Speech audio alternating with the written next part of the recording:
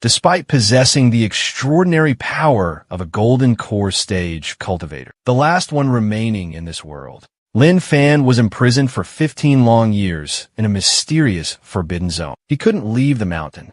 It all started 15 years ago. On his way to propose to his beloved, he had a fateful encounter with an old hermit. The mysterious old man declared that he possessed a heaven-bestowed spirit body, an exceptional talent for the path of cultivation. And then, despite Lin Fan's fierce resistance, the old man forced him to this desolate, remote mountain. For 15 agonizing years, the old man trained him with a brutal regime unheard of in history. 7 hours a day practicing martial arts, 12 hours mastering alchemy, and 18 hours immersed in formations. From midnight till dawn, he would begin absorbing spiritual energy. Day after day, month after month, Lin Fan countless times plotted his escape from this living hell. But each time, the old man effortlessly caught him and ruthlessly punished him. How cruel! Even though the path of cultivation was a great opportunity, Lin Fan didn't care in the slightest.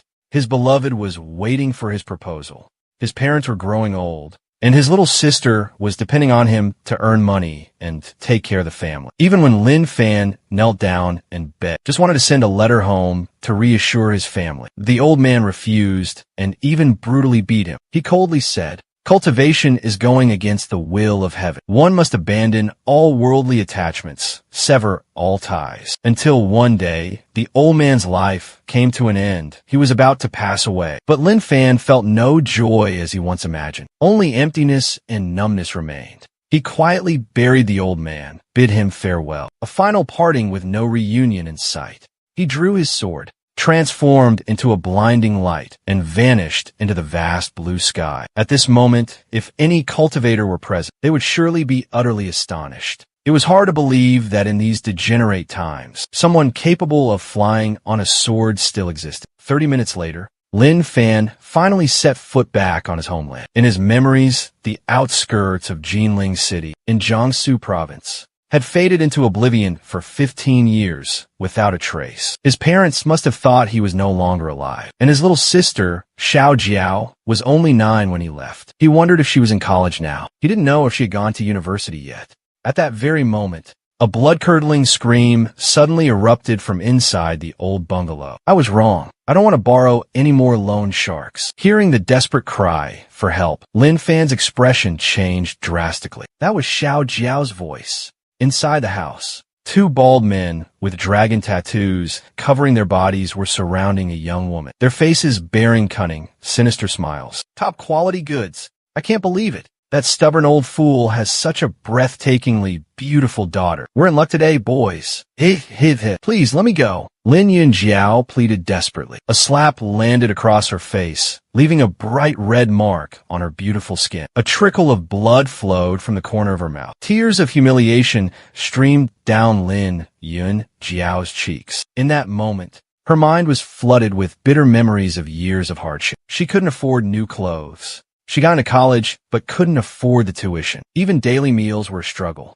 During New Year's, while others gathered around bountiful tables filled with warmth and laughter, she could only huddle on a rickety bed in their dilapidated home. She prayed for the bitter winter to pass quickly. Finally, their house was slated for demolition. But the demolition company took advantage of her naivety, offering a pathetically low compensation. She refused, and now she faced these 2 thugs. She truly couldn't understand why, even though she tried so hard to live a good life, fate wouldn't cut her a break. Perhaps 8 years ago, when her parents died, she should have gone with them, and then she wouldn't have to endure this suffering. With that thought, Lin Yunjiao succumbed to despair and fainted. Seeing Lin Yunjiao unconscious, the 2 bald men grew even more delighted, laughing boisterously. Just then, the door of the house was suddenly kicked open. Lin Fan burst in like a lightning bolt. The scene before him filled him with rage. A powerful palm strike was launched from a distance. Before the thugs could react, they were reduced to a bloody pulp.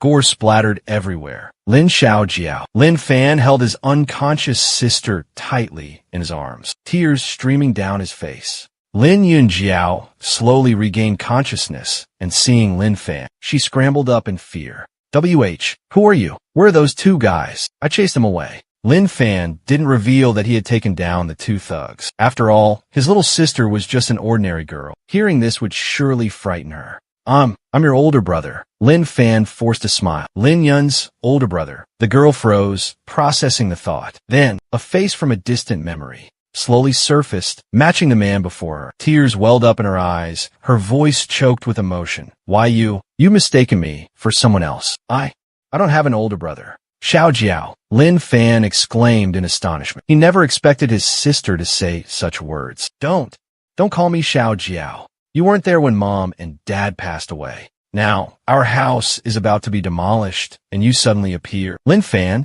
I really don't want to think badly of you, but you've truly disappointed me. Lin Fan trembled, hastily asking, Mom and Dad, aren't they still healthy? That year, he left without a word of goodbye. His parents, in their desperate search for him, lost everything they had. Ultimately, they died in a car accident during their search. Lin Yun's choked sobs echoed from behind the door. 15 years, and this is what you've become. Did she dump you? Now that you're homeless, you think of coming back. Isn't that right?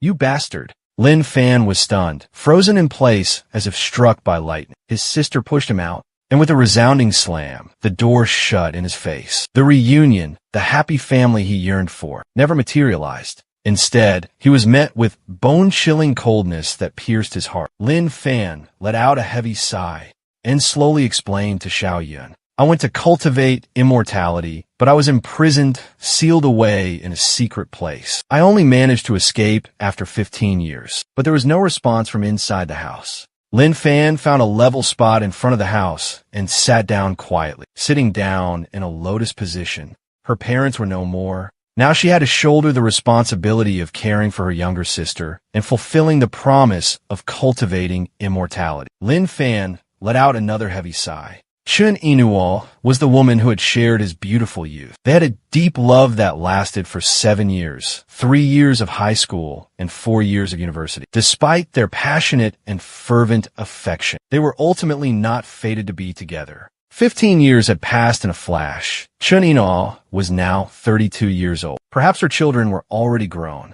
Lin Fan didn't want to dwell on it any longer. He sat in the lotus position, closed his eyes, regulated his breathing, and began to cultivate. The breathing technique he was practicing was called the Nine Heavens Immortal Evolution Technique. According to the old man from years ago, it was a supreme immortal technique, which he had risked his life to retrieve from an ancient ruin. Unfortunately, ordinary people lacked the aptitude to cultivate this technique. Only those possessing an innate spiritual body could comprehend it. Therefore, when he saw Lin Fan, only at this moment did the old man reveal such strong emotion. Now, Lin Fan was finally beginning to understand the reason behind the harshness and severity the old man had shown him for so long. The old man possessed exceptional innate talent. In the era of declining Dharma, he had cultivated to the esteemed Du Jie realm. But unfortunately, in the end, he couldn't overcome the scarcity of spiritual energy in the world. As his lifespan neared its end,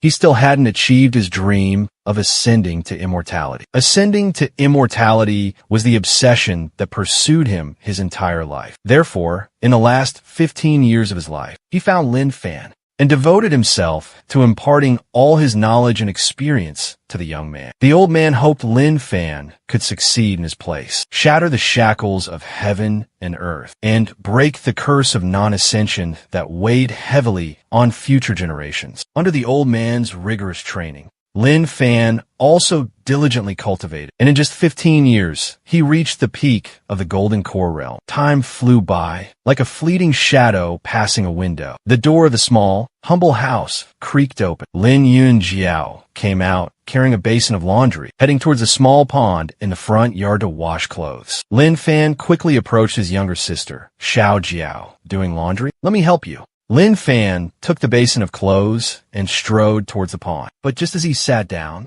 he suddenly noticed something unusual in the basin. It was filled with women's undergarments. To wash or not to wash? Lin Fan was caught in a dilemma. After all, men and women shouldn't have unnecessary physical contact. Moreover, it felt inappropriate for him to wash these with his own hands. But then again, looking at the faded and worn-out bras, a pang of heartache welled up in Lin Fan's chest. His sister must have been wearing these for years. What's wrong with you? A person like you knows embarrassment. Lin Yunjiao stood by the pond, her voice cold. These are so outdated. Lin Yunjiao complained softly. I'll buy you new ones soon. Lin Fan replied, gently while washing clothes. Cut the act. Lin Yunjiao turned and walked back inside. After finishing the laundry, Lin Fan was about to go out and earn some money. But just then, on the bumpy cobblestone road in front of the house, a bright pink Wuling Mini pulled up. A fashionably dressed young woman stepped out of the car. Her name was Li Xiaku, Lin Yunjiao's high school classmate. Must be Xiao Jiao's friend.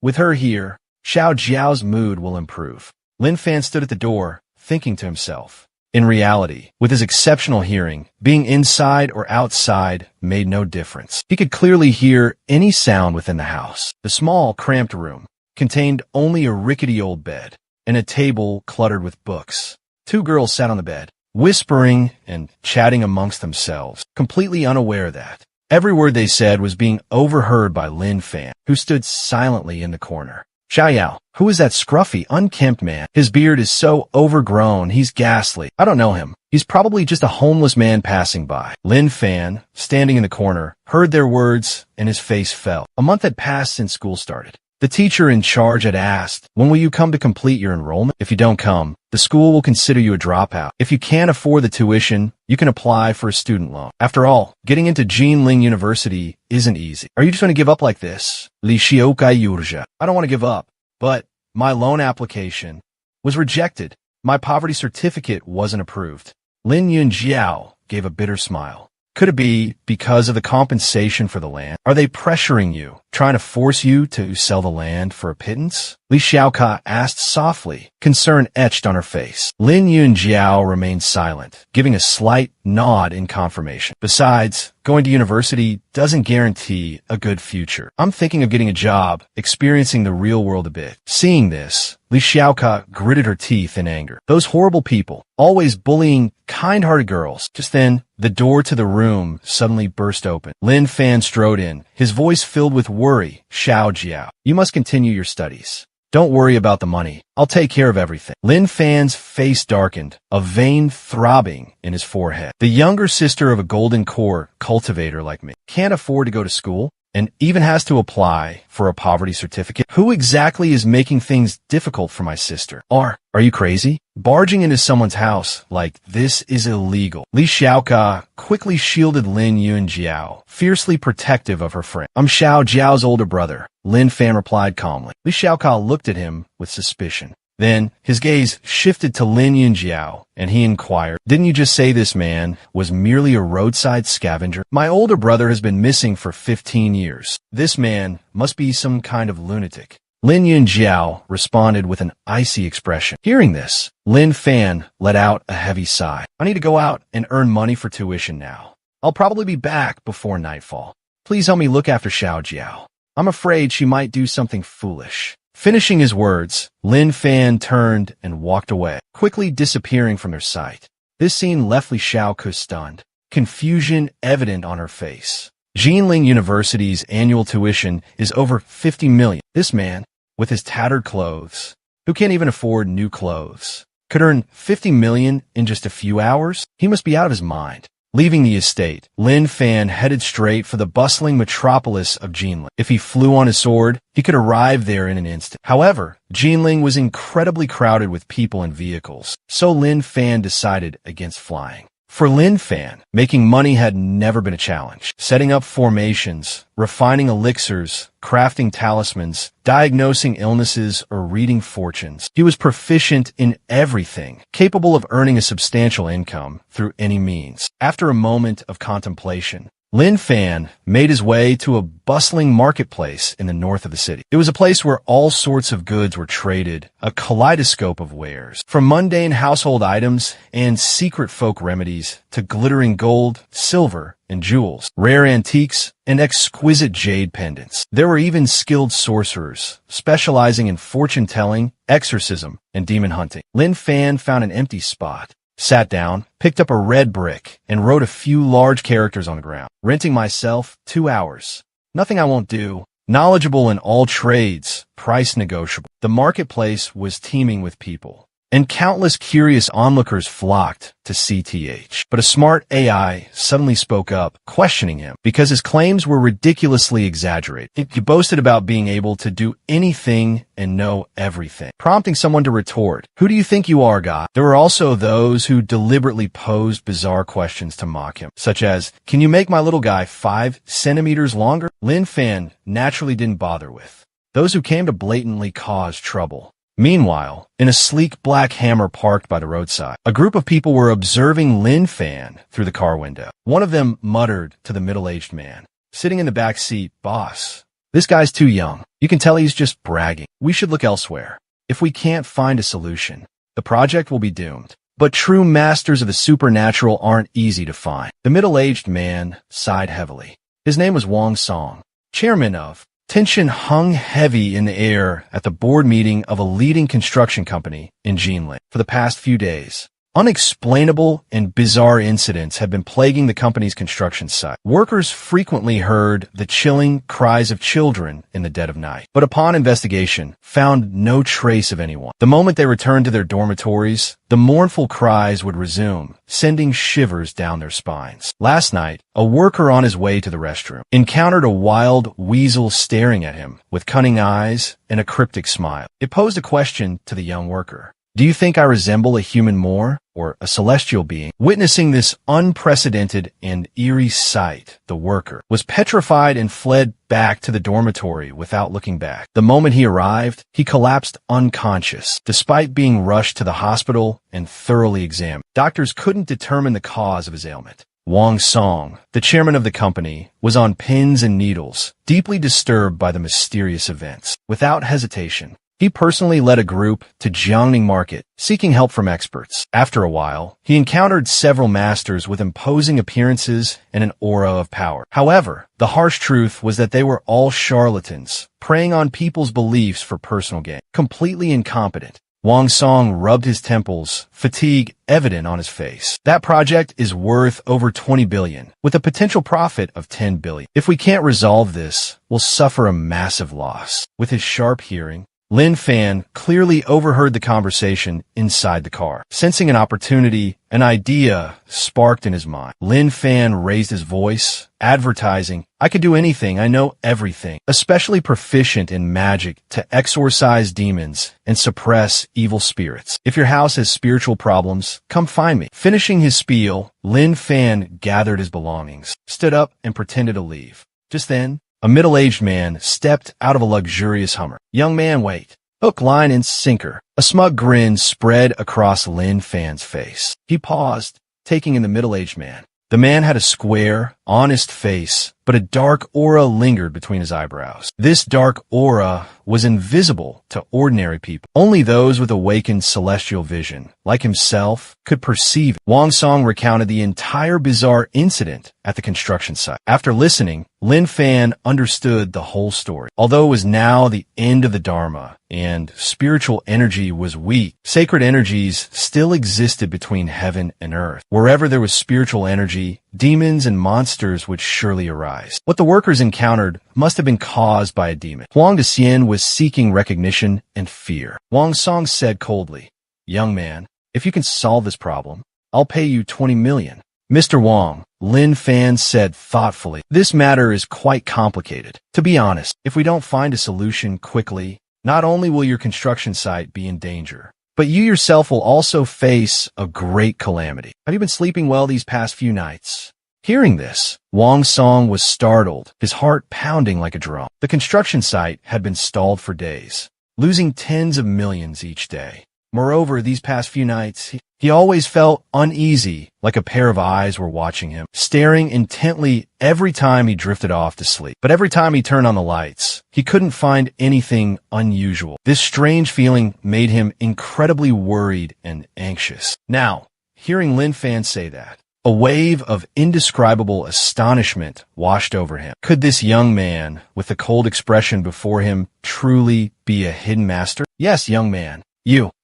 We need to add another 100 million to the fee. I guarantee I'll completely resolve your problem." Hearing this, Wang Song narrowed his eyes, looking at Lin Fan meaningfully. "Young man, if you can truly resolve this matter, money is no object. But if you dare to deceive me, I guarantee your entire family will be buried with you. Yes, rest assured, I absolutely won't deceive you. But honestly, even if I did try to deceive you, you wouldn't be able to do anything to me. Lin Fan knew that Wang Song was definitely not an ordinary person, but that was for ordinary people. To him, that old man held no authority whatsoever. Afterwards, Lin Fan used the little money he had left to buy a brush, ink, and the cheapest paper and inkstone he could find at the local market. He casually drew a few strokes on the paper and handed it to Wang Song. When you get back, hang this paper at the construction site gate. Make sure you protect it well, keep it from the rain and wind. Don't let it get torn, just leave it hanging for a while and it'll be fine. Lin Fan calmly instructed. This isn't just any ordinary piece of paper. It's a talisman I've written using spiritual energy as ink. As long as that sly weasel isn't completely stupid, it'll see this talisman and definitely leave. Wang Song stared at the paper in his hand,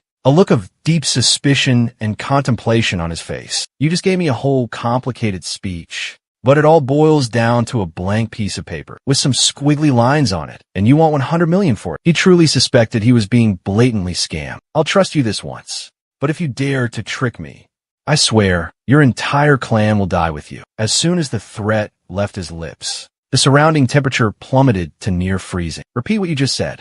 Lin Fan stared at Wang Song with an icy, emotionless expression. Facing Lin Fan's razor-sharp gaze, Wang Song shuddered, chills running down his spine. The feeling of impending doom made him tremble. Easy there, young man. Wang Song felt incredibly tense. He didn't understand why he was so terrified, but his instincts told him to yield to this young man. Otherwise, the consequences would be catastrophic. This sharp intuition had saved his life countless times. There are things you should say and things you shouldn't. Understand? Lin Fan spoke coldly, his voice as sharp as a blade. Pay me 100 million. Paid in full, not a penny less. Hearing this, Wang Song breathed a sigh of relief. He waved towards his Hummer. Immediately, two men in black, carrying a suitcase, quickly approached Wang Song. They opened the suitcase, revealing a mountain of cash inside, estimated to be around 600 million. Wang Song took out 100 million and handed it to Lin Fan. Watching Lin Fan's retreating figure,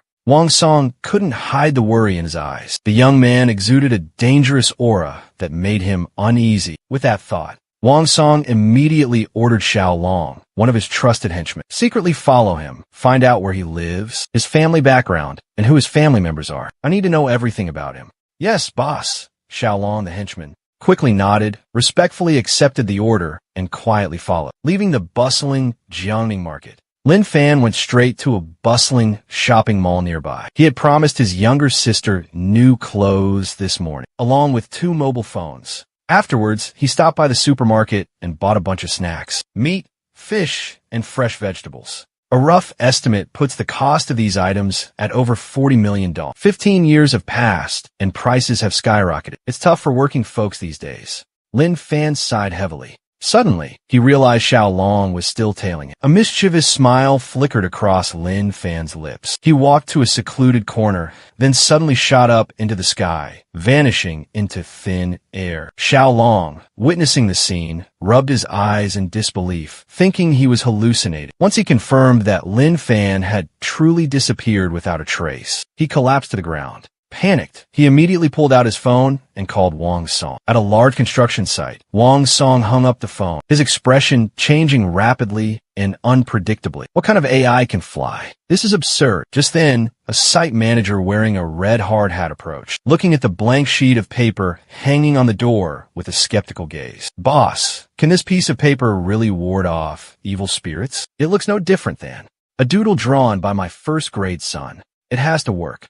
What else can we do? Wang Song retorted coldly. As he turned to leave, behind him, a dull, ominous thud echoed, like thunder on a clear day. Wang Song whipped around in shock, only to see the ordinary white paper hanging on the cliff face, now emitting a mystical purple light. Beneath the paper, a small, black, scorched creature lay motionless, clearly the shape of a weasel. The site manager stood frozen, jaw agape in astonishment, speechless. A bolt of lightning flashed from the paper, striking down, unexpectedly ending the weasel's life. But Wang Song was ecstatic, understanding that he had truly encountered a master. At that very moment, in a cave about 8 to 9 kilometers from the construction site. An old man with snow-white hair suddenly coughed up a mouthful of bright red blood. "Who dares to harm my Xiao Huang?" The old man slowly wiped the blood from the corner of his mouth. His face darkened. He shot towards the construction site like lightning. The dozens of kilometers distance vanished in the blink of an eye. To avoid drawing attention,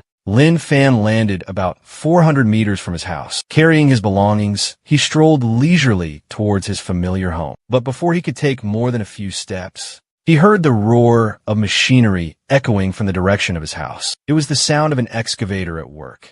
Lin Fan's expression instantly changed. He had a feeling the demolition wasn't as simple as he thought. It was likely that someone had come to forcibly demolish his home. Moreover, his younger sister and Li Xiaoka were still inside. In an instant, Lin Fan's face turned frighteningly cold. A terrifying, killing intent radiated from his body, darkening the very sky around him. In front of the dilapidated bungalow, 2 yellow excavators were parked imposingly. More than a dozen burly men stood beside the excavators, leering at the 2 young women desperately trying to stop them, spewing vulgar comments about their youth and beauty. "Such smooth, fair skin. You two are quite alluring." Lin Yunjiao and Li Xiaoke flushed crimson, their ears burning with indignation. But the 2 girls were powerless to do anything. "The compensation hasn't been settled. Yet you dare to forcibly evict us. This is illegal.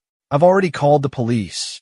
Li Xiaoke gritted her teeth, fuming. "Call the police? Oh, how terrifying. We're absolutely petrified." The henchmen erupted in mocking laughter, their derision unconcealed. "Xiaoke, there's nothing you can do here. You'll only bring trouble upon yourself." Lin Yunjiao offered a bitter smile. These men had clearly come prepared, having undoubtedly bribed the authorities. She couldn't believe that. The forced evictions she'd only read about in newspapers were actually happening to her. The middle-aged man in charge glanced at his watch, clearly out of patience. "Get those 2 girls out of here. If they resist, beat them." "Yes, boss." Immediately, 2 thugs stepped forward, leering at Lin Yunjiao and Li Xiaoke. They walked towards them, chuckling obscenely, their hands rubbing together. After all, while dragging them away, a little groping and fondling was only natural. Witnessing this scene, Lin Yunjiao felt a chill run down her spine. She desperately wished for a hero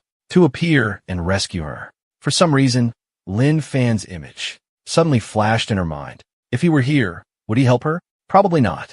There were so many of them this time. Even if he were here, he would probably be scared and stay away. Besides, he wasn't a good person anyway. If he were a good person, what happened that year that made Saw abandon his family and leave for 15 years? Seeing the 4 thugs closing in, Lin Yunjiao quickly picked up a brick, clutching it tightly in her hand. Even if it meant her life, she was determined to protect what little remained of her dignity. But just at that critical moment, an icy voice suddenly rang out, startling everyone. "If you 2 dare take another step, I will take your lives." The bone-chilling voice, sharp as a knife, pierced the ears of everyone present. An oppressive chill emanated from the speaker, sending shivers down their spines. Everyone panicked, turning to see a young man who had spoken. The man's face was gloomy, with a scruffy beard, giving him a fierce appearance. A flicker of surprise crossed Lin Yunjiao's eyes. 7 thugs from the Jicha group burst into laughter. Note, Kosie likely refers to Jicha. Jicha, meaning inspection or investigation. Looking like a beggar, you think you can play the hero and save the damsel. But in an instant,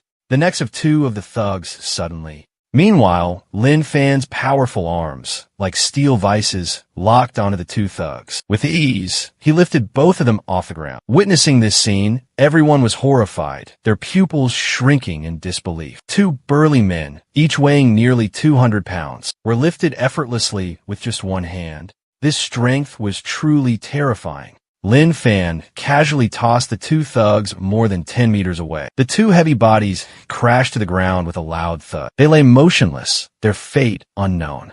They lay still, dead or alive. Koka narrowed his eyes, his gaze icy. "Brat, who are you to interfere in the affairs of the Sankatang?" Sankatang. Lin Fan searched his memory for the name, but realized he had never heard of it before. Standing behind him, Li Xiaoka heard the words Sankatang, and her face instantly turned pale.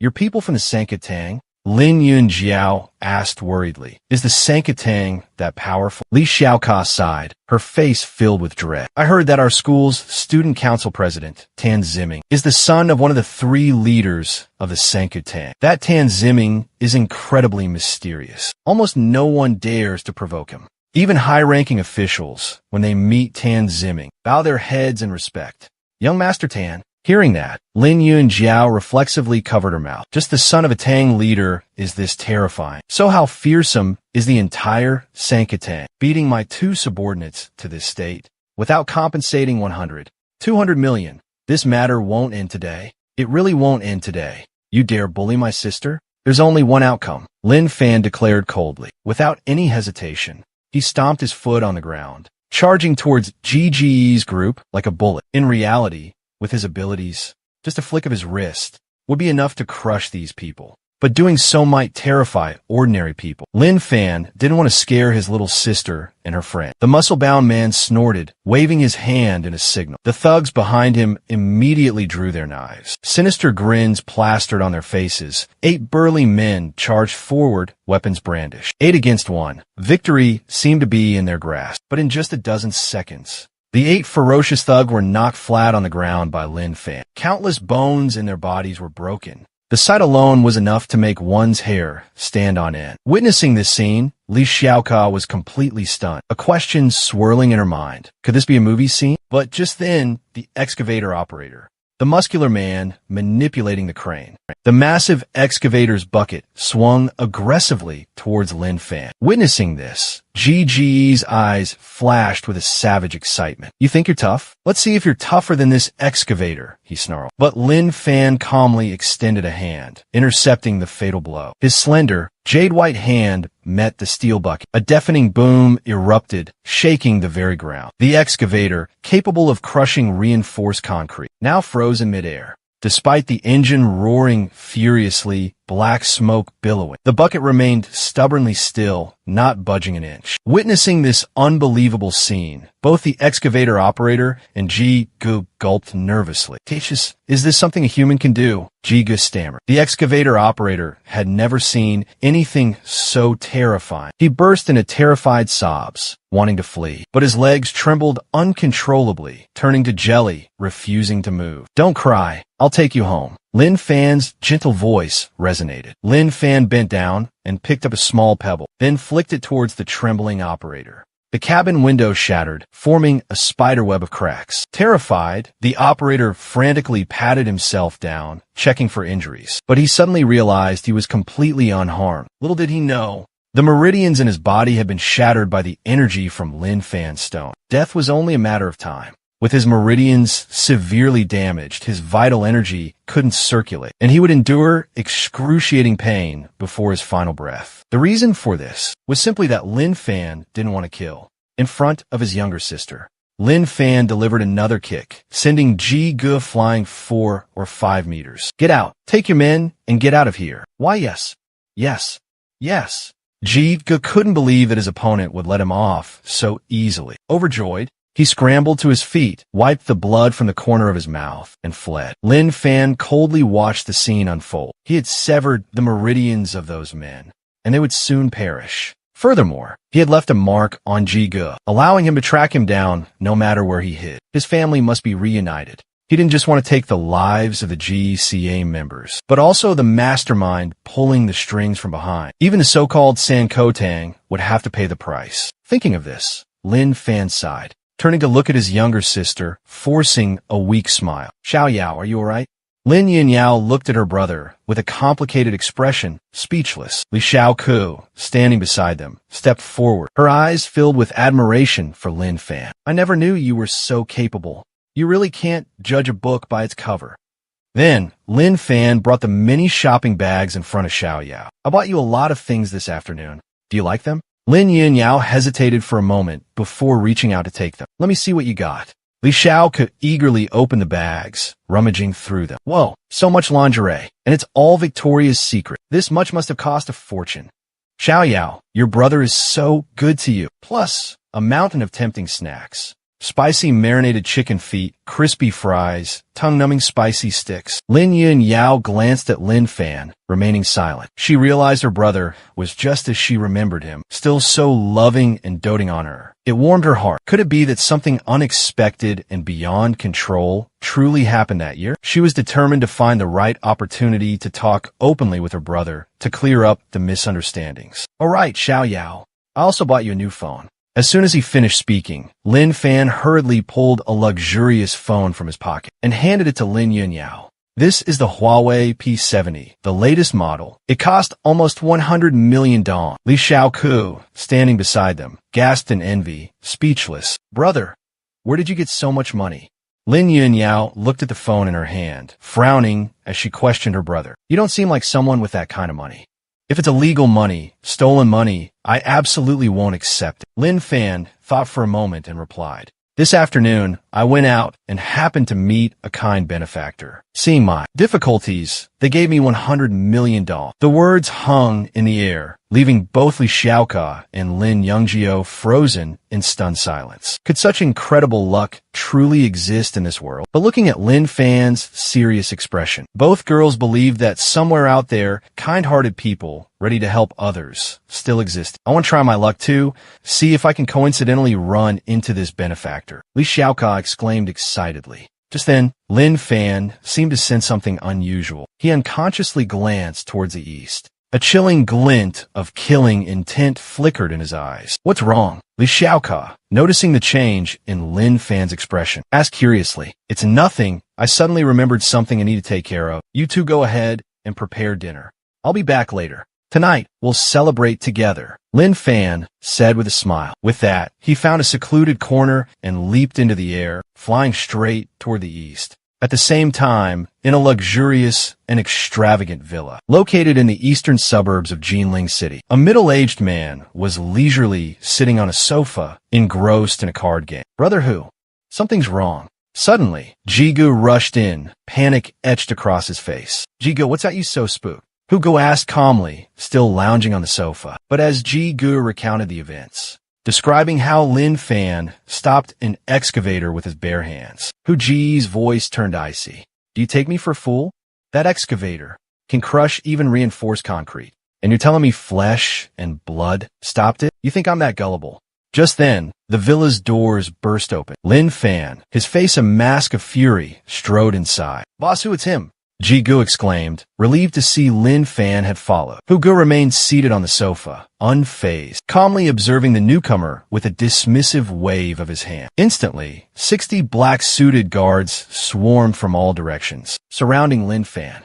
Get the excavator here. I want to see this stopping an excavator with bare hands trick with my own eyes. Before Lin Fan could respond, Hu Gu launched a vicious attack. Nice one, Hu Gu. A black-suited bodyguard looked at Lin Fan with disdain, about to go outside and call for someone to bring an excavator. But he had barely taken a step when Lin Fan sent him flying with a single slap. The bodyguard crashed to the ground, dead before he hit the floor. The sudden scene stunned everyone present into silence. No one expected Lin Fan to be so reckless, to dare to kill someone right in the middle of their group. Where is the Triad headquarters? Lin Fan asked coldly. Hu Gu scrambled to his feet. I am Zheng Tianhu, branch leader of the Triad's 3rd Division. But doubt lingered in his mind, wondering why the opponent dared to barge in alone. Could he really believe that he could single-handedly take on more than 50 of his men? What's your beef with the Triad? He growled. I'm asking you, where is the Triad headquarters? Lin Fan's voice boomed, repeating his question. Lin Fan remained calm, asking once again. Damn it, enough talk. Get him. Zheng Tianhu sneered, giving the order. As soon as he finished speaking, more than a dozen fierce bodyguards rushed forward, their eyes filled with contempt for Lin Fan, as if looking at a clown performing a trick. Lin Fan remained composed, his expression unchanged, his hands subtly forming sword seals. A 3-foot-long sword suddenly materialized in his hand. Without his little sister and Li Xiaoka here, he no longer needed to hold back.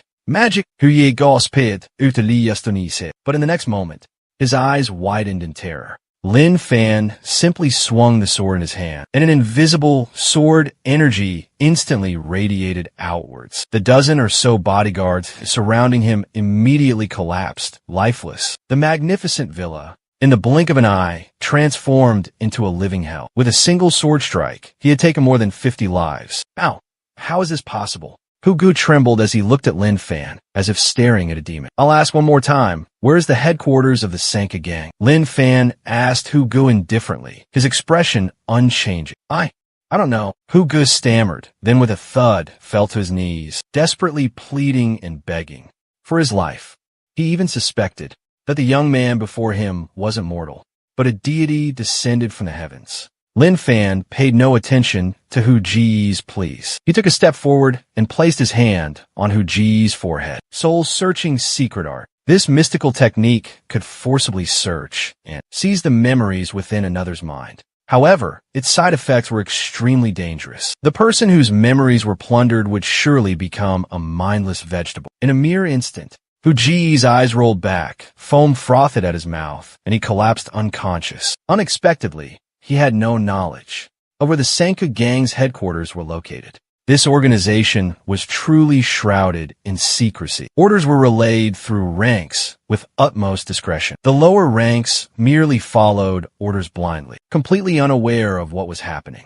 Situ Hao, Lin Fan muttered to himself. Situ Hao was the one pulling the strings, controlling Zheng Tianhu. Perhaps if he could find Situ Hao, he could solve all the problems related to the Triad gang once and for all. Striding away from the villa, Lin Fan casually extended a hand towards the opulent building. An earth-shattering surge of energy erupted from his palm. Boom! The entire villa crumbled in an instant, reduced to a desolate pile of rubble. Flesh and blood were buried deep beneath the thick layers of debris. A heavy silence blanketed the demolition site, swallowed by the darkness of night. Only a small, humble house emanated a warm, yellow glow. The coldness and murderous aura surrounding Lin Fan dissipated like a thin wisp of smoke. A gentle tenderness softened his gaze.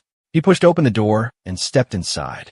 Inside, his younger sister and Li Xiaoku were busy preparing dinner. Their small faces were smudged with dirt, and the table was already set with 3 savory dishes and a fragrant carp soup, braised ribs, stir-fried greens, and nourishing seaweed and egg soup. The simple dishes, rich with familiar flavors of home, brought back a sense of belonging Lin Fan had lost for 15 long years. He picked up a piece of burnt-edged grilled rib and savored it slowly. Delicious, he exclaimed sincerely. Hearing that, Li Xiaoka looked at him with suspicion in her eyes. She was well aware of her own cooking skills, and his burnt rib was undoubtedly difficult to swallow. It really is delicious, Lin Fan insisted. I'm not lying to you. Lin Fan proceeded to take a few more ribs and ate them with gusto. Seeing this, Li Xiaoka and Lin Yunjiao exchanged glances, then simultaneously picked up a rib and put it in their mouths. But as soon as they tasted it, they both immediately spat it out, their faces contorted in disgust. Ugh, yep, you tricked me. How can you swallow something so awful? Li Xiaoka exclaimed indignantly. What have you been eating all this time? Li Xiaoka was annoyed, thinking that Lin Fan was teasing her. Lin Fan pondered for a moment and then replied, If I can eat it, I eat it. Those words struck Lin Yunjiao like a bolt of lightning, making her heart clench and her eyes sting. But she said nothing, just quietly lowered her head and continued eating. Li Xiaoka seemed to sense the stifling, somewhat strange atmosphere, so she chose to remain silent, not saying another word. The clock struck past 8 p.m. Li Xiaoka smiled sweetly, said her goodbyes, and drove off in her cute little pink car. In the humble, old, run-down house, only the 2 siblings remained. Lin Fan took the initiative to clear the dishes and took them to the kitchen to wash. But he noticed his sister's eyes fixed on him, unwavering. He remembered last night's events, sighed softly, but kept a reassuring smile on his face. I'll be out in a bit, after I finish the dishes. I won't sleep here without your permission. This is my home too, you know. You don't have to go outside. Lin Yunjiao shook her head. Lin Fan, I think we need to talk this out. 15 years ago, you said you were going to propose to your girlfriend and then vanished without a trace. What have you been doing for the past 15 years? Have you been with that woman, Chen Yinhua, this whole time? Lin Fan pondered for a moment and replied, I really went to cultivate immortality. He then raised his hand. In Wu Yan's palm, a flame suddenly ignited. It was the Linghua, formed from the burning of refined, spiritual energy. Its heat reached thousands of degrees, capable of easily incinerating almost anything on Earth. Xiao Jiao. I know cultivating immortality sounds absurd and hard to believe, but it's the truth. Later, I'll teach you. 15 years ago, I was taken by a powerful cultivator. He forced me onto the path of cultivation. Only after 15 years, when he passed away, could I return. Honestly, I feel so guilty towards you, and I'm sorry to Mom and Dad. Brother, please don't say any more. Lin Yunjiao quickly covered her mouth, tears streaming down her face. Although the story of cultivation was hard to believe, she ultimately decided to trust her brother. Perhaps for Yunjiao, whether cultivation was real or not didn't matter anymore. She just needed a reason to forgive her brother. That was all. Night had fallen. Lin Fan quietly stepped outside, immersing himself in the stillness of the night, gazing up at the twinkling stars. Melancholy was etched across his face. After hearing his sister's reminders, the image of the girl from years ago, the one he longed for every night, resurfaced in his mind, vivid and heart-wrenching. He thought he had let go of the past, Fengsha go on. But in this moment, he realized he couldn't. The feelings remained as strong as ever. He picked up his newly bought phone, logging into his QQ account that had lain dormant for 15 years. Upon logging in, countless messages from old friends and former colleagues flooded the screen. Among them were messages from Chinyina. Lin Fan quickly scrolled through the messages, most of which were from 15 years ago. Friends and relatives were all asking where he had been, why he had vanished without a trace after graduating university. Some even accused him of forgetting his old friends after becoming rich. No longer wanted to stay in touch. Chinyina had also sent many messages, worriedly asking where he was, and if he still remembered his promise, if he still intended to marry her. Lin Fan, if you don't come, my dad will marry me off to someone else. One of Yina's messages popped up, laced with a hint of resentment and anxiety. Lin Fan, please don't be silent like this. I'm so worried. Your last message was 3 years ago. Lin Fan, I really regret meeting you.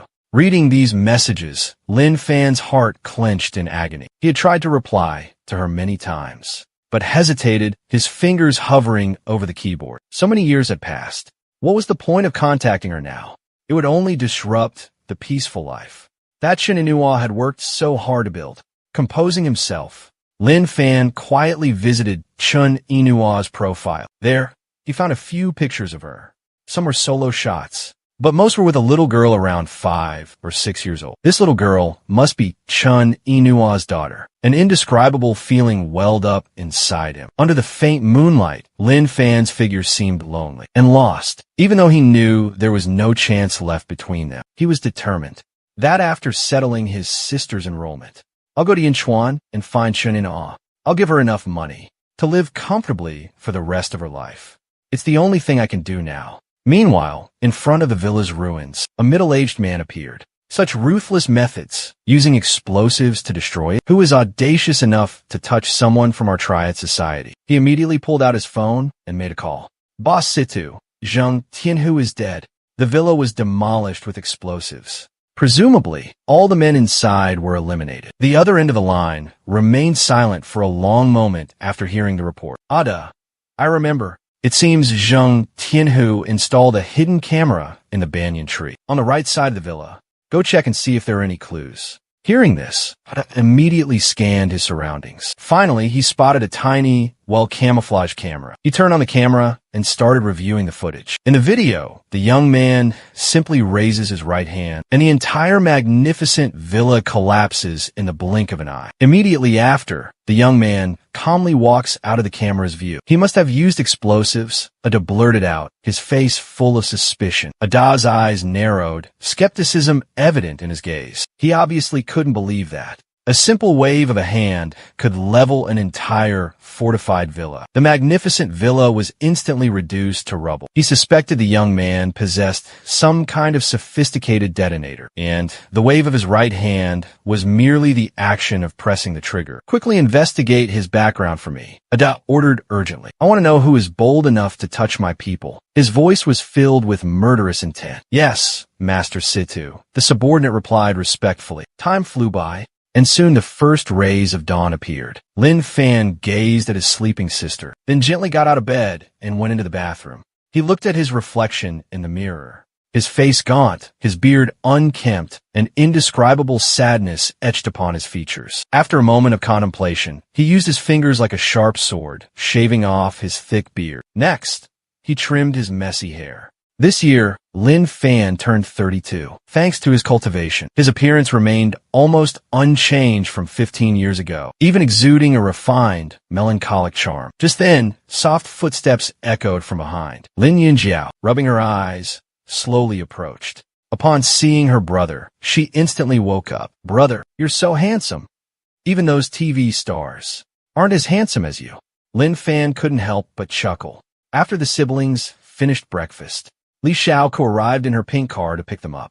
Yesterday, the three of them had made plans. Today, Lin Yunjiao would go to school for enrollment procedures. Thus, Li Xiaoko came to pick her up early. "Whoa, Xiao Jiao, you were hiding a hottie at home? Keeping him all to yourself?" Li Xiaoko exclaimed in surprise upon seeing Lin Fan, her eyes sparkling with heart-shaped glimmers. Li Xiaoko waved enthusiastically at Lin Fan, excitedly squealing, "Hello, handsome.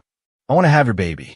About 40 minutes later, the car stopped in front of the main gate of the prestigious Jinling University. This was a national key university, ranked among the top 5 universities in the country. The gate of Jinling University was always bustling with people coming and going. "How about I take Xiao Jiao to complete the enrollment procedures? You can walk around here for a bit, and we'll call you when we're done to have lunch together." Li Xiaoko stopped the car and turned to Lin Fan. "I'm counting on you for everything regarding Xiao Jiao." Watching the two girls disappear behind the gate, Lin Fan leisurely strolled around the campus. 15 years ago, he had been admitted to Jinling University with outstanding results. And after 4 years here, now, returning to his alma mater, he couldn't help but feel a surge of emotions. A sense of nostalgia washed over him, a feeling of time flying by, of years changing. Just then, a surprised voice called out from behind him. "Lin Fan, is it you?" Hearing his name called, Lin Fan stopped in his tracks. Turning around, he saw a very familiar face. It was Yun Jingshu, his old college classmate. Their relationship back then was just casual acquaintances. They even had a minor disagreement over a basketball game. But all of that was now water under the bridge.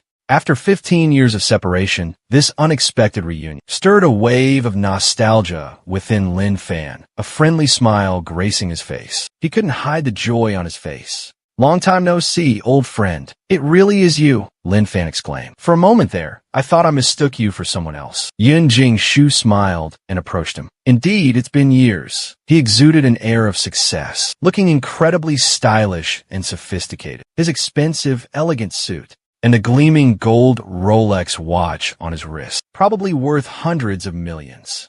It was clear he was a successful and wealthy man. "Where have you been making your fortune all these years?" Lin Fan asked. "Everyone lost contact with you." Lin Fan noticed a hint of something in his eyes, but didn't dwell on it. Lin Fan smiled, replying sincerely, "Actually, the past 15 years have been quite a struggle. That's obvious. Otherwise, you wouldn't have lost touch with us for so long." Yun Jingshu gently placed a hand on Lin Fan's shoulder. "If you need any help, just let me know. I'm managing a publicly listed company. I could arrange a janitor position for you. 5 million a month, enough to take care of your family. It's a small matter, easy as pie." "Thanks, but I think I'll be fine." Lin Fan politely declined. He knew Yun Jingshu was showing off, but he just chuckled it off. 15 years had passed, everyone had changed, and upon meeting again, it was natural to measure each other's success. Just then, a gentle voice like flowing water came from afar. "Jingshu, who are you talking to?" Lin Fan followed the voice and saw a beautiful figure gracefully approaching, drawing admiring glances from countless men around her. Clearly, a talented and successful businesswoman. "Haha, Songni, come here and see who I've run into." Seeing the woman, Yun Jingshu's face lit up with a radiant smile. "Lin Fan, what are you doing here?" "Zhao Songni, it's been 15 years. You've become even more beautiful." Lin Fan replied with a smile. "This beautiful businesswoman is Zhao Songni, an old classmate of mine. Back then, Zhao Songni was our class president. Both brilliant and stunningly beautiful. The dream girl of countless boys in our school. But there's a secret no one knows. Zhao Songni had a secret crush on me and even pursued me. Only back then, I was head over heels for Chun Inua and rejected Zhao Songni's feelings. Remembering those beautiful memories of youth, Lin Fan couldn't help but feel nostalgic and sentimental. "Where have you been all these years?" I thought something bad had happened to you. Zhao Songni playfully punched Lin Fan in the chest, her adorable dimples appearing on her cheeks, making her look charming and sweet. Back then, Lin Fan was the most popular heartthrob in school, the dream guy of countless girls. Just a simple conversation with him was enough to make her blush crimson with shyness. But now, looking at his faded and worn-out clothes, Zhao Songni couldn't help but feel a pang of sadness. The once dazzling male god had become so haggard. Zhao Songni was no longer the naive, dreamy girl who was only infatuated with appearances. After years of struggling in the cutthroat business world, she had become more pragmatic, valuing wealth and status above all else. But regardless, Lin Fan was an old friend, so Zhao Song needn't show any disdain. What if you accepted Jing Shu's help, she suggested. You know, finding a job isn't easy these days. Maintaining your pride will only make things harder for you. I'll think about it. Lin Fan noticed the significant change in Zhao Songni and couldn't help but sigh inwardly. All right, what are you two doing at the school today? Lin Fan smoothly changed the subject. Isn't the university in the process of selecting outstanding alumni? Our homeroom teacher just contacted Songni and me, inviting us to attend as class representatives. Yun Jing Su smiled, her eyes gleaming with unconcealed pride. That's quite an honor. Jinling University is a national key university, ranked among the top 5 in the country, and has cultivated countless outstanding talents in all fields. To be honored as an outstanding alumnus among thousands of talented individuals is no easy feat. Yes, our homeroom teacher is waiting for Jing Su and me, so I'll have to excuse myself. I'll see you around. Zhao Songni waved goodbye and left. Seeing Lin Fan living such a pathetic life, she completely lost interest in the conversation. Watching his former friends disappear into the distance, Lin Fan shook his head slightly. If they had retained their initial sincerity, he wouldn't have hesitated to grant them a bit of good fortune. But if they act all high and mighty, he wouldn't bother kissing up to them.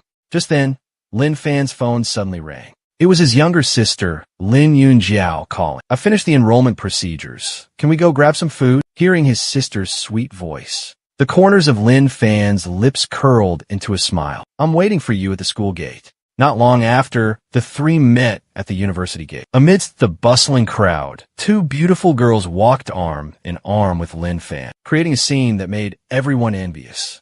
In the blink of an eye, Lin Fan felt countless envious gazes directed at him. Brother, you're playing favorites. Why does Xiao Jiao get to hold your arm? But I don't. Li Xiaoka pouted sulkily.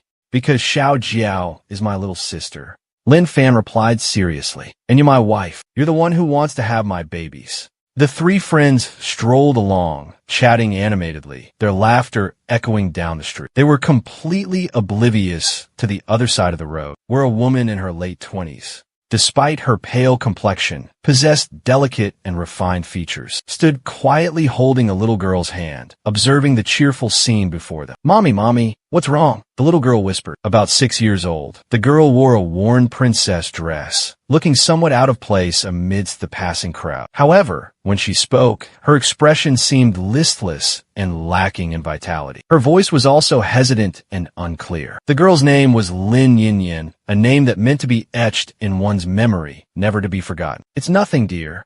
Mommy's just thinking about what delicious food to cook for Ninian tonight. The mother forced a smile, one hand carrying a heavy bag, the other embracing her daughter as she turned to walk away. But as she turned her back, silent tears streamed down her cheeks. For so many years, despite her parents' vehement objections, she had taken her daughter and left Yunchuan for the bustling city of Jinling, relentlessly searching and inquiring, hoping to find the man who had been etched into her heart, the man who had abandoned her and her daughter to the cruelties of the world. Rumors spread that Lin Fan had vanished without a trace, possibly met with some unfortunate accident. But until she saw his body, she wouldn't give up hope. Unexpectedly, today she ran into the man of her dreams. Yet, her long-held yearning shattered into pieces. Lin Fan, alive and standing before her, proved he wasn't gone. But he was clearly infatuated with youthful, vibrant women in their 20s. Chun Inual was plunged into despair, longing to escape the bustling city, to return to the peace of her hometown immediately. Lin Fan seemed to sense something amiss. He frowned and looked up. The figure of a haggard woman, Her face pale, clutching a small child, flashed by and disappeared around the corner. Li Xiaokan noticed Lin Fan's gaze and said sympathetically, "She's beautiful, but life hasn't been kind to her. I've seen her a few times. Her daughter has a rare, incurable disease called Kabuki syndrome. Children afflicted with this terrible disease will never grow up. Their mental development is severely impaired, and they rarely live past their 20s. To this day, there is no known cure. It's truly heartbreaking." Lin Yunjiao covered her mouth with her hand, her expression pained. Lin Fan seemed much more composed. "There's so much suffering in this world. How can anyone possibly alleviate it all?" He didn't dwell on it, simply saying, "It's getting late. Let's go get something to eat." The three of them went to a luxurious restaurant near Jinling University. The restaurant had the elegant name Chuan Xiangge, famous for its authentic Sichuan and Hunan cuisine. "I heard from a friend that it's very expensive here, over $1 million per person on average." Li Xiaoka said softly, "Let's eat here. It's Xiao Jiao's first day of school. Lunch should be special. Besides, $1 million isn't that expensive." Lin Fan smiled and said, "Actually, back in college, I dined at Chuanxiang restaurant a few times with the school's board of directors. So I still remember the distinct flavors of the dishes here quite well." As the three of them stepped inside the restaurant, a beautiful waitress immediately approached them, leading them to a spacious table in the main hall and politely handing the menus. Just then, hurried footsteps echoed from the entrance. A group of university leaders entered the restaurant, accompanying the delegation. Lin Fan unexpectedly recognized two familiar faces, Yin Jingchu and Zhao Song'er. The group chatted animatedly as they walked, their laughter filling the air. Lin Fan calmly recalled the recent events and decided not to approach them. However, to his surprise, Yin Jingchu quickly spotted Lin Fan and walked towards him. "What a coincidence," she exclaimed. "We just parted ways, and now we meet here again." Yin Jingchu flashed a bright smile as she approached Lin Fan. A flicker of envy flashed across his eyes as he saw Lin Yunjiao and Li Xiaoku together. A pang of jealousy shot through him. Back in college, Lin Fan was the most popular guy on campus, the dream prince charming of countless girls. Yet, 15 years had passed in a flash, and he had become so downtrodden. Yet, Lin Fan could still attract such beautiful women. It made him incredibly uncomfortable. "Yes, this gentleman is one of our school leaders." A school official approached. Following the official was Zhao Song'er. She looked at Lin Fan with indifference, as if he were a complete stranger. Gone was the initial warmth she had shown him. "Yes, Vice Principal, this is an old classmate of mine. Lin Fan, he was the most popular guy in our school back then. Everyone called him a male god." Yin Jingchu smiled as she introduced him. "Tian Gao Wam Li, welcome Mr. Lin. Since you're an alumnus of our school. All right then, let's have a meal together." "Yes, Principal Wang has invited us, so Lin Fan, why don't you join us in the private room for a meal? Just so happens I'll save myself the cost of a meal. I hear this Chuanxiang Ji is quite expensive." The corners of Yin Jingshu's lips curled up slightly. Principal Wang's invitation was right up his alley. If Lin Fan were there, he could bask in his own vanity. "Lin Fan, you used to be so arrogant, and now look at you. Nothing but a useless, good-for-nothing." "No thanks, I'll pass. The three of you go together. It's more convenient." Lin Fan shook his head in refusal. "Don't worry, both of you ladies can come too. I booked a room with enough beds." Yin Jingchu glanced sideways at Lin Yungjio and Li Xiaokai, a sardonic smile playing on his lips. It was unclear what he was plotting, but a sinister glint flickered in the depths of his eyes, though he tried to conceal it well. Lin Fan still caught that icy, piercing stare. "I said it wasn't convenient. Are you deaf?" Yun Jingchu narrowed his eyes, his expression unreadable. He hadn't expected Lin Fan to dare speak to him in such a tone. In his eyes, Lin Fan was now down on his luck, his reputation in ruins. The fact that he even offered him a meal was already a considerable courtesy. Yet, he was being ungrateful and demanding, completely clueless. Zhao Songni furrowed her brows slightly. "Lin Fan, we're old friends. Jingchu is being kind by inviting you. I really don't understand why you're acting like this." Lin Fan looked at Zhao Songni, his eyes filled with disappointment. She had once been one of his closest friends. But now everything had changed. He could only blame his current lack of power and status. Just then, a man with snow-white hair and a sprightly gait entered the luxurious banquet hall. This was the man who had guided Lin Fan on his academic path, his former homeroom teacher. Ouyang, too, was surprised to run into Lin Fan. Teacher, long time no see. Lin Fan stood up, showing respect to his esteemed teacher. Back then, this teacher had dedicated himself to teaching and caring for him, treating him as a prized student, cherishing him deeply. Thanks to his teacher's guidance, he was able to study peacefully at the prestigious Jinling School, a place where so many brilliant talents gathered. Xiao Fan, where have you been all this time?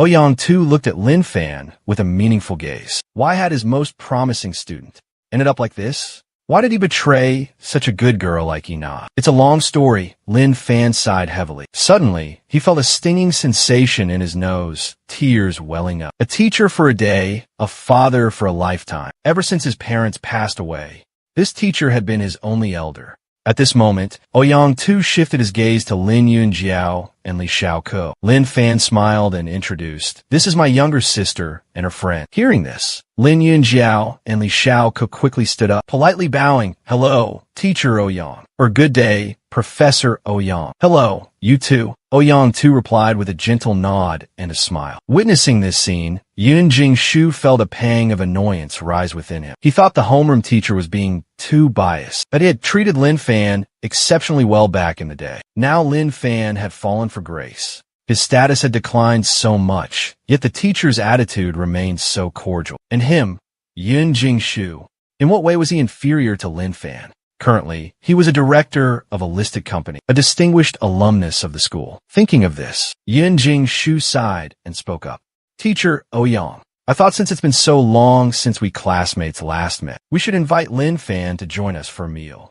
But he doesn't seem to want to go. Is that so?" Ouyang too furrowed his brows and looked at Lin Fan. 15 years have passed since we last saw each other. Xiao Fan, let's take this opportunity to catch up and reminisce. I also have a few things I'd like to share with you. Lin Fan nodded slightly in agreement. The group quickly moved to a private room called the Emperor's Chamber, located on the top floor of the Chuanxiang Pavilion, truly living up to its reputation as the most luxurious room in the Chuanxiang Pavilion. Yun Jingshu smiled warmly, the perfect host. "Please, esteemed leaders of the university, have a seat." The university leaders happily responded, taking their seats around Yun Jingshu, exchanging pleasantries and compliments. From their conversation, Lin Fan astutely picked up on some crucial information. Jinling University was in the process of constructing a new campus in the city's outskirts, with a total investment of over 200 billion. However, the project was facing financial difficulties, with a shortfall of around 30 billion. Therefore, the university hoped Yun Jingshu could provide some financial assistance. Provide some assistance?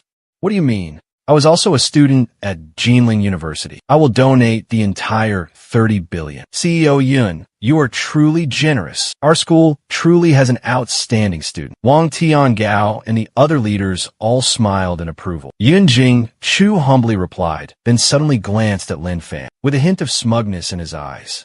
Now do you see the difference between us? The leaders, noticing Yun Jingshu looking at Lin Fan, also turned their attention to him. Just a nobody, not worth their time. At this moment, Ouyang Xiao, sitting beside him, spoke up. "Xiao Fan, don't take it to heart.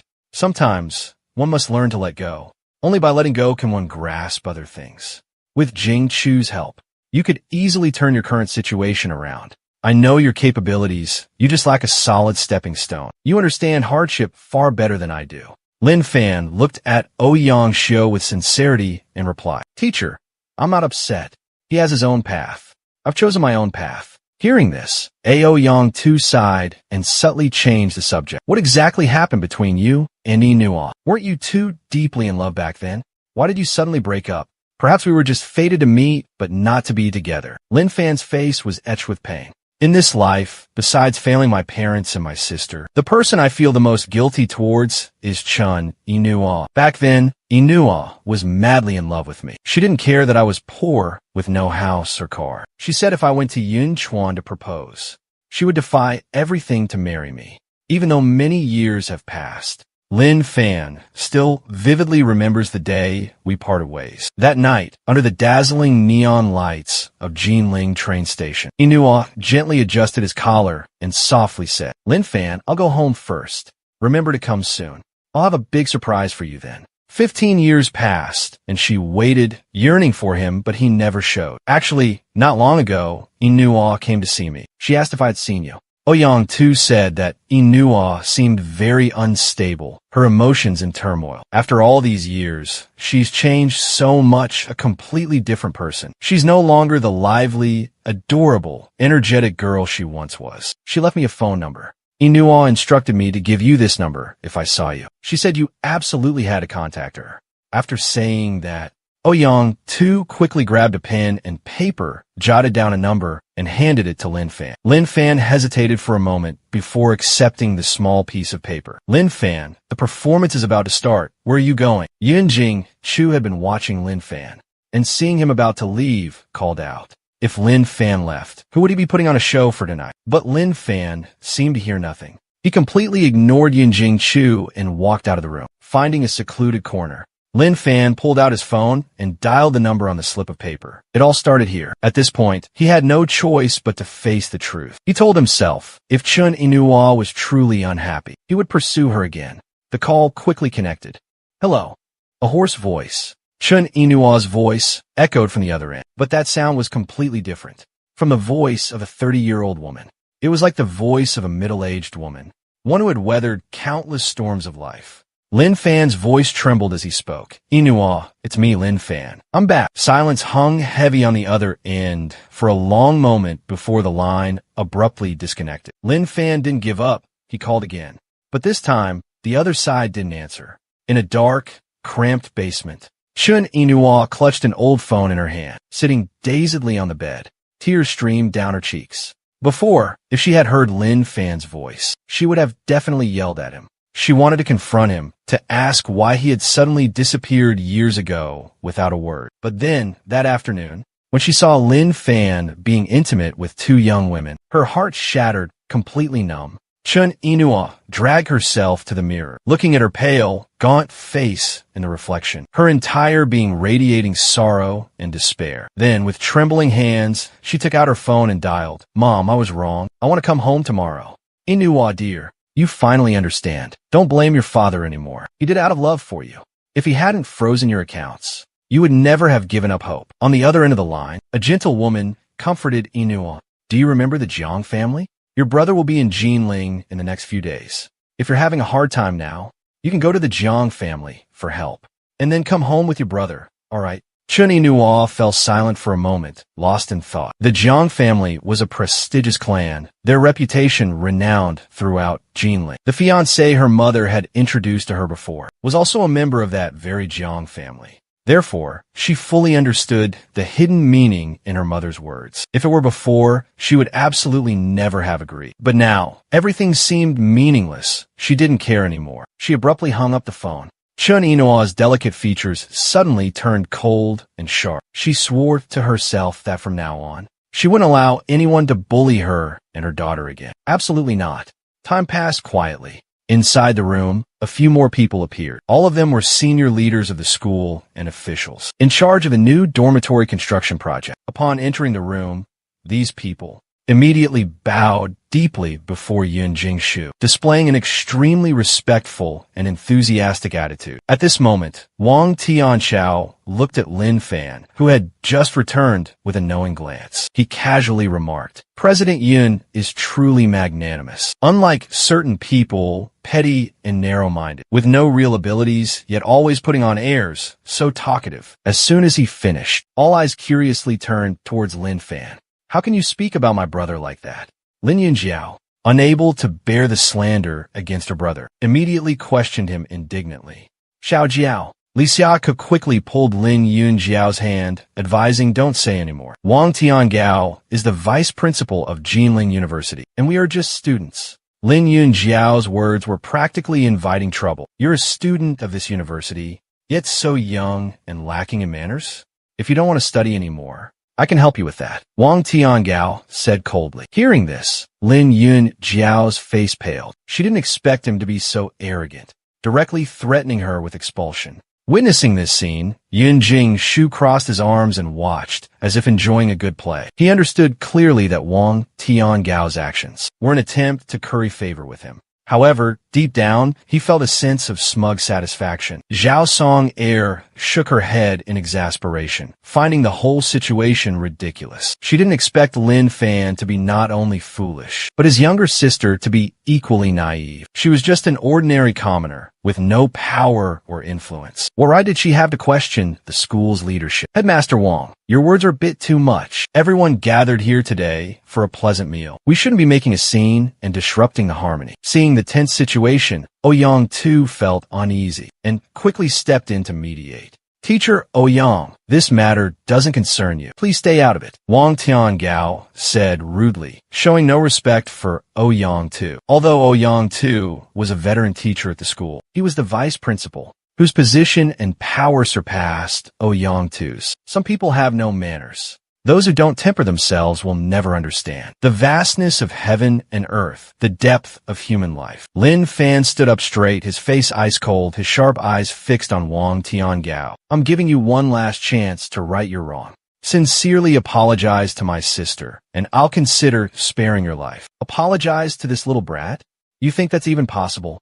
Wang Tiangao scoffed. So this is your final decision, Lin Fan? Lin Fan's expression remained unchanged, his face still indifferent. At this moment, the atmosphere in the room became suffocatingly tense. Some people started to feel uneasy, worried about what Lin Fan would do next. Could he really dare to lay a hand on Headmaster Wang? Yang Jingshu smirked, a knowing smile playing on his lips. He knew it was time for him to intervene.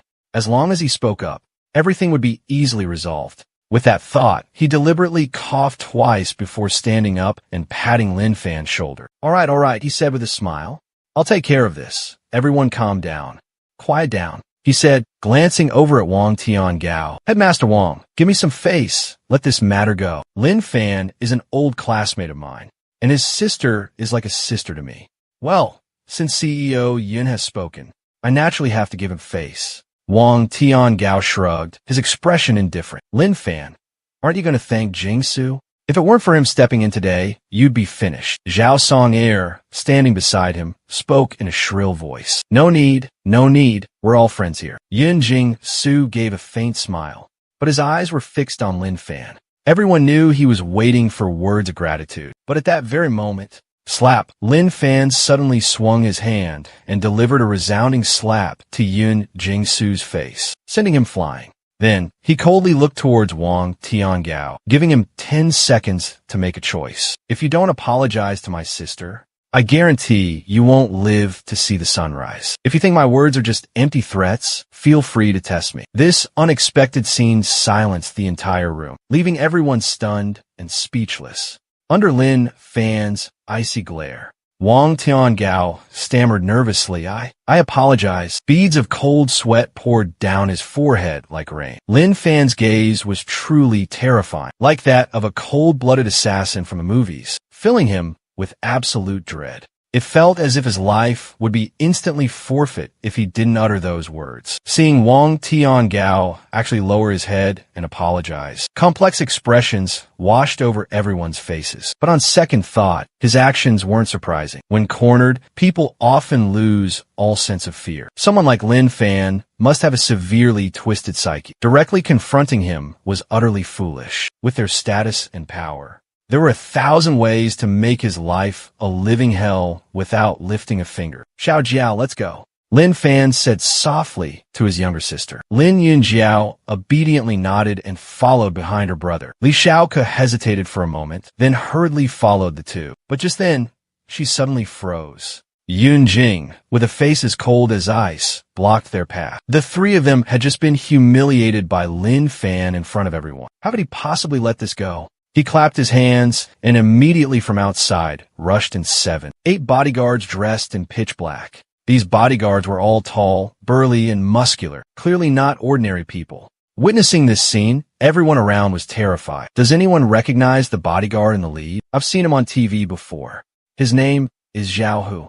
Not only is he a discharged Special Forces soldier, but he was also in the top 100 of the Interprovincial Martial Arts Tournament. CEO Yun of Jiang and is truly wealthy to be able to hire such high-class bodyguards. It must cost 7 or 800 million a year. What can I do for you? Zhao Hu roared. His razor-sharp eyes swept contemptuously over the crowd. A raging fire seemed to burn within his pupils. Anyone caught in his gaze felt a chill run down their spine. It felt like being stared down by a ferocious beast, making their hair stand on end. 8 bodyguards charged forward, radiating aggression. This situation, someone might lose their life. All right, Zhao Hu, Zhao Song-er, standing beside him, quickly intervened. Lin Fan, do you think this is still 15 years ago? Now, in front of Yin Jing-chu, you're nothing but an insignificant ant. If you dare to provoke him, he could easily have you killed with a mere 200 million. Do you understand? Seeing his boss had been hit, Zhao Hu glared at Lin Fan with murderous intent. You punk, you've got some nerve. How dare you lay a hand on our CEO Yun? The sound of cracking bones echoed. The sound of cracking bones sent chills down everyone's spines. If that powerful punch landed, it was doubtful anyone could withstand it. Xiao Fan quickly apologized. Senior brother Ouyang, too, worried the situation was escalating, quickly stood up and signaled Lin Fan to apologize immediately. However, the moment he finished speaking, Yun Jingshu intervened. It's simple. Have Lin Fan kneel and beg for my forgiveness. Then let me slap him 10 times, and we'll consider this matter settled. But just at that moment, unexpectedly, Yun Jingshu was sent flying by a kick from Lin Fan. He crashed heavily onto the dining table. You insignificant ant! You dare provoke me repeatedly? Instantly, 7 bodyguards surrounded Lin Fan, attacking without hesitation. It was clear that all 7 were skilled martial artists. Their stances were firm, their strikes swift as lightning, effectively sealing off Lin Fan's escape routes. Faced with this relentless onslaught, Lin Fan simply stood still, motionless. Just as the 7 lightning-fast punches were about to land, he unexpectedly unleashed a swift kick with his right foot. Bam! Bam! Bam! Bam! The 7 burly bodyguards, built like mountains, were instantly sent flying 20 feet away. They finally crashed heavily against the solid wall, creating a spiderweb of large cracks on its surface. Witnessing this shocking scene, everyone was stunned into silence, speechless. In their memories, Lin Fan was just a frail, skinny scholar who knew nothing about martial arts. Why was he now so incredibly strong? Qin Su, still sprawled on the ground with an icy expression, spoke to Zhao Hu. I paid 200 million to hire you. Every hour that passes is a moment you need to prove your worth. Yes, Mr. Qin, rest assured.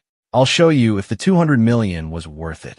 Zhao Hu smirked menacingly and charged towards Lin Fan. Unexpectedly, Lin Fan simply delivered a light kick, and Zhao Hu, the man weighing over 400 pounds, and finally crashed hard into the wall, his body collapsing pathetically. The room suddenly fell into absolute silence. Everyone was stunned, watching Zhao Hu lie motionless on the floor like a dead dog. A storm raged within each person's heart. With just a single kick, this young man had defeated a renowned expert ranked in the top 100 of the Jiangnan martial arts tournament. If they hadn't seen it with their own eyes, who would believe such an absurd thing? Yin Jingshu roared in fury. I'm the chairman of a publicly listed company with assets worth billions. And you're nothing but a useless good-for-nothing. Back in school, you were always one step ahead of me. Do you still want to continue being better than me now? 35 years in the East, 35 years in the West. What gives you the right to be so arrogant with me?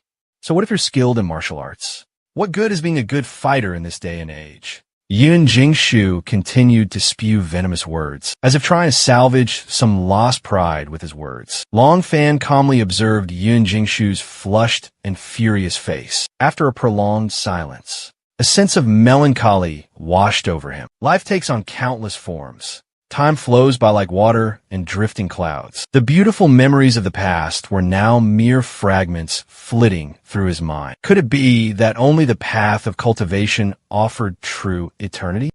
Talking to someone like you is a waste of breath. Lin Fan shook his head, his words laced with indifference. With that, he turned to leave, taking his younger sister and Li Xiaokao with him. But Yin Jingshu was not about to let it go. He roared with indignation. Lin Fan, let me tell you, this isn't over. I won't let you get away with this. Lin Fan abruptly stopped. He wasn't one to leave loose ends, believing in resolving matters decisively. Yun Jingshu's words ignited a murderous intent within him. Lin Fan turned back, his gaze fixed on Yun Jingshu as he slowly spoke. Are you truly this insistent? If those you send can't touch me, you will bear the consequences. The price for this is your life. However, since we were classmates? I'll give you an 80% discount. I'll just cripple your limbs." Yun Jingxiang's face flushed crimson, his blood boiling at those words. "You, just a measly, unemployed nobody, and you dare speak so arrogantly?" Yun Jingshu chuckled, nonchalantly pulling out his phone and dialing a number. The call connected quickly. A deep, authoritative voice boomed from the other end. "Director Wang, it's Yun Jingshu from Tianjin Group. We dined together just recently," Yun Jingshu said with a smile. Although the other party didn't have his number saved, their tone was incredibly respectful, without a hint of anger. This scene caused everyone in the room to grow serious. Given Yun Jingshu's status, he was undoubtedly a powerful and influential figure in Jinling, who in Jinling was a prominent figure surnamed Wang. Everyone pondered deeply. Everyone around Lin Fan looked at him with a mixture of smug satisfaction and contemptuous pity. If their assumptions were correct, Lin Fan was finished. The voice on the other end immediately replied, "Xinxiang Restaurant, right? I'm nearby. I'll be there in about 20 minutes. Then the line went dead. Yun Jingshu held the phone, speechless with joy and astonishment. Chairman Wang was actually coming here personally? At this moment, Wang Tianchao seriously asked Yun Jingshu, "The CEO Yun you just mentioned, could it really be that CEO Wang?" "It's Chairman Wang of Qinglong Construction," Yun Jingshu replied calmly.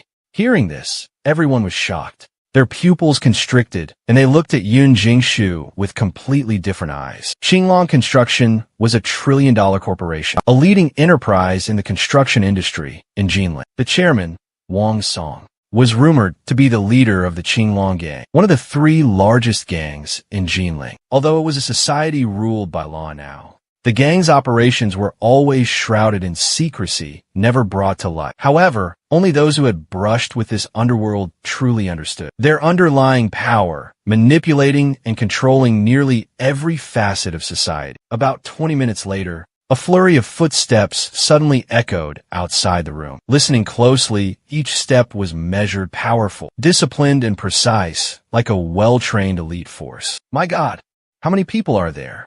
Everyone in the room was anxious, uneasy, and quickly stood up. The door was suddenly flung open from the outside. A middle-aged man with a square, angular face, dressed entirely in black, entered with an air of authority. He was followed by an entourage of imposing bodyguards, all in sharp black suits, wearing sunglasses that concealed their eyes. A chilling, menacing aura emanated from these guards, as if they had just returned from a brutal, life-or-death battle. The mere sight of them was enough to make one's blood run cold. Witnessing this scene, everyone fell silent, gulping, their throats parched. Their hands trembled uncontrollably, their minds filled with worry, images flashing before them. Legends about him, Wang Song, one of the most powerful figures in Jinling, were widespread. At 17, he left a small county, arriving in Jinling with dreams of making a name for himself. By 20, he became the kept man of a wealthy woman for 15 years. At 30, thanks to his connection with this influential woman, he gained access to the upper class and founded Qinglong Construction. From then on, his career skyrocketed. Under Wang Song's brilliant leadership, in just a few years, Qinglong Construction became the leading construction company in Jinling. He himself became a prominent figure, like the midday sun, holding the power to control all of Jinling. President Wang. President Wang's appearance made Yun Jingshu nearly faint from excitement. He groveled and rushed over, acting like a lowly servant. Only Lin Fan seemed surprised and confused. Why is it him? Not long ago, he had sold a talisman to a customer at the Jiangning market, and that customer with the square face was the man standing before him. In front of everyone, Wang Song growled, "Enough with the flattery." His words cut Yun Jingshu's fawning short, revealing the simmering irritation within him. Here's what happened. Earlier, he had sincerely sought a protective talisman from an enlightened master. With this talisman, he had successfully subdued the Weasel Demon. Wang Song thought everything had settled down, but unexpectedly, after the Weasel Demon's death, something far more horrifying happened that night. The construction site suddenly collapsed, burying 8 unfortunate workers. Even more terrifying, the bodies of the 8 victims vanished without a trace. Could someone have stolen the corpses? Wang Song's face paled, and he immediately ordered his men to check all the surveillance cameras. But the subsequent images on the screen sent chills down his spine, making his hair stand on end. In the camera footage, The 8 deceased workers suddenly came back to life, stealthily making their way into the deep, dark forest under the cover of night. Wang Sung considered himself a seasoned man, having weathered countless storms in life. But even he couldn't help but shudder at this bizarre sight, hesitation creeping into his heart. Early the next morning, he returned to the Jiangning market, hoping to find a mysterious expert from yesterday to purchase more protective charms. But to his surprise, he waited from dawn till now, yet the expert was nowhere to be found. Frustrated, Wang Sung received a call from Yun Jing-su, seeking an outlet for his anger. He personally led his men to the Chuanxiang Pavilion, ready to unleash his pent-up frustration. If he weren't so infuriated, he wouldn't even bother with a lowly nobody like Yun Jing-su. Jing-su, who dares to cause trouble for you? Tell me, Wang Sung demanded coldly. Yun Jing-su, upon hearing this, was not only not angry, but secretly delighted. He arrogantly assumed that the more intense Wang Sung's fury burned, the heavier the price Lin Fan would pay. It's him. That's him. Yun Jing-shu, with a sly glint in his eyes, pointed directly at Lin Fan. Wang Sung followed Yun Jing-chu's finger, and upon seeing Lin Fan standing among the crowd behind, he was completely stunned. Immediately after, an overwhelming joy erupted within him. It was like searching for a needle in a haystack, seemingly hopeless, yet he found it with unexpected ease. He had spent the entire morning scouring the market without finding this master, and unexpectedly, he encountered him here. Look no further, it's me. Lin Fan spoke up. You can make your move now. Lin Fan, you still dare to speak so boldly? Do you know who's standing beside me? Yun Jing-chu let out a scornful snicker. Before Yun Jing-chu could finish his sentence, Wang Sung delivered a resounding slap across his face, sending him stumbling to the ground, dazed and disoriented. Faced with this unexpected turn of events, Zhao Song'er was stunned. Ouyang, too, was speechless. Wang Tiangao and the others were wide-eyed and slack-jawed, utterly terrified. What was going on? Lin Fan was also a little surprised. It must be my demon subduing talisman taking effect. Mr. Wang, why you? You hit the wrong person. Yun Jing-chu sat on the ground, clutching his face, and instinctively cried out. Bam! Wang Song delivered a swift kick to Yun Jing-chu's stomach. I'm hitting you, you damn bastard. Who the hell are you to mess with the master? Wang Song didn't bother wasting any more words on Yun Jing-chu. He strode over to Lin Fan, grabbed his hand, his eyes welling up with tears. Master, I've finally found you. Lin Fan subtly pulled his hand back and took a few steps back. Master, I was wrong before. I misunderstood you. Your power is truly extraordinary, Wang Song said excitedly. Hearing this, everyone wore a puzzled expression. Rumor has it that Wang Song was once waited on hand and foot by 15 beautiful women for a long time, and his personality inevitably became warped. He easily developed a resentment and disgust towards women. Moreover, Lin Fan possesses such handsome features, with eyebrows like swords and bright eyes, his whole being exuding a melancholic and sorrowful aura. Could it be that everyone is gulping, feeling a chill down their spines, their hair standing on end, and thinking of a possibility? Unexpectedly, CEO Wang, a person of such status and stature, is treating Lin Fan so well, a penniless, dirt-poor nobody. Upon meeting, they held hands intimately, tears welling up in their eyes, moved to the point of shedding tears, constantly praising and commending his extraordinary abilities. This is insane. So that's how it is. He relied on women in school, and now he's clinging to men in society. This despicable, shameless bastard. Yun Jing-shu naturally had the same thought. He clenched his fists, his heart filled with resentment and hatred, but he was powerless to do anything, because he knew he truly didn't possess Lin Fan's handsome and attractive appearance. Lin Fan noticed everyone's strange and suggestive glances, frowning. Old man, if you take one more step, I'll take your life. Wang Rong froze, confusion swirling within him. Why was this master treating him so coldly? Had his enthusiasm not been enough to move this esteemed individual? Master, are you still angry about yesterday? I didn't mean to disrespect you yesterday. At first, I thought you were incompetent. But last night, after careful consideration, I realized your abilities are truly extraordinary, profound, and unfathomable, Wang Rong said remorsefully. Hearing Lin Fan's words, everyone wiped beads of sweat from their brows. This was beyond anyone's comprehension.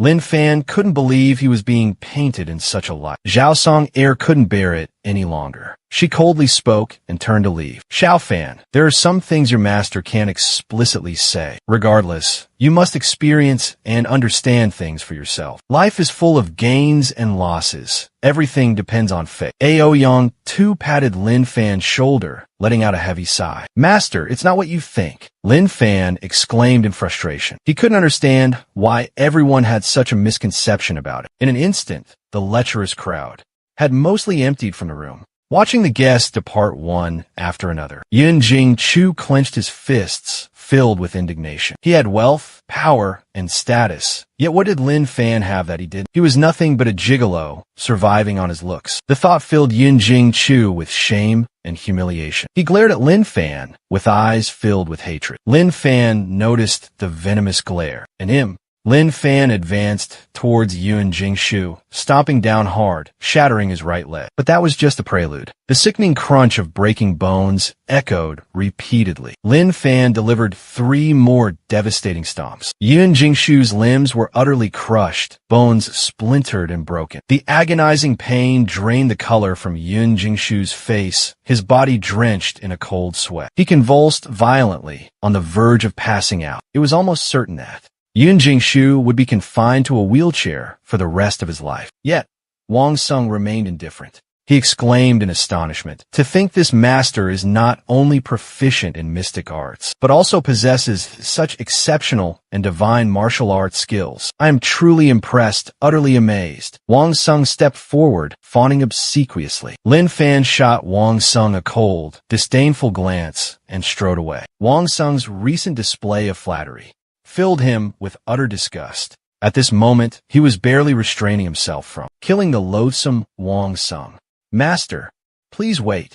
Wang Sung hurried to intercept Lin Fan at the door. "Master, please don't misunderstand. I'm truly facing a grave crisis." This Wang has wandered far and wide, tasted all that life has to offer, indulged in countless pleasures, even sampled the taste of venomous snakes. But this matter of corpses returning to life is truly beyond my comprehension. I tossed and turned all night, unable to sleep a wink, and rushed to Jiangning Market at the crack of dawn to find you, brother, never expecting to be so fortunate as to encounter a hero here. Lin Fan murmured, "Corpses coming back to life. There could be many reasons for this, such as demonic interference, the influence of some sort of formation, or perhaps a Xiesu, Shu, known as corpse control. This dark art allows one to manipulate corpses. Therefore, without witnessing the event firsthand, I, Lin Fan, cannot draw a definite conclusion. Master, do you have any solutions?"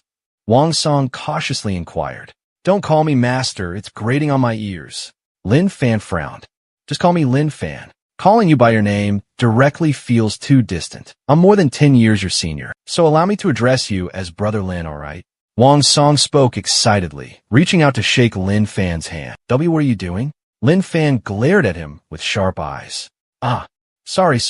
It's an occupational habit, haha." Wang Song scratched his head awkwardly. Lin Fan gave Wang Song a cold, sideways glance. "I can't draw any conclusions about your situation yet. I need to examine the construction site to make an accurate assessment. Shall we go there now, then?" Wang Song's face lit up with joy. "If Master Lin can solve this problem, I'll pay you 500 million. A line of sleek black Hummers formed a luxurious motorcade. The motorcade headed towards Mount Taihu, located in the eastern suburbs of Jinling. It was past 4 in the afternoon. The sun was gradually setting in the west. The entire sky was painted with the fiery red hues of dust. On the bumpy gravel road leading up the mountain, Lin Fan's motorcade came to a halt. He opened the door and stepped out. His eyes quickly scanned the surroundings.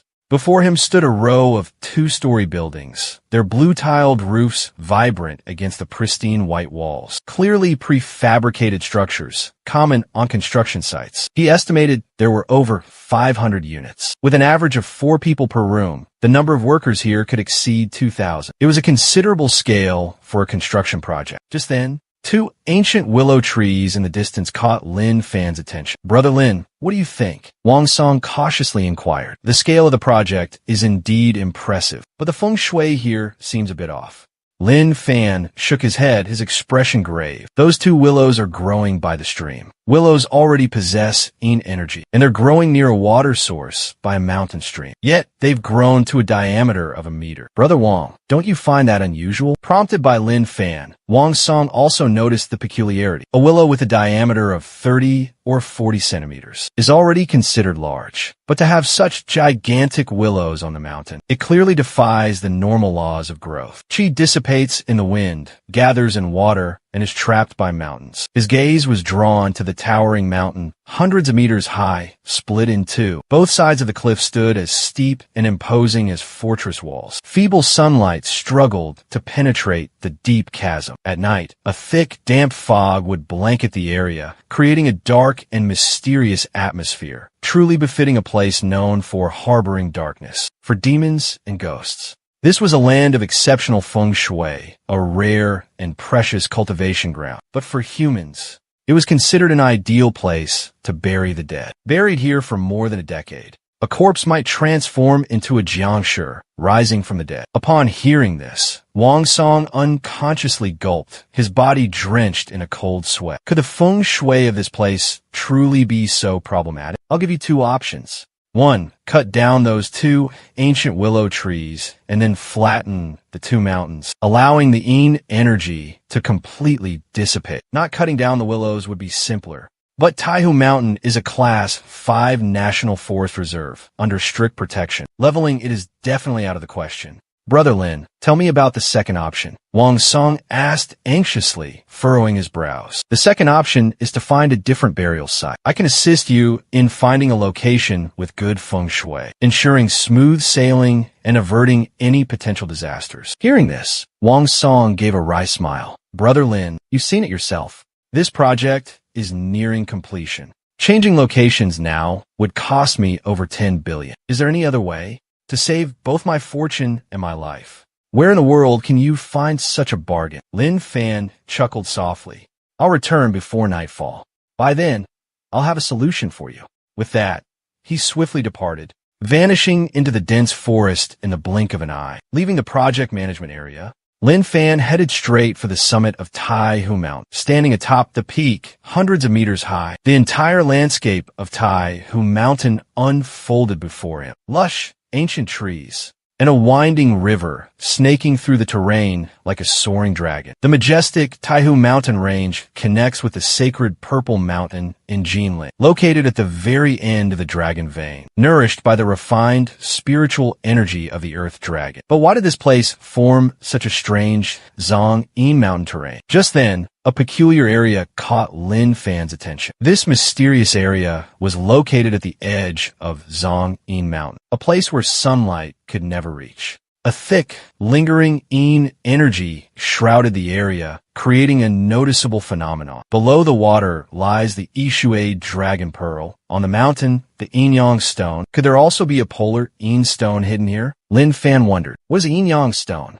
A mountain typically has a yang-facing side and a yin-facing side. When a yang energy on the yang-facing side accumulates to a certain degree, it forms a special kind of stone called the polar yang stone. Conversely, when yin energy accumulates to a certain limit, it will also condense and form three types of stones, collectively known as polar yin stones. These yin-yang stones, in the world of cultivation, the yin-yang stone was considered an incredibly rare treasure, primarily used to temper the body and enhance strength. Years ago, his master had traveled far and wide, searching for the yin-yang stone to help him train his body, strengthen his internal energy, and break through to the nascent soul realm. Unfortunately, after journeying to countless places and searching hundreds of towering mountains, he couldn't find it. Unexpectedly, today he had stumbled upon it here. Lin Fan bravely leaped down the treacherous cliff, hundreds of meters high, arriving before a pitch-black, ominous cave. Not a single glimmer of light penetrated the cave's interior, its depths profoundly and terrifyingly dark. Moreover, a chilling, eerie wind emanated from within, sending shivers down anyone's spine.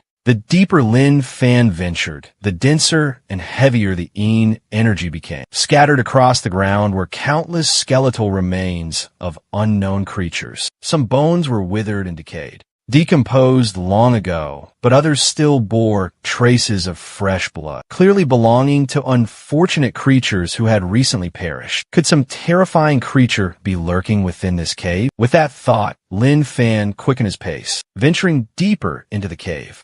A spacious cavern, roughly 70 to 80 square meters, suddenly opened up. In the center stood a massive blue-black boulder. On top of the boulder, a circular indentation with a diameter of about 6 to 7 centimeters was clearly visible. Lin Fan cautiously approached, furrowing his brow slightly. Based on the faint, lingering spiritual energy, he deduced this indentation must have been where the extreme Een Stone was formed. But now the extreme Een Stone was gone, clearly taken by someone.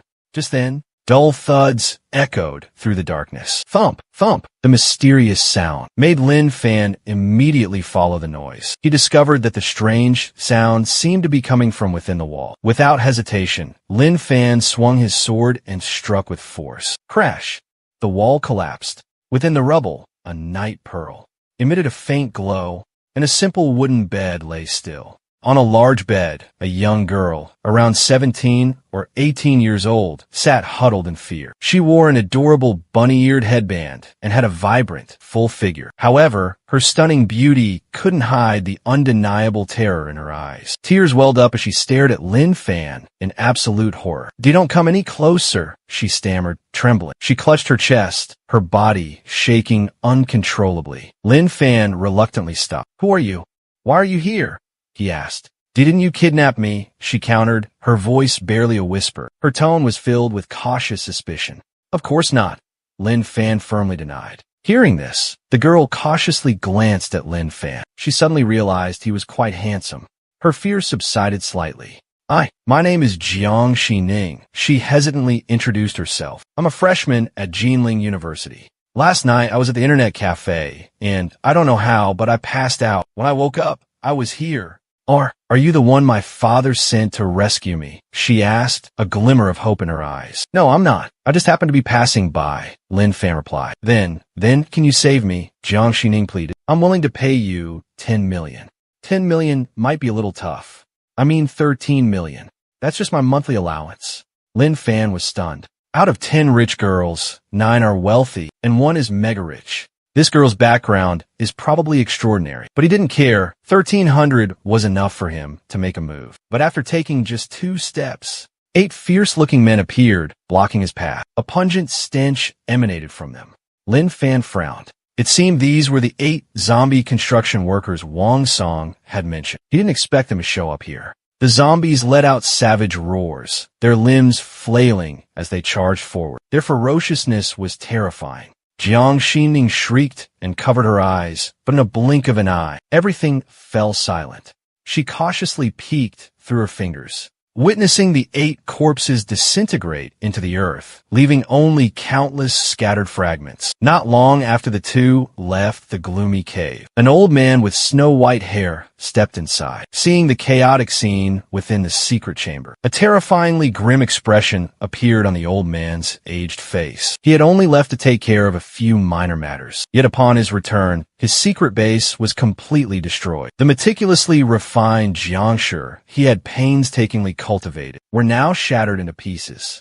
Could it be that a Xian Tian realm expert was responsible? It's highly likely the Jiang family sent someone to rescue her. The Jiang family does possess some skill after all. The sinister old man muttered, "This isn't over yet." Before sunset, Lin Fan brought Jiang Xining back to the project management compound. Wang Song and the others were still waiting at the gate, their faces filled with anxiety.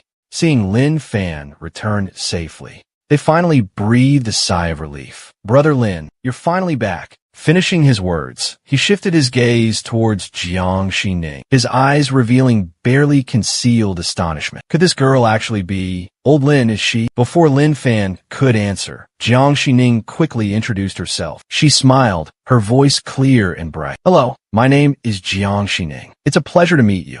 You're Miss Jiang Xining of the prestigious Jiang family." Wang Song exclaimed in astonishment, his eyes lighting up with a mixture of joy and excitement. "You were missing all night. The Jiang family practically turned the entire city upside down looking for you. Lin Fan calmly explained. She was kidnapped. I happened to run into her and rescued her. So that's what happened. Old Lin, you really hit the jackpot this time. Wang Song excitedly slapped Lin Fan on the back. Lin Fan remained silent. From Wang Song's over-the-top reaction, he understood that this girl's true identity was far more prestigious than he had imagined. Wang Song, beaming, pulled out his phone and went to a secluded corner to make a call. He's clearly trying to alert the Jiang family.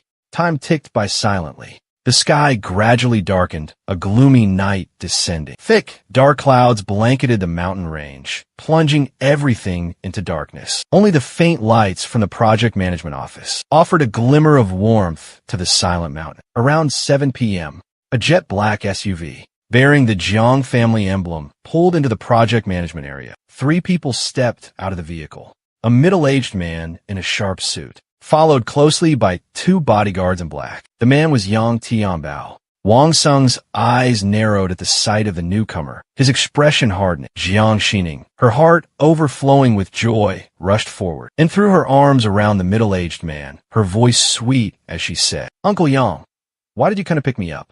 Miss, you've worried the entire family sick this time." Yang Tianbao Siged. Jiang Xining lowered her head remorsefully. Then, the little girl looked up at Lin Fan with sparkling eyes and said, "Uncle Yang, this big brother saved me. I promised to pay him 13 million for the ransom. Please transfer the money to him immediately." Hearing this, Yang Tianbao looked at Lin Fan with a suspicious expression. The young miss went missing last night. Yet tonight, she's been rescued so easily, and there's a ransom demand of over 10 million. This made him incredibly suspicious. "Young man, what's your name? Where did you rescue my young miss?" Lin Fan frowned. Was he suspecting him of kidnapping Jiang Xining? "Uncle, you shouldn't have such wicked thoughts." Yang Tianbao seid angry. Jiang Xining snapped furiously. Yang Tianbao didn't reply, silently signaling 2 bodyguards to restrain Jiang Xining, then looked at Lin Fan with a cold gaze. "If you can't give me a satisfactory explanation, then I'll have to take you to the Jiang family for a thorough investigation." Just then, the rapid sound of hoofbeats echoed from the distance. Suddenly, from the darkness before the construction site's gate, faint footsteps echoed. A snow weasel with fur as white as silver slowly emerged before everyone. It stared intently at the crowd, its eyes piercing cold, a cunning smile spreading across its face. "Do I look like a human or a celestial being to you?" it asked in a chilling voice. This bizarre scene left everyone present, except for Lin Fan, frozen in astonishment. "What's happening? Great Immortal Huang, please enlighten us." Wang Song stammered, goosebumps rising on his skin. "We clearly eliminated one already," he muttered, his face a mask of bewilderment. "Why is there another one?"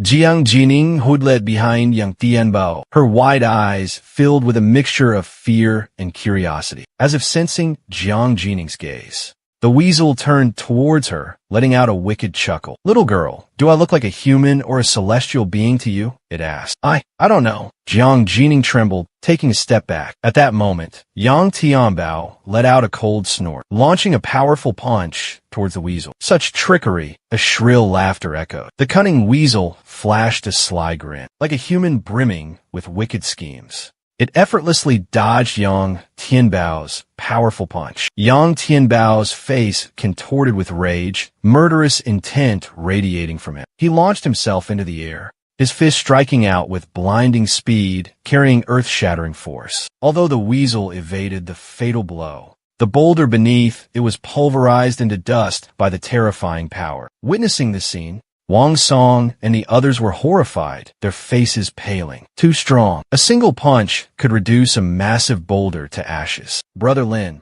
who do you think will win?" Wang Song approached Lin Fan, lowering his voice to inquire. "So far, that weasel seems to be just toying around. Who do you think will win?"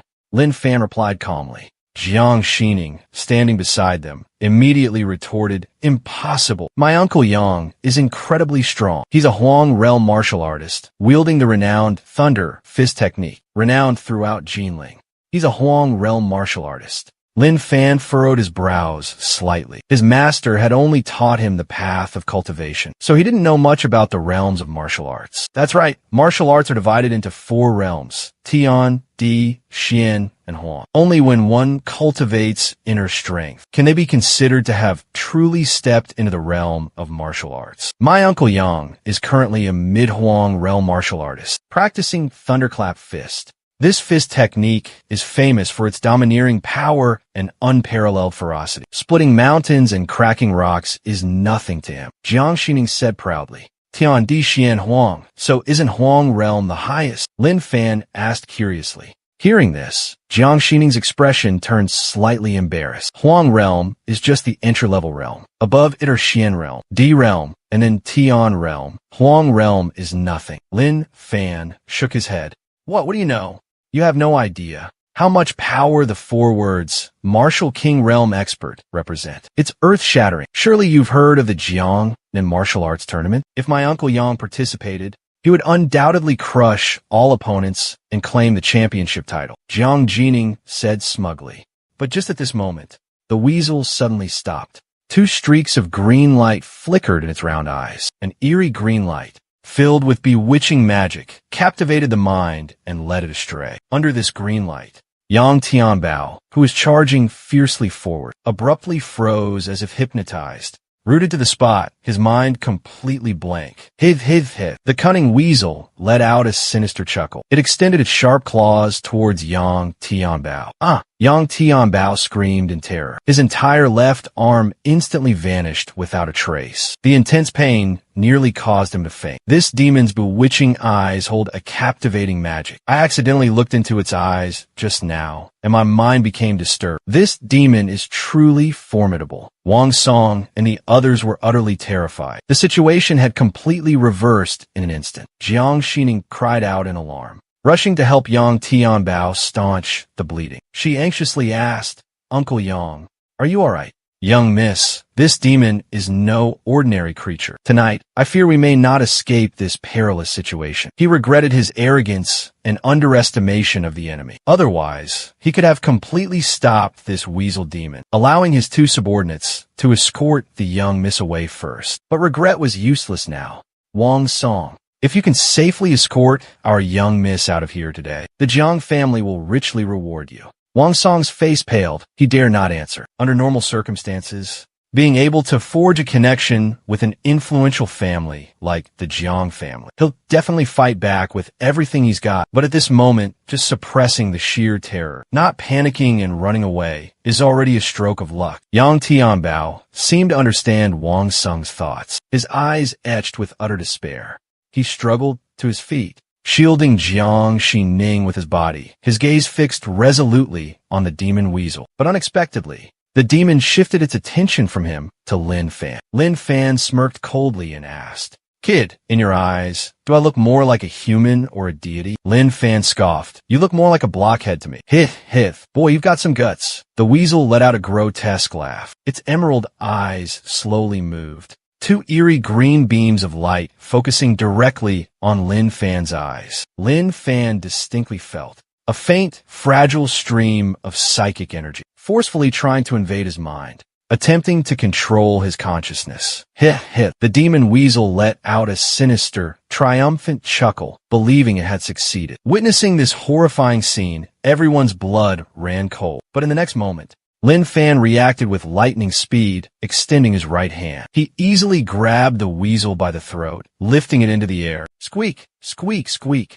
The weasel panicked, its face contorted in terror. It shrieked and struggled violently, but all in vain. No matter how hard it tried, it couldn't escape from the iron grip of Lin Fan's hand. Is the extreme Yin stone on the mountain in your possession? Lin Fan asked coldly. After witnessing the weasel's ability to control people's minds, he had realized the truth. The 8 walking corpses were undoubtedly manipulated by this demon. Therefore, he suspected that the extreme Yin stone had also been taken by it. Squeak, squeak, squeak. The weasel remained silent, offering no answer. The green light in its eyes intensified, attempting to invade and shatter Lin Fan's mind. You insignificant insect. You truly overestimate yourself. Lin Fan scoffed. Lin Fan directly used his super soul searching technique on the demon weasel. However, even after searching through the entirety of the beast's consciousness, he couldn't find any useful clues. This left Lin Fan feeling somewhat disappointed. He looked at the weasel, its eyes wide open and his grip tightened slightly. Crack! A small sound echoed. The demon weasel's neck snapped, and it died instantly. In that moment, everyone was stunned into silence. How could such a powerful demon, someone stammered, have its neck snap so easily? It was as if he had just strangled a small chick. Lin Fan calmly looked around at the crowd, his gaze settling on Wang Song. Mr. Wang, Lin Fan spoke. The bodies of the 8 workers were being manipulated by this demon weasel. I've now lifted the dark magic from their bodies, and the demon itself has been eliminated. Your project can resume construction. However, the feng shui of this place is not good, Lin Fan added. The yin energy here is very heavy. I'm afraid further misfortune may follow. Master Wang, you must be cautious and prepared. Thank you, Brother Lin, for the warning. Wang Song regained his composure and replied respectfully. He had witnessed Lin Fan's terrifying power with his own eyes. Even Golden Realm martial artists were helpless against that weasel demon. Yet Lin Fan eliminated it effortlessly with a single move. Could he have already reached the profound sky realm? Wang Song wondered to himself, determined to befriend Lin Fan at any cost. Unparalleled martial arts skills and a profound understanding of feng shui and metaphysics. Such an extraordinary individual is truly one in 1,000 years. You're too kind, Master Wang. This was just a simple exchange. Lin Fan replied calmly. Brother Lin is truly magnanimous.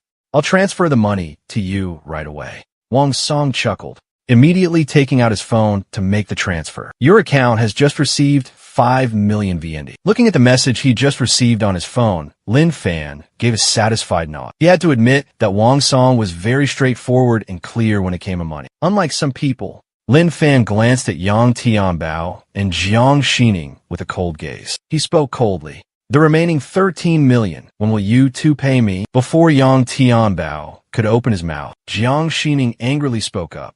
If you were capable of defeating that monster, why didn't you do it sooner? If you had acted from the beginning, Uncle Yang and the 2 bodyguards wouldn't have been so severely injured. Why should I save you? Do I owe you something? Lin Fan scoffed. Lin Fan sneered, his eyes sharp. Spoiled princesses like you are nothing but ants in my eyes. No one in this world dares to skip out on paying Lin Fan. What if I don't pay? Jiang Xining challenged. You won't walk out of here alive today. You dare threaten me? I'm the eldest daughter of the Jiang family. Jiang Xining had never encountered a situation like this before. She was panicked, tears welling up in her eyes, completely at a loss. My dear friend, it's just a mere 13 million, a trifling amount for the Jiang family. But in my current situation, I'm afraid I can't transfer the funds to you immediately. Why don't you come back to the Jiang family with us? I'll pay you double. How about that? Yang Tianbao murmured weakly. Though he possessed the body of a strong martial artist, having both his hands severed, he was nearly drained. If not for his iron will and extraordinary resilience, he would have already lost consciousness.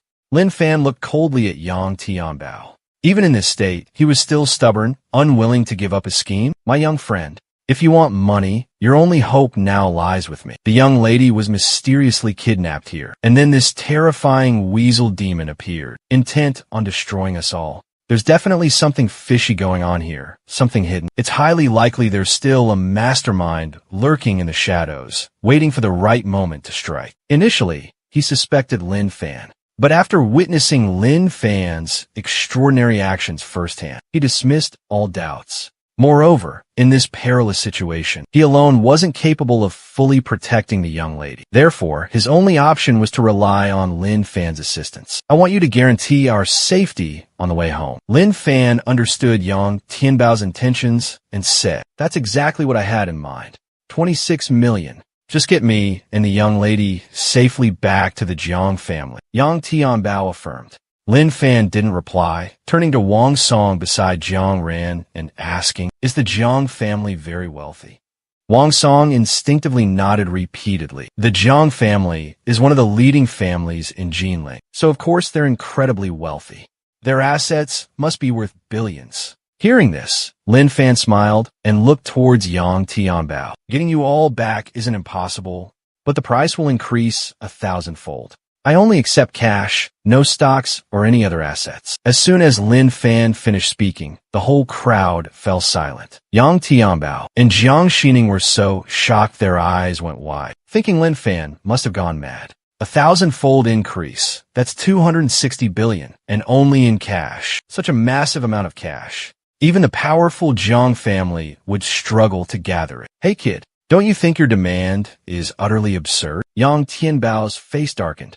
The words, utterly absurd, were truly grating to the ear. You're the one begging me right now. I set the terms. Take it or leave it. Besides, the Jiang family has trillions in assets. A few hundred billion isn't too much to ask. Lin Fan replied calmly. Yang Tianbao's face paled. The number was truly staggering. Agreeing to it would inflict a devastating blow to the entire Jiang family. To put it bluntly, even if this old man and the young lady were to die here, the Jiang family would absolutely refuse to pay such a hefty sum to save them. Thinking so, Yang Tianbao turned to Jiang Xining, who was standing beside him, and said, Miss, use the phone in my pocket to call your family. Tell them to send a helicopter here immediately. And don't forget to bring my money. If there's no money, I really will make a move. Lin Fan calmly spoke up and reminded her. Money, money, money. Is money all you think about? Jiang Xining was completely disappointed in Lin Fan. Initially, when Lin Fan stepped in to save her, she had a very good impression of him.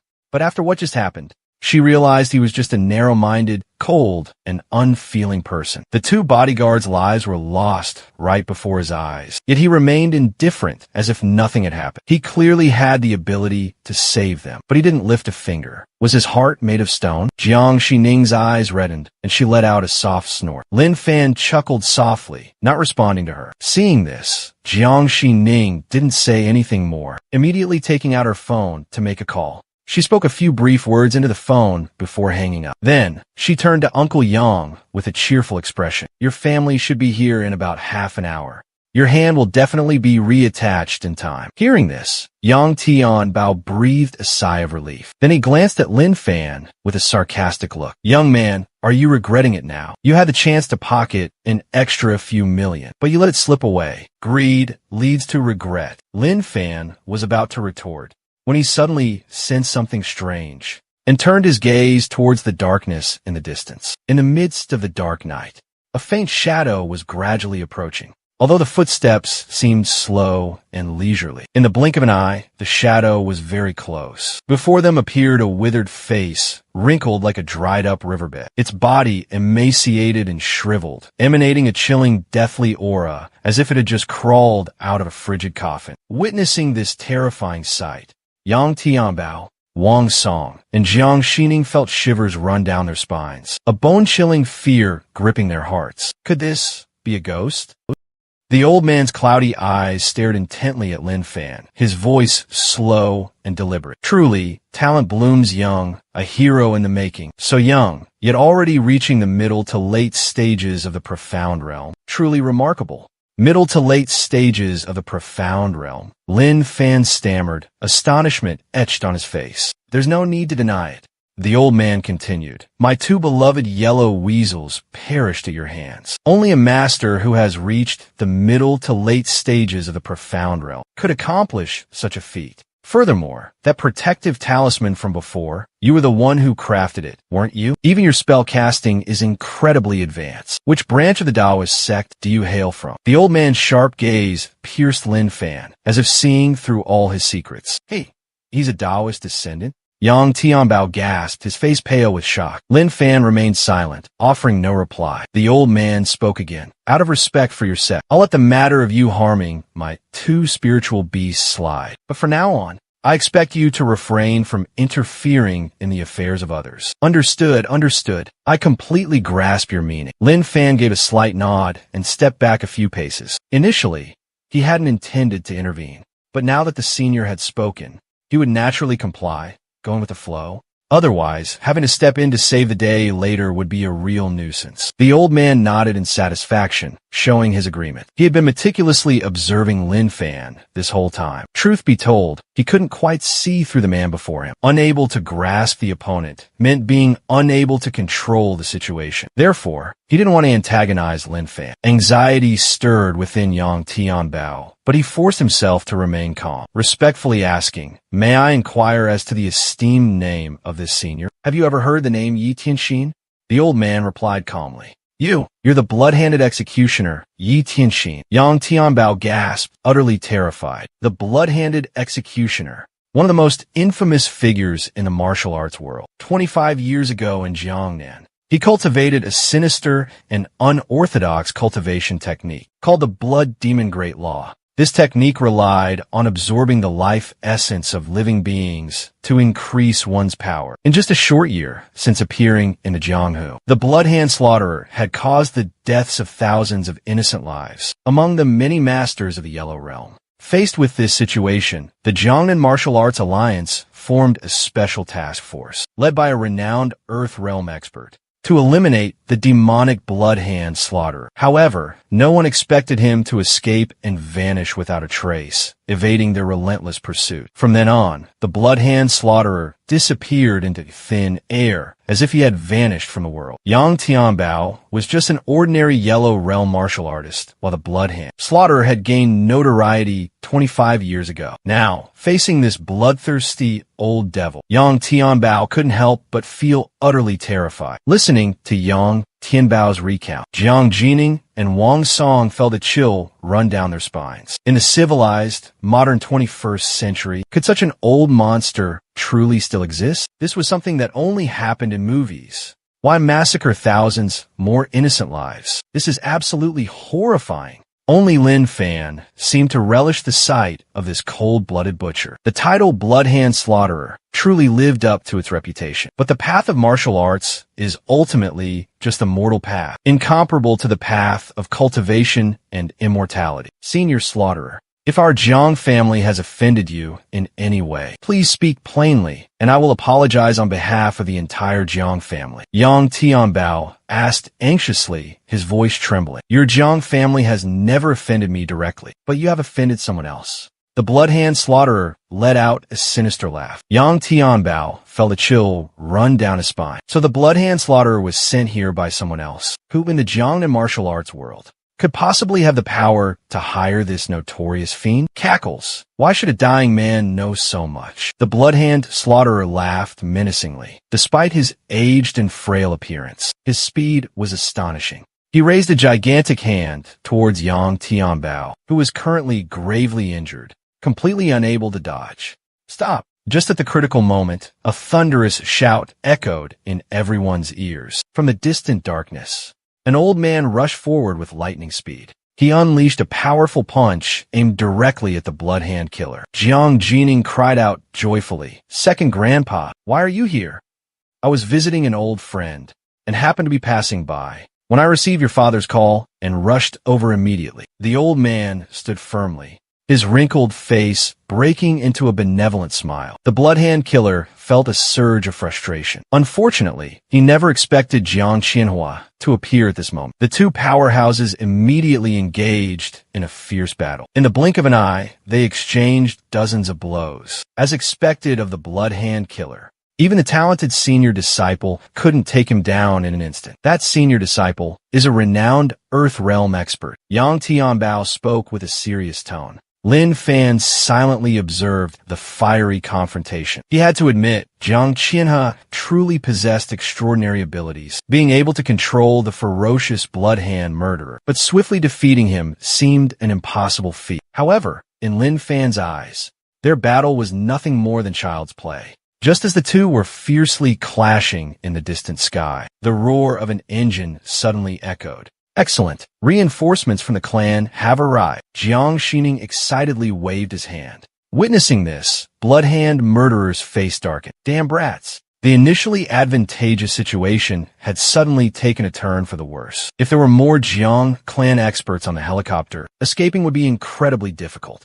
With that thought, Blood Hand murderer focused all his internal energy into his palms, unleashed a palm strike of earth-shattering power towards Jiang Qianhua. Jiang Qianhua felt the terrifying force contained within the attack. His pupils constricted instantly, and his body abruptly retreated to evade it. Seizing this opportunity, the Bloodhand murderer swiftly fell back, vanishing into the dark night in the blink of an eye. Lin Fan looked towards the direction where the Bloodhand murderer had disappeared, snapped his fingers lightly, and a tiny, almost invisible spark shot out, flying away at breakneck speed. The spark was so small, it was nearly impossible to see with the naked eye. This was a minor tracking technique used to follow the target's every move, because that yellow weasel was the Bloodhand murderer's demonic beast. The Extremine Stone was very likely in his possession. I will absolutely not let him get away with this. The Jiang family's 13 million and the Extremine Stone, I will have them both. About a minute later,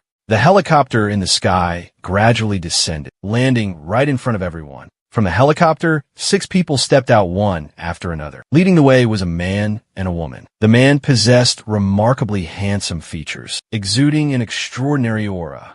The woman wore light, elegant makeup. Her features were exquisite, as if she had stepped out of a masterpiece painting. Anyone who laid eyes on her was left in awe. Lin Fan, usually so composed, felt a sudden jolt, as if struck by lightning. He stood frozen in place. Inua, what is she doing here? 1,000 questions swirled within him, confusion and frustration bubbling up. Chen Inua also saw Lin Fan. She froze for a moment, but quickly regained her composure.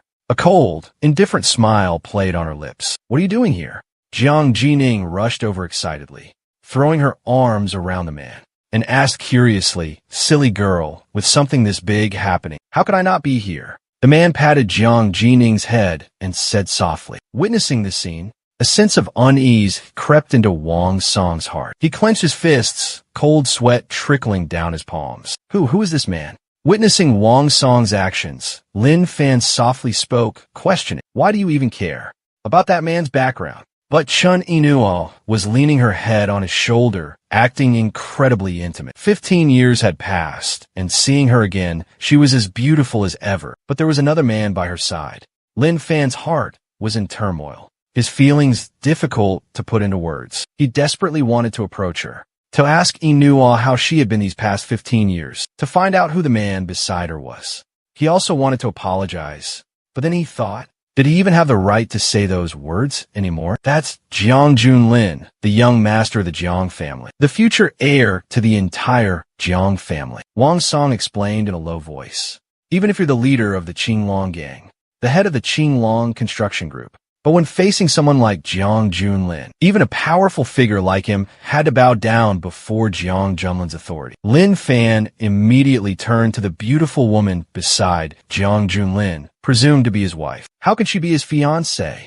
I heard that Jiang Junlin was still single. Hearing this, a glimmer of hope flickered in Lin Fan's heart. Inua is clearly married with a daughter, he thought to himself. Why is she now Jiang Junlin's fiancée? Could it be she's divorced? A calculating glint flashed in Lin Fan's eyes. After all, I was the one who betrayed Inua back then, he mused. If I have a chance to make amends, I won't hesitate for a second.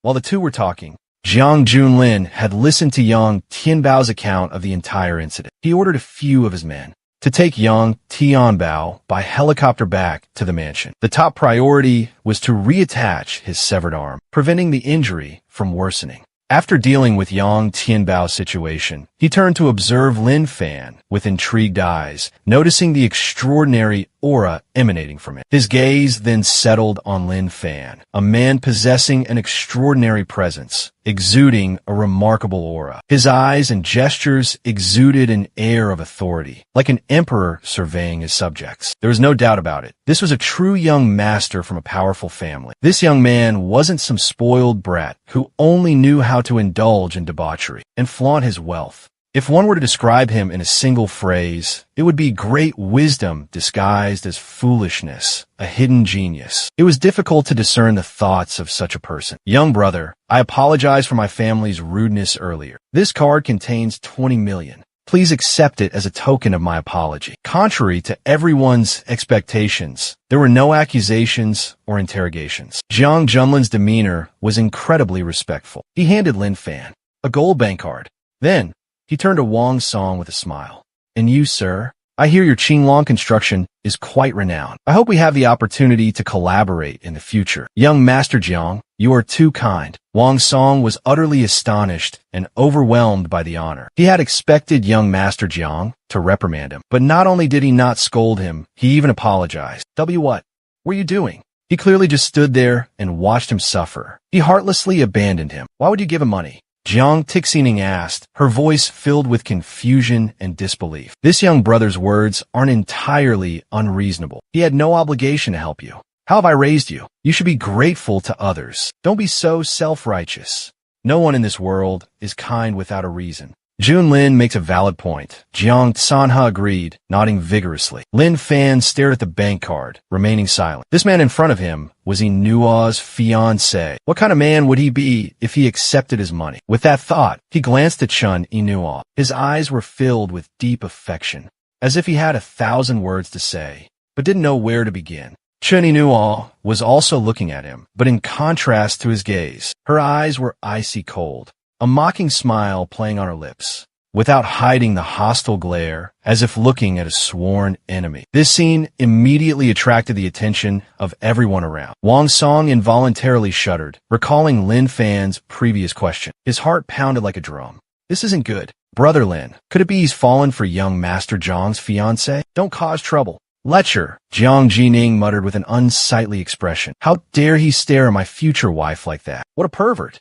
I am Jiang Jun. Allow me to introduce, this is my fiancé, Chun Inua. Lin Fan didn't show any anger. On the contrary, he smiled and introduced himself. His words were laced with hidden meaning, a veiled warning to Lin Fan. She's my fiancé.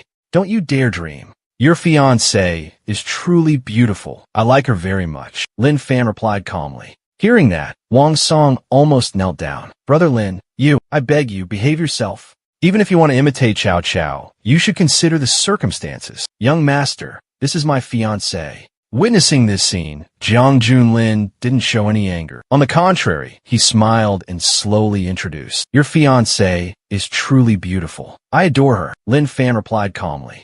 Haha, young master Jiang, don't laugh. My brother Lin just likes to joke around. Wang Song gave a forced laugh, hurriedly stepping in to mediate. There's no need for that. Who doesn't appreciate beauty? Him saying that proves my fiancé is truly stunning, captivating enough to move people's hearts. Jiang Junlin waved his hand, smiling as he spoke. Lin Fan quietly observed Jiang Junlin. This man was truly deep and unfathomable. All his emotions were expertly concealed. Young Master Jiang, there's actually something you don't know. Your fiancé is my ex-girlfriend. Lin Fan gave a slight smile. Jiang Junlin, his ex-girlfriend, stood frozen, her face etched with shock. Wang Song, along with Jiang Xining and the surrounding onlookers, gaped in astonishment. Even Jiang Qianhe furrowed his brows in confusion. Lin Fan looked at Chun Inua and sighed. Inua, long time no see. Can we talk privately for a moment? After a moment of internal struggle, he stepped forward, trying to pull Chun Inua aside to explain. Lin Fan, are you crazy? Don't disgust me. Chun Inua slapped Lin Fan's hand away, her face cold as she shouted. Young man, I don't care what kind of relationship you had with my fiancé before, but from now on, you and she are strangers. Don't try anything funny, or don't blame me for being rude. Jiang Junlin also spoke in an icy tone. Lin Fan gazed silently at Chun Inua, choked with emotion. What could he possibly say? Could he confess that their 7 vows years ago were made under duress, forced by the need to cultivate immortality? Could he admit that his love for her still burned brightly, that he yearned to rekindle their lost love? Lin Fan remained silent for a long moment, then softly whispered, I'm sorry. Chun Inua looked at Lin Fan, her eyes filled with immeasurable pain. A bitter, sardonic expression crossed her face. For this man, she had waited 15 long years, enduring bitterness and humiliation. Looking back, it was all so ludicrous. Junlin, let's go. With that, Chun Inua turned and walked towards a sleek, black SUV, gleaming under the sunlight. Sister-in-law, wait for me. Jiang Xining hurried after her. Jiang Sanha shot Lin Fan a cold glance, said nothing, and got into the car. Even if Yang Tianbao had said that, Lin Fan seemed to be a descendant of the Taoist lineage. The Taoists were divided into many different sects, and not every descendant was worthy of the Jiang family's regard, especially this damn Lin Fan. daring to even dream about the future fiancé of our Jiang family. That old man showing him mercy by not slapping him to death is already a huge favor. Alright, Lin Fan, there's something you probably don't know yet. Chun Yinhua is the true daughter of the prestigious Chun family in Yinchuan. Do you know what the Chun family in Yinchuan represents? Jiang Junlin suddenly lowered his voice, a knowing look on his face. Lin Fan frowned. He didn't really understand Yinua's background when they were still deeply in love. Every time he asked, she skillfully evaded the question. She only said, "You'll know when you come to my house to propose." Hearing Jiang Junlin say that now, he knew Yinua's family background was definitely not ordinary. Lin Fan, the 1st of October is my and Yinua's big day. Remember to come to the wedding? Consider it a farewell to your unfinished youthful love. Jiang Junlin sneered. Then threw the 20 million card hard onto the ground, turned around, and got into the car. Lin Fan stood silently, his eyes following the car as it disappeared into the distance, his deep eyes welling up with tears. 15 long years on the mountain, tortured to the brink of death by the old man, hovering between life and death. He had never shed a single tear. But now, an indescribable burning sensation rose in his nose, choking him with emotion. He was unwilling, deeply unwilling, but it was all too late. Even if he possessed unparalleled power now, some things were lost forever, never to be found again. Wang Wensong stood beside him, shaking his head and sighing. Why does it have to be this way? Brother Lin, it's just a woman. As many as you want, I can arrange for you. Enough for you to constantly change to new ones. He picked up the card and handed it to Lin Fan. Brother Lin, take it. It's 20 million after all, don't waste it. Consider it a gift from me. Lin Fan shook his head and strode away, his figure disappearing into the darkness. Wang Wensong stood frozen in place. This Lin Fan, what a strange character. Just now, he was demanding a hefty ransom. Now, he doesn't even need 20 million. In a dense forest on Mount Tai, the assassin Xue Shou had just successfully escaped. He leaned against an ancient tree, pulled out his cell phone, and dialed a number. How's the job coming along? A gruff voice immediately answered from the other end. It's a failure. At the crucial moment, that old man Jiang Sanhua showed up. I saw things were going south, so I retreated. Yi Tianxin, I don't want to hear the process. I only care about the final result. Do you understand? That extreme young stone. When you complete the mission, I'll contact you again. With that, the other end hung up. Xue Shou clenched his phone, his face darkening considerably. He was a notorious demon who had been running rampant for over 25 years, yet he was being treated with such disdain. No matter how noble their birth or terrifying their background, such disrespect would never be tolerated. But then, the thought of the extreme Yang stone surfaced, forcing him to suppress his rage and regain his composure. Everyone under the heavens knew of his incredibly powerful and unparalleled blood demon great law, capable of absorbing the vital essence of others to enhance his martial arts realm and break through his own limits. However, this heaven-defying cultivation technique had a fatal flaw. It eroded the bloodline, damaging one's vital energy and shortening their lifespan. He was only in his early 50s, but because he dedicated himself to cultivating the blood demon great law, his appearance was as aged as a centenarian. Fortunately, he was once guided by an enlightened expert who told him that by tempering his body with yin and yang energies and harmonizing them, he could overcome this weakness and eliminate the adverse effects. Now, the extreme yin stone was in his possession, and only the extreme yang stone remained for him to achieve complete success. At that very moment, a tall figure suddenly emerged from the pitch-black darkness. The Bloodhand Killer was startled, but upon recognizing the newcomer as Lin Fan, he breathed a sigh of relief, a sinister and terrifying smile spreading across his lips. You got some nerve, kid. Do you really think that the title of Taoist heir will make me hesitate? Lin Fan glanced coldly at Xue Shouren too. Were you talking to the Jiyang Stone just now? So you eavesdropped on everything? Xue Shouren too narrowed his sharp eyes. With that, he stomped his foot on the ground, lunging forward with lightning speed. His right hand morphed into the shape of a pan, striking directly at Lin Fan. In that instant, Lin Fan swung his right hand towards him. Before Xue Shouren too could react, he felt a sharp, solid impact in his stomach. His entire body flew backward, crashing hard into an ancient tree trunk. If Jiang, he had witnessed this scene, he would have been utterly terrified. Shueisho Ren II, now an expert in the early Earth realm, had been defeated with a single blow. You. Who are you? Shueisho Ren II struggled to his feet, his eyes wide with terror as he stared at Lin Fan, a powerful aura radiating from his body. This was the extraordinary presence of a true Heaven Realm expert. Lin Fan slowly walked towards him. Shueisho Ren II dared not utter a single unnecessary word. He quickly extended his right hand, preparing to unleash his ultimate technique, the soul absorption art. But in an instant, a sight that terrified Shueisho Ren II appeared. He thought Lin Fan was about to take his life. In a panic, he immediately dropped to his knees, kowtowing repeatedly. "Senior, this lowly one knows his sin. Please spare my life. I will do anything you command."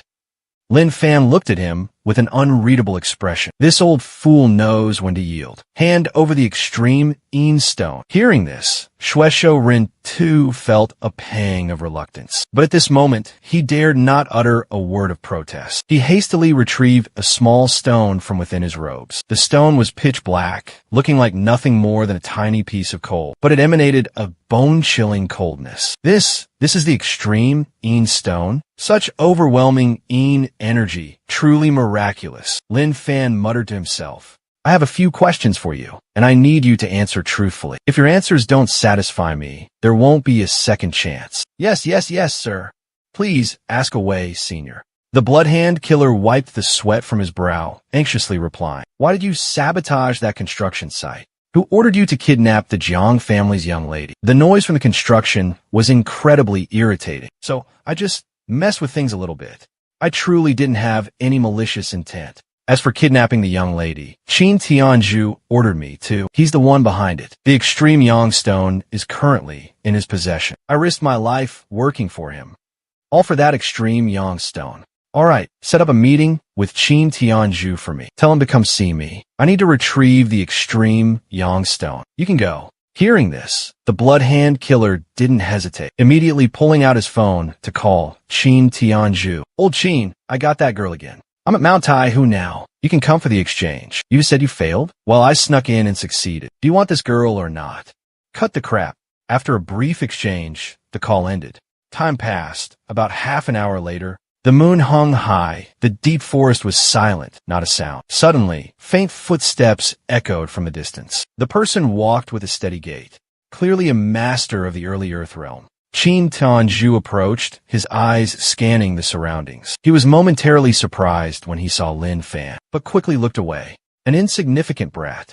Where is she? Qin Tianzhu took out a small stone, about 4 or 5 centimeters in diameter, but with a bright blood-red color, radiating a scorching heat like boiling lava. Bloody Hand looked at the stone with greedy, longing eyes. Haha, that foolish old Qin Tianzhu actually dared to trust me. Yi Tianxin, do you think I don't know your true nature? You schemed and lured me here just to steal the extreme Yang Stone. I came here today for the extreme Een Stone. That's in your possession. If you're smart, hand it over obediently and save yourself some pain. Qin Tianzhu let out a cold laugh and clapped his hands. From the depths of the dense forest, an old man slowly emerged. Yi Tianxin, long time no see. Qin Kuan, the notorious Bloodhand Killer, his pupils constricted in terror. But a moment later, he felt fortunate. That Lin Fan was here tonight. Senior, this man is Qin Kuan, a senior expert of the Qin family. His cultivation has probably reached the middle or late stage of the Earth realm. The Bloodhand Killer respectfully reported to Lin Fan. Witnessing this scene, both Qin Kuan and Qin Tianzhu narrowed their eyes in confusion. What's going on? Why is the Bloodhand Killer acting so respectfully towards this young brat? Both men cautiously observed Lin Fan, their sharp eyes scrutinizing him. But no matter how closely they looked, they couldn't see anything unusual about him. Lin Fan shook his head slightly, his figure suddenly vanishing into thin air. His speed was terrifyingly fast, leaving no time for reaction. In the next instant, he appeared before Qin Tianzhu, barely a meter away, his right hand outstretched. Qin Tianzhu's pupils abruptly constricted. The instincts of a seasoned martial artist kicked in, and he immediately counterattacked. But it was all in vain. As easily as flipping his hand, Lin Fan tightened his grip around Qin Tianju's throat. Then, with his other hand, he swiftly searched Qin Tianju's body. After seizing the extreme Yang Stone, Lin Fan flung Qin Tianju away. Crash! Qin Tianju, an expert in the early stages of the Earth realm, was thrown more than 10 meters. He finally slammed into a large tree trunk. Everything happened so fast, as fleeting as a gust of wind. Qin Kuin's face drastically changed, filled with utter terror. He hurriedly rushed to Qin Tianju's side. Carefully, he helped him up.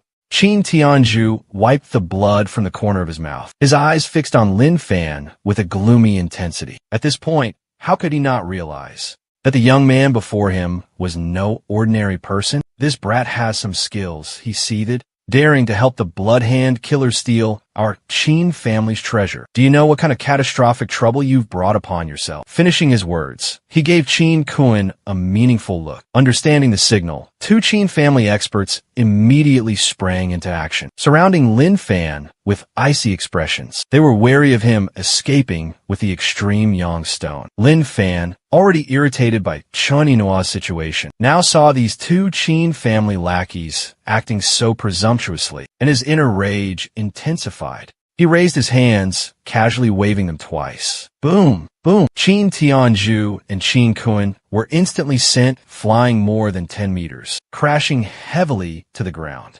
Two large craters appeared on the ground. Witnessing this scene, the Blood Hand Killer gulped, utterly terrified. With a single move, he effortlessly defeated the two Earth Realm experts. The power of a Heaven Realm expert is truly terrifying. Qin Tianju and Qin Kuin struggled to help each other up, covered in blood, their faces filled with horror as they stared at Lin Fan. Initially, they thought he was just a nobody, insignificant and weak. But unexpectedly, he was a hidden master with unfathomable strength. Powerful internal energy radiated from his body.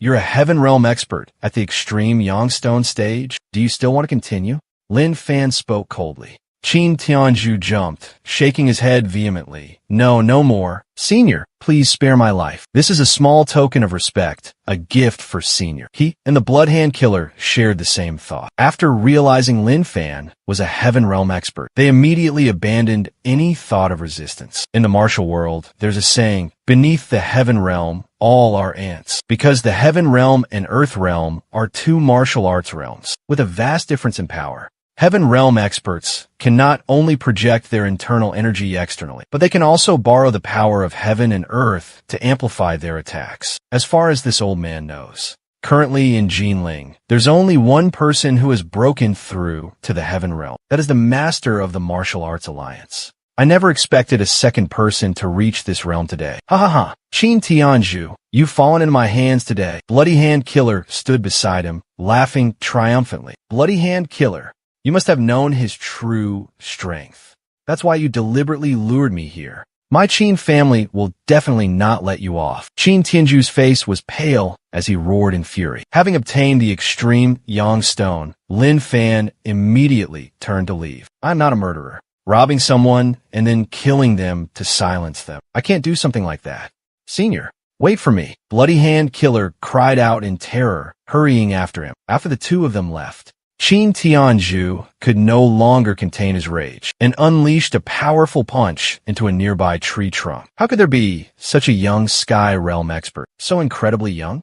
Qin Kuin sighed, his gaze directed towards the direction Lin Fan had left. The Jiang family now has the Chun family of Yunchuan as a strong backing, and the Chun family is one of the leading dominant forces in Yunchuan, with countless Sky Realm experts, no less than 10. If we don't come up with a countermeasure, by the time the Jiang family and the Chun family's daughter get married, it will be the time of our Qin family's demise. Hearing this, Qin Tianju's expression became extremely grave. The Jiang and Qin families have always been at odds, like fire and water. This time, their kidnapping of Jiang Jining was also one of their schemes to deal with the Jiang family. Unexpectedly, the Blood Hand Killer was so useless. Actually, according to the investigation, this Chun Yinua already has child. Her daughter suffers from a rare and incurable disease called Kabuki syndrome. The Jiang family found a renowned divine doctor who might be able to cure this terrible illness. That's why Chun Yinhua agreed to marry into the Jiang family. If we fully exploit this weakness, perhaps we can gradually turn the tables in this unfavorable situation. Qin Kuan slowly spoke. Third uncle, your idea is brilliant. Even Hua Tuo Reborn would be indebted to our Qin family. We could certainly request his assistance. If we can sway the Chun family to our Qin family side, then the Jiang family will no longer be a threat. In the worst-case scenario, we can secretly hire someone to assassinate Chun Yinhua. No matter what, we absolutely cannot allow her to marry into the Jiang family. Late in the night, all was quiet. Lin Fan strolled along, carefully observing the two yin-yang stones in his hands. The two stones placed side by side created a strange phenomenon. Yin and yang energy intertwined, forming a faint Taijida diagram that appeared on his palm. The mystical image seemed to dance in his hand. Yang represents life, Yin represents death, life and death in an endless cycle. Truly the primordial energy of heaven and earth. It could both temper the body and be integrated into the golden core, helping one break through bottlenecks and advance into the Yuan. Lin Fan's eyes lit up. All right, he exclaimed. You follow me for a long way now. Now that we've reached safety, you can leave. Lin Fan turned, his expression serious as he looked at the blood hand executioner. Senior, in my current condition, without the yin-yang stone, I'm afraid I won't live past 3 months. For the past 25 years, I've lived in hiding, evading even the Martial Alliance. This is enough to prove my worth. Shueshou Run 2, the cold-blooded killer, with an impassive face and an unmoved heart, narcissistically said, Senior, please accept this one. From now on, any tasks that are inconvenient for Senior, just leave them to me. All right, then follow me. Lin Fan replied casually. However, I cannot give you the yin-yang stone. I can cure your condition. After 15 years of seclusion in the mountains, besides cultivating the Tao, I have also honed my alchemy skills to the point of pure and refined fire control. The minor aftereffects of this martial arts technique are insignificant to me. Hearing this, Shueshou Rentu's eyes lit up. Oh, really? Of course it's true. Follow me, and I will write you a prescription. Just follow it to gather the herbs, and you'll be completely cured in less than half a day. Asterisk thump, thump, thump, thump, thump, asterisk. Shueshou Rentu immediately knelt down, knocking his head heavily 3 times. As long as Senior cures me. Later, you are my savior, the one who gave Yi Tianxin a new life. Even if you order me to eat shit right now, I wouldn't hesitate for a second. Lin Fan's phone suddenly rang. It was the ringtone Lin Fan had specifically set for his little sister, Xiao Dao. The moment he answered, Xiao Dao's panicked sobs came through the phone. Sob, sob, brother, don't come. There are so many of them. Don't worry about me. Hearing that, Lin Fan's heart clenched, skipping a beat. Before he could speak, a sinister male voice echoed from the other end. Lin Fan, is it? You just heard your little sister's voice, didn't you? Lin Fan coldly interrupted him. Let my sister go, bring her home safely. Otherwise, I swear, within 10 minutes, I will personally come to you and break every single bone in each of your bodies. A savage, maniacal laughter erupted from the other end of the line. Ha ha ha ha. Lin Fan. I was originally going to tell you the location, so you could come yourself, but I've changed my mind. If you're not here in 10 minutes, be prepared to collect your sister's corpse. Without waiting for Lin Fan's reply, he hung up. Lin Fan gritted his teeth, his face darkening menacingly. A dragon's reverse scale, touch it and die. I left a spiritual mark on my sister. If she's in mortal danger, this spiritual mark will immediately react. But right now, I can't sense any fluctuation from it. There's no spiritual energy at all, which means she's at least safe for now. Who dares kidnap the sister of the Bloodhand Executioner? I won't let him get away with this. The Bloodhand Executioner was ice cold, his killing intent soaring to the heavens. Lin Fan didn't reply, closing his eyes to focus on sensing the location of the spiritual mark. Discovering his younger sister was being held captive near his home in Lin Family Village, on the outskirts of the city. A simple, one-story house stood quietly there. This old man has been waiting for you. Lin Fan respectfully said, Senior, do you require my assistance in rescuing her? The Bloodhand murderer inquired.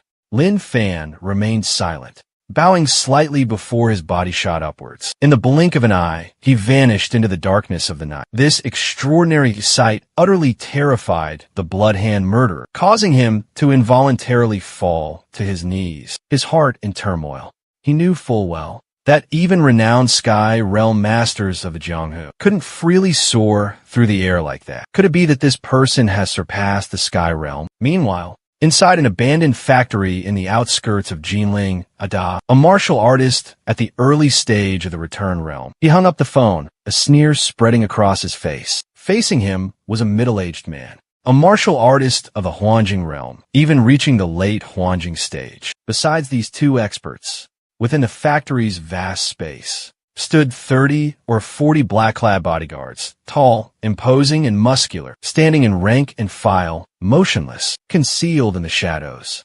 Dozens of menacing black guns were aimed, exuding a bone-chilling, killing intent. This time to deal with Lin Fan, the second branch of the Triad Society, had mobilized all its elite forces. Ada scoffed, saying, "Master Situ is truly too cautious, actually sending you to help me deal with this piece of trash. I alone am more than enough to handle him. Master Situ's personality has always been like this. We are merely subordinates. We shouldn't casually comment on him. Just complete our mission." After a brief exchange, the two Sovereign Realm experts simultaneously directed their gaze towards a hidden corner of the factory. Lin Yunjiao was huddled there, clutching her knees tightly, her face as pale as a sheet of paper, her whole body trembling uncontrollably. She was just a fragile, delicate female student who had never witnessed such a horrifying scene before. I don't need the compensation anymore. Please, can you just let me go?" Lin Yunjiao mustered all her courage, her voice trembling as she spoke. The naive girl naively thought that these people were from the demolition company, and that they had kidnapped her to force her to accept a low price for her family's land, essentially stealing it from them. "Little girl, you're so naive." Ada stepped in front of Lin Yunjiao, looking at her with lustful, greedy eyes. "I must say college students these days look so delectable. This little girl is beautiful, with fair, rosy skin as smooth as a newly bloomed flower. Your brother killed over 50 of our brothers. We're here for revenge." Ada coldly stated. "Impossible. How can my brother kill so many people? There must be a misunderstanding." Lin Yunjiao couldn't believe her ears. "Didn't your brother ever tell you anything?" Ada let out a sinister chuckle. His eyes raked over Lin Yunjiao's alluring figure, filled with lust. "I can let your brother go, but you'll have to pay a price." What do you want?" Lin Yunjiao clutched her chest, her face filled with terror. Ada's expression turned even colder at her words. "This isn't something you have a choice in. Looking at you, you're still a virgin, aren't you? Your brother said he'll be here in 10 minutes. 10 minutes is enough for me to have fun with you 10 times over." "No, stop, don't." Lin Yunjiao scrambled up in a panic and ran. Ada leisurely chased after her like a cat toying with a mouse. Seeing this, his underlings, the bodyguard in the black suit, quickly averted his gaze, not daring to look directly. But just at that moment, boom, the heavy metal door of the factory was kicked open from the outside. Lin Fan, his face cold and expressionless, strode inside. Nearly a dozen bodyguards rushed forward, surrounding Lin Fan like a tight wall. Dozens of dark, cold gun barrels were pointed directly at him. Deafening gunshots echoed throughout the vast factory. "You got here fast. Not even 10 minutes. Ada stopped chasing Lin Yunjiao, looking at Lin Fan with a mocking and contemptuous gaze. "Right on time. I was just about to have some fun with your little sister. Since you're here, watch my technique." Lin Fan glanced coldly at Ada. He realized this was the man who had just called him. Nearly a dozen tall, burly bodyguards, muscles rippling, immediately charged towards Lin Fan. They wielded clubs, fierce and menacing, their faces contorted in rage. But Lin Fan remained calmly in place, unfazed, remained motionless like a statue. Only when they drew near did he lazily wave his hand, delivering a few light slaps as gentle as a breeze. Slap, slap, slap. In the blink of an eye, more than a dozen bodyguards were sent flying, crashing to the ground with agonizing groans. Witnessing this scene, Ada and the man in the gray cloak exchanged horrified glances, their faces pale. Both of their eyes were filled with utter astonishment. They never expected this young punk to be so arrogant, but this was as far as he would go, facing two top experts like them, along with dozens of dark gun muzzles lurking in the shadows. Even a Xian realm expert would meet certain death here. Ada sneered, stomping his foot on the ground. His entire body sprung forward like a cheetah, unleashing a ferocious punch towards Lin Fan. The punch carried terrifying power, ripping through the air. Witnessing this, everyone gasped, their faces turning ashen. Lin Fan calmly extended his right hand, effortlessly catching Ada's devastating punch. He tightened his grip slightly, and a crack echoed. Ada's arm bone instantly shattered into fragments. Excruciating pain ripped through him, forcing a terrifying scream from his lips. His entire body trembled violently. Witnessing this scene, everyone gasped, utterly horrified. How could this be possible? Ada was a martial artist of the early Yellow Realm, yet he was defeated by a nameless nobody? Akiyu, save me. This brat is no ordinary person. Ada desperately cried out to the middle-aged man. You must have reached the Middle Yellow Realm, haven't you? Someone who progresses this rapidly is called a genius. Those who cannot develop are merely trash. Meeting me today is your greatest misfortune, Akiyu declared coldly. As soon as he finished speaking, the powerful aura of a late Yellow Realm martial artist suddenly erupted from him. Everyone felt a terrifying pressure, leaving them breathless. Akiyu took a large stride, appearing before Lin Fan in the blink of an eye. He unleashed a palm strike of earth-shattering power, the legendary technique, Invincible Thunderclap Palm. Facing this terrifying, suffocating force, Lin Fan remained as calm as an autumn lake, a faint smile even playing on his lips. So much fanfare for so little skill.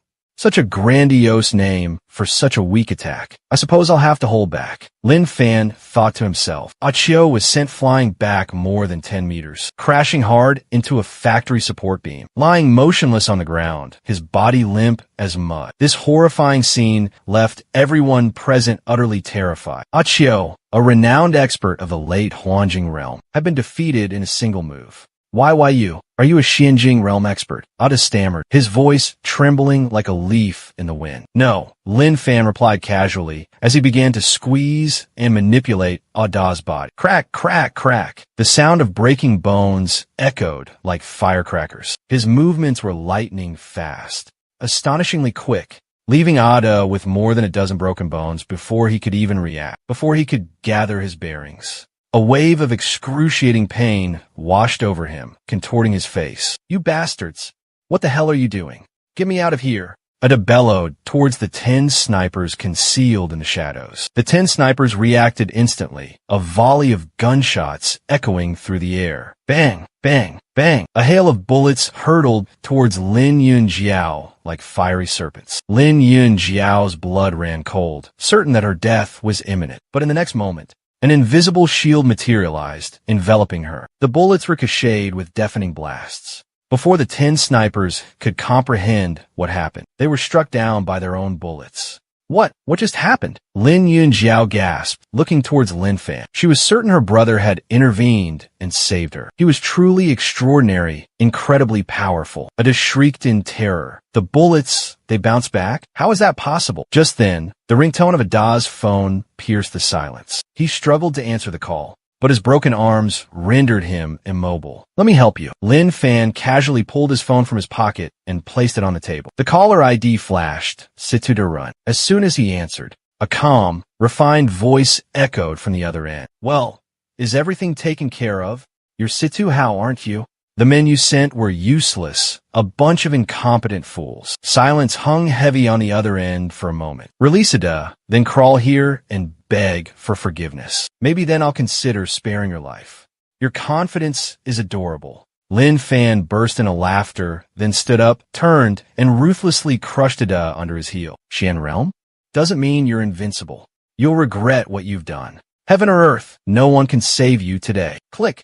The line went dead. Lin Fan sneered, crushing the phone in his hand. Inside a luxurious, extravagant villa in Jinling City, Situ Hao, consumed by rage, slammed his phone to the ground. Damn it. Could someone as arrogant as him actually be this endearing? As the leader of the second branch of the renowned Triad Society, Senku Tang, he had never experienced such humiliation.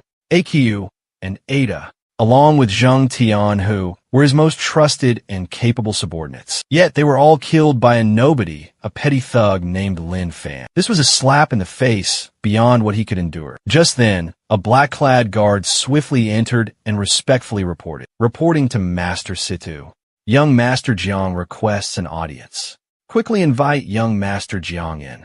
Situ Hao took a deep breath, trying to suppress his rage and regain his composure. Although the Jiang family had always secretly supported Sankatang from behind, in reality, Sankatang was not dependent on the Jiang family. They were a powerful force, rivaling the three great families. Jiang Junlin, dressed in pristine white, slowly entered the hall. Young Master Jiang, to what do I owe the pleasure of your visit at this late hour? Is something the matter? Situ Hao gestured for Jiang Junlin to sit down as he spoke, sat down, chuckled, and said, I, Home Master Situ, have always been a straightforward man. I don't like beating around the bush. Old Master Qin has been missing for half a year now, and the Qin family has been suspiciously quiet, keeping everything under wraps. So, I'd like to ask you to investigate the situation within the Qin family for me. Jiang Junlin went straight to the point.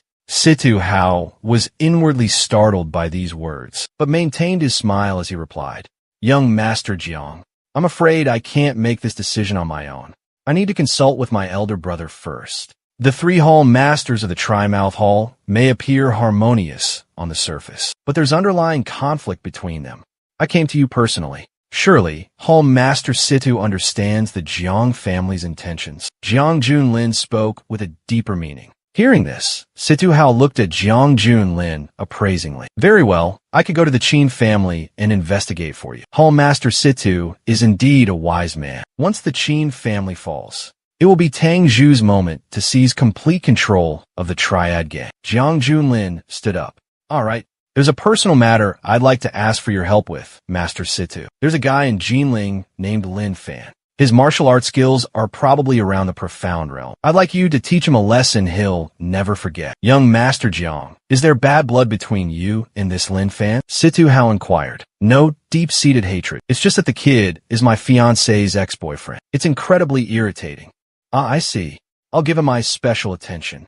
After Jiang Junlin left, Situ Hao sat down on the sofa, a cold glint flickering in his eyes. In Jinling these days, who doesn't know the Jiang family? The Jiang family is about to form a marriage alliance with the Chun family of Yinchuan. And Lin Fan happens to be Jiang Junlin's fiancé's old flame. So, that little girl with Kabuki syndrome is highly likely to be Lin Fan's biological daughter. If that's true, Lin Fan can't be eliminated just yet. He could become a pawn to control and restrain the Jiang family. As for the words Jiang Junlin just uttered, he naturally wouldn't completely trust them. If Jiang Junlin were truly as naive and innocent as he appeared, he would have perished decades ago. Around 10 o'clock at night, Lin Fan and his sister returned home. However, the blood hand killer was lying in wait. The moment he saw Lin Fan, he breathed a sigh of relief, hurried forward, and respectfully said, Senior, you're back. Lin Fan nodded slightly in response. Brother, who's this old man? Lin Yun curiously asked. Lin Fan calmly replied, His name is Yi Tian Xian. What a nice name. Then can I call you Grandpa Tian Xian? You should call him Uncle Tian Xian. He's only in his 50s. He just looks older because of his illness. That's terrible.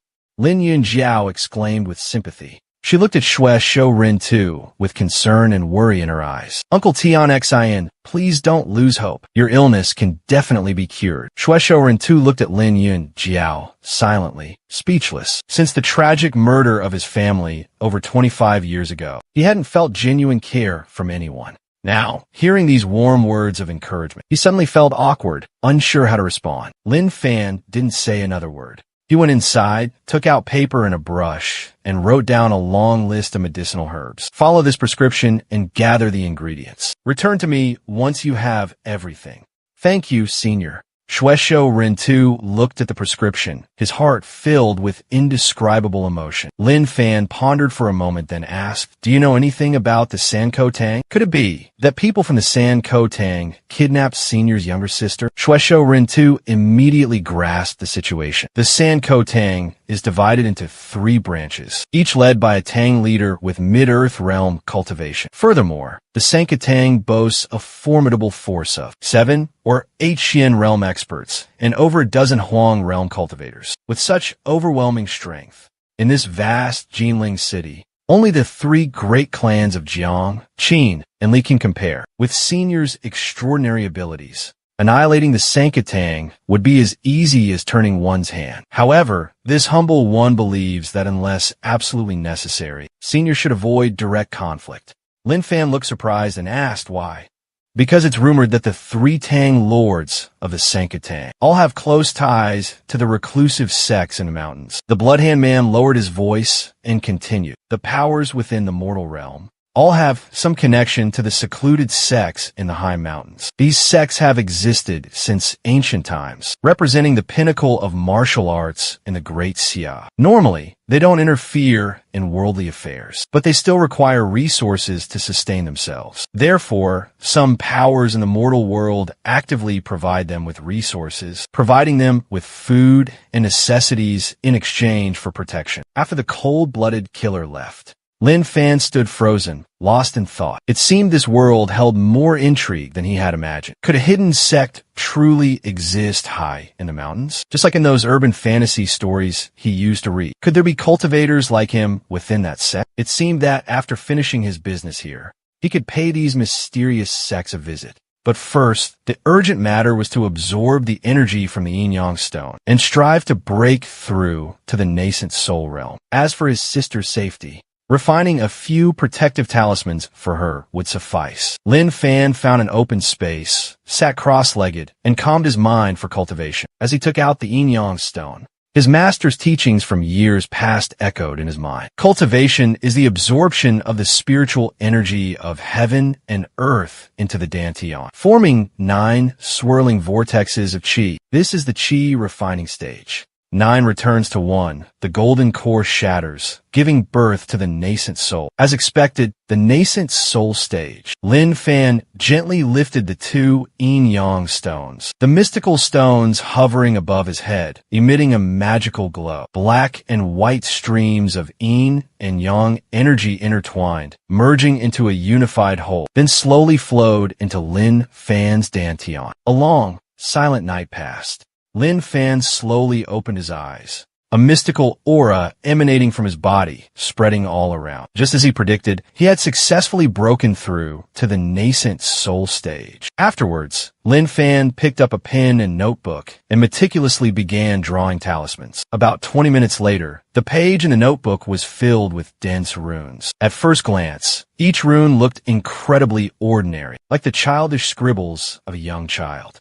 But if any cultivator were present, they would immediately recognize the faint spiritual energy emanating from these runes. Just then, Lin Yun rubbed her eyes and walked out, seeing her brother. "Brother, did you stay out here all night?" "I was cultivating in seclusion last night." Lin Fan smiled gently, then handed the notebook to his sister. "This is an attack talisman. I drew it for you for protection. Later on, if any AI dares to bully you, just rip out a talisman, throw it at it, and yell 'destroy.'" Hearing this, Lin Yunjiao curiously tore a talisman from a book, threw it at a concrete block not far away, and shouted, "Destroy." Boom! The concrete block, over a meter in diameter, instantly exploded into a cloud of dust. It didn't break into pieces, but turned into fine powder. Lin Yunjiao exclaimed in astonishment, "Brother, this is incredible. It's not like science at all. It's like a mini bomb." After breakfast, Lin Fan and Lin Yunjiao pulled their suitcases to Jinling University. From today onwards, Lin Yunjiao would officially live in the university dormitory, beginning her wonderful 4-year college life. "Hello, are you 2 new students here for enrollment?" The siblings turn around, seeing a young man smiling and walking towards them. Qin Feng's heart was filled with excitement. He was the young master of the prestigious Qin family. He arrived at the prestigious Jinling University, but not to bury his nose in books like those naive country bumpkins. He came to fully indulge in the unrestrained freedom of college life. Therefore, for the past month, almost every day, he and his trusted lackeys would prowl around the female dormitories, hunting for beautiful prey to satisfy his depraved desires. But when his eyes landed on Lin Yunjiao, his eyes lit up as if he had found a treasure. Her figure was well-proportioned and alluring. Not overly showy, yet far from ordinary. Every curve exuded an unbelievable perfection. I must have her. A dark thought flashed through his mind. Qin Feng stepped forward, flashing his usual lecherous grin. "You're Lin Yunjiao, right?" he asked probingly. Lin Fan glanced at Qin Feng with a cold expression, offering no reply. As a senior student, witnessing the arrival of new students, it was perfectly normal to offer greetings. "My name is Qin Feng, second-year student in the Business Administration Department. So, I'm like your senior. Hello, nice to meet you. I'm Lin Yunjiao." That's a beautiful name. I like names with Jiao in them. They sound strong, extraordinary. You're new here, so there must be a lot you're not familiar with yet, right? Let me show you around. Qin Feng enthusiastically offered. Lin Yunjiao saw through his intentions and politely declined. "There's no need, thank you. I have to meet with my homeroom teacher later." Hearing that, Qin Feng's eyes lit up. "Meeting with your homeroom teacher? Isn't this the perfect opportunity for me to show off? I know all the homeroom teachers in the Business Administration Department. No one dares to disrespect me. Let me take you. I guarantee the teacher will welcome you with open arms." "There's really no need, thank you." Lin Yunjiao firmly refused. Qin Feng's expression immediately changed, his face darkening. "I can't believe I was so enthusiastic, and yet, she showed him no respect. In this entire school, who would dare to refuse him repeatedly like this? So much babbling. Didn't you hear what my sister said?" Lin Fan lost his patience and shoved Qin Feng away. Qin Feng stumbled, nearly falling, his face dumbfounded. He dared to push me. Around them, passing students were drawn to the commotion. Everyone looked astonished. "Oh my God, who is this guy? He dared to shove Qin Feng? Does he have a death wish?" I heard Qin Feng has a powerful background. Even Qin Ziming, the student council president, has to give him face. He's only here to fool around. Hearing the surrounding whispers, Lin Fan gradually understood the situation. It turned out this guy was just a rich playboy here to enjoy himself. You dare push me?" Qin Feng struggled to his feet, glaring at Lin Fan with an icy expression. "You not only shoved me, but you dare hit me too?" Lin Fan effortlessly delivered a swift kick, sending Qin Feng sprawling to the ground. Ouch! Qin Feng clutched his stomach, a flicker of fear in his eyes. Today, he hadn't brought his usual gang of lackeys, and to make matters worse, he'd been humiliated in front of so many people. You just wait.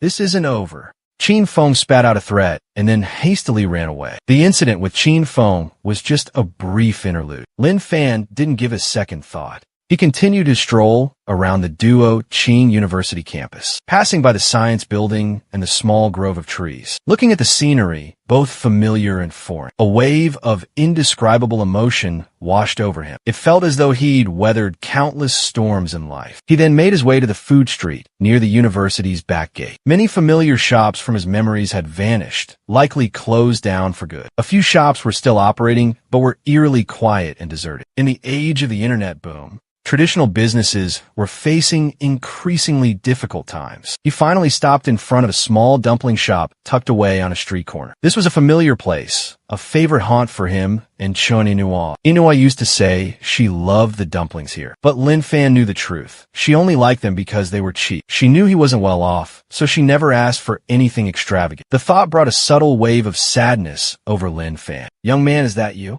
The dumpling shop owner came out, her face etched with surprise. She was a middle-aged woman. In the early days of her shop, customers fondly called her She Sure, the dumpling beauty, for her stunning looks. But now, more than 15 years had passed, and time had left its mark. Her hair was streaked with silver. "Madam, I'm surprised you still remember me," Lin Fan smiled. "How could I forget?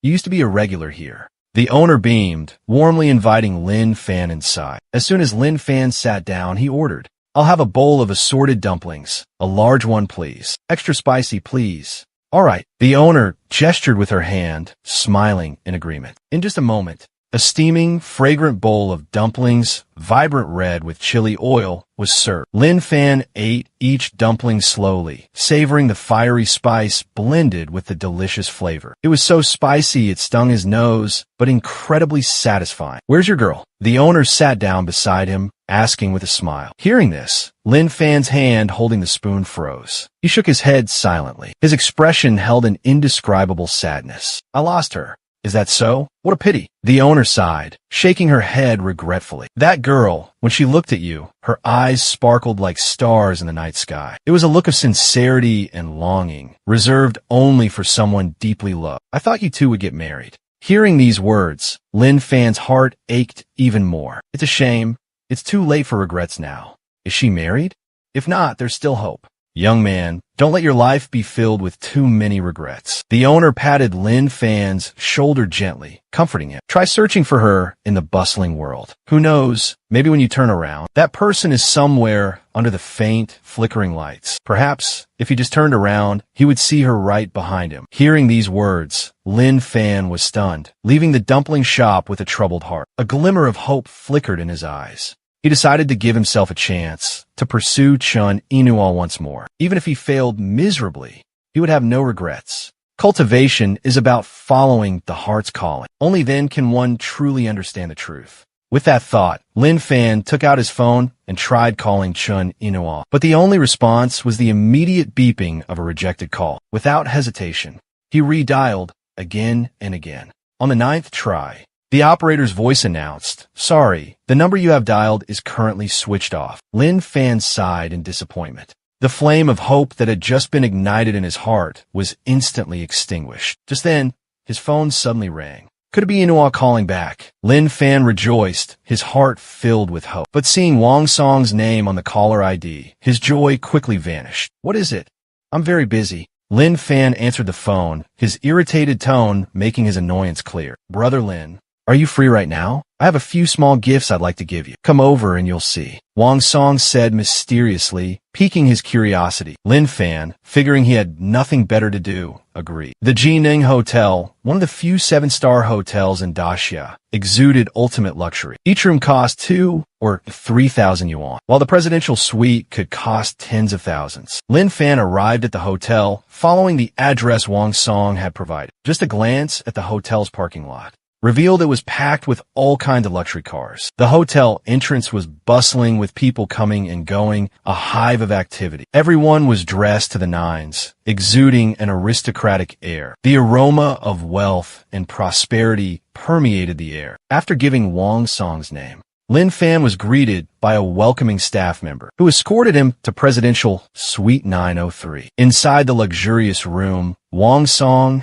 and his underling Zhang Bin were engrossed in a card game. Upon seeing Lin Fan enter, Wang Song immediately rose to greet him. "Brother Lin, you're here?" Lin Fan nodded slightly, casually finding a spot on the sofa and sitting down. "You said on the phone you had a gift for me. What is it?" "Lin Fan, don't be so impatient. It's still early. Let's play a few hands of cards to kill some time." Hearing this, Lin Fan looked at Wang Song with suspicion. Could there be something fishy going on here? I can't believe this. A major corporation chairman like him. Could he really be this free? And so, the three men played cards diligently until evening. Lin Fan sighed, throwing his cards on the table. "What is going on?" he asked impatiently. "Just tell me already. I've wasted so much time here." He suspected Wang Song was trying to pull something using the card game. "I thought they were discussing something serious, but it turns out they were just playing cards.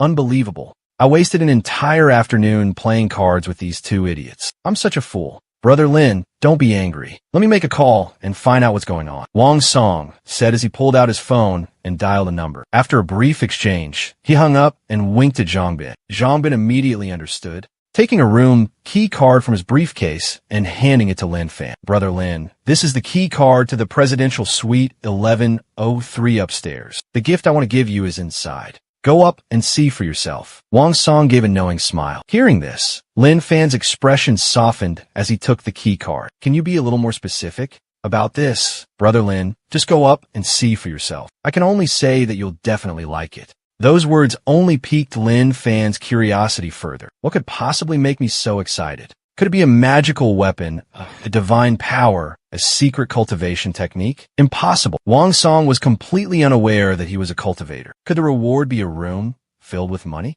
Lin Fan curiously took the room key and went upstairs. After a while searching, he opened the door and stepped inside. An alluring, rich fragrance immediately filled his nostrils. Right after that, four stunningly beautiful women appeared before his eyes. The scene before him, for any man, was the most beautiful sight on earth, a breathtaking spectacle, making the hot blood in his body boil and surge. However, Lin Fan was stunned, speechless. What's going on? Did I go to the wrong room? He wondered. He quickly looked at the room number again, then down at the card in his hand. No mistake. This is definitely room 808. Could it be that these four gorgeous beauties are the gift that Wang Song was talking about? Thinking of this, Lin Fan was so angry that he almost coughed up blood. I played cards with him all afternoon, and this is all I get.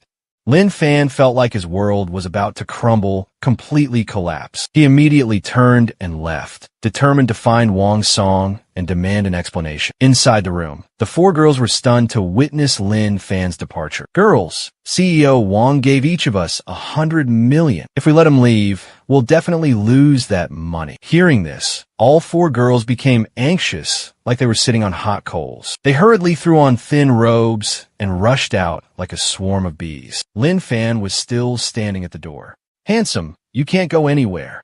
That's right, handsome. What are we supposed to do if you leave? Are you even a real man? How could you have the heart to leave us for beautiful women? Witnessing the girls chattering before him, Lin Fan's face darkened. Who told you to come here looking for someone and demanding money? We came here tonight to serve you. Handsome, you're not impotent, are you? Seeing four beauties like us, and you don't have any reaction?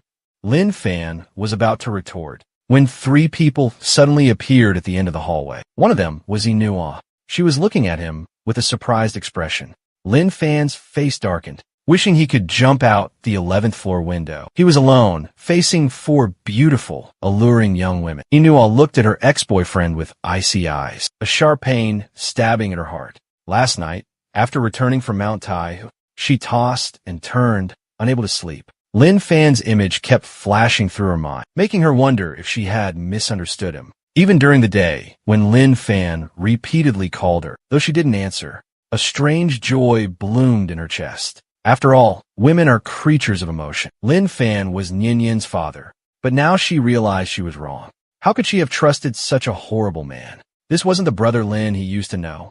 Jiang Jun Lin also witnessed the scene. A glint in his eyes, he hurried forward to greet them. Lin Fan remained silent. Just you wait, Wang Song. When I get back, I'm going to crush you. Talk about not knowing what you've got till it's gone. Lin, living the high life, I see. What's got you so riled up? I just gave you 20 million last night. And tonight you're already with four gorgeous ladies. Must have cost a pretty penny, huh? Before Lin Fan could answer, the four women jumped in. Who are you? What's it to you?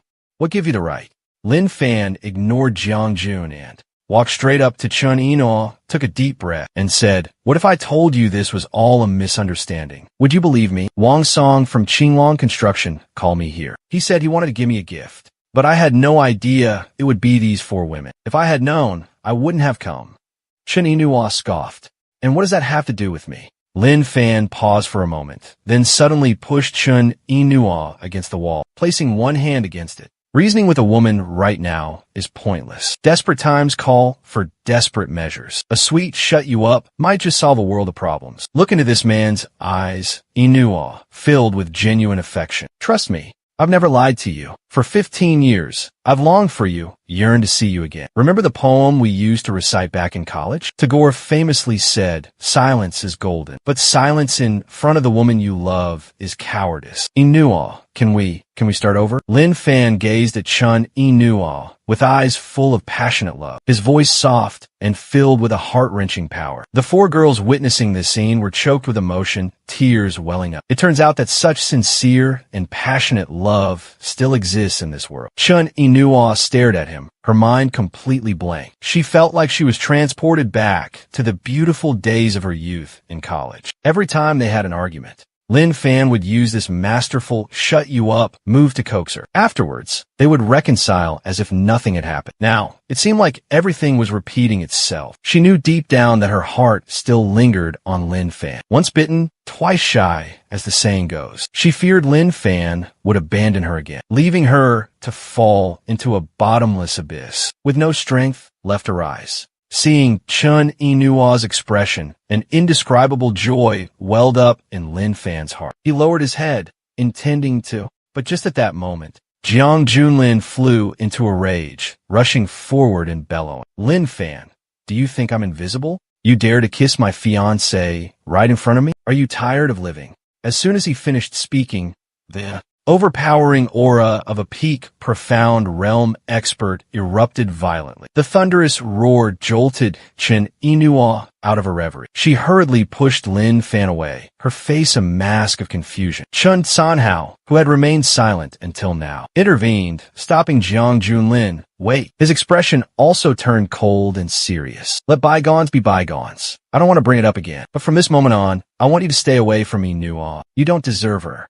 What's it to you? Sticking your nose where it doesn't belong? Lin Fan scoffed. He recognized the man before him as a peak Earth realm expert. But so what? In his eyes, he was still just an insignificant ant. I mean, Nua's older brother. Is that enough qualification for you? Chun Kanhao said coldly. Hearing this, Lin Fan's expression changed, his heart clenching. So it's the brother-in-law. A pleasure to meet you. Don't you dare pretend to be pleased. I said it already. You don't deserve my sister. Do you know how much she's suffered these past years? She defied our parents for you, took her daughter and rented a place, living in a damp, dark basement. Where were you then? Chun Inua silently shook her head, turning to walk towards the elevator. Seeing this, Chun Kinhao hurriedly chased after her. Lin Fan cherished the days ahead. Jiang Junlin gave Lin Fan a cold glance, then turned and walked away. Watching the three figures disappear, Lin Fan furrowed his brow in thought. What did his brother-in-law's cryptic words actually mean? Defying his parents, living in hiding with his daughter in a damp basement. Could it be because of a previous failed marriage? Could that little girl be his daughter? Lin Fan's heart skipped a beat, but then he shook his head in denial. He'd been missing for 15 years, and the girl looked only about 5 or 6 years old. She couldn't possibly be his daughter. He needed to calm down and think. At least after what just happened, Inua didn't seem to hate him anymore. Lin Fan breathed a sigh of relief. Downstairs, in the presidential suite 903, Wang Song and Zhang Bin had just finished their business and were sitting on the sofa, puffing on cigars, with smug looks on their faces. Bin, you know me best. You know that brother Lin is a womanizer. That's why I was able to hit his weak spot. Wang Song let out a hearty laugh, teasing him. I'm just afraid that brother Lin's small frame can't handle this wave of passion. The door swung open, and Lin Fan walked in with an icy expression. Haha, brother Lin, why are you back so early? Didn't you stay to enjoy yourself a little longer? Wang Song hastily stood up, greeting him warmly. Lin Fan suddenly grabbed Wang Song by the collar, lifting him off the ground. I want to strangle you right now. Who told you to arrange for women for me? Hearing this, Wang Song jumped, inwardly groaning. Could it be? Brother Lin doesn't like women. Nonsense.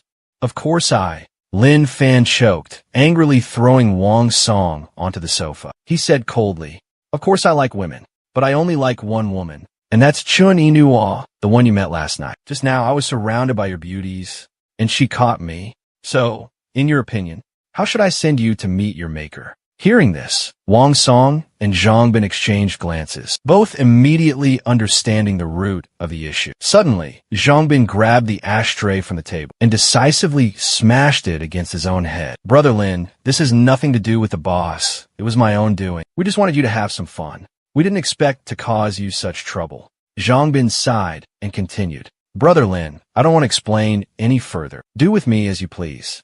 Just do it. If I make a single sound, I'm not Zhang Bin anymore. Xiao Bin.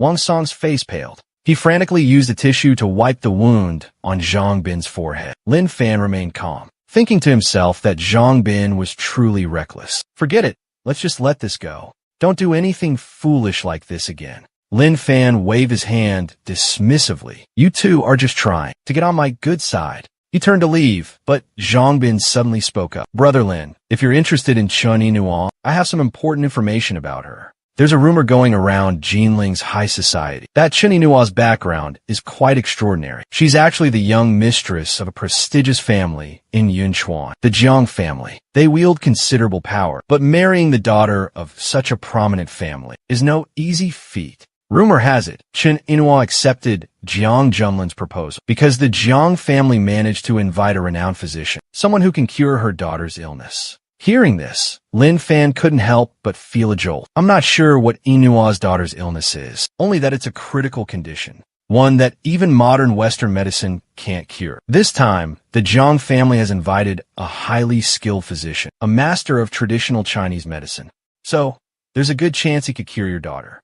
So that's how it is. A glimmer of hope flashed in Lin Fan's eyes. A light at the end of the tunnel. 15 years of cultivating in the mountains had honed his medical skills to an exceptional level. The 13 needles of yin and yang passed down by his master could cure 99.9% of the world's illnesses. Incredible. This information is incredibly helpful.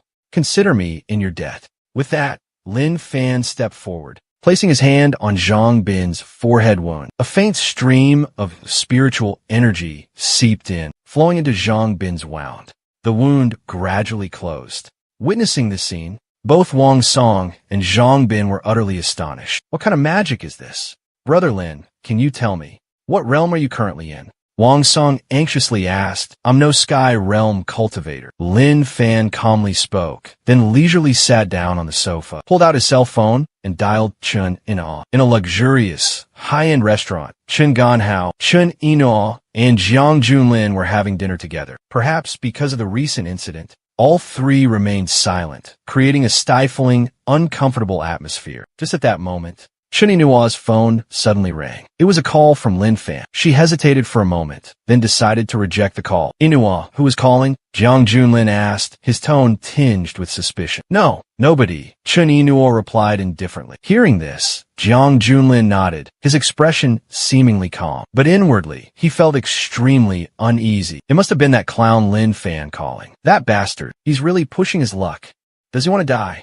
Just then, Chen Yinua's phone vibrated again, signaling a new message. It was from Lin Fan. She hesitated slightly, then opened the message. Chen Yinua, I guarantee I can cure your daughter. If you trust me, come to the hotel where we met tomorrow night. I'll be waiting. Chen Yinua stared at the message, her heart in turmoil. Now, her daughter was her entire world.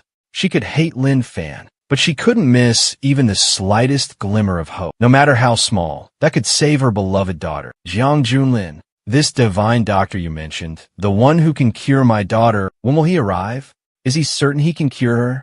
Jiang Junlin glanced at Chen Yinua's phone, then slowly spoke. The day after tomorrow, at the latest. I can't give you an absolute guarantee, but Yao Yuni sure is a master of the Medicine King Valley, a sacred place of medicine. I had a call in a favor from my older sister, and it took a great deal of effort to get him to leave his seclusion. If even he can't do anything, then I'm afraid there's no hope left. Jiang Junlin emphasized the words, no hope left, his eyes filled with gravity. Gamjing sternly warned Chen Yinua, don't do anything foolish that would displease me. Understood. Chen Yinua nodded slightly, then continued his meal with Jiang Junlin and his sister, Jiang Shiyu. 15 years ago, Shiyu became a disciple of a large sect in the mountains. I hear she's become a direct disciple. With such a status, she can surely invite an expert from the Medicine King Valley. Qianhao looked at Yinua. You two continue eating. I'm going to use the restroom. Jiang Junlin said with a smile, then stood up and walked towards the restroom. But as soon as he entered, his expression turned icy. He took out his phone and called Situ Hao. Home Master Situ. Last night, I told you to deal with Lin Fan. Have you sent someone yet? I've discussed it with Yun Sanshui. Although he's only at the mid-stage of the Profound Realm, he could even go toe-to-toe with a late-stage Profound Realm expert. This definitely wouldn't be a problem. Lin Fan was only at the early-stage Profound Realm, so it should be an easy task. Very well, I've changed my mind. I want Lin Fan dead tonight. After sending a message to Chen Yinua, Lin Fan left the hotel and strolled leisurely towards home. But after walking for a while, he suddenly noticed the usually bustling street had become eerily quiet. Lin Fan furrowed his brow, turned around, and saw a middle-aged man in all black, slowly approaching him. This man was Yun Sanshui, He quickly closed the distance to Lin Fan, stopping less than a meter away. Are you that stupid? You don't run when you see me coming. Who sent you? The Triad Gang or the Jiang family? Lin Fan asked coldly. Hearing this, Yun Sanshui narrowed his eyes and retorted, Go ask Yama in hell. As soon as he finished speaking, the muscles on his body bulged. A surge of energy coursed through his veins. Yun Sanshui unleashed his Thunder Fist technique to its fullest extent. Lin Fan smirked, making no attempt to dodge. Yun Sanshui landed a critical blow directly on Lin Fan's chest. Yet, Lin Fan stood firm as a rock, seemingly unaffected. Are you caressing me? Witnessing this, Yun Sanshui's face paled drastically. You're only at the early stage of the profound realm. How can you withstand my Thunder Fist? Who said I was only at the early stage of the profound realm? With that, Lin Fan gently released a surge of spiritual energy towards Yun Sanshui. The burst of energy sent Yun Sanshui flying more than 10 meters. He finally crashed into an ancient camphor tree by the roadside. Lin Fan dashed over, placed his hand on Yun Sanshui's head, and executed the soul-snatching technique. Already severely injured, Yun Sanshui was caught off guard by the soul-snatching technique and immediately foamed at the mouth, losing consciousness. Lin Fan muttered, Situ Hao, you want to die? Then I'll grant your wish tonight. Lin Fan waved his hand dismissively at Yun Sanshui's body. The spirit fire blazed fiercely, reducing his body to ashes. After finishing the job, Lin Fan soared into the sky, flying straight towards the southern part of the city. Inside a luxurious villa in the south of the city, Situ Hao was lounging on the sofa, casually swirling a glass of red wine, a look of utter relaxation on his face. If nothing went wrong, he would soon receive news of Lin Fan's demise. A smirk crept onto Situ Hao's lips at the thought. He was about to call for a girl to entertain him. But at that very moment, a loud crash echoed from outside the villa, like something had collapsed. Wang Fu Gue, what trouble have you lot caused now? Situ Hao roared furiously, without a second thought. Outside the villa were 99% of the elite forces from his second branch, with over a dozen martial arts experts alone. More than 10 martial arts experts were present, including Wang Fu Gue, a late-stage Xian realm expert. But just then, the villa doors burst open and Lin Fan strode in. His clothes were impeccably clean, not a speck of dust in sight. He scanned the living room with his eyes. Exquisitely carved furniture, priceless antique paintings, and ancient artifacts exuded both opulence and subtle humility. This kid certainly knew how to live the good life. Who are you? Situ Hao shot up from the sofa, his eyes sharp as daggers, fixed on Lin Fan. You don't know me? Lin Fan feigned surprise, then casually grabbed a bottle of 1982 La Fight from the wine cabinet, uncorked it, and poured himself a glass. He sat down on the sofa with an air of nonchalance, taking an elegant sip. Situ Hao watched him coldly, making no move to intervene. It seemed this man truly was Lin Fan. So the Yun Sanshui Qi plan had failed. But how did Lin Fan manage to infiltrate this place? Nearly 200 elites from the second branch were guarding the perimeter, including Wang Fu Gue, a late-stage Xian realm expert. With that thought, Situ Hao bellowed, Fu Gue, Fu Gue. But outside, there was only silence, no response. A sense of unease washed over him, a premonition that something had gone terribly wrong. Don't waste your breath calling for help. I've sent everyone outside on a one-way trip to the underworld. Lin Fan casually swirled the wine in his glass and spoke calmly. Situ Hao narrowed his eyes. Though aware his men were annihilated, he showed no signs of fear. The Triad Society's dominance isn't built on sheer numbers, but on the earth-shattering power of its three leaders. It's the devastating might of our three Tang Zhu that truly matters. The Tang Zhu of the first branch recently ascended to the late stage of the Earth Realm. The other two Tang Zhu, while only in the middle stage of the Earth Realm, are merely a hair's breadth away from the late stage. Therefore, Situ Hao, a peak expert of the middle stage Earth Realm, you are among the strongest in Jinling.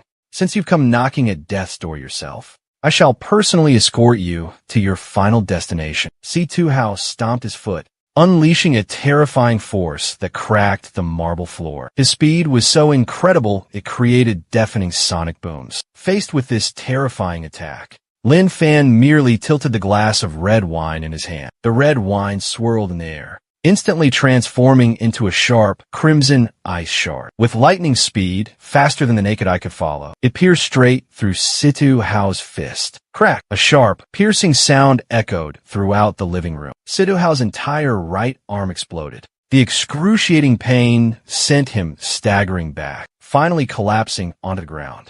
Utter terror was etched onto his face. Ow! How is this possible? Turning wine into a blade? Killing with wine? What level of internal energy control is this? Are you a Heaven Realm expert? I'm not a Heaven Realm martial artist. Lin Fan slowly walked towards Situ Hao, his expression icy. To prevent future trouble, he needed to search Situ Hao's memories to find the whereabouts of the remaining 2 Tangzhou. Catch them all in one net. Don't push me. Get out. Or don't blame me for taking you down with me. Situ Hao gritted his teeth, his voice a low growl as he threatened Lin Fan, surprising him slightly. He was taken aback. Did Situ Hao still have a trump card at this point? Situ Hao let out a cunning smile, pulling out a white stone from inside his robes. The surface of the stone was covered in mysterious runes, pulsating with a brilliant golden light, radiating an indescribable mystical aura. Lin Fan stopped in his tracks, staring at the stone in Situ Hao's hand with a stunned expression. It was a spirit stone. Simply put, it was an object containing pure spiritual energy. Each spirit stone contained a dense concentration of the world's spiritual energy, capable of helping cultivators purify their meridians and break through realms. Unfortunately, since the beginning of the age of Dharma decline, spiritual energy had weakened, making spirit stones incredibly rare. Even when he was cultivating in the mountains, Lin Fan had never witnessed the existence of a spirit stone before, and he couldn't believe that Situ Hao, a mediocre martial artist, possessed one. Moreover, this spirit stone was densely etched with powerful attack runes. Where did you get this stone? Lin Fan curiously inquired about the origin of the spirit stone. Situ Hao scoffed, his face filled with contempt. You're such an idiot, acting all tough when you know nothing. This is a spirit bomb, containing the earth-shattering energy of heaven and earth. Once it detonates, its power is equivalent to the explosive force of 500 kilograms of TNT. When that happens, even if you were a Sky Realm expert, you would be severely injured or even die on the spot. Faced with his enemy's murderous threat, Situ Hao gritted his teeth and fiercely hurled the spirit bomb towards Lin Fan. But Lin Fan simply extended his right hand, easily catching the spirit stone. The runes that were flickering frantically on the surface of the spirit stone immediately became still. The working principle of this spirit bomb is quite simple. It looks like a grenade, Lin Fan observed, but grenades are filled with explosives, while this spirit explosive orb contains pure spiritual energy. The mystical runes etched onto its surface act as a powerful catalyst, he continued, capable of activating and unleashing the spiritual energy within. After a long wait with no reaction from the spirit explosive orb, Situ Hao began to panic.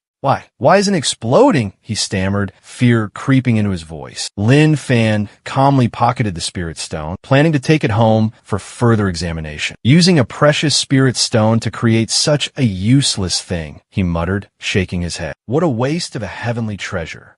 Without further ado, Lin Fan stepped towards Situ Hao and unleashed his ultimate technique, soul extraction. In the blink of an eye, Situ Hao's eyes rolled back into his head. Foam frothed at his mouth, and his body convulsed violently on the ground. With a simple flick of his wrist, Situ Hao breathed his last, his body disintegrating into dust. From Situ Hao's remaining memories, Lin Fan not only learned the hiding place of the remaining 2 Tangzhou, moreover, he discovered the origin of the Spirit Stone. This Lingbao stone was an incredibly rare treasure, sought after and valued by the martial world as a priceless artifact. Situ Hao had only luckily obtained it during a competition, overcoming countless hardships to finally claim it. Afterward, Lin Fan set off, prepared to eliminate the remaining 2 Tangzhou of the Triad Gang to prevent future troubles. But unexpectedly, at that very moment, hurried footsteps echoed from outside. A group of people barged in aggressively.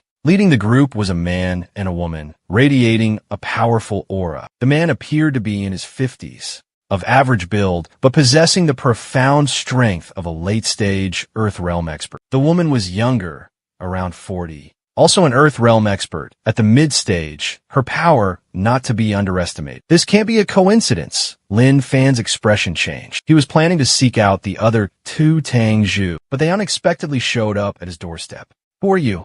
Where are your accomplices? Qin Tianhong, the Tang Zhu of the first branch, questioned with a frown. Not long ago, he received a confidential report, informing him that Situ Hao was conspiring with Jiang Jiading to overthrow the Triad's power. Fully aware of Situ Hao's cunning nature, after meticulous planning and thorough preparation, he decided to lead a group here late at night, intending to strike first to gain the upper hand. However, the unexpected happened. The villa, usually bustling with activity, was now eerily deserted. The others are all dead, Lin Fan said casually. Ha ha ha ha. Zhu Yunmei, the leader of the third branch, upon hearing this, covered his mouth and burst into laughter. Young man, don't spout such ridiculous lies. The second branch is teeming with experts, and moreover, Situ Hao is a mid-stage Earth Realm expert. You dare claim they're all dead? As soon as he finished speaking, the rest erupted in laughter, believing the young man before them was nothing but a fool who didn't know the immensity of heaven and earth. Lin Fan didn't bother explaining. Lin Fan extended his right hand towards the martial artist who was laughing the most triumphantly. A powerful surge of spiritual energy suddenly erupted. Before the martial artist could understand what was happening, he was reduced to ashes. The entire crowd fell silent, the smiles on their faces freezing like stone statues. To think he's not even a martial artist, yet he's so arrogant, someone exclaimed. He must be a master of some Shimanwei Dao, unorthodox/evil sect, another person declared. Qin Tianhong sighed and said in a deep voice, besides orthodox martial artists, there exist extraordinary individuals in this world. Those who cultivate evil techniques and demonic arts, such as numerology, ancient spells, talismans, magic, or even vicious curses. He believed that Lin Fan's ability to make a martial artist spontaneously combust must be due to his mastery of ancient witchcraft or some kind of dark magic. Lin Fan looked at the crowd before him and thought to himself, currently, I only have the Blood Hand Executioner as a subordinate. Instead of destroying the Senku Gang, it would be better to subdue these people. Perhaps they will be useful in the future. He suddenly appeared before the two Tang Zhu. He effortlessly choked them, lifting both into the air. Who are you? Qin Tianhong asked, trembling. He was the Tang Zhu of the first branch, a late-stage Earth Realm expert. This was the first time in his life he felt such terror. Lin Fan tossed them to the ground like garbage. Everyone saw a blur before their eyes, and Lin Fan was casually seated back on the sofa, leisurely pouring himself a drink. Instantaneous movement. Everyone gulped, feeling chills run down their spines.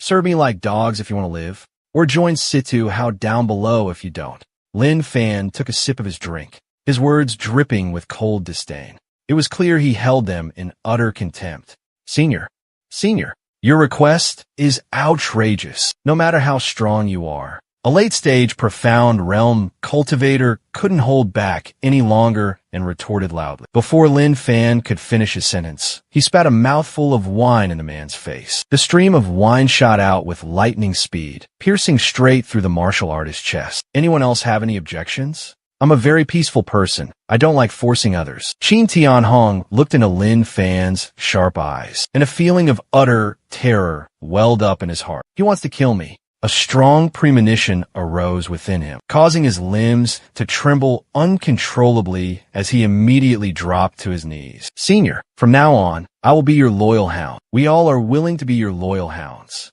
The remaining people also panicked and knelt down, trembling as they spoke. Zhu Yunmei hastily wiped the dirt off her face, sashaying over to Lin Fan's side, placing a hand on his shoulder, and said with a flattering smile, Senior, you are so mighty. This humble woman truly admires you. She wanted to use her beauty to curry favor with Lin Fan, hoping to escape the unpleasant label of hound. Surely Lin Fan would slap Zhu Yunmei away. A dog should know its place. Don't even dream of laying a finger on my master. Understand? Lin Fan pondered for a moment, then stepped forward, lightly tapping an acupoint on each of their chests. I've placed a small restriction on your meridians. You'd best not try anything foolish. Otherwise, A single thought from me is all it takes to end your lives. Furthermore, I currently require a large quantity of spirit explosive rounds. Go and find them for me immediately. Whoever finds the most will be handsomely rewarded. Spirit explosive rounds? Qin Tianhong and Zhou Yinhong were both astonished. Though doubts lingered in his mind, Lin Fan didn't dare to probe further and quickly nodded in agreement. On his way back, Lin Fan took out the spirit explosive pellet and examined it carefully. Seeing the meager amount of spiritual energy within, he guessed it was likely a low-grade spirit stone. Even though it was only a low-grade spirit stone, in these desolate times, it was still an incredibly precious treasure. Perhaps it could be used to cleanse the meridians and marrow and nourish Xiao Yao's physique. About a minute later, Lin Fan returned home. Night had already fallen. The clock had struck past 9. A pungent smell of blood assaulted his nostrils. From the distance, booming explosions echoed like gunshots, or perhaps a fierce battle. About 2 kilometers away, in a small, dark, and gloomy forest, a group of martial artists were engaged in a violent brawl. Blood and Headhunter, I advise you to come to your senses, drop your weapons, and surrender. Otherwise, tonight will be your death anniversary. An elderly man in a Zhongshan suit, with a cold expression, spoke. The old man's hair was snow white, but his face was rosy and full of vitality. The martial aura emanating from him was incredibly profound, making it difficult for others to gauge his strength. Clearly, this was a mid-stage Earth Realm expert, possessing extraordinary power. He was Yang Dingtian, the vice leader of the Jinling Martial Alliance, a renowned figure in the Jianghu. Beside Yang Dingtian stood 4 other members of the Martial Alliance, exuding a formidable presence. The weakest among them had already reached the late-stage Profound Realm, possessing deep inner strength. The strongest had even stepped into the early-stage Earth Realm, wielding unparalleled power. 3 late-stage Profound Realm experts and 2 Earth Realm powerhouses. Truly a formidable force to be reckoned with.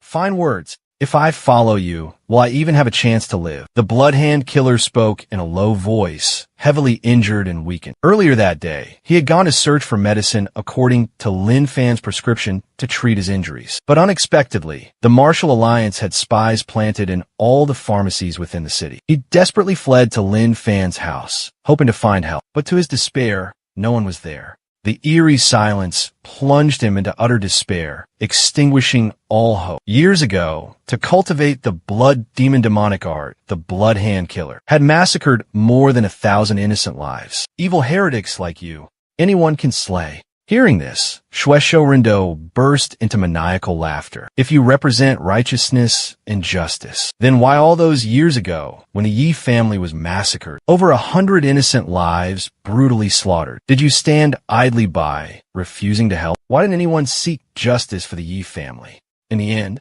you're all just a bunch of hypocrites, bullying the weak. There's no use wasting words on him. It's late. Let's apprehend him quickly and get some rest. Yang Dingtian calmly spoke. The 4 Wolin experts responded in unison. They charged forward together, surrounding Shueisho Rindo. Just when the situation was hanging by a thread, an annoyed voice suddenly rang out. It's the middle of the night. What are you all doing gathered here instead of sleeping? Everyone turned their heads to look and saw a young man leisurely strolling towards them. On the despairing face of Shueisho Rindu, Sr., a flicker of unexpected joy suddenly appeared. Who are you? Yang Dingtian looked at Lin Fan, his brows furrowed in question. He couldn't sense any martial aura from a young man before him. Young man, do you know who this man is? 15 years ago, he murdered over 1,000 people, a demon that everyone wants to eliminate. Yang Dingtian, worried that Lin Fan didn't understand the situation, recounted the heinous crimes of Shueisho Rindu. Tonight's matter isn't something you can interfere with. You'd best stay out of it. But Lin Fan didn't seem to care about what happened 15 years ago. What was the point of bringing it up now? Currently, he's my subordinate. You all have already injured him this badly. Consider it revenge for those who died 15 years ago. I declare that the grudge between you all ends here. Yang Dingtian laughed. You think you can just declare it over? Before he could finish his sentence, he was sent flying with a single palm strike, his body crashing heavily into an ancient poplar tree. Witnessing this scene, The four remaining Wuming experts' pupils simultaneously constricted. What's going on? How could the deputy sect leader be sent flying? Yang Dingtian struggled to his feet and said coldly, "Young man, you've hidden your true strength quite well. But tonight, you're shielding this blood-hand murderer. This devil will surely bring disaster upon you. Look out for yourself. Let's go." He spoke with a gloomy expression, then turned and left. The blood-hand murderer breathed a sigh of relief and forced a smile. "Thank you, benefactor." Slap. Lin Fan backhanded the blood-hand murderer, sending him flying. "I took you in so you could work for me, not to cause me more trouble, understand?" His voice was icy, devoid of any emotion, causing the blood-hand murderer's face to pale as he knelt on the ground in terror. "Have you found all the medicinal herbs?" Lin Fan asked. "Why, yes, I have," the blood-hand murderer replied, trembling, carefully pulling out a small cloth pouch from his chest. It was filled with rare medicinal herbs. Lin Fan accepted the pouch, a flicker of curiosity in his eyes. "Decoct these herbs for 2 hours, then bathe in the liquid for 5. Your illness will be completely cured. But remember, from now on, never use the blood demon great art again. I don't care what you did in the past, but now you are my subordinate. If you dare to act recklessly again, don't blame me for being ruthless." The next morning, Lin Fan awoke, stepped out into the courtyard, and stretched, basking in the warm morning sun. He came across Xue Shourentu, meditating beneath an ancient tree. His appearance had completely transformed after bathing in the medicinal bath. He looked much younger, from a man nearing 80 to a vigorous man in his 50s. Moreover, his martial arts realm had significantly increased, breaking through 2 levels. He was now a peak Earth realm expert. Just then, Xue Shourentu slowly opened his eyes, just in time to see Lin Fan walk out. A surge of uncontainable arrogance welled up within him. His unexpected breakthrough to the peak of the Earth realm, just a short step away from the Heaven realm, filled him with a sense of invincibility of the world at his fingertips. Even when facing Lin Fan, he was confident he could withstand a few blows. "You've broken through to the peak of the Earth realm. You must feel quite powerful now, mustn't you?" Lin Fan let out a cold chuckle. Seeing that cryptic smile, Xue Shourentu felt a shiver run down his spine. "Senior, this junior still hasn't fully grasped his own strength. I would be grateful for your guidance." Lin Fan sneered. With a simple wave of his hand, Xue Shourentu was sent flying. Xue Shourentu wiped the blood from the corner of his mouth, struggling to his feet, his face filled with terror. So fast, I couldn't even see how he made his move. "Yi Tian Xin, you're an intelligent woman. Come with me willingly. I won't mistreat you, even avenging him. If I find it interesting, I could easily take care of it as well," Lin Fan said calmly. He had overheard the entire conversation in the small grove. Yi Tianxin's clan was annihilated 25 years ago, undoubtedly making a powerful enemy. Hearing this, Yi Tianxin's expression became extremely complex. Indeed, he harbored a deep-seated grudge, a vendetta that haunted him day and night, making him wish he could tear his enemies limb from limb. But he knew he was powerless, unable to take revenge. Even if he reached the heaven-breaking realm, it would be futile. His enemy's background was too formidable. He dared not oppose them. He couldn't believe Lin Fan could help him avenge his clan. However, Lin Fan, young and talented, was already a Sky Realm expert, surely backed by a terrifyingly powerful force. If that force intervened, the situation would completely change. "Senior, if you help me avenge my clan, I will pledge my life to you." "Very well." Lin Fan looked at Yi Tianxin, lost in thought. "Go to Yinchuan for me.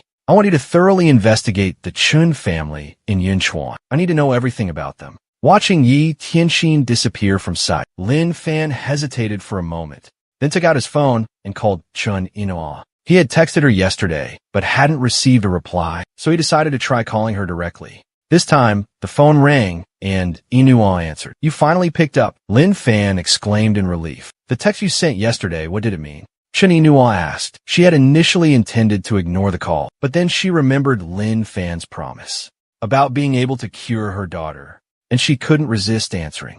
Her daughter was her Achilles heel. For her, she was willing to put aside all hatred and resentment. Can you really cure my daughter? I assure you, I'm not lying to you." Chun Inua was silent for a moment, then said, Tomorrow, come to the First People's Hospital. Not just you, but many of the medical specialists will be there. We'll all have a consultation together. Lin Fan, if you can cure Nian Yin, I'll consider forgiving you." "No problem, I guarantee I'll complete the task. Lin Fan said excitedly. Cut the crap. Just a heads up. Jiang Junlin has his eye on you. Take care of yourself. What do you mean? Are you concerned about me? No, I'm just afraid you won't make it till tomorrow. Chen Yinhua scoffed and hung up. Hearing that, Lin Fan shook his head helplessly, but deep down, he felt a surge of joy. Chen Yinua's attitude towards him had clearly shifted. This was a good sign. Ho, impi ho, Jiang Yunling. Tomorrow, after I cure Nian Yen, it'll be your doomsday. A cold, murderous glint flashed in Lin Fan's eyes. After carefully examining Situ Hao's memories, he understood what happened last night and its close connection to Jiang Junlin. Just at that moment, Lin Fan's phone suddenly rang, displaying an unfamiliar number from Jinling. He didn't have many friends in Jinling, so he wondered who could be calling. Lin Fan pondered for a moment before answering. Hello, is this Mr. Lin Fan? A soft, alluring female voice came from the other end. I'm Lin Yun Jiao's homeroom teacher, your younger sister. She just blew up someone's sports car worth over 300 million yuan at school. The owner is demanding compensation. Could you come to the school immediately? Yes, I'll be right there. After hanging up, Lin Fan sighed helplessly. What trouble has Xiao Jiao caused at school again? That girl is unbelievable. In front of the gates of Jinling University, a curious crowd had gathered, buzzing with excitement. Such a beautiful Ferrari. What a shame it's been wrecked. I heard it's worth over 3 million yuan. This has to be intentional property damage. Someone could go to jail for this. Hearing the excited chatter around her, Lin Yunjiao started to feel a knot of anxiety in her stomach. She clutched Li Xiaoke's hand tightly, her face a mask of confusion and uncertainty. She had planned to grab lunch with Xiaoke. But the moment they stepped out of the school gates, a cocky young man emerged from a Ferrari, parked by the roadside, and started harassing her and Xiaoke. Leave us alone, Lin Yunjiao snapped, but he wouldn't relent, continuing his inappropriate behavior. He kept making crude remarks, even trying to grope Xiaoke. Furious, she took out the charm her brother had given her and threw it at the Ferrari. The car instantly exploded, shattering into pieces. But immediately after, regret washed over her. Lin Yunjiao berated herself for acting rashly and without thinking. Li Xiaoke rushed to comfort the distraught Lin Yunjiao, then turned to plead with the woman beside her. Sister Luo, what do we do now? What are we going to do? The woman, Chen Luo, was the homeroom teacher of both girls. What else can we do? It's done. She bombed someone's car, causing over 300 million in damages. This is a serious crime. She'll have to compensate however much is required. And if she has to go to jail, she'll go to jail. There's no escaping responsibility. Chen Luo's words terrified Lin Yunjiao, her heart plummeting to the depths of despair. She hadn't expected the situation to become so serious. At this moment, the owner of the Ferrari approached. He was wearing a white baseball jacket, an earring, and looked incredibly arrogant. Let me tell you, if you don't compensate me today, don't even think about getting a settlement agreement from me. By then, you'll be rotting in jail. So you're a big shot, huh? Think you can just throw money at the problem and walk away? Li Xiaoke shielded Lin Yunxiao, her voice rising in protest. Seeing this, the aggressive young man backhanded Li Xiaoke across the face. Her cheek instantly swelled, blood trickling from the corner of her mouth. Li Xiaoke, furious, glared at him, ready to fight back. But Chen Lu quickly stepped in and restrained her. You two idiots. You deserve to get hit, and you still want to fight back? Chen Lu said coldly. Li Xiaoke stared at Chen Lu in disbelief. She couldn't believe that her own homeroom teacher could say such things. Lin Yunxiao was equally indignant, itching to use a talisman and blow the guy to smithereens. Chen Lu frowned, her voice icy. Clearly, you two are in the wrong. You should be trying to appease them, beg for their forgiveness. Understand? Sister Lu, why are you saying this? I'm so disappointed in you. Li Xiaoke choked out between sobs, tears streaming down her face. You messed up and now you're blaming others. She must have cheated to get into Jinling University. Chen Lu scoffed, her tone dripping with sarcasm. There's definitely foul play involved. I suggest the school conduct a thorough investigation. Jinling University is a prestigious and highly reputable institution. Don't let a few bad apples spoil the bunch and ruin the school's reputation. The young man spoke with a righteous tone. Just then, a voice laced with mockery and derision rang out. What's going on here? Everyone turned to see Qin Feng. The Qin family's young master was walking towards them. Ah, young Master Qin. Chen Lu, upon seeing Qin Feng, quickly put on an ingratiating smile and spoke in a flattering tone. Sister Lu, you're too formal. Just call me a Feng. Qin Feng replied casually. Chen Lu nodded repeatedly. A strange, inscrutable smile spread across her freckled face. Young Master Qin, what brings you here? The other young man hurriedly put on a flattering smile and greeted him. Zhang Qiu, are you here to hit on the girls again?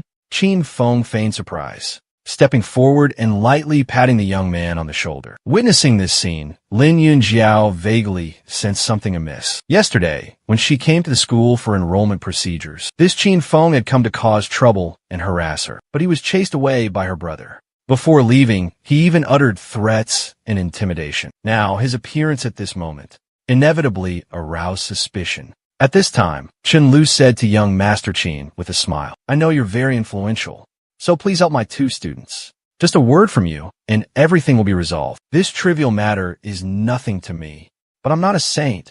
Why should I help you? Qin Feng glanced at Lin Yunjiao with a mocking and derisive look. Seeing this, Chen Lu pulled Lin Yunjiao aside and threatened her. This Qin young master isn't just anyone. If you don't want things to escalate, you better go beg him for help. Otherwise, prepare to be expelled and face legal action. Lin Yunjiao bit her lip, her heart filled with resistance. But seeing Li Xiaoku injured, her resolve completely crumbled.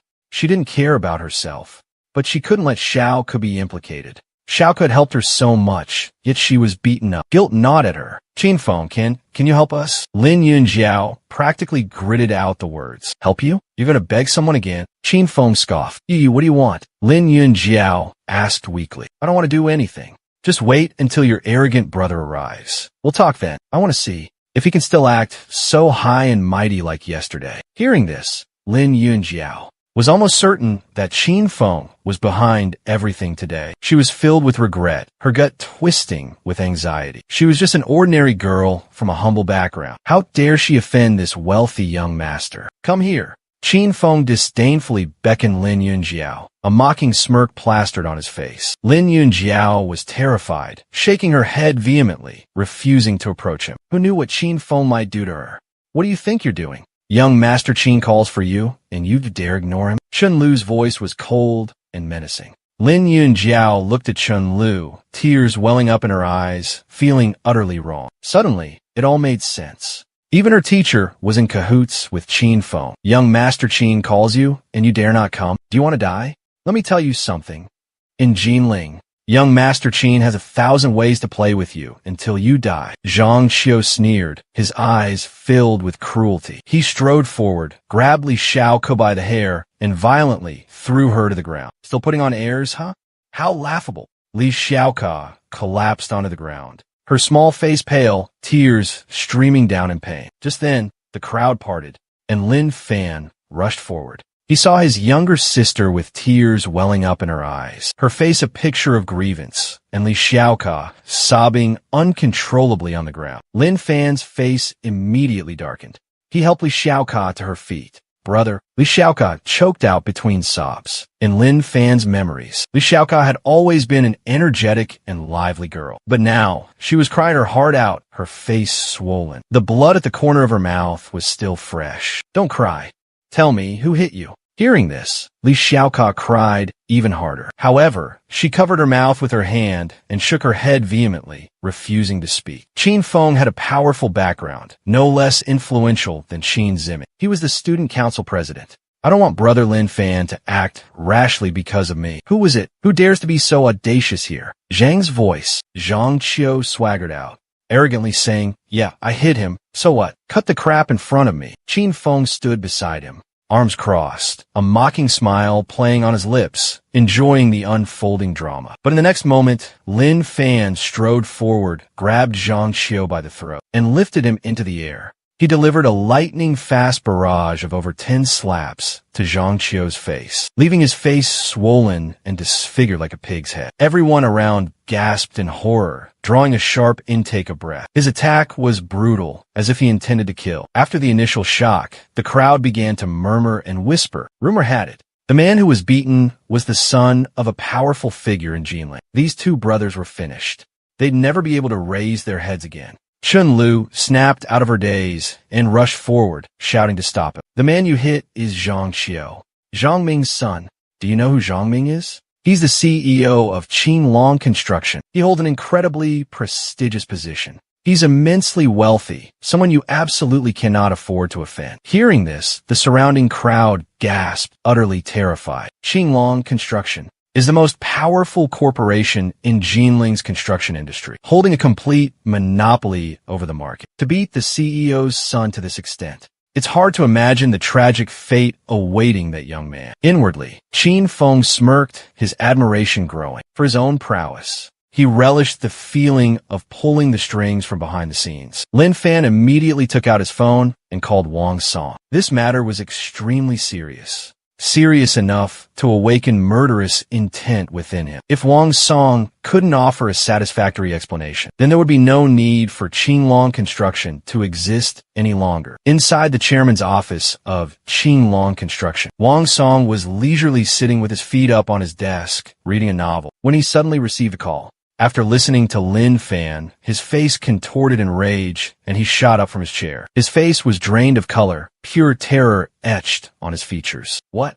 Brother Lin's younger sister was beaten? And by that wretched son of Zhang Ming, the CEO I appointed myself? Zhang Ming was one of the pioneers who followed me. Because of his exceptional abilities, I promoted him to the position of CEO. I never expected him to cause such a huge disaster. At this moment, Wang Song was extremely anxious and restless. Immediately after finishing his words, he instructed his secretary to prepare a car to Jinling University, while simultaneously calling Zhang Ming. Zhang Ming, get to Jinling University immediately. I'll be waiting for you there. Zhang Ming was dumbfounded. What happened? The chairman's tone sounded like something was terribly wrong. Just then, he received a call from his son, Zhang Qiu. On the phone, his precious son had just called, his voice pathetic as he recounted being beaten to a pulp, right at the gates of the prestigious Jinling University. This suddenly sparked a thought in his mind. Could it be that the esteemed chairman had heard about Xiao Qiu's assault and had personally come to act as a chivalrous hero, helping his son? The chairman was truly too humble, too courteous. Zhang Ming cracked a friendly smile, then drove straight towards Jinling University. He knew Xiao Qiu's rebellious nature better than anyone. Although the young man often stirred up trouble and made enemies, he didn't mind in the slightest. After all, Xiao Qiu was his only son, and naturally deserved to be pampered and spoiled. Right in front of the magnificent gates of Jinling University, Lin Fan just finished his call when Chun Lu sneered with disdain. Trying to call for backup? Look at your pathetic, ragged appearance. Don't be ridiculous. It's laughable. Lin Fan delivered a swift, resounding slap across Chun Lu's face. The force of the blow sent Chun Lu sprawling more than 2 meters away. He clutched his face, his expression a mixture of fear and disbelief, stammering at Lin Fan. You dare hit me?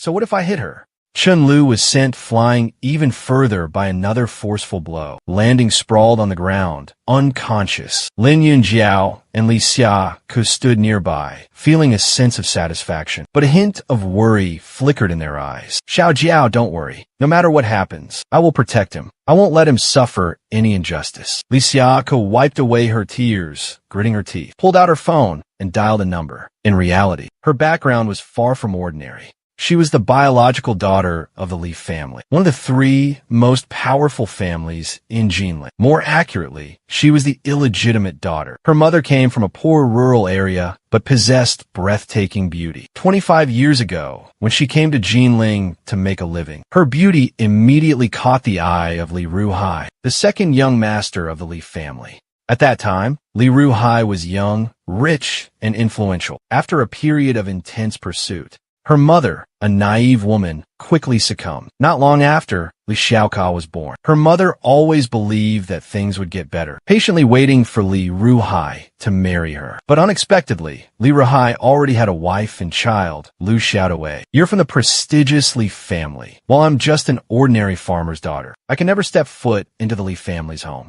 Hearing those bitter words, Li Xiaoka's mother, Lu Xiaodawei, left heartbroken. For 18 long years, she single-handedly raised her child, enduring hardship, scrimping and saving just to make ends meet. Then, recently, Li Rihai unexpectedly sought out Lu Xiaodawei, expressing his desire to rekindle their old flame. He even left his phone number, telling her to contact him if she ever had any trouble. Li Xiaoka deeply resented this irresponsible father. He had abandoned her and her mother, never once caring for her throughout her entire life. But now, for Lin Fan, she had no choice but to reluctantly seek his help. Lin Fan was unaware that Li Xiaoka had called someone for help. He was about to kick Lu Yi, when suddenly the crowd outside became chaotic.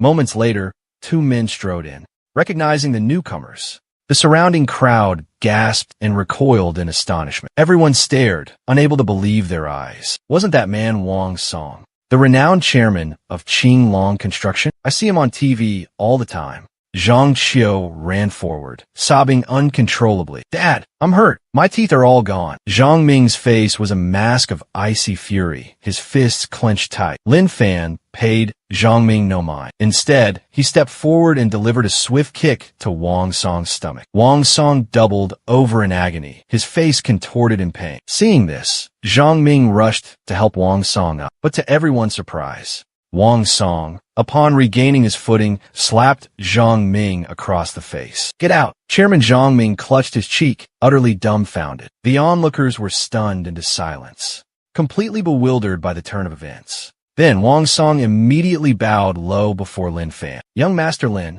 this has nothing to do with me. I've been wrongly accused. Zhang Ming, you and your foolish son, kneel down immediately. Beg young Master Lin for forgiveness. Zhang Ming's face drastically changed upon hearing those words. He finally understood the root of the problem. He never expected this young man's background to be so formidable that even the powerful chairman had to be cautious. Qin Feng, hearing the surrounding whispers, furrowed his brows in thought. In Jiangnan, could there be another powerful family surnamed Lin? After pondering for a moment, he suddenly remembered. In Hangzhou, there truly existed a prestigious and influential Lin family. Could this person be from the Hangzhou Lin family? Thump, thump. Zhang Ming and his son, Zhang Qiu, immediately knelt before Lin Fan, their faces ashen, their bodies trembling in terror. Young Master Lin, my unfilial son has unintentionally offended you. We beg your magnanimity and forgiveness. Lin Fan looked coldly at Zhang Qiu.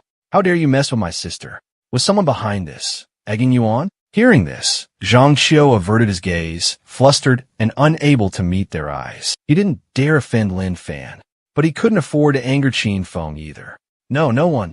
I saw Miss Lin's breathtaking beauty and wanted to get to know her. I'll give you one last chance to tell the truth.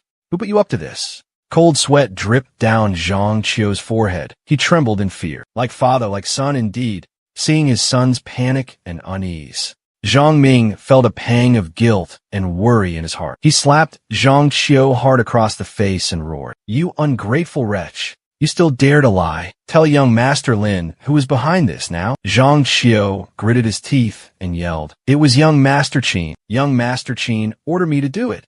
Young Master Qin said this girl dared to disrespect him, so he ordered me to teach her a lesson. If I had known Lin Yunjiao was your daughter, I wouldn't have dared to come here, even if it meant death. Hearing these words, Zhang Ming's face instantly turned as white as a sheet. This wasn't just any Qin Feng, some ordinary young master of the Qin family. Wasn't he the heir to one of the three most powerful families in Jinling? This was the top young master, the one who stood above everyone in Jinling. At this moment, Qin Feng slowly stepped forward, a scornful smirk plastered across his face. So what if I ordered him to do it? As soon as he finished speaking, more than 10 tall and burly bodyguards, like imposing walls, surged out from the crowd. Lin Fan's expression remained cold as he charged forward, initiating the attack. He leaped into the air, landing amidst the circle of bodyguards. In a blink of an eye, he unleashed over 10 lightning-fast punches, each one carrying the force of thunder. Every punch landed squarely on its target, not missing by a single inch. Bam! Bam! Bam! Bam! In an instant, More than 10 powerful bodyguards were knocked down, sprawling on the ground. Their agonizing cries echoed endlessly. Xiao Jiao, your brother is getting more and more formidable. Li Xiaoka exclaimed in astonishment. My brother is naturally extraordinary. He's what? He's a super hacker. Lin Yun Jiao quickly interjected, narrowly avoiding revealing a shocking secret, even though Xiaoka was her best friend. The fact that her brother was a cultivator was an absolute secret. Li Xiaoka looked at Lin Yun Jiao with a puzzled expression, not understanding why one would be so proud of a computer repairman. Then, the young girl turned towards Lin Fan with sparkling eyes. Lost in thought, Lin Fan stepped in front of Qin Feng and delivered a thunderous slap. Qin Feng, already frail, was completely unable to withstand the powerful blow and was sent flying several meters. You dare? I'm the young master of the Qin family. Even if you were Qin Shi Huang, I'd still hit you. Lin Fan landed another slap on Qin Feng's face. This time, although he wasn't thrown as far, he crashed directly into the stone platform in front of the school gate. The horrific impact sent his insides churning, a searing pain radiating throughout his body. Terror washed over him. Lin. Young Master Lin.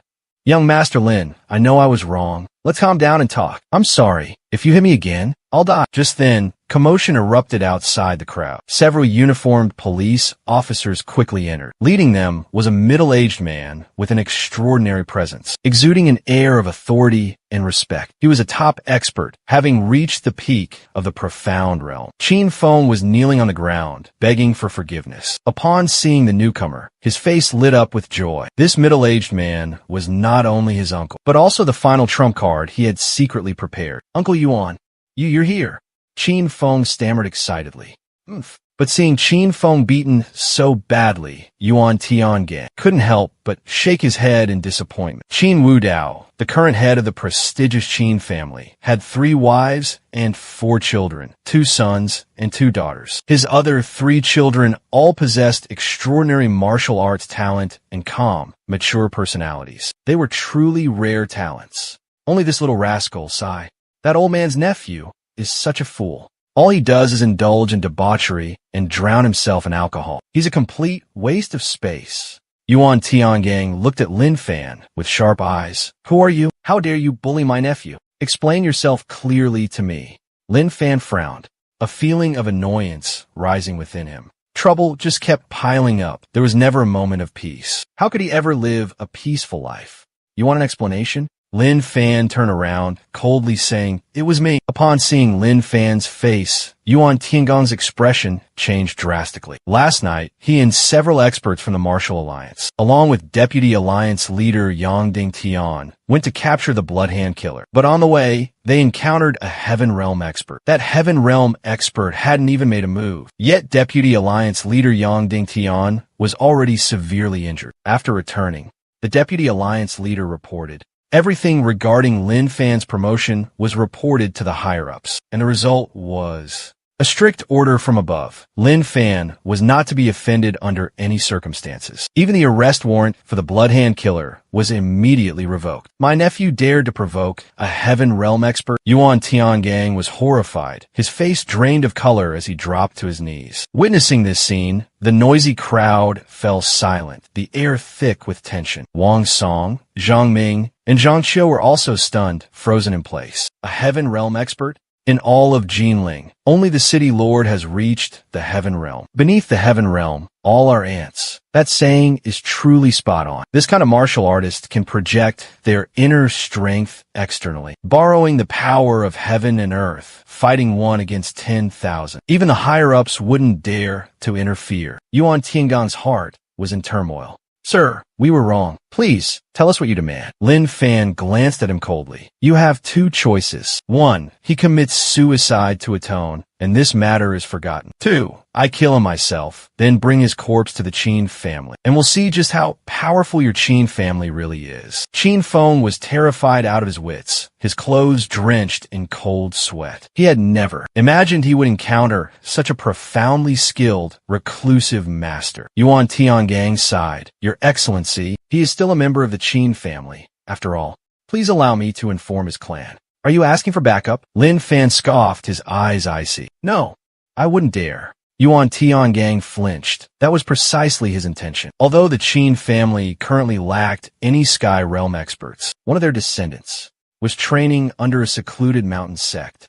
Time slowly ticked by. A convoy of sleek black BMW X7s belonging to the Qin family roared to a halt. Who dare speak such arrogant nonsense and threaten the life of a Qin family member? Qin Tianzhu stepped out of a car, his expression frigid and bellowed. He had been in a foul mood lately. First, the Yin-Yang stone had been stolen by some Sky Realm expert. Then, there was the impending marriage alliance between the Jiang and Chen families. These two matters had him on edge, ready to explode. These two matters had him wound up tight, about to snap. If not handled properly, I fear the Qin family's solid foundation will be shaken, destabilized. While discussing with key members strategies to deal with the urgent situation, Qin Tianzhu received an urgent call from Yuan Tiangang. Yuan Tiangang frantically reported that his son, Qin Feng, had been severely injured, and that the attacker was incredibly ruthless, seemingly intent on taking Qin Feng's life, and urged him to come immediately. Which insignificant rats dare to challenge the authority of the Qin family? Qin Tianzhu roared in fury, especially now when his older brother, Qin Wudao, was in secluded cultivation, devoting all his efforts to breaking through to the celestial realm. All matters, big and small, within the Qin family were handled solely by him. If his older brother emerged from seclusion and discovered his son had been murdered, the consequences would be dire. Therefore, without a moment's hesitation, he immediately led several of the family's experts to the scene. Qin Tianzhu's appearance astonished everyone. They hadn't expected the Qin family's second master to come personally. Second uncle, you're here. Qin Feng burst into tears of joy upon seeing Qin Tianzhu. Yes, it's me. What do you want? Lin Fan strode towards Qin Tianzhu, his eyes as cold as ice, regarding him with an indiscernible amusement. Wasn't this the man who gave him the extreme Yang stone that night? The same thought crossed Qin Tianzhu's mind. He couldn't believe that his useless grandson had offended a Sky Realm expert that night. Qin Tianzhu remained silent for a moment, then stepped forward and spoke respectfully. Senior, we meet again. Witnessing this scene, everyone gasped in astonishment. What's happening? A prominent figure like the Qin family head, bowing down to such a young man. Senior, my grandson has offended you. Please, state your demands. This old one will obey. I want a grandson dead, Lin Fan replied calmly. Hearing this, Qin Tianzhu trembled, then turned and walked towards Qin Feng. Second uncle, you have to save me. I don't want to die. Qin Feng cried miserably, begging in agony. Xiao Feng, don't blame your second uncle. Even if your father were here, he would do the same. If you have to blame someone, blame yourself for provoking someone you shouldn't have. Thud. Without hesitation, Qin Tianzhu ended Qin Feng's life. Everyone gasped, utterly horrified. Some of the faint of heart even covered their eyes, unable to watch. No one could have imagined that second master of the Qin family would personally kill his own nephew. The Qin family members arrived like the wind and left just as quickly. The remaining people didn't dare linger, quickly dispersing. Where do you think you're going? Lin Fan watched Chun Lu trying to sneak away and asked, a misunderstanding? It was all a misunderstanding. Chun Lu panicked and knelt down, stammering her explanation in fear. Lin Fan kicked Chun Lu, knocking her unconscious. He didn't want to get entangled with this greedy, despicable person. He noticed that almost everyone had dispersed. Lin Yunjiao and Li Shaoke rushed to his side. You were amazing, Lin Yunjiao exclaimed joyfully. Thank you so much. Li Shaoke seemed more shy, her face flushing as she watched Lin Fan lower his head. She suddenly recalled the moment she first met Lin Fan, when Xiao Jiao teased her, saying he was only there to drown his sorrows. An inexplicable amusement welled up inside her. Moreover, a pleasant fragrance lingered around him, handsome and skilled in martial arts. Li Shaoke's eyes glazed over in a dreamy haze. Lin Fan was oblivious to the thoughts swirling in Li Shaoke's mind. He spoke sternly to Xiao Jiao. What did I tell you? I said if anyone dares to bully you, just use the talisman I gave you and blow them up. Don't worry about a thing. I'll handle everything. Lin Yun Jiao mumbled in response. Lin Fan gently pinched his sister's cheek. You're too soft. You don't harm anyone, but that doesn't mean others won't harm you. In this treacherous world, you have to learn to be tougher. The meek will be oppressed their entire lives. Do you understand? Just then, a group of men aggressively stormed in, brimming with arrogance. Leading the pack was a middle-aged man dressed in an extravagant Tang suit. Li Xiaoka, who dares to bully you? Tell your father. I'll take their life. Li Rahai, followed by a menacing group, marched forward and roared. Lin Fan frowned. This middle-aged man was Li Xiaoka's father, and also an early-stage Earth Realm expert. Dad, you're late. They all left before you got here. Luckily, he saved me. If I had waited for you, I would have been beaten to death. Did you save my daughter? Li Rahai looked at Lin Fan and asked. Lin Fan nodded slightly. Hearing this, Li Rahai gestured to one of his men behind him. The man immediately pulled out a bank card. Thank you for your chivalrous act in saving my daughter. There's 5 million in this card. Consider it a small token of my gratitude. Lin Fan glanced at the card, but didn't take it. This isn't something that can be measured by money. Xiao Ka and I have a bit of connection. Seeing her in trouble, it's only natural for me to help.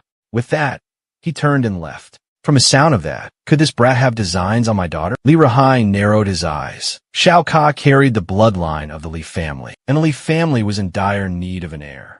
Xiao Ka was personally chosen by the old master to be brought back to the Li family. Not just anyone could touch her. Inside the Jinling Martial Arts Association headquarters, a middle-aged man in black stood pensively before the window, silently observing the bustling crowd below. This man was none other than Wang Yuexian, the only known Sky Realm expert in Jinling. Standing behind him were 2 martial arts experts, Yang Dingtian, the deputy leader, a mid-stage Earth Realm expert, and Yuan Tiangang, a core member, a peak profound realm expert. What are your thoughts?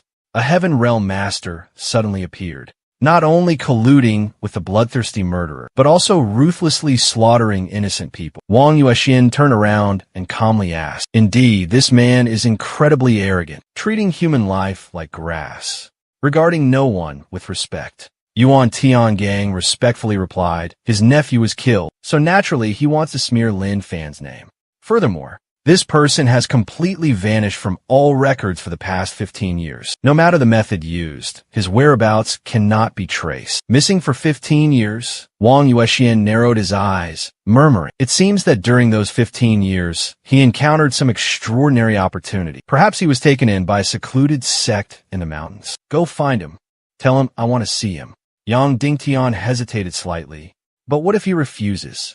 Would he dare?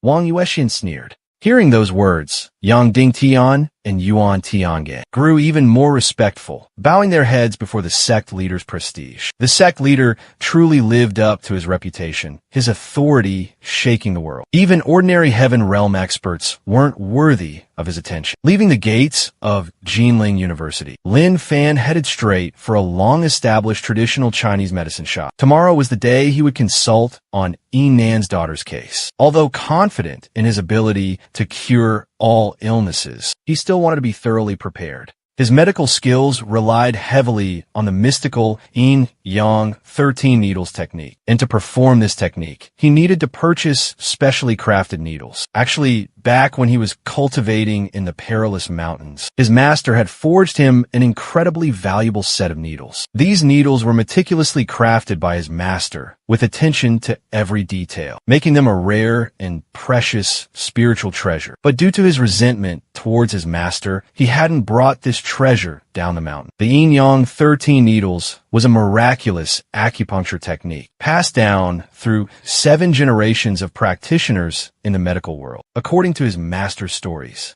this acupuncture technique was created by a medicine saint during the era of creation. After grasping the profound mysteries of the human body, Lin Fan, having purchased the acupuncture needles, was about to call his younger sister, inviting her and Xiao Ka out for dinner, when his phone suddenly rang.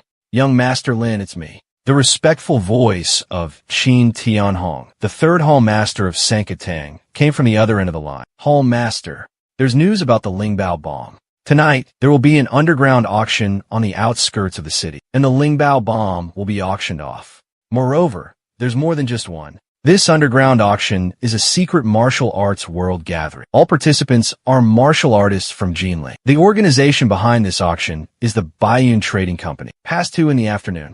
A convoy of 4, including Lin Fan, Qin Tianhong, and 2 profound realm experts, departed for the outskirts. On the way, Qin Tianhong briefed Lin Fan on some important things to keep in mind during the auction. Hearing this, Lin Fan's heart stirred, lost in thought. In Jinling, besides the Triad Gang, there are the 3 clans and 4 leagues. Which are the remaining 3 leagues? They're the Sky Stealers League, the Dragon Gate Hall, and the Stormwind League. Qin Tianhong blushed, stammered for a moment, then said with a ashamed expression, "In terms of strength, our Triad Gang ranks last." Lin Fan was surprised to hear this. He had assumed the Triad Gang was a powerful force, but unexpectedly, they were the weakest among them. About half an hour later, the car stopped on a flat hilltop. "Young Master Lin, the car can only go this far. We have to walk up the mountain," Qin Tianhong whispered. Lin Fan nodded and got out of the car with Qin Tianhong. Looking around the hilltop, it was clear that the area had been leveled, spanning about 4 or 50 acres.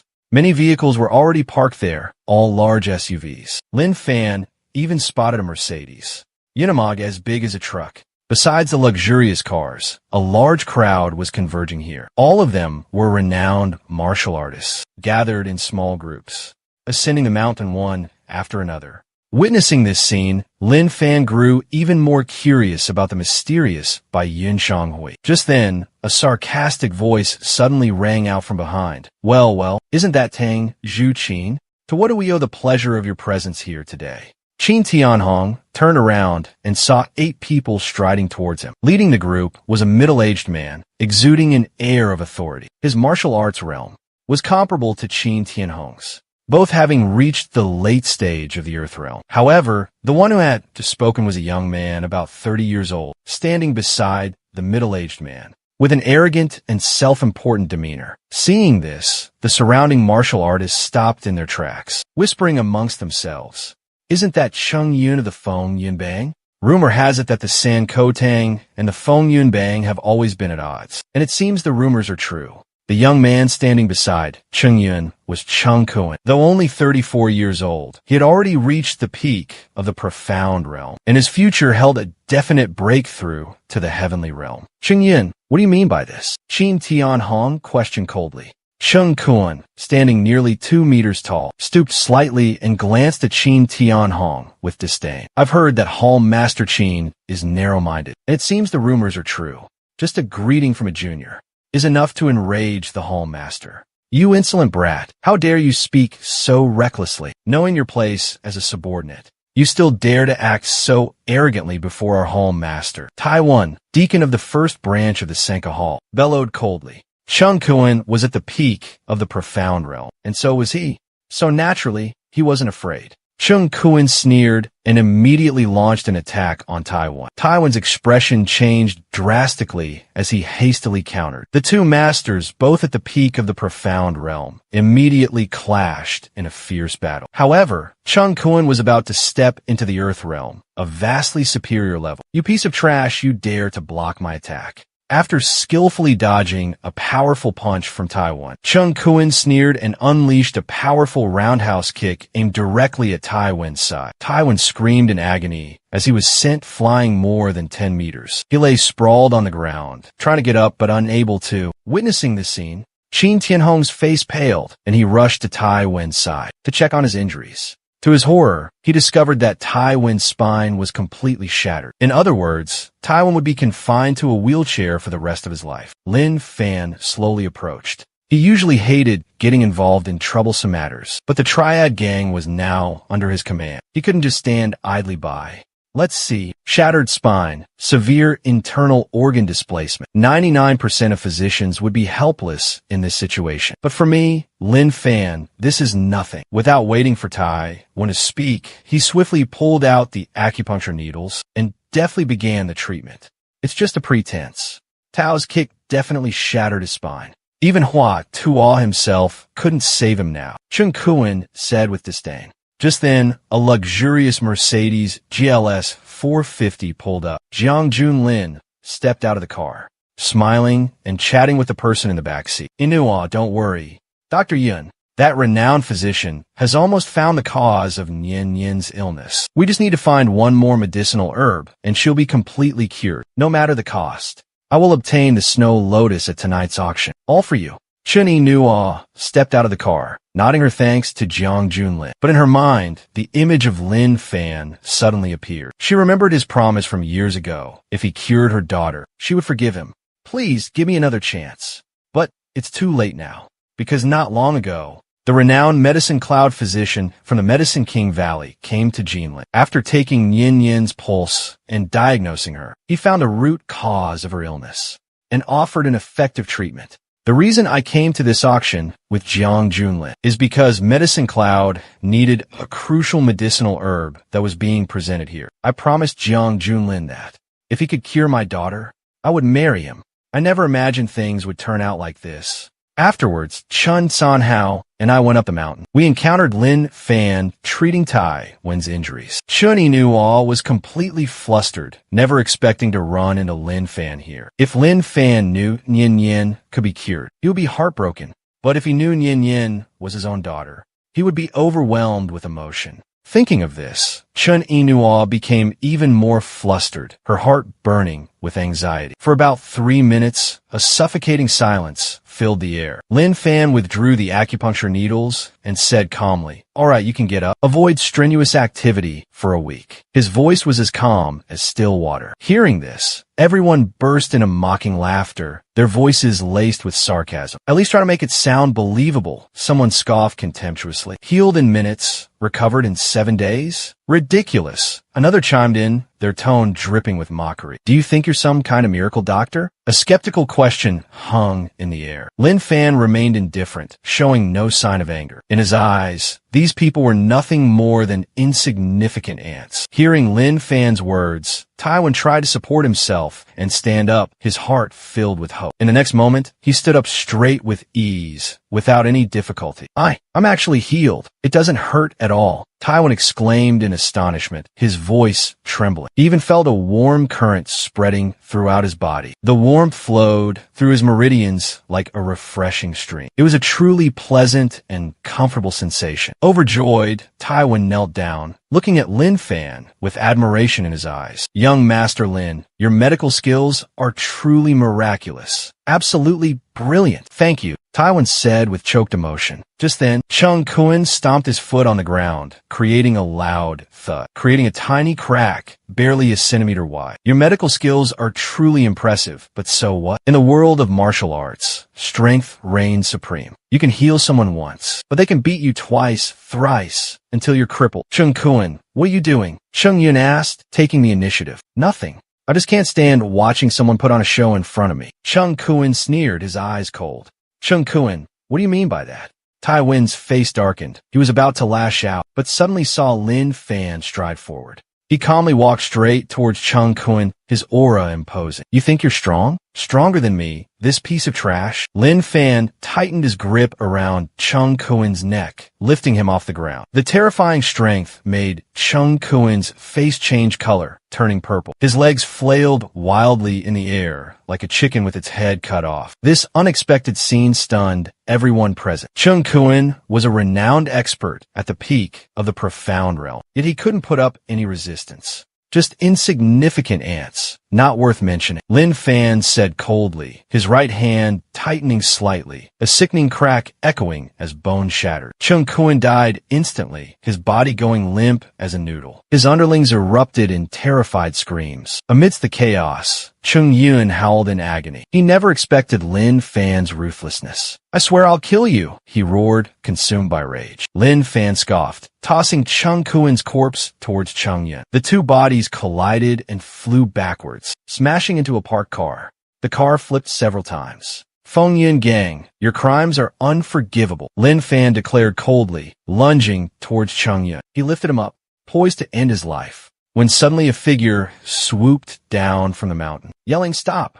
At this critical moment, hanging by a thread, members of the Baiyun Chamber of Commerce unexpectedly appeared. A steward of the Baiyun Chamber of Commerce stepped forward. Sharp, authoritative eyes emanated from him. Although only at the early stage of the Earth Realm, his overwhelming presence exerted an invisible pressure on everyone. "How many years has it been?" No one has dared to cause trouble in front of the Merchant Guild's doors for years. The last time someone was brazen enough to commit murder right outside the guild gates. That was 25 years ago. Exactly 25 years ago. There was a master who had reached the peak of the Earth Realm, relying on his strength and influence, acted tyrannically everywhere. In the end, he was eliminated by a master of the Merchant Guild. Now, the grass on his grave must be taller than a man. You don't know the rules of the Bayou Merchant Guild? Huang Failong stepped in front of Lin Fan, his face ice cold, and growled, "Release Cheng Yun immediately." Lin Fan crushed Cheng Yun's corpse under his foot and replied indifferently, "What rules? I don't know them. Why don't you enlighten me?" Lin Fan, still standing on Cheng Yun's remains, calmly said, "I don't know of any rules.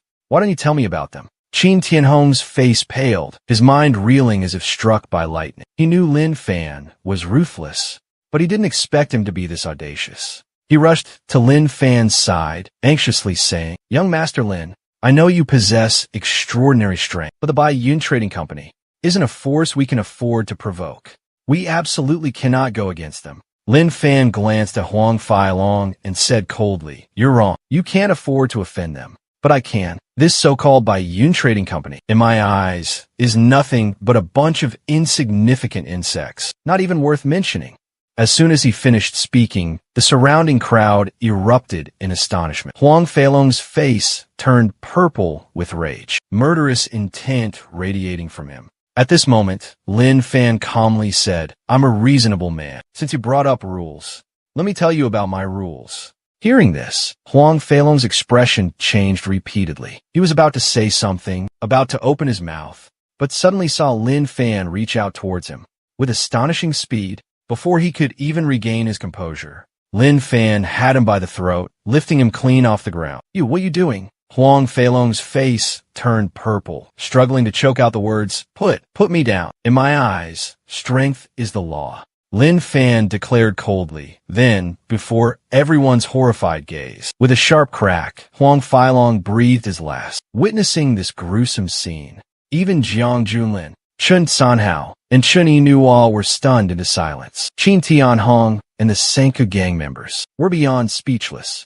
Their legs trembled, nearly collapsing to their knees. They were utterly doomed. Just then, clip-clop, an old man slowly approached, though his steps seemed unhurried. The old man's speed was astonishingly fast. Each stride spanned over 10 meters, as if he were teleported. Everyone gasped, utterly terrified. Tianjing. It must be a Tianjing expert. Though the old man looked incredibly frail and weak, his eyes shone bright and piercing, as if harboring a raging fire within. Lin Fan observed the old man with a mixture of amusement and curiosity. Truly, the difference between the Sky Realm and the Earth Realm was like night and day. He noticed the internal energy within the old man was beginning to transform into pure spiritual chi. "Young man, which sect are you a disciple of?" The old man stepped into the crowd, not immediately attacking, but instead asking a question. His deep, resonant voice startled everyone around, their faces etched with bewilderment and anxiety. That's right, we were so preoccupied with Lin Fan's arrogance that we forgot he might also hail from a powerful force. Otherwise, how could someone so young possess such terrifying power? Chun Yin was momentarily surprised, but a strange joy bloomed in her heart. She recalled Lin Fan's 15-year disappearance. Could it be that he had been taken in as a disciple by some mysterious power? Lin Fan pondered for a moment, then slowly shook his head. "I am but a mere mortal, without any powerful backing, powerless and insignificant. Yet you dare to murder someone from the Bai Yun Trading Company?" The old man narrowed his eyes. The formidable aura of a Sky Realm expert erupted, enveloping Lin Fan, attempting to intimidate him. Lin Fan scoffed. "You think you can scare me with this meager display of power? You're so naive." He raised an eyebrow, making no move to attack, only glancing coldly at the old man. The old man suddenly felt his heart constrict as if squeezed by an invisible hand. His head spinning, feeling dizzy. He stumbled back in panic, stammering, "Who are you?" The old man looked at Lin Fan in terror, a single glance having completely shattered his aura and even nearly crushing his heart. This power was terrifying. The old man was unaware of that. Lin Fan had only used a fraction of his true power. "I never intended to take your life. Despite my superior strength, I'm not one for senseless killing. After a moment of contemplation, the old man stepped forward. His expression softened slightly. Young friend, you truly are a dragon among men. Extraordinary. I was just being disrespectful. I am Feng Hai, third elder of the Baiyun Commerce Guild's Jinling branch. May I ask for your esteemed name? Lin Fan. Lin Fan replied calmly. Young Master Lin, the previous incident was due to our guild's negligence. Please forgive us. As a token of apology, allow me to arrange a top-tier room for you. With that, Feng Hai turned and led the way up the mountain. Lin Fan started to follow, but suddenly realized Qin Tianhong and the other two were still rooted to the spot. He furrowed his brows. What are you three still standing there for? Come with me. Yes. Qin Tianhong and the other two snapped out of their daze, trying to suppress the terror in their hearts. Quickly nodded in agreement and hurried after him. The moment they left, the surrounding crowd erupted in a cacophony of noise and excitement. Unbelievable. That Lin Fan dared to attack and kill a deacon of the Baiyun Trading Company, and yet walked away unscathed. Jiang Junlin, hearing the surrounding whispers and murmurs, clenched his fists tightly, a storm raging within his heart. I absolutely cannot provoke this Lin Fan again, or I'll be courting disaster. But I'm so unwilling to accept this. He was clearly just an insignificant nobody. So why has he suddenly become so powerful that I have to be so wary of him? Jiang Junlin frowned, his face darkening. At this moment, Chen Qinhao spoke, his voice hesitant. The auction won't start for a few more hours. Later, I'll go with you to meet Lin Fan. Chen Inuo looked surprised.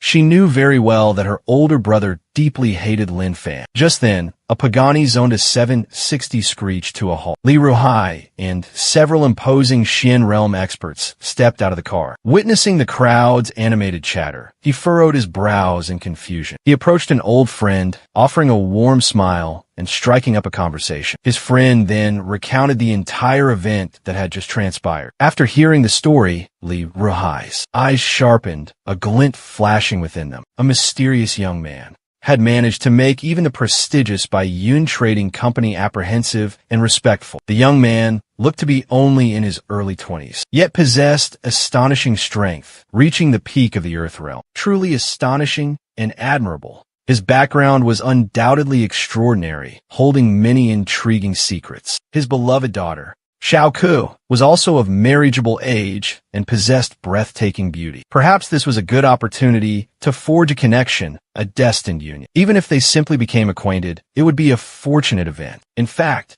not only Li Ruhai, but the leaders of other powerful forces shared the same thought. Feng Hai respectfully led Lin Fan and his entourage into the grand auction hall. The auction venue was built deep within the mountain, shrouded in an air of mystery. They descended in an elevator, traveling down more than 10 meters to reach the main auction floor. The auction hall was a spacious two-story structure. The upper level consisted of a sturdy balcony constructed from reinforced concrete. It housed numerous private rooms, ensuring the utmost privacy for VIP guests. Each room was equipped with one-way glass, allowing a clear view of the auction floor without being seen from the outside. The hall was already packed with people, buzzing with excitement. These were prominent figures, individuals of power and influence in Jinling and the surrounding regions. They gathered in small groups, engaged in lively conversations, networking, and forging connections. Feng Hai escorted Lin Fan to a luxurious VIP room on the second floor. The room, spanning over 100 square meters, was exquisitely furnished, exuding opulence and grandeur. This was a privilege reserved exclusively for esteemed guests. Qin Tianhong's eyes scanned the lavish room, and he couldn't help but gasp in awe.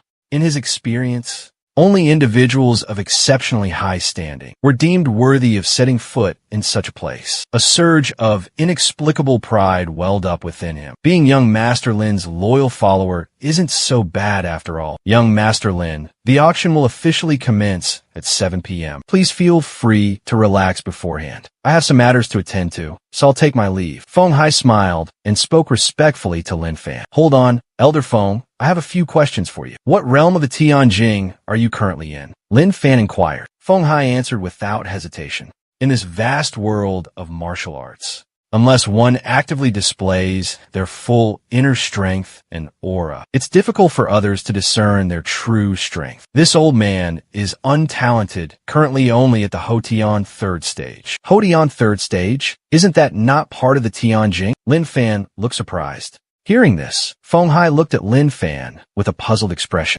You possess superior strength, yet you haven't grasped this fundamental knowledge? Unbelievable. Tianjing, a concept often mentioned, is actually just a vague and general term. Tianjing is divided into two main categories, Hotian and Xiantian. Hotian consists of 9 layers. Xiantian similarly has 9 layers as well. Each layer represents a significant breakthrough in the path of cultivation, a process of transforming inner strength into Tian Di Li, an incredibly powerful energy source. Therefore, Tianjing and Dijing are two completely distinct realms, world apart. Dijing is the stage of opening the Run and Du meridians, refining inner strength and building a foundation. Upon reaching Tianjing, cultivators can absorb Tian Di Li, beginning the process of transforming inner strength to a higher level. Feng Hai meticulously explained every detail to Lin Fan. Lin Fan listened intently, lost in thought. This so-called Tian Di Li, isn't it just the spiritual energy I know? Feng Hai is currently at Hotian's third layer,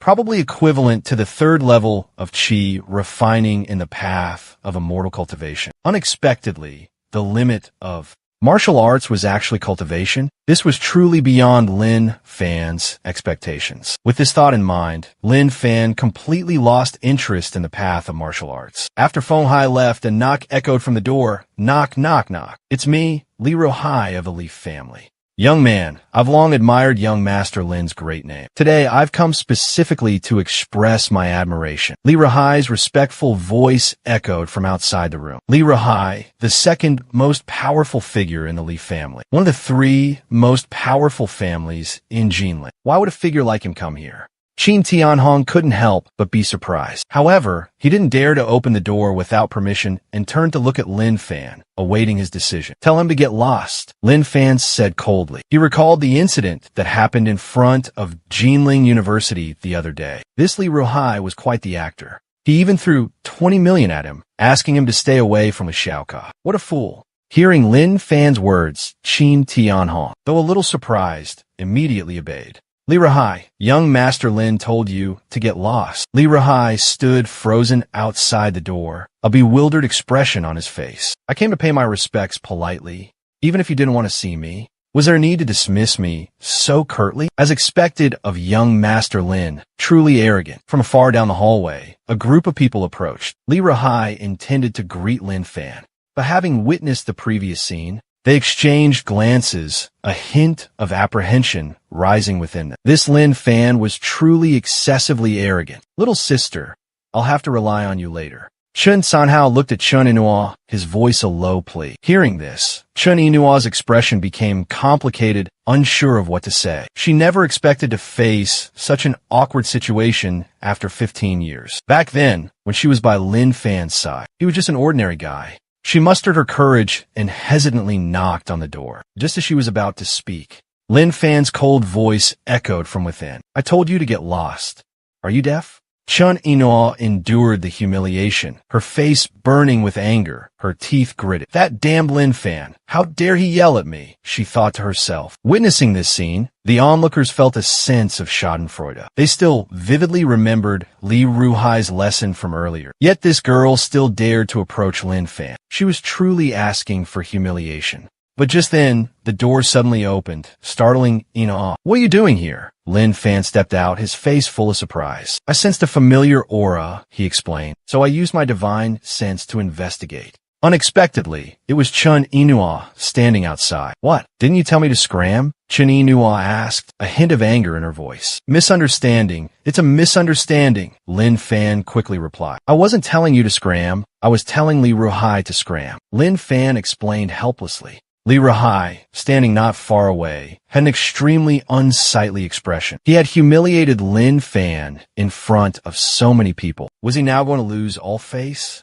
But when he saw Lin Fan's face, he was startled. Isn't this the young man who saved Xiao Ka the other day? Li Ruhai thought to himself. Why him? While Li Rahai was still in shock, Chun Ganhao stepped forward. Smiling, he said, "Young Master Lin, do you remember me? Let's talk inside." Lin Fan glanced at Chun Ganhao and then took Chun Inua's hand, pulling her into the room. After everyone was seated, Lin Fan asked Inua cheerfully, "Why did you come to find me?" "Let go of my hand," Chun Inua said, slightly irritated. She tried to pull her hand back, but to no avail. Her face flushed, her heart pounding. She felt a sweetness she hadn't felt in a long time, as if she was back 15 years ago, when they secretly dated in the small woods at school. "Young Master Lin, you're doing this to my sister right in front of me. It doesn't seem very appropriate," Chun Ganhao said with an annoyed expression. "Is that so? Then you should go outside. That way it won't be in front of you anymore." Chun Ganhao's jaw dropped, his eyes turning icy. "Aren't you being a bit much?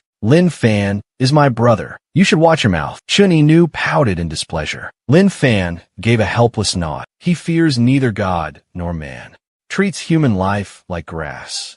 Yet he's utterly devoted to the woman before him. It's not because he's infatuated with her, but because he's consumed by guilt and remorse. He feels deeply indebted to her. "Speak. What do you want?" Lin Fan stared directly at Chun Ganhao. Chun Ganhao scoffed.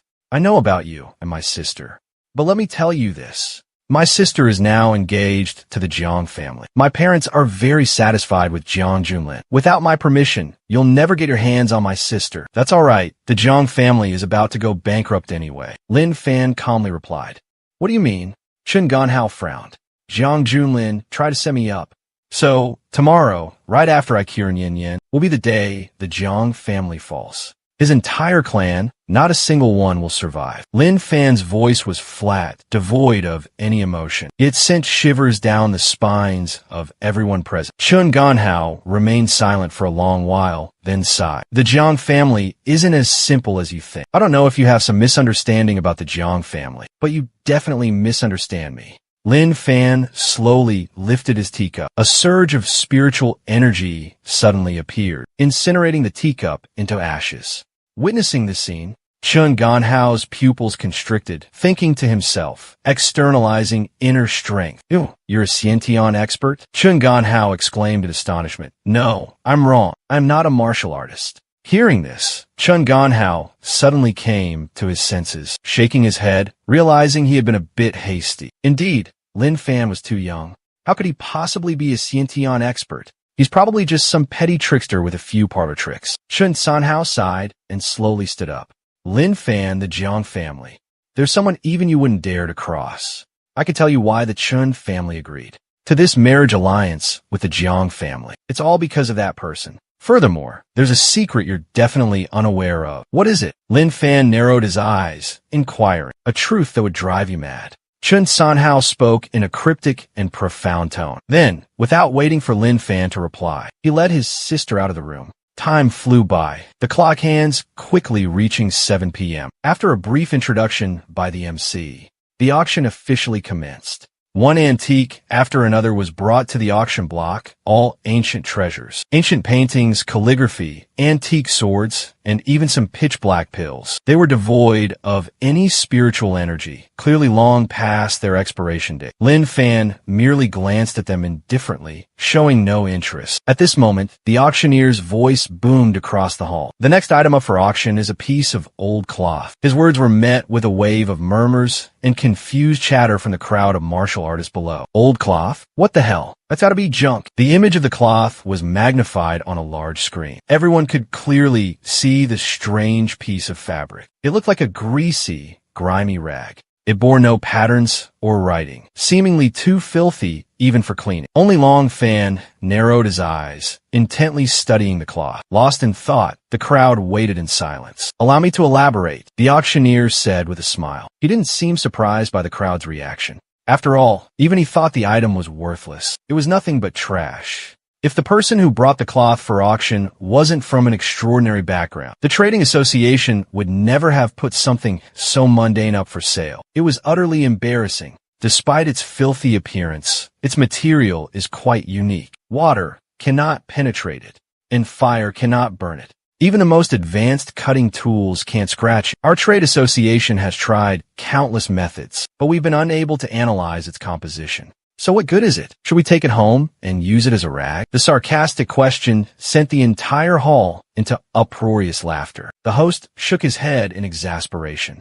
The starting bid is 10,000. If anyone is interested in this unique item, please begin bidding. 10,000 for this useless thing? Are you kidding? The martial artists looked perplexed. Even one coin seemed like a waste. No one would be foolish enough to buy it anyway. Several seconds ticked by in silence. No one made a bid. Inside VIP room number 1, a gaunt, austere old man, dressed in all black, stood silently before the one-way window, carefully observing the proceedings below. A closer look revealed a profound, unreadable depth in the old man's eyes. A faint, mysterious aura emanated from his body. No one seemed to notice, much to his disappointment. He had taken this strange piece of cloth to auctions across the land. Some rich folks tried to buy it before. The old man said, a gleam of excitement in his eyes. I want to find out what they wanted, but they just said they were buying it for fun, that they had money to burn and could buy whatever they pleased. I was so furious, I wanted to wipe out their entire families, down to the last dog.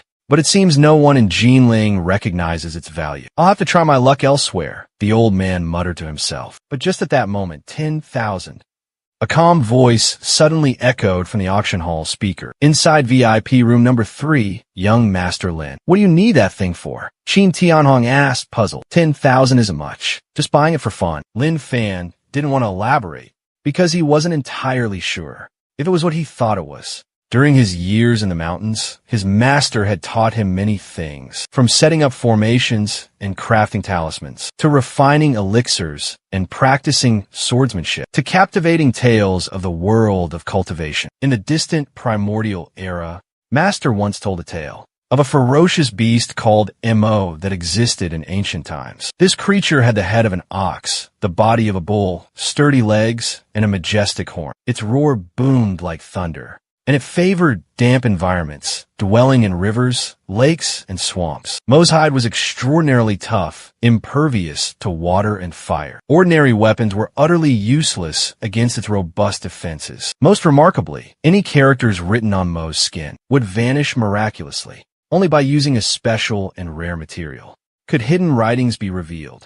Because of this magical property, many skilled cultivators chose Mo's hide to record profound cultivation knowledge, divine powers, spells, and secret formulas. Of course, this was just a legend from the distant ancient times. Therefore, Lin Fan suspected this old piece of cloth was the hide of the legendary Mo beast, and it was very likely that priceless cultivation secrets lay hidden within. If that's truly the case, then those are some bold words. Just then, a calm voice cut through the silence. 10,000 is too little. I'll pay 100,000. The words had barely left his mouth when the entire hall erupted in a cacophony of gasps and murmurs. Why would someone from VIP room number 2 bid? Could it be? Jiang Junlin leaned back in his chair casually, his gaze fixed on the stage. A subtle smirk played on his lips, hinting at something more. Mr. Jiang Junlin, what is the meaning of offering 100,000 for this item? Have you lost your mind? Are you doing this just to provoke Lin Fan?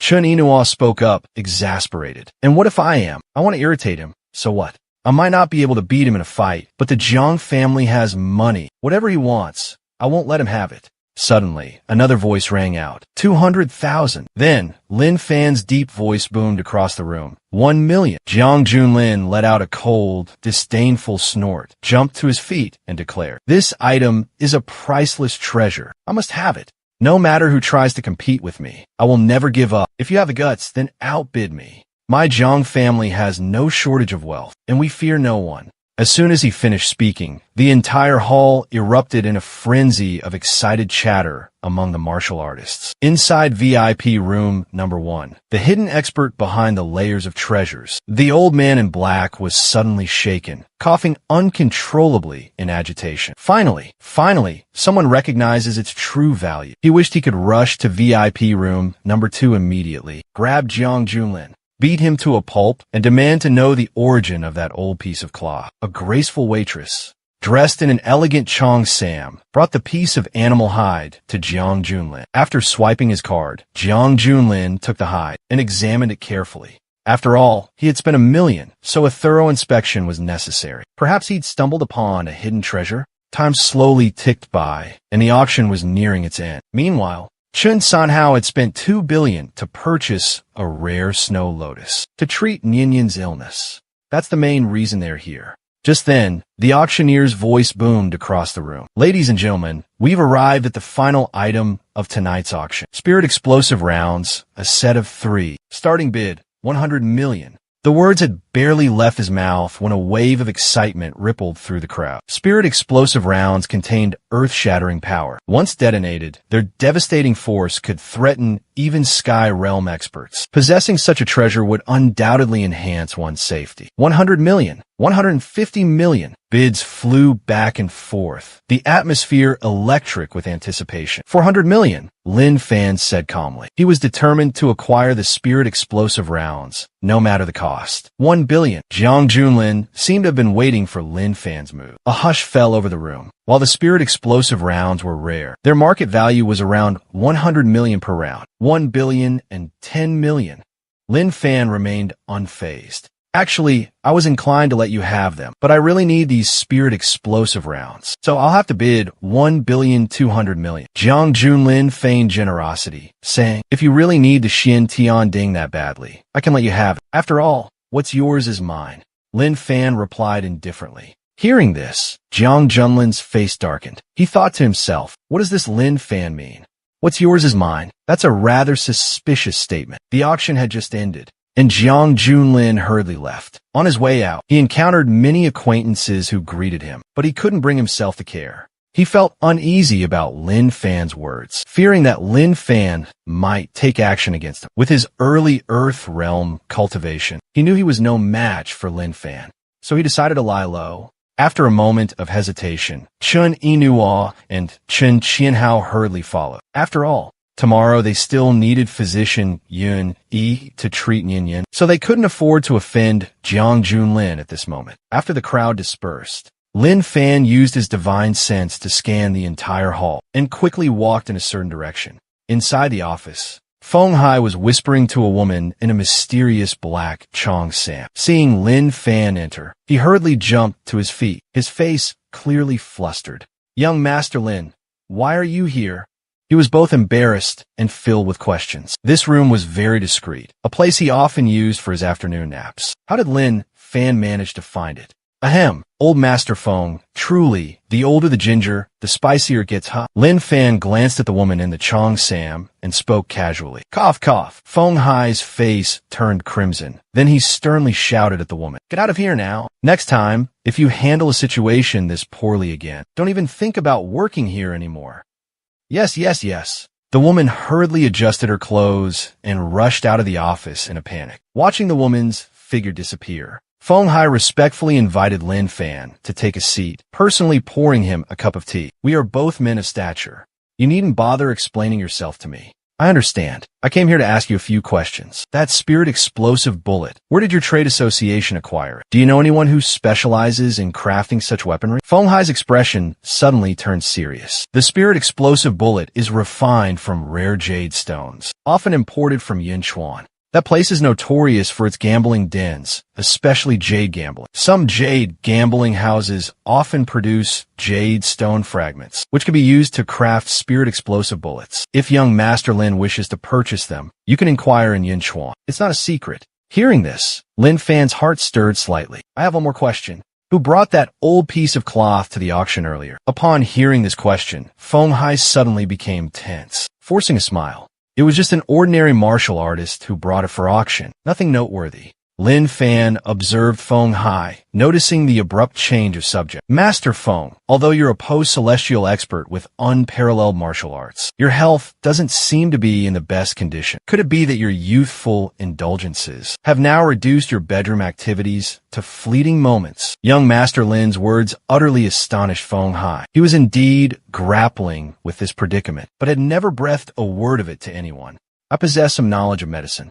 Your condition, in traditional Chinese medicine, is known as running out of money before reaching the market. In this world, I'm afraid no one, but I can cure it. Answer my question truthfully, and I'll consider whether to lend you a hand. Hearing this, Feng Hai was filled with dread. Running out of money before reaching the market. It was a precise description of his current suffering. After a moment of hesitant deliberation, Feng Hai lowered his voice. You absolutely must not reveal this to anyone. Otherwise, not only you, but even I will lose our lives. Here's the story. That scrap of fabric was brought to the auction by an old monster. His goal was to find someone who could recognize its origins. That old man's martial arts skills are unfathomably deep. Just a slight release of his aura was enough to make my entire body tremble. I almost collapsed to my knees. His aura was many times more terrifying than yours was at the foot of the mountain. This old monster has taken this strange item to auction in many places already. This time he came to Jinling. The people at headquarters specifically instructed me to treat him with utmost care and absolutely not to offend him. Feng Hai spoke in a long breath and then wiped the sweat from his forehead. Actually, no matter who bought that piece of fabric, that old monster would seek them out himself. His purpose is to lure its true use. Several martial arts families have bought it before, but all of them were mysteriously annihilated in the end. At this point, a slightly gloating expression appeared on Feng Hai's face. So, young Master Lin, you're lucky you didn't buy it. Otherwise, you would be the one facing misfortune. This time, the Jiang family will surely be ruined. Lin Fan was about to say something, but suddenly remembering something, he shot up. So that old monster is looking for Jiang Junlin. That must be it. Feng Hai nodded in agreement. Hearing this, Lin Fan's face paled. Without another word, he rushed out. He didn't care whether Jiang Junlin lived or died. But Chen Yana and Chen Qianhao were with Jiang Junlin. If that old monster laid a hand on Yana, the thought sent chills down Lin Fan's spine. Hey, young Master Lin, my money's gone before the treatment even started. You haven't even cured me yet, he yelled. Feng Hai's expression also changed, and he hurriedly chased after him. But Lin Fan was already gone. 10 minutes earlier, on a deserted country road, a Mercedes GLS 450 was speeding along. Jiang Junlin, what's the big rush? Chen Sanhao furrowed his brows in confusion. The speed limit on this country road is 40 kilometers per hour, but Jiang Junlin is going 150. That Lin Fan isn't a good guy. So naturally, I need to get as far away from him as possible. Jiang Junlin gripped the steering wheel, his eyes fixed on the road ahead. Before Chen Sanhao could say anything more, he suddenly saw an old man in black robes appear in the middle of the road. Watch out, there's someone ahead, dressed entirely in black. Look out, there's someone in the road. So what if there is?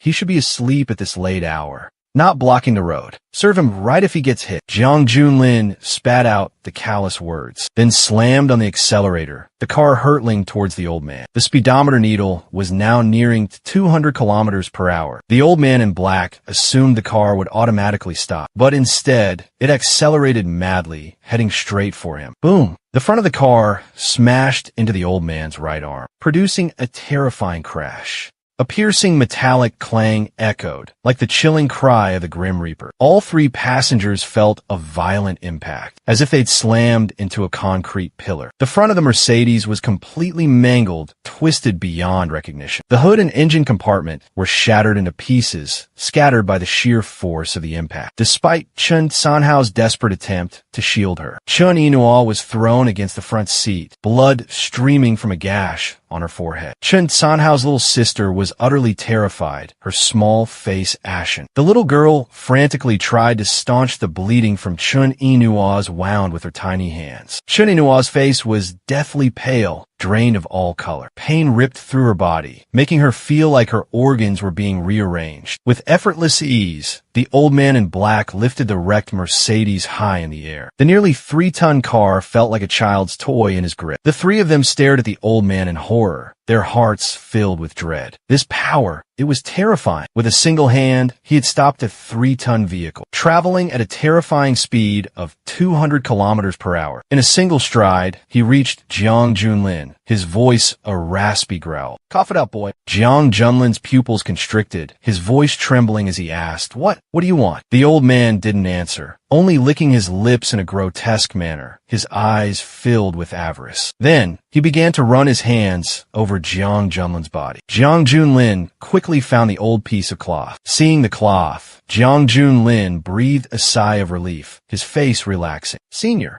so you stopped us for this? Why didn't you tell us sooner?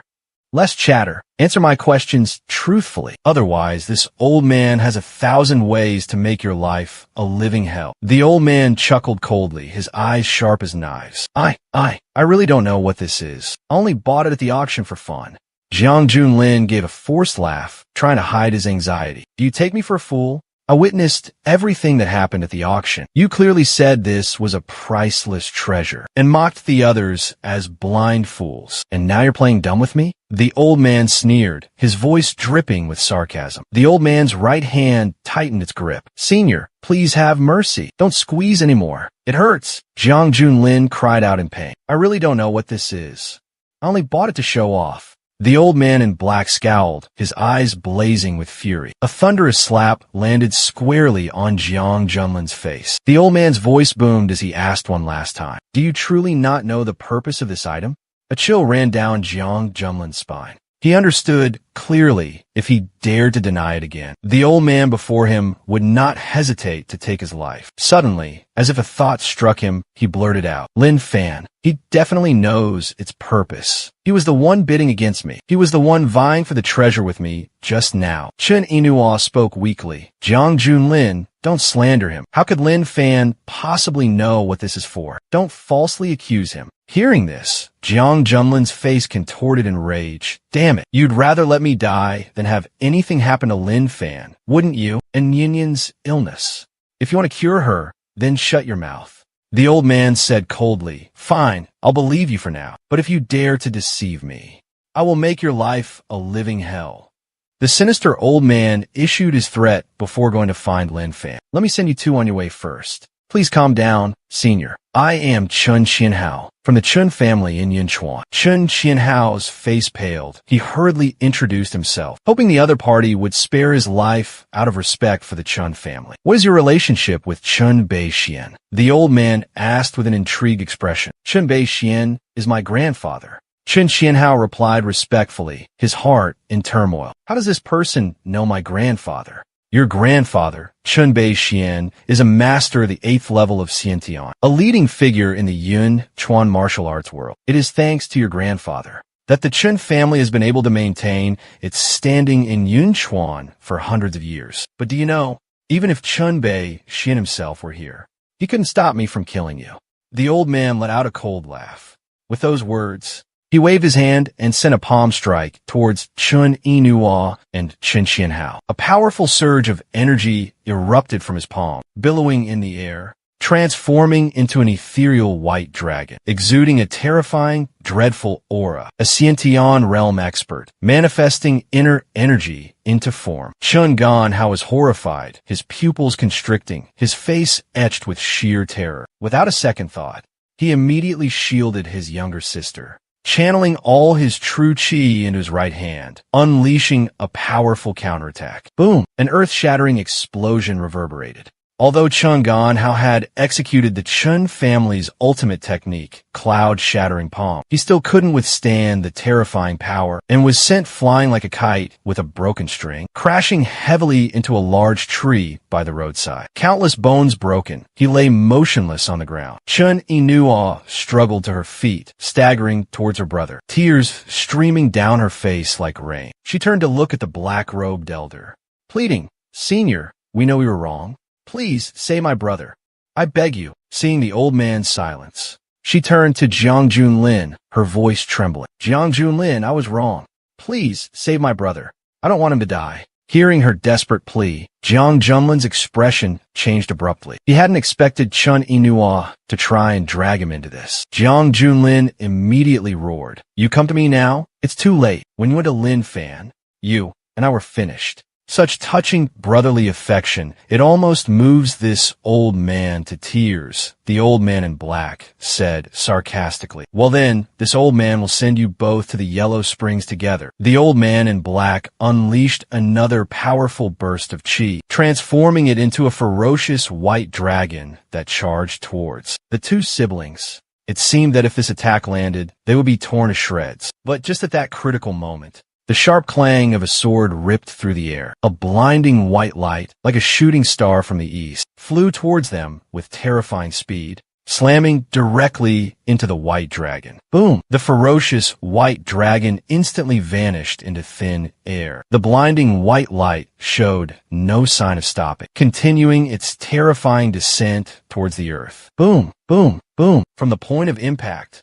countless cracks spread outward like a spiderweb. The fissures stretched for dozens of meters, some a foot wide, making the ground tremble violently as if a catastrophic earthquake had struck. This earth-shattering spectacle left everyone present stunned and terrified. As they regained their senses, a 3-meter-long sword stood imposingly at the impact site. Suddenly, a flash of light sparked before their eyes, as if something had just zipped past. In the blink of an eye, a man appeared. In the nick of time, Lin Fan had arrived. This man wielded a long-lost sword technique, one that terrified even a 200-year-old monster. It was said that even the sect leader of Shu Mountain, a renowned martial arts grandmaster, hadn't reached this level of mastery. When Lin Fan learned his beloved was in mortal danger, he didn't hesitate to summon his life-bound sword. This was the first time he had truly drawn his sword since leaving his secluded mountain home. This was the ultimate sword technique his master had imparted to him, the secret martial art he had painstakingly honed for 15 years. His calloused hands, riddled with thick scars, were the most compelling evidence of his relentless training. Ha ha ha. So it's Lin Fan. Jiang Junlin was so excited that he jumped up, ecstatic like a madman. He looked up to the sky and screamed in exhilaration. Senior, this man is Lin Fan. He definitely knows what that old piece of cloth is. Lin Fan glanced at Jiang Junlin, and in the next moment, boom, Jiang Junlin exploded on the spot, reduced to a bloody mess. The black-robed old man, 200 years of age, stared at Lin Fan with deep astonishment in his eyes and exclaimed, "Flying sword technique. Are you a disciple of the sword sect or the Shu Mountain sect?" Lin Fan ignored the old man's words. He squatted down, seeing Chun Yinhua gravely wounded. Remorse was etched across his face. "I'm sorry. I'm too late," he said, his voice filled with anguish. Hearing his words, Chun Yinhua trembled uncontrollably, tears streaming down her face as she pleaded with Lin Fan. "Please, save my brother. I don't want him to die." By then, Chun Sanxia had also arrived, but his internal organs were ruptured, barely clinging to life. There wasn't a single bone left intact in his body. Even his internal organs seemed to be crushed into a pulpy mess. "Easy now. Let me stabilize his ethereal soul first. Slowly but surely, he'll be all right." Lin Fan reassured Chun Yinhua, then pulled out a set of acupuncture needles from his bag. He swiftly sealed Chun Qianhao's 7 apertures, anchoring his wavering soul, then sealed 36 vital acupoints to prevent the dissipation of his vital energy. "I don't care which sect you're a disciple of, but to act arrogant before me, you're still too green." The old man in black spat coldly. At first, he had been somewhat wary of Lin Fan because his swordsmanship was incredibly swift and unpredictable. But seeing him act so dismissively, a surge of fury welled up within him.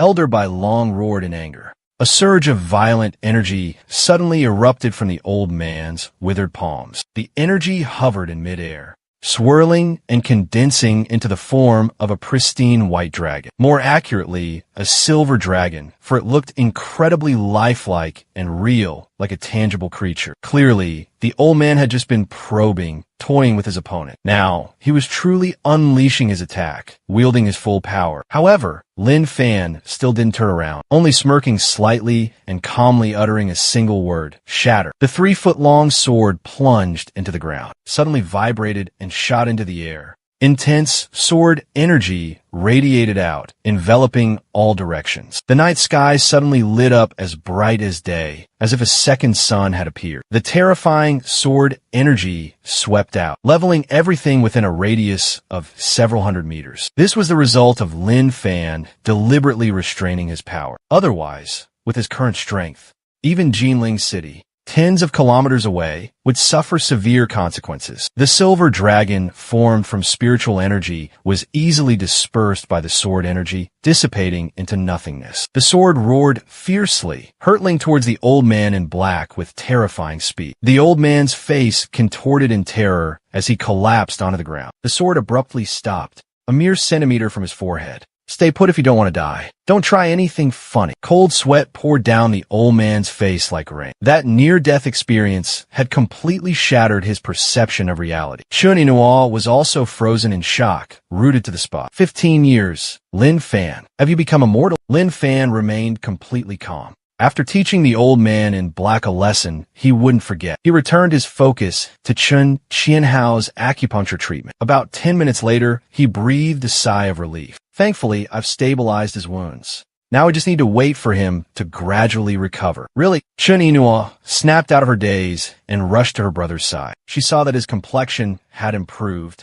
and his breathing had become much more even. Thank you, Lin Fan. Chun Inouye, have you forgotten? You said that year. There's no need for thanks between us. Immediately, Lin Fan stood up and strode towards the old man in black. Without a word, he placed his hand on the old man's head, executing the super soul absorption technique. The old man struggled for a moment, then his eyes bulged, foam frothing at his mouth. Lin Fan began to probe and explore the old man's memories. The old man in black was known as Ku Exine Lauren, an elder of the Gue Yin Zone, possessing profound martial arts cultivation. His realm had reached Xiantian 9th level, which, compared to the cultivation realm system, was equivalent to Foundation Establishment Great Perfection. 65 years ago, Ku Exine Lauren was just an ordinary, unknown nobody. However, afterward, he stumbled upon the inheritance of a golden core stage cultivator, hidden within a secret cave. From then on, his destiny completely changed, turning a new page. He became a renowned figure, his fame echoing throughout the martial world. That old piece of cloth was the item he found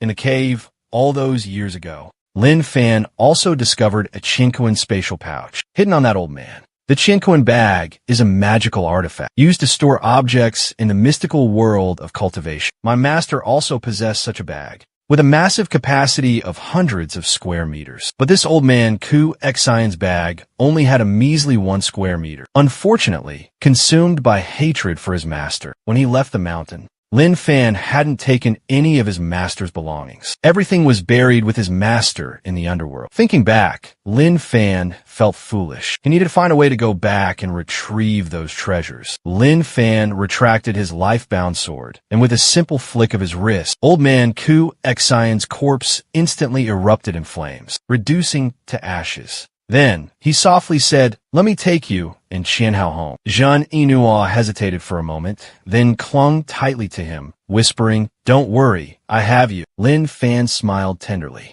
With a wave of his right hand, the three of them instantly transformed into a blinding ray of light, vanishing into the dark night. Not long after the trio departed, 2 figures flickered, landing softly on the ground. One of them was Feng Hai, elder of the Baiyun Chamber of Commerce's Jinling branch. The other was one of the chamber's close aides. "Elder Feng, what happened here?" the aide exclaimed, barely taking in his surroundings, his face etched with horror. Several hundred meters around them had been flattened, the ground cracked with fissures wider than 10 centimeters. An earth-shattering battle, Feng Hai murmured. What kind of expert could possess such terrifying power? Feng Hai observed the scattered bloodstains and lingering dust on the ground, shaking his head grimly. This old monster is truly frightening. To cause this level of destruction, he must have reached the Xiantian realm. It seems Jiang Junlin has little chance of survival. Meanwhile, Lin Fan carried the unconscious Chun Inouye and Shen Ganhao back to his home. He gently laid them down on the bed. As her feet touched the ground, Chun Inouye was still reeling from the experience. She couldn't believe Lin Fan possessed the ability to fly. Moreover, this dizzying speed was completely beyond her imagination. Chun Inouye looked around, trying to compose herself, then asked, "Lin Fan, where is this?" "Your house," Lin Fan replied. "Yeah, my house. Isn't my house in the Jiangning district?" Chun Inouye exclaimed in surprise. What are you talking about? Don't you remember? When we were together, you told me your family lived in a remote countryside, poor and struggling financially, just hoping for a life-changing demolition compensation one day. I know you said that, but then, didn't your parents buy a house in the city afterwards? Lin Fan was stunned. Who told you that? After you disappeared, your parents were in a car accident and passed away. That's impossible. My parents are still alive. I even visited them at your house last year. You have a younger sister named Xiao Jiao, right? Chun Inouye's face suddenly turned pale as she spoke. Have I been deceived? Lin Fan sensed something was wrong. Chun Inua's mouth gaped open, speechless. She was only suspicious, with no concrete proof. Lin Fan said softly, "Calm down first. I think there's a huge misunderstanding between us." Lin Fan nodded, not pressing her further. Then he said, "Qin Hao and I will sleep in my room tonight, and you can sleep in Xiao Jiao's room." Chun Inua blushed at his words. "We've already done what we should have done, and what we shouldn't have done. What's wrong with being honest with each other?" Lin Fan said with a serious expression. "What nonsense are you talking about? It was only twice. It only hurt. I didn't feel anything." Chun Inua mumbled, her voice barely a whisper, but a flicker of happiness arose in her heart. This was the Lin Fan she knew, the carefree and confident man. "There's a lot of new lingerie in the closet," Lin Fan said softly. "I bought them for you. Pick out a few sets to wear and take a shower." Lin Fan stepped forward, gently wrapping his arms around Chun Inua's slender waist. An intimate gesture, without any hesitation or embarrassment. Chun Inua lowered her head, her body suddenly stiffening, her heart pounding like a drum. Just then a sudden knock echoed. "Knock, knock, knock." Lin Fan frowned, annoyed at the interruption of the romantic moment. Who would come bothering us so late at night, he wondered. Lin Fan strode to the door and opened it. To his surprise, it was Yang Dingtian standing outside, the deputy leader of the Wulin Alliance, a powerful and influential figure. "Lin Fan, where have you been gallivanting all this time?" Yang Dingtian reproached. "Do you have any idea how many times I've come looking for you?" Upon seeing Lin Fan, Yang Dingtian's face immediately contorted with irritation. The Alliance leader had tasked him with bringing Lin Fan for a meeting, but he had been to Lin Fan's house numerous times without success, leaving him feeling incredibly frustrated and annoyed. Lin Fan furrowed his brows, a puzzled expression on his face. Is this guy nuts? He dared to kick Yang Dingtian out. If he's sick, he should go home and get treatment, not come here and bother me. Yang Dingtian scrambled to his feet, his face flushed with anger. "I came here to inform you. The sect leader wants to see you." Lin Fan scoffed. "He wants to see me, so I have to go." As soon as he finished speaking, he delivered another kick, sending Yang Dingtian flying more than 10 meters. "Get lost. If you dare to show your face here again, I'll kill you," Lin Fan declared coldly, slamming the door shut and turning back inside. He intended to continue what he had been doing, but suddenly discovered Chun Inua had sneaked into Xiao Jiao's room and locked the door. "Inua, open the door for me." "No, it's late. I'm sleepy." "Then I'll sleep with your brother." Lin Fan felt helpless. He was just about to reach peak pleasure when Yang Dingtian ruined the moment. "This is just great," Lin Fan sighed, glancing over at Chun Hao, who was still sound asleep in the next room. He stepped out into the courtyard, found a level spot, and sat down cross-legged. Carefully, he pulled a worn piece of cloth from his chinkoan pouch. Lin Fan had never seen an animal skin map before, so he couldn't be certain if this scrap of fabric truly was one. His master had once taught him that the writing on an animal skin map would only appear when stained with a cultivator's blood. "Let's give it a try," Lin Fan muttered, letting a drop of his blood fall onto the cloth. Sure enough, the moment the blood touched the fabric, the previously blank cloth erupted in a brilliant light. Lines of mystical golden text slowly materialized. The characters resembled ancient oracle bone script, dense and complex, numbering in the thousands. Thanks to his master's diligent teachings, Lin Fan could decipher the ancient script. It wasn't a righteous cultivation technique, but a forbidden, wicked art. More precisely, it was puppetry, a technique used to refine and control puppets. With countless rare treasures from the celestial realm, then use divine sense to control the puppet to fight on their behalf. This was truly a formidable technique. In the midst of a fierce battle, if one were to suddenly summon a puppet, wouldn't it be possible to overcome many with few, turning defeat into victory? Iguodijon. Lin Fan continued reading enthusiastically, his heart filled with excitement. The more he read, the more astonished he became. He discovered that puppetry wasn't just limited to manipulating puppets, but also had the ability to temporarily control cultivators with weaker divine sense than his own. However, the materials needed to cultivate this technique were extremely rare, almost impossible to find in the modern world. Some ingredients like soul force crystals, Lin Fan had never even heard of. But the fundamental knowledge recorded in the book was incredibly comprehensive and detailed, completely captivating Lin Fan. Elsewhere, at the Martial Alliance's headquarters, Yang Dingtian drove back, his expression grim and heavy. He went straight to the Alliance leader's office. When Wang Yuexian heard about Lin Fan's reaction, he narrowed his eyes slightly. A terrifying, earth-shattering killing intent suddenly radiated from him, causing the temperature in the room to plummet frighteningly. Too strong. This is the true power of the heaven realm. Lin Fan is just a small fry. Yang Dingtian exclaimed in terror, his pupils constricting. Fear filled his heart. Tomorrow, after dealing with the Jiang family's matter, I will personally go find Lin Fan. Wang Yuexian declared coldly, his face grim. The Jiang family is about to rise. They invited me to attend the engagement ceremony of Jiang Junlin and Chen Inua, the Chen family's daughter in Yunchuan. I don't really want to go, but the Jiang family has invited a distinguished guest this time. I am a martial alliance leader of Jinling. Naturally, I must pay my respects. Who is this distinguished guest? Yang Dingtian asked, startled. The medicine cloud physician of the Medicine King Valley. Wang Yuexian replied, his eyes flashing with a sharp glint. At the Jiang family's main hall, Jiang Fiyun, the current head of the Jiang family, sat comfortably in the head seat, a bright smile illuminating his face. Jiang Qianhao, Jiang Xining, Yang Tianbao, and other key members of the Jiang family were seated on either side, their faces filled with eager anticipation. All of them were brimming with excitement, because tomorrow, right after the divine Dr. Yun Yao cured the young girl, will be the grand day of the Chen and Jiang family's wedding. From then on, the Jiang family would surpass all other powers in Jinling, rising to become one of the leading martial arts families. Suddenly, Jiang Xining asked, Father, where is elder sister? Will she be back for the wedding tomorrow?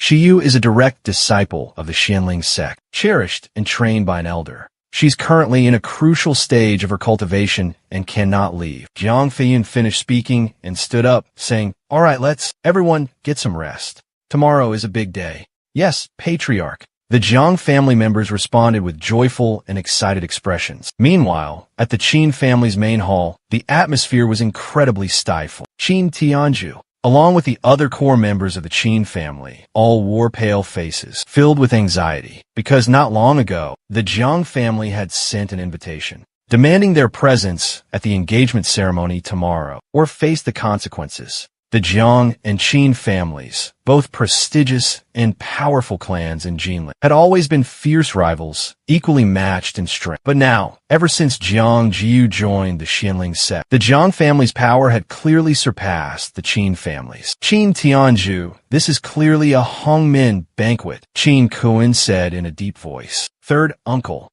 I know, but what can our Qin family do now?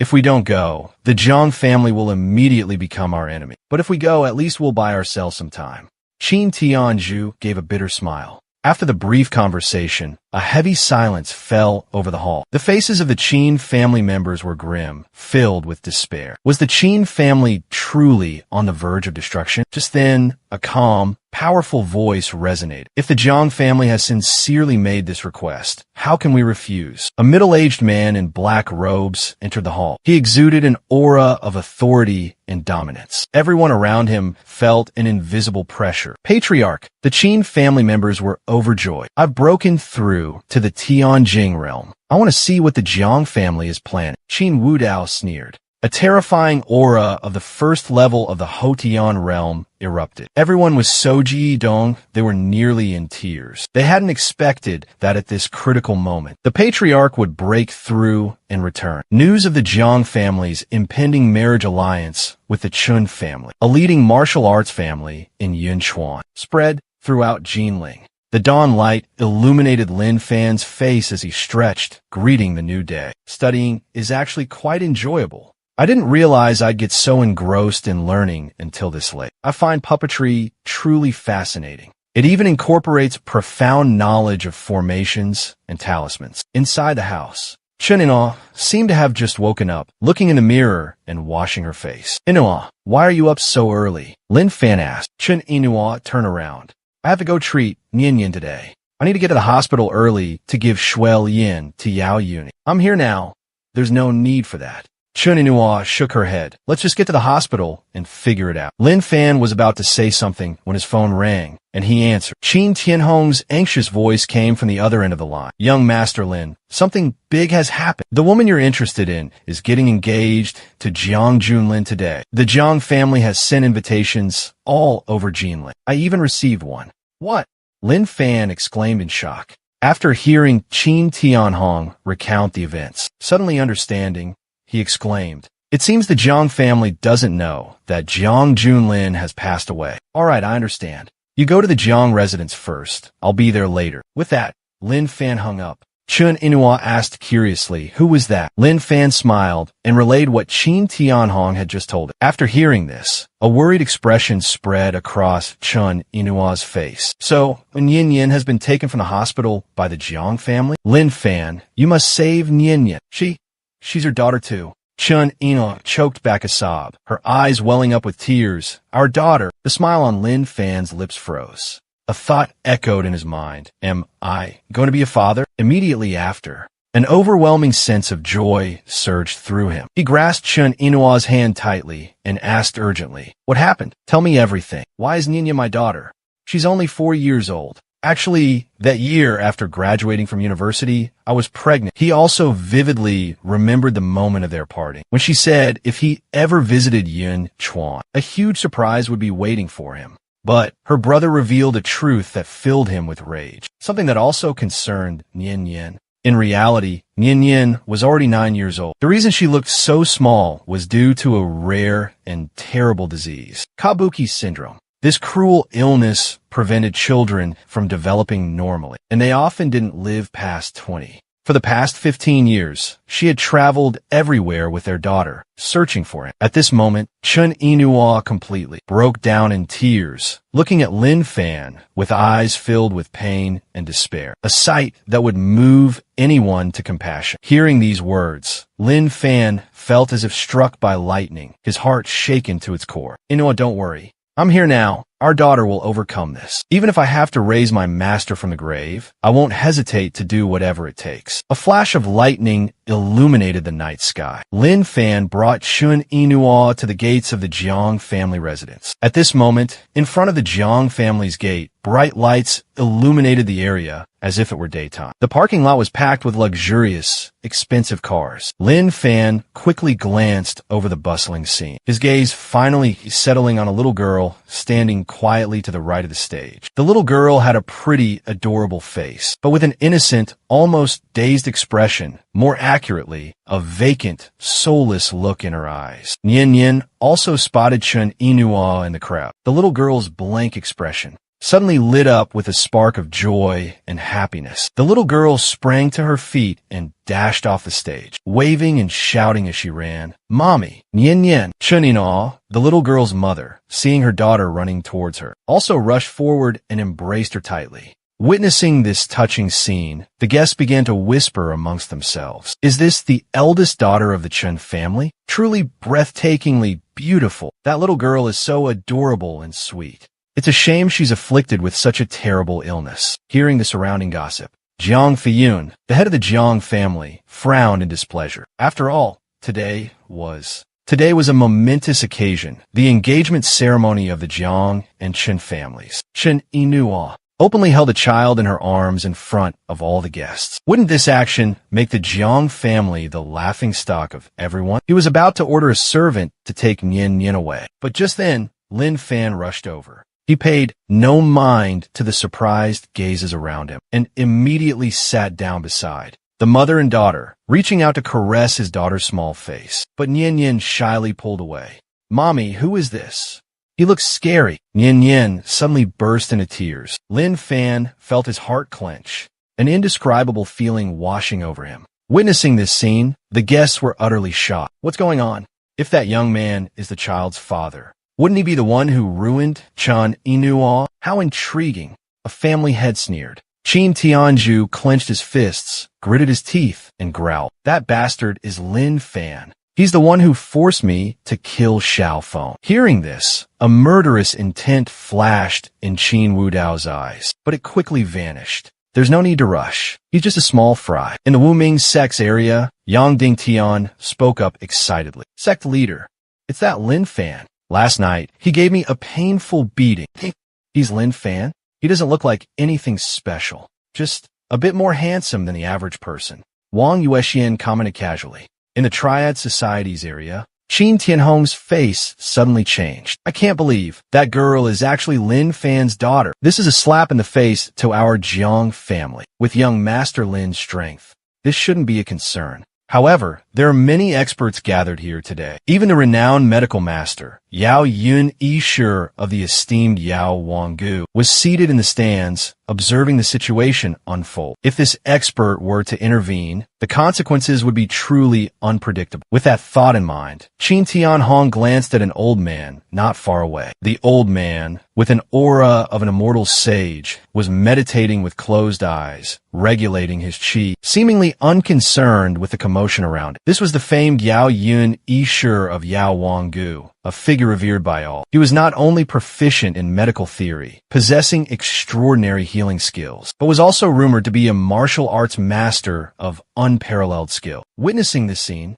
the faces of the Jiang family martial artists turned incredibly grim, a dark cloud hanging over them. Today was supposed to be a day of glory for the Jiang family, a day to be celebrated and praised by all, with all clans bowing in submission at their feet. Yet, they were being humiliated by a nameless nobody, a country bumpkin who dared to come to their doorstep and disgrace them before everyone. Chen Yinhua, who the hell is this bastard? Where's Jiang Junlin? Wasn't he always by her side? Where's he? Jiang Feiyun gritted his teeth and demanded coldly. Before Chen Yinhua could answer, Lin Fan stood up, his expression icy. No need to guess, I killed Jiang Junlin. As soon as the words left his mouth, the entire hall was plunged into stunned silence. The Jiang family's young master murdered? You punk, you can speak carelessly about food, but not about such matters. Just you, a mere nobody, dare to claim you killed my son? Jiang Feiyun roared furiously. In an instant, dozens of Jiang family martial artists swarmed in from all directions, surrounding Lin Fan. Patriarch, allow this subordinate to test this brat's strength and see if he's truly as formidable as he claims. A Jiang family martial artist stepped forward. Very well, Jiang Bing, Jiang Feiyun sneered. I don't want him to still be standing here speaking to me in 1 minute. Jiang Feiyun nodded in agreement. This man was Jiang Bing, an early-stage Earth Realm martial artist of the Jiang family. In his mind, Jiang Bing was more than enough to deal with a young punk like Lin Fan. Lin Fan suddenly recalled the puppetry technique he had learned last night and had the urge to test it out. With a flick of his wrist, an invisible puppet mark flew into the center of Jiang Bing's forehead. Jiang Bing, charging forward, abruptly froze, standing motionless like a statue. Jiang Bing, what are you doing? Why aren't you taking care of Jiang Feiyun? Get on with it. Take care of what? That's my wife. Jiang Bing, stiff and expressionless, turned around with a vacant stare and said coldly. This sudden turn of events left everyone stunned. Could this guy be having an affair with Jiang Feiyun's wife? Jiang Bing, you. Jiang Feiyun started to question him, but then he saw Jiang Bing charging towards him with a sinister smile. Your wife, she's quite something. Jiang Bing let out a wicked laugh. You're courting death. Upon hearing this, Jiang Feiyun, enraged, unleashed a powerful palm strike at Jiang Bing without hesitation. The blow sent Jiang Bing flying more than 10 meters, crashing heavily to the ground. He seemed to regain some clarity, opening his mouth as if to speak. He seemed to regain his senses, his mouth opening to say something. But the words died in his throat, and he perished. Witnessing this scene, everyone was astonished and bewildered. Jiang Bing was a key figure, holding a position of great importance in the Jiang family. Yet he was having a secret affair with the family head's wife. Jiang Feiyun looked at Jiang Bing's lifeless body, his face darkening. Jiang Bing was a man of few words. Just last night, he and Jiang Feiyun had discussed important matters. How could such an absurd thing happen? You must be behind this. Jiang Feiyun glared at Lin Fan, his eyes sharp as knives. You guessed right. But what good does it do you to know? From today onwards, the Jiang family will be nothing but a memory. Lin Fan shook his head, preparing to bathe the Jiang family in blood. Ever since Jiang Jun sent assassins after him, the Jiang family's fate had been sealed. Lin Fan moved through the crowd with astonishing speed, like a white phantom flitting past the martial artists. In the blink of an eye, dozens of martial artists fell. Even martial artists who had reached the Earth Realm were no exception. A terrifying silence blanketed the hall, thick and heavy like a tomb. Witnessing the gruesome scene of bodies strewn across the floor, blood staining the ground crimson, a chill ran down the spine of every guest. This Lin Fan, is he truly this powerful? Could he have already reached the heaven realm? Impossible. How could he possibly be a heaven realm expert? Jiang Feiyun felt like he had fallen into a bottomless abyss, his body turning ice cold. In the blink of an eye, Lin Fan appeared before Jiang Feiyun, swift as light. Patriarch Jiang, Lin Fan said coldly, if you ever have a son, teach him to know his place. Teach him not to provoke those he shouldn't. Don't let him anger those he can't afford to offend. But just at that moment, a beautiful figure rushed forward, screaming in despair. You can't kill my father. The newcomer was Jiang Xining, Jiang Feiyun's beloved daughter. Lin Fan's gaze fell upon Jiang Xining. He had once encountered and saved her in a cave on Mount Taihu, so he still had a faint impression of this young woman. And who are you to give me orders? Lin Fan raised an eyebrow. If I want him gone, he's gone. With a flick of his wrist, Lin Fan unleashed his power. Jiang Feiyun exploded, his body dissolving into a bloody mist. Witnessing his father's brutal death, Jiang Xining screamed in anguish. On the verge of collapsing, Lin Fan, I'll kill you, Jiang Xining roared with fury, drawing a short sword and charging towards Lin Fan. Lin Fan caught her by the throat, lifting her into the air. The weak perish. Your Jiang family is no match for me. A pity, really. You Jiang family are nothing but insignificant ants. Accept your fate. Lin Fan's ice-cold words sent chills down the spines of everyone present. This young man not only possessed earth-shattering power, but a ruthlessness that made even seasoned veterans like them tremble in fear. Just then, a heavy sigh echoed through the air. Young man, stop this. Yao Yun Yi Shi stood up, his face etched with compassion. Are you going to defend the Jiang family? With a single glance, Lin Fan recognized the old man's identity. Yao Yun has only reached the first level of postnatal realm, equivalent to the first level of qi refining. This is perfectly understandable, because apothecaries often focus on studying medicine and mastering medical arts. Their martial arts cultivation naturally won't reach an excessively high level. I don't intend to defend the Jiang family or to the Medicine King Valley, as we always maintain a neutral stance, never interfering in any disputes or grudges between different powers. I simply wish to offer you a piece of sincere advice. Acting too extremely will definitely not bring you any benefits. On the contrary, it may invite disaster upon yourself. Crack Jiang Jining, is he dead? Are you saying others can stab me, harm me, but I'm not allowed to fight back, not allowed to defend myself and kill? Silence fell over the entire hall. All the guests were speechless, staring in disbelief at the corpses scattered on the ground.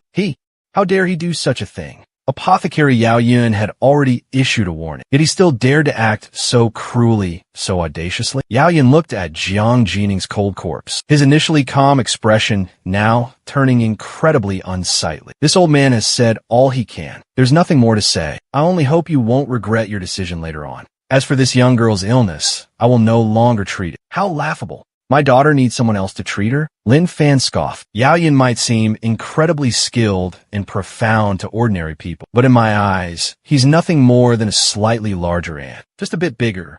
That's all. Moreover, cultivation is about following one's heart, walking one's own path. If one is bound by trivial worldly rules, what's the point of cultivating? Have I endured years of arduous training in the mountains for this? Our views differ too greatly. Reconciliation is impossible. Wei Mao Yao suppressed his fury, flicked his sleeves, and left. At this moment, Wang Yuxian clapped his hands and said to Lin Fan with a smile, "You really surprised me today." Seeing Wang Yuxian stand up, everyone's displeased expressions instantly transformed into joy. It seemed that even Alliance Leader Wang couldn't bear it any longer. Alliance Leader Wang, known as the strongest expert, Jinling was a veteran in the Tianjing realm, possessing profound strength, having reached the postnatal triplet realm, practically invincible in the world. For such a formidable figure to personally intervene, even if Lin Fan possessed boundless magical powers, it would be difficult for him to withstand. Lin Fan, I don't want to get involved in the feud between you and the Jiang family. Wang Yuxian spoke, then gently waved his hand toward an empty table not far away. Yangding Tian immediately stepped forward with his chest puffed out, his demeanor full of pride, glancing at Lin Fan with disdain. Yesterday, I sent my deputy leader to your residence, respectfully inviting you to meet me. Yet you not only declined my kind offer, but you also beat my deputy leader to a pulp. Is that the truth? I don't want to make things difficult for you. Just sincerely apologize to my deputy leader now, and we can consider this matter settled. Let's not cross paths again, like rivers that don't interfere with wells. Hearing this, Lin Fan's sharp gaze turned towards Yang Ding Tian. Noticing the old man looking at him with disdain, he delivered a slap that landed like a thunderbolt. Yang Ding Tian went flying like a kite with its string cut, crashing hard into the rows of seats, creating a chaotic scene and stirring up the entire area. Sect leader Wang, what do you think of this apology of mine? Witnessing the scene before him, Wang Yueshuan's face darkened, becoming terrifyingly grim. Lin Fan, if I were to make a move, I'm afraid you wouldn't be able to withstand it. What do you mean by doing this? They're making things very difficult for me. If it's too much trouble, just forget about it. Lin Fan unleashed a powerful kick, sending Yu Xian, the Devil King, flying more than 10 meters, crashing hard against the massive iron gates of the Jiang family estate. The forceful impact brought the gates crashing down with a thunderous boom. Witnessing this terrifying scene, a chill ran down the spines of all the guests. Every hair on their bodies stood on end. Wang Mingzhu, a super expert of the postnatal triplet realm, was now. Lin Fan's calm voice suddenly rang out, bringing everyone back to reality. You have 5 minutes to leave this place. As soon as he finished speaking, the faces of all the guests changed dramatically. Although they didn't understand why Lin Fan wanted them to leave, they all hurriedly rushed out. After everyone had left, Lin Fan slowly extended his right hand and gently pressed it down on the ground. Everything on the ground within the Jiang estate, from houses to trees, completely collapsed, transforming into a heap of rubble. To think that Jiang Feiyun, the one who has struggled with me for almost this entire life, so it all ends this way?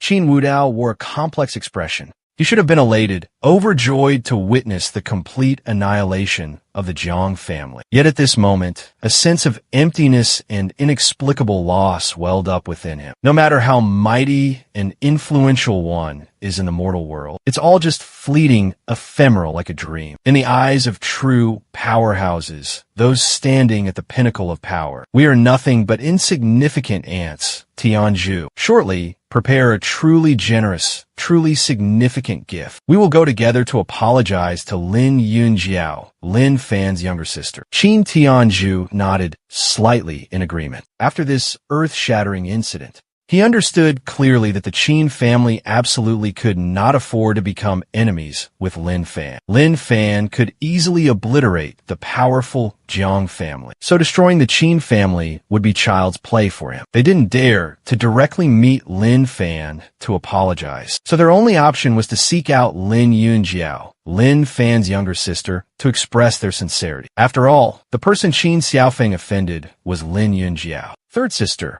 have you seen it clearly now? From now on, let's obediently submit to young Master Lin like loyal hounds. Don't be foolish enough to even think about resisting. Qin Tianhong cautiously warned Chu Yunmei. He understood Chu Yunmei's impulsive nature well, so he specifically cautioned her, wary of her acting recklessly and causing a major disaster. Chu Yunmei silently nodded, then quietly moved to a secluded corner, pulled out her cell phone, and dialed a number. Lin Fan brought Chen Yinhua and his daughter back home. The Jiang family had been completely annihilated. The top priority now was to care for his daughter's illness. A while after everyone had left, a sleek black SUV rolled up to the scene. Feng Hai and 2 deacons of the Baiyin Chamber of Commerce stepped out of the vehicle, witnessing the devastation at the Jiang family estate. Feng Hai narrowed his eyes with a profound look. Just as I predicted, he muttered, after killing Jiang Junlin, that old monster came here and annihilated the entire Jiang family. That sly old fox. This is his usual trick. That cunning elder. Doesn't that mean we're already too late? Whispering. Do you think I'm that foolish? The Jiang family may be wealthy, but they're not significant enough for me to care. I came here, firstly, to confirm my suspicions, and secondly, Feng Hai remembers his illness and speaks urgently. Out with it. We need to find that young Master Lin. With the Bai Yunshan Hui's exceptional intelligence network, locating Lin Fan shouldn't be difficult. But in just half a day, news of the Jiang family's annihilation has spread throughout Jinling. The other clans are panicked and afraid, unsure who will be the next victim.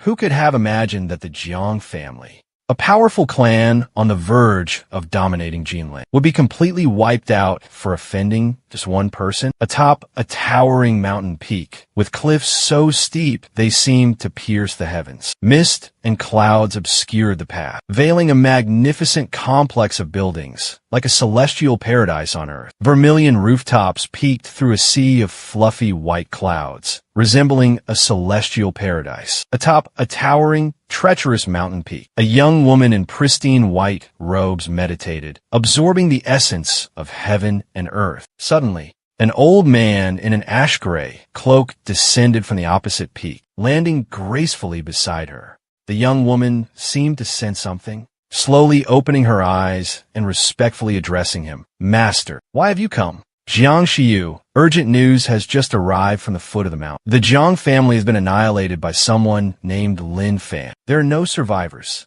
"Good. In the pursuit of martial arts, severing ties with the mortal world is paramount. Now, all your worldly connections are severed. You can devote yourself fully to your training. With your exceptional talent, reaching the realm of martial arts grandmaster is only a matter of time," the old man affirmed. "Master speaks wisely, but the Jiang family took me in and raised me. I cannot stand idly by." Jiang Shiyu shook her head, a troubled expression on her face. Years of cultivating martial arts on a remote mountain peak. Her thoughts had undergone a tremendous transformation. To put it nicely, the Jiang family was her flesh and blood, her kin. But to be blunt, the Jiang family was nothing but shackles, a burden on her arduous path of cultivation. Therefore, when the Jiang family was annihilated, she felt no sorrow. On the contrary, a sense of inexplicable relief welled up within her. Once Lin Fan was eliminated, she would completely sever ties with the mortal world, free from all attachments. "Don't you worry, my child. I've already sent Xiao Wu down the mountain to avenge you. With his postnatal level 5 cultivation, he can easily wipe out all our enemies."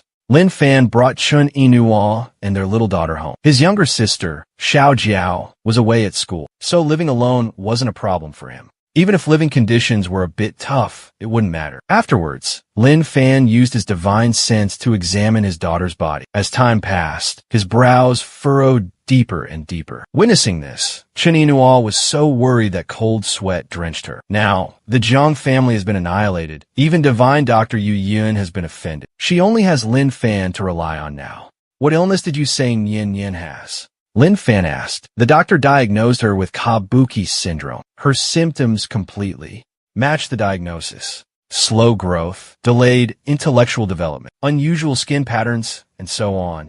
Hearing this, Lin Fan took his daughter's small hand and observed it carefully. He noticed that his daughter's hand had no fingerprints, as smooth as a baby's skin. "You're wrong. She doesn't have Kabuki syndrome. Unusual skin patterns don't equate to a lack of fingerprints." Lin Fan shook his head. "Just now, I channeled a stream of spiritual energy into her body, but in just a moment, it was completely absorbed by her. Moreover, I also checked her sea of consciousness. Normally, someone with underdeveloped intellect would have a flawed sea of consciousness, but my daughter's is incredibly pure, absolutely flawless. If that's true, then her intelligence must far surpass ordinary people to make any sense." But physician Yao Yun has already examined her, and he also diagnosed her with Kabuki syndrome. Chun Yinhuo worriedly said, "Then it can only be said that he's incompetent. There's no other explanation." "Brother Yinhuo, you suspect she doesn't have a disease? I'm a heavenly spirit root. She carries my bloodline, so it's very likely she also possesses a special physique. Moreover, this physique is related to spiritual energy. But I've studied numerous ancient books on the mountain, and I've never encountered any physique that can automatically absorb spiritual energy." Lin Fan suddenly remembered his master. If his master were still alive, he would definitely know what was wrong with his daughter. Lin Fan took out a spirit stone from his Chinquan bag and gently placed it under his daughter's nose. The next scene left him utterly astonished. As the little girl breathed, something strange seemed to occur. The spiritual energy within the spirit stone was gradually and miraculously absorbed by her. Normally, if a child absorbed such a large amount of spiritual energy, their body would undergo noticeable changes. At the very least, impurities within the body would be expelled. But Nian Nian didn't show any reaction whatsoever. The immense amount of spiritual energy simply vanished without a trace. You could be certain that the little girl possessed an extremely special physique. The reason for her delayed development, her inability to grow, was because her physique hadn't been awakened yet. Lin Fan recalled that years ago, if his master hadn't used elixirs to nourish and cultivate his spiritual roots would have remained dormant forever. And before his spiritual roots were awakened, he was just an ordinary, unremarkable person. With that thought, Lin Fan didn't hesitate, taking out all the spirit stones he had and letting his daughter absorb them. In just a few short minutes, the spiritual energy within more than 10 pure spirit stones had been completely absorbed by Nian Nian. After absorbing such a large amount of abundant spiritual energy, Nian Nian's small face gradually became rosy and lively. The little girl's breathing also became more even and gentle, just as he had predicted. Nian Nian's special physique required a large number of spirit stones to awaken her hidden potential. Once her bloodline awakened, it would surely astonish and impress the world. A sharp glint flashed in Lin Fan's eyes. Like father, like daughter, truly exceptional genes. Just then, a knock echoed at the door. 3 people were waiting outside. One of them was Feng Hai, a representative of the Baiyun Trading Company. Young Master Lin, it's been a while. Feng Hai quickly noticed Chen Yinhua, Nian Nian, and Chen Qianhao, who was lying unconscious in the next room. He narrowed his eyes slightly, a look of suspicion on his face. According to Feng Hai's speculation, Chen Yinhua should have been eliminated by that old monster last night, and Chen Qianhao should definitely be dead. Could it be that my judgment was wrong? With doubts lingering in his mind, he still smiled and said to young Master Lin, "And these people are? This is my wife and my daughter. And the person lying over there is my wife's older brother. Last night, he was severely injured, and he still hasn't regained consciousness." Feng Hai was slightly startled. Who would be audacious enough to lay a hand on young Master Lin's brother-in-law? Could it be that old monster? But I eliminated him last night.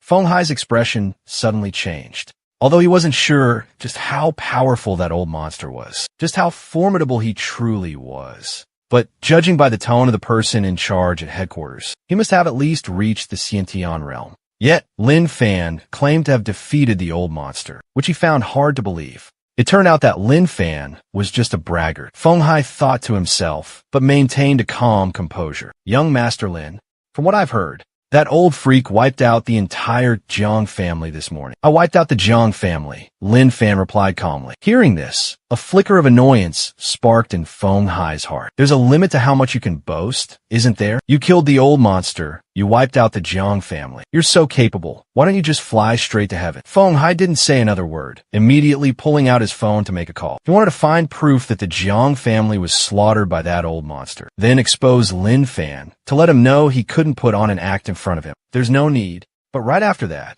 after hearing the report from the Chamber of Commerce's intelligence officer, he was completely speechless. The Jiang family was truly wiped out by Lin Fan. If so, then that old monster was really killed by Lin Fan too. Thinking of this, goosebumps rose all over Feng Hai's skin, a chill running down his spine.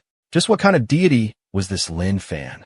How are you so powerful? Lin Fan didn't want to waste time and got straight to the point. I know why you came to me. Your lower body disobedience. It's actually not that difficult to treat. Just abstain from sexual activity for 3 months and massage these pressure points for half an hour each day, and you'll be fully recovered. As for, now, I need a favor from you. I need a large quantity of spirit explosive rounds, or the raw spirit stones used to make them would also work. The more, the better. I wonder if you can help me? Hearing this, Feng Hai looked at Lin Fan with a surprised expression. Spirit explosive rounds weren't particularly rare, but acquiring a large quantity wasn't easy either. With my current authority, I can only help you get 100 rounds at most. 100. Lin Fan was a little surprised. With just 100 spirit stones, perhaps his daughter's physique could be awakened. How much will these spirit explosive rounds cost? First, tell me the exact amount so I can make financial preparations. Based on current market prices, I estimate it to be over 100 billion. But young Master Lin saved my life. Consider this a token of my sincere gratitude. Feng Hai gave a friendly smile. Lin Fan looked at Feng Hai, understanding the underlying meaning in his words, but showing no objection. Sometimes, relationships between people are built on such mutually beneficial connections. Lin Fan was about to reply when a sudden wave of danger washed over him, filling him with unease. Everyone, quickly gather around me. With those words, Lin Fan swiftly formed hand seals, his hands moving like lightning. His life-bound sword left its sheath, shining brilliantly as it split into thousands of tiny sword fragments, forming a solid barrier, protecting everyone within. The moment the barrier formed, boom, a deafening explosion rocked the entire area. An immense surge of energy erupted, spreading outwards with terrifying force. With the house as the epicenter, the ground within a radius of thousands of meters was flattened into a desolate wasteland. A massive mushroom cloud billowed high into the sky, leaving everyone within a 10-kilometer radius horrified by the spectacle. Two deacons of the Baiyun Trading Company, who were respectfully waiting outside, were suddenly blown to smithereens.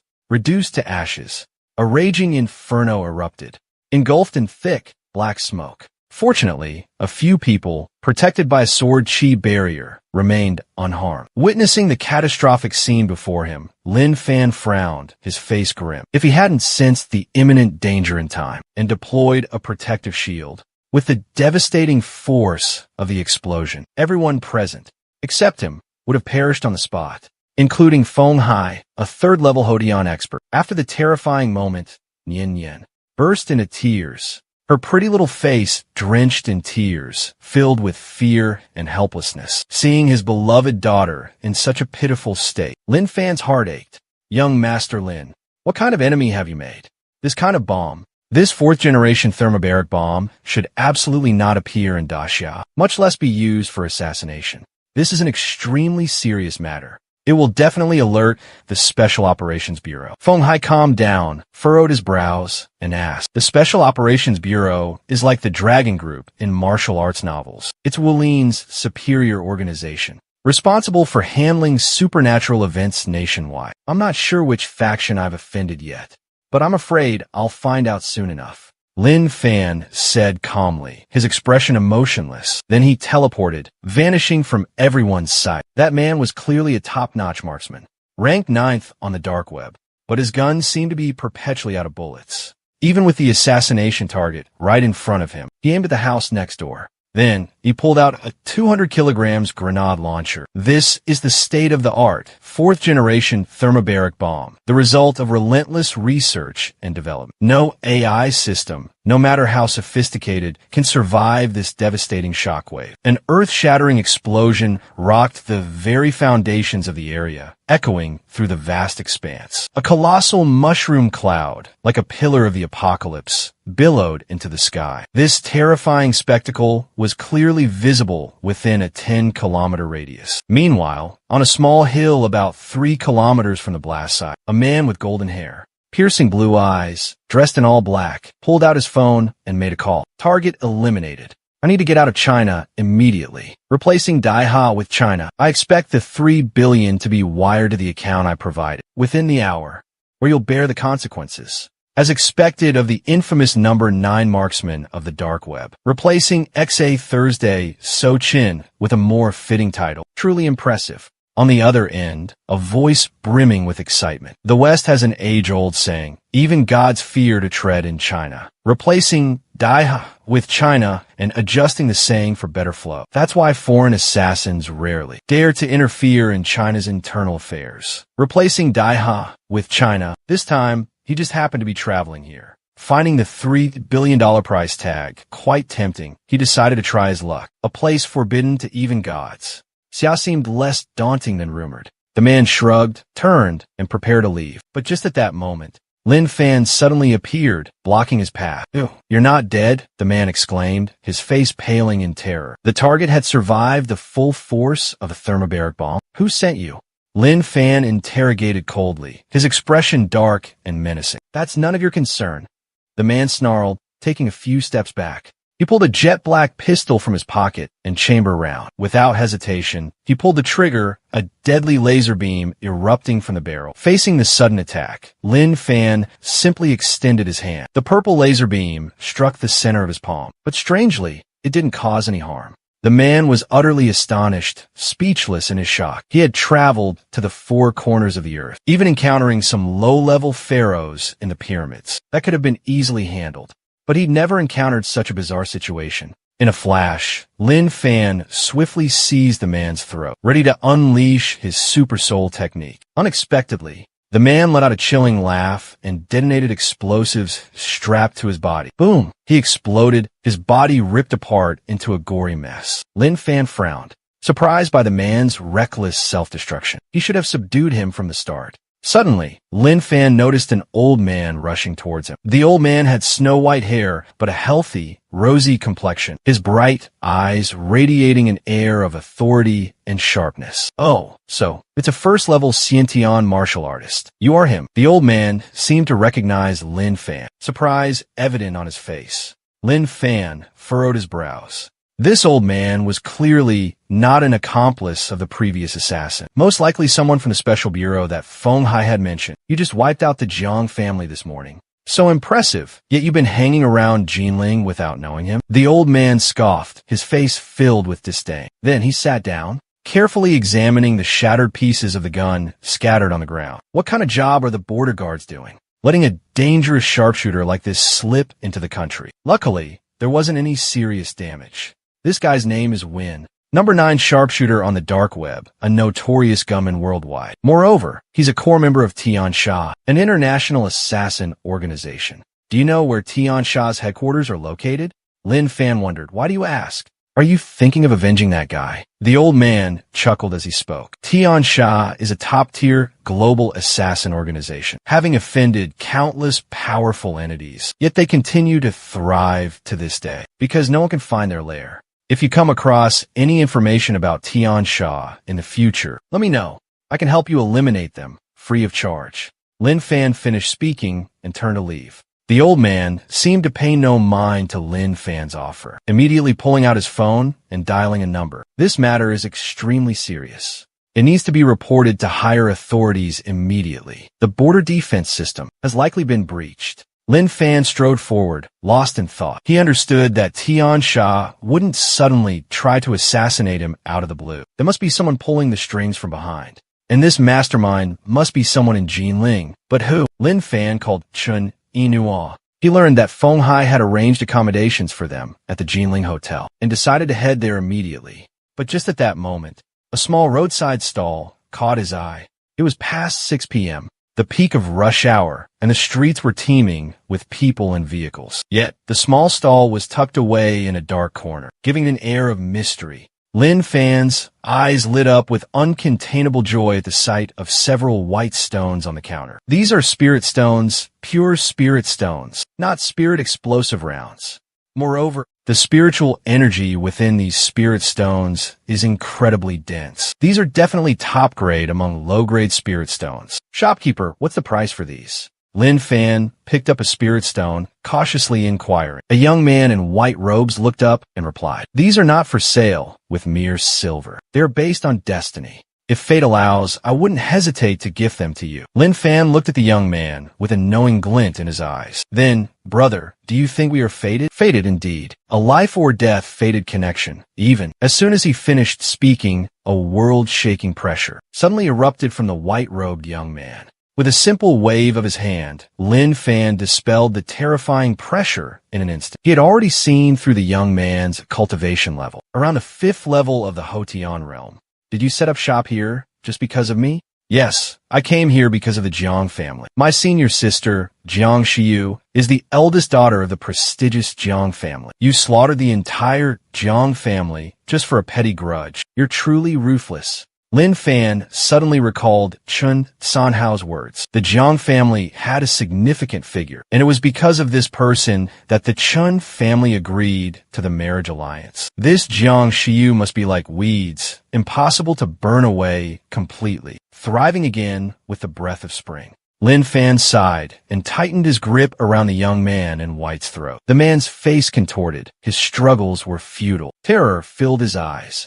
Even his master couldn't restrain him from such a distance. Lin Fan placed his other hand on the young man's head, preparing to use the soul-searching technique. But at that very moment, a furious roar echoed in the young man's mind. "You insolent brat!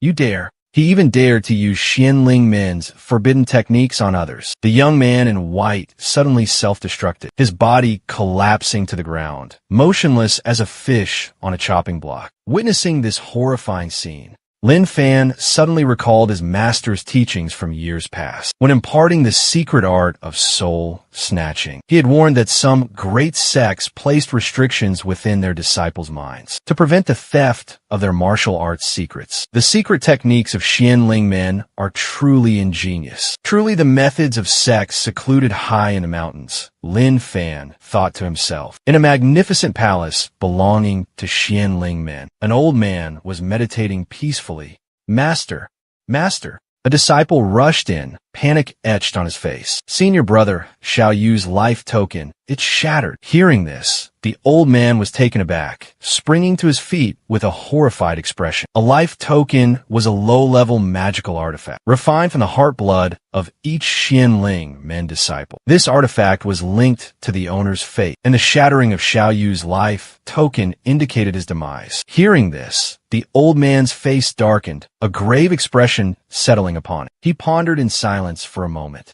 then transformed into a blinding flash of light, soaring towards another mountain peak. "Master, why have you come here?" Jiang Shiyu sensed the old man's presence, slowly opening her eyes. Xiao Yu went down the mountain to avenge the Jiang family, but his life tablet has shattered.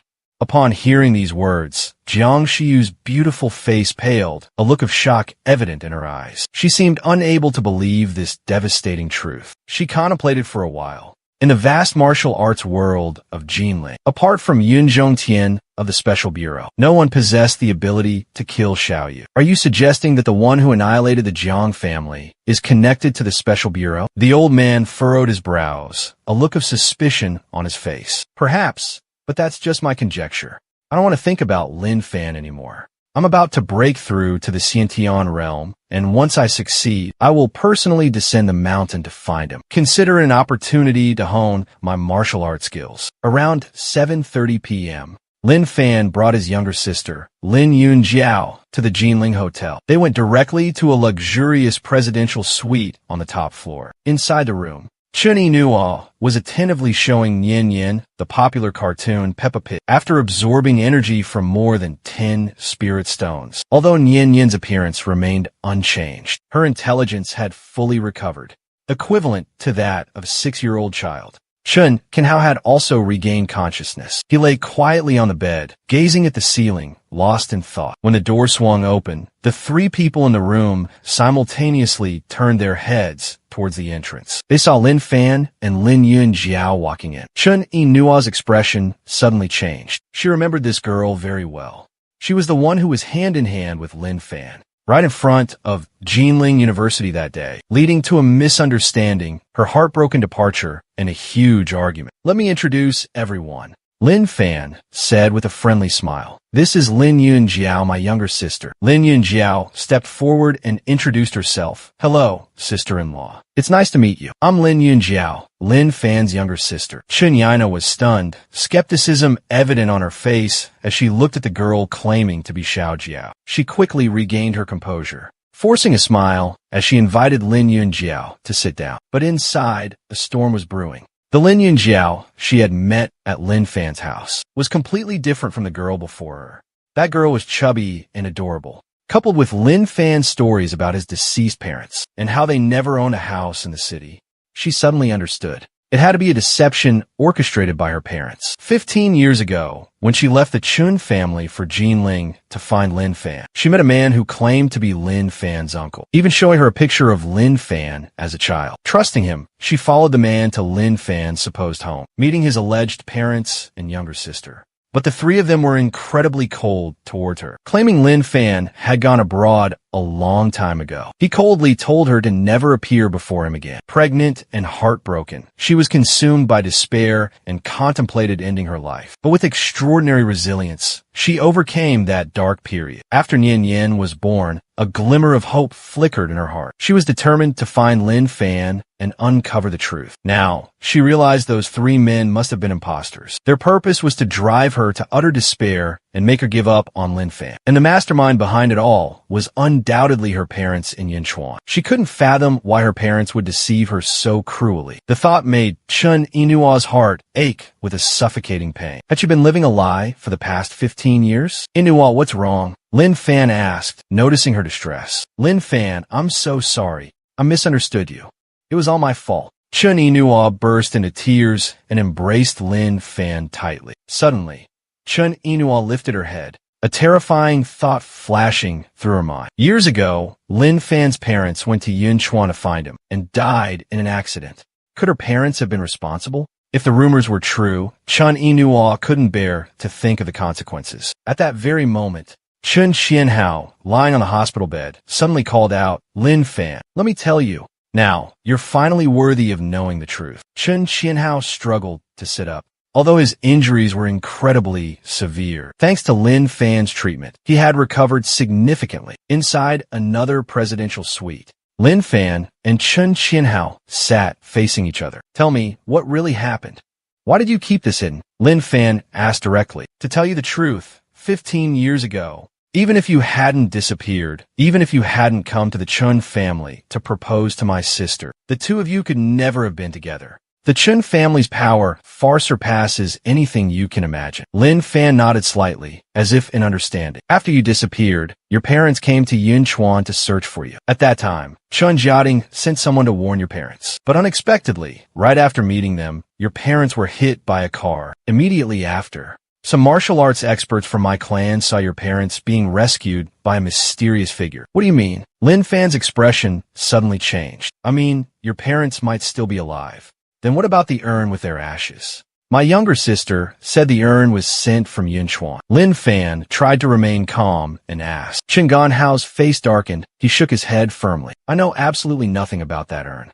Ever since his parents were rescued by a mysterious figure, the Chen family dispatched people to investigate his background. However, strangely enough, his parents seemed to have appeared in Jinling over 2 decades ago, then vanished without a trace. Of course, his origins weren't a major concern for the Chen family. The important thing was that my sister, ignoring all advice, adamantly went to Jinling to search for him. My father, helpless and with no other recourse, had to arrange for 3 people to pose as his parents and younger sister, hoping to dissuade her.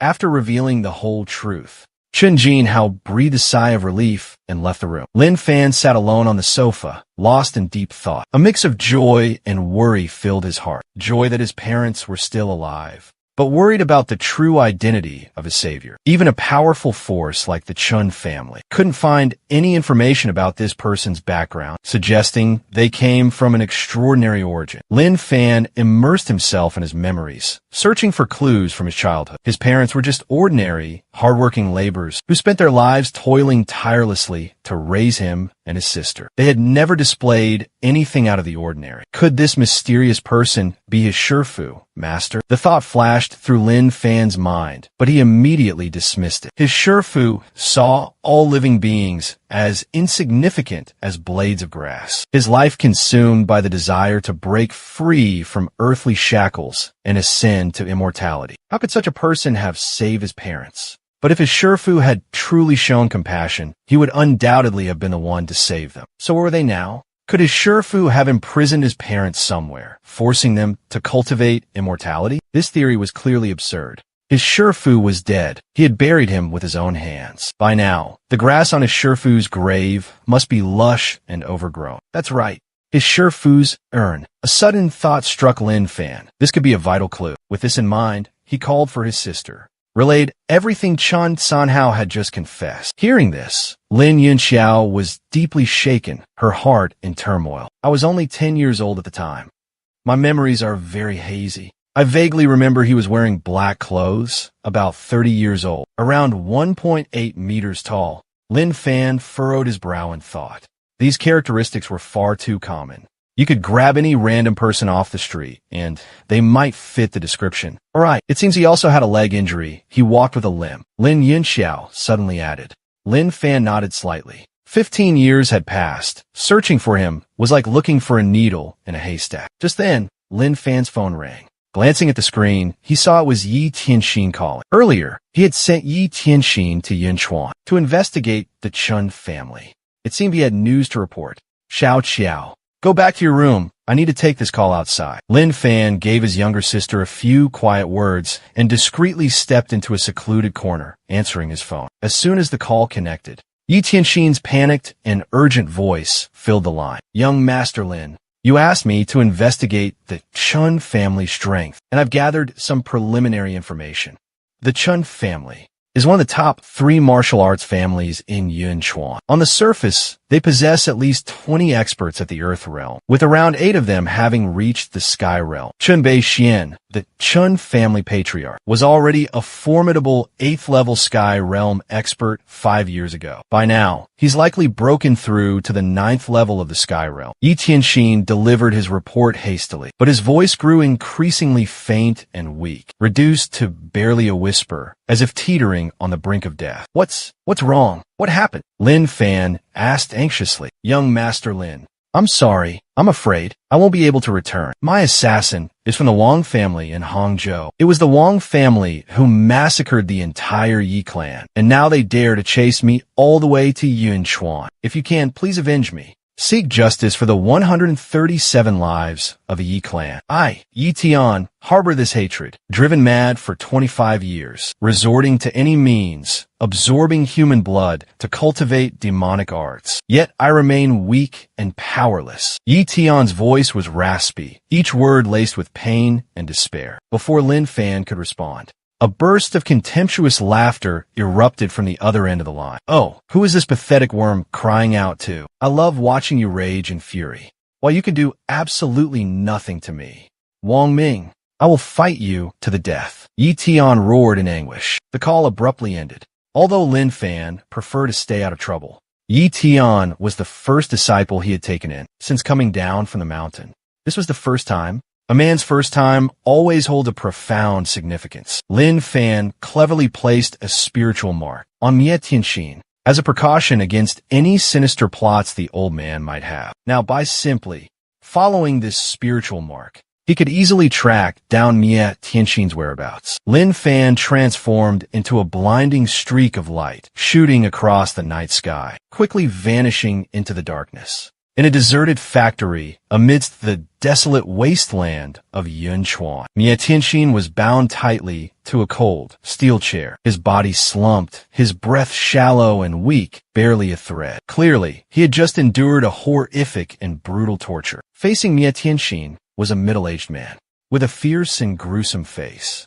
He was a peak Earth Realm martial artist, none other than Wang Ming from the earlier phone call. Besides Wang Ming, there were 3 other people, 2 men and a woman. If anyone familiar were present, they would surely recognize all 3 of them. All were renowned martial arts masters in the Yunchuan world. The large, burly man was Shi Men Dui Feng, possessing the cultivation level of post-heaven first stage. His overlord blade technique was virtually unbeatable at the same level. No one knew the name of the thin, frail man, only his title, Fragrant Heron. Also at post-heaven first stage, he mastered supreme movement techniques, once escaping from the grasp of an innate expert. The graceful beauty in crimson was Miao Wu Song. Though only at the mid-earth realm, she was versed in mystical ancient arts. Wang Ming, finish him already. Torturing a useless piece of trash like this is boring, utterly uninteresting. We have more important matters to attend to. Shi Men Dui Feng spoke impatiently. The 3 of us came here to cooperate with Wang Ming precisely for that ancient tomb. Brother Shi Men, you are mistaken. This Yi Tian Xian might possess a secret that we have been searching for all this time. Wang Ming gave a cryptic smile. Not long ago, in the vast martial world of Yun Chuanlan, rumors began to swirl about a mysterious immortal's tomb hidden north of the towering Hung Duan Mountains. Legend had it that the tomb contained countless rare treasures and artifacts, from miraculous elixirs and secret cultivation techniques to divine weapons, all gathered in one place. Initially, this rumor was dismissed as a mere tall tale, with few believing it. However, 3 days ago, the head of a small, insignificant clan suddenly achieved a breakthrough from the early Earth realm to the post-heaven realm, a meteoric rise. He publicly declared that it was thanks to consuming a divine pill from the ancient tomb that his cultivation had advanced so rapidly. This shocking news immediately sent ripples throughout the entire Yun Chuan martial world, even reaching the ears of martial arts experts in neighboring regions. Martial artists from all corners of the land flocked to Yun Chuan, joining the search for the ancient tomb. Drawn by this enticing rumor, these four also arrived in Yun Chuan, deciding to join forces and cooperate. However, the tomb's whereabouts remained elusive, while Wang Bing was preoccupied with settling his own personal scores in the Jianghu. This caused a wave of indignation to wash over the other three. From what I've heard,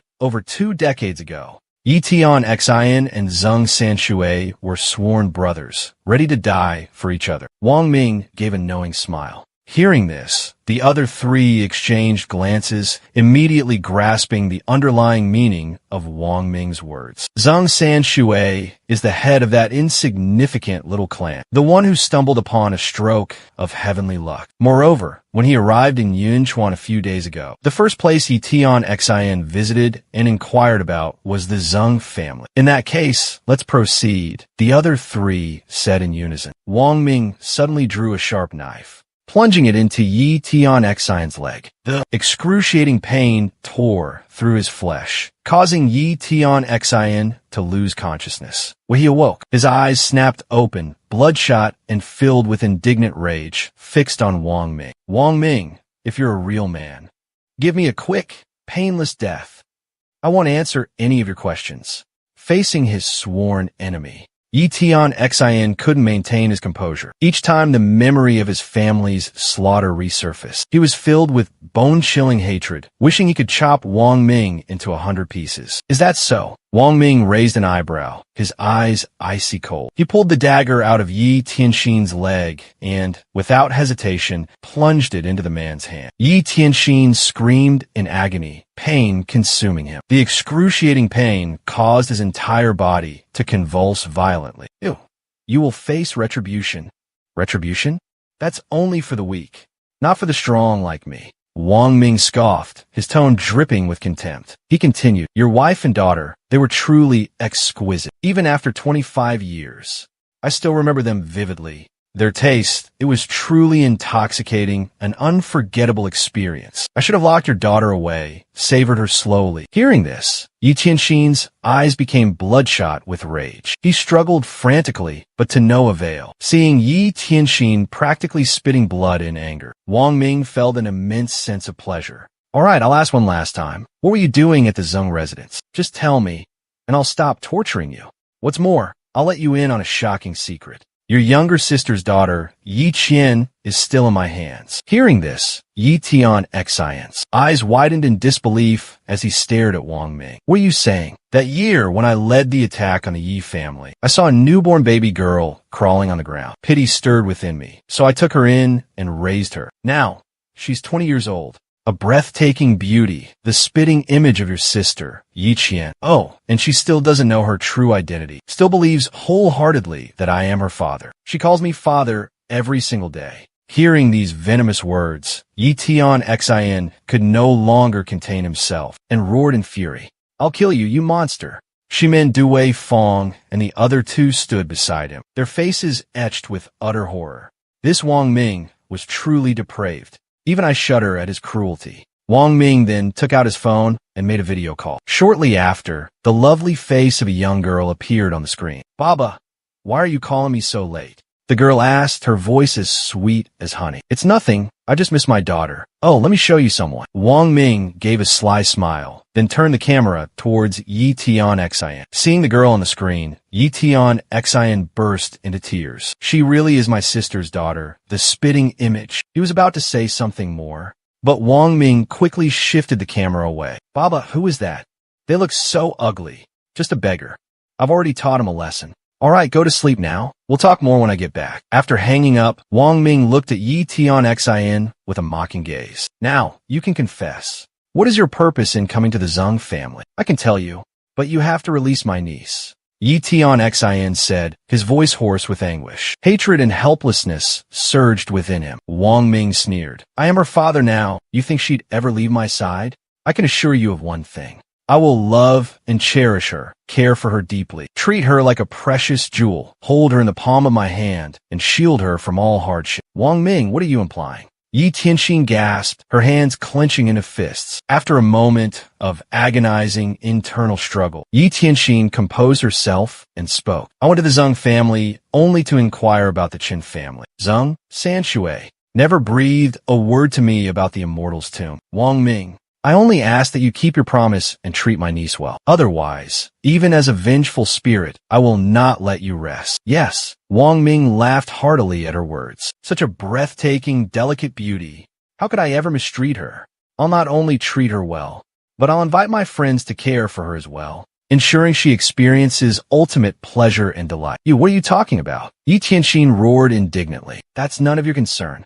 Wang Ming retorted coldly. He realized Yi Tianxin didn't seem to be lying. It seemed the old man truly knew nothing about the ancient tomb. This put Wang Ming in a foul mood, his hopes nearly extinguished. Yi Tianxin, you can meet your maker now. Wang Ming didn't want to waste any more time. He prepared to finish off Yi Tianxin. But just at that moment, creak, creak, the factory door was suddenly pushed open. Everyone turned their heads to look towards the door. A young man strolled in casually, with a relaxed and composed demeanor. Quite a lively scene for this time of night, isn't it? Lin Fan finished speaking, his gaze falling upon Yi Tianxin, who was tied tightly to the chair. He was a bit surprised. This old geezer is still alive. Yi Tianxin also saw Lin Fan, his heart filled with astonishment. Young Master Lin, weren't you just in Jinling? Jinling is over 1,000 kilometers away from Yunchuan. Even by plane, it would take more than 2 hours. How could he have gotten here so fast? But in the next moment, a stinging sensation filled his nose, and tears streamed down his face uncontrollably. He had thought he was going to die here for sure. But unexpectedly, young Master Lin had suddenly appeared. Every man longs for a belief in the light, and young Master Lin was the glimmer of hope in his dark life, his guiding star. Who are you? Wang Ming demanded. He sized Lin Fan up from head to toe, noticing that he didn't possess even a trace of martial aura, and regained his composure. I'll kill you after I find out who you are. Only one person was deathly pale and trembling all over, and that was Miao Wushuang. Because the moment Lin Fan walked in, the Gu King within her suddenly felt an overwhelming terror, as if it had encountered its nemesis, an insurmountable force. Every true Gu master dedicates themselves to nurturing a powerful Gu King. This Gu King is raised on the Gu master's own blood essence, enduring countless brutal life or death battles, facing off against hundreds of different Gu insects. Gu insect and Gu master share a profound spiritual connection, a deep bond. Every emotion, every tremor of the Gu insect is intimately understood by the Gu master. Miwu Wushuang once clashed with an exceptional master, a powerful expert who had reached the postnatal 9th layer realm. Yet, her Gu King remained unyielding and resolute, showing no fear. But now, faced with this enigmatic young man, her Gu King trembled in terror, overwhelmed by fear. What secret does this hold? What does it signify? Each time she nurtured a Gu, the girl meticulously selected over 10 different Gu insects, then placed them into a large earthenware jar, leaving them to slaughter each other. The one that survived to the end became the chosen Gu King. Next, the Gu Master's fresh blood was required, combined with the mystical secret arts of the Wu tribe for dedicated nurturing. Finally, Gu Insect and Gu Master would achieve a state of spiritual communion, becoming one. The Gu Master could sense even the slightest emotional fluctuation of her natal Gu. Every subtle shift in its mood was immediately perceptible to her. The moment the man stepped into the Gu King's mansion, Gu Master Miao Wushuang's face instantly paled. In that very instant, her natal Gu transmitted a feeling of sheer terror, as if facing its natural predator, an irresistible fear. This feeling was so intense, it made her tremble like facing an insurmountable being. This indicated that the man before her had at least reached the Xiantian realm. You can't even tell I'm an AI? Lin Fan casually strode towards Wang Ming. How laughable. Why would I need to know who you are? Wang Ming narrowed his eyes, his gaze sharp. He secretly channeled his energy into his right hand, waiting for Lin Fan to get close enough to unleash a fatal blow. But Lin Fan simply flicked his wrist, and Wang Ming felt as if a truck at breakneck speed had slammed into his stomach. His entire body was sent flying, crashing hard against the rusty steel frame within the factory. Witnessing this scene, the faces of everyone in the room simultaneously changed, their internal energy bursting forth. This kid was a postnatal realm expert. Moreover, not just an ordinary postnatal first stage. Miao Wusong's limbs trembled. She stealthily retreated towards the door, intending to slip away. But Lin Fan merely glanced at her, and she froze stiff. It felt like being stared down by a ferocious prehistoric beast, staring right at her. Even the goo worm inside her seemed to freeze, completely unresponsive to her control.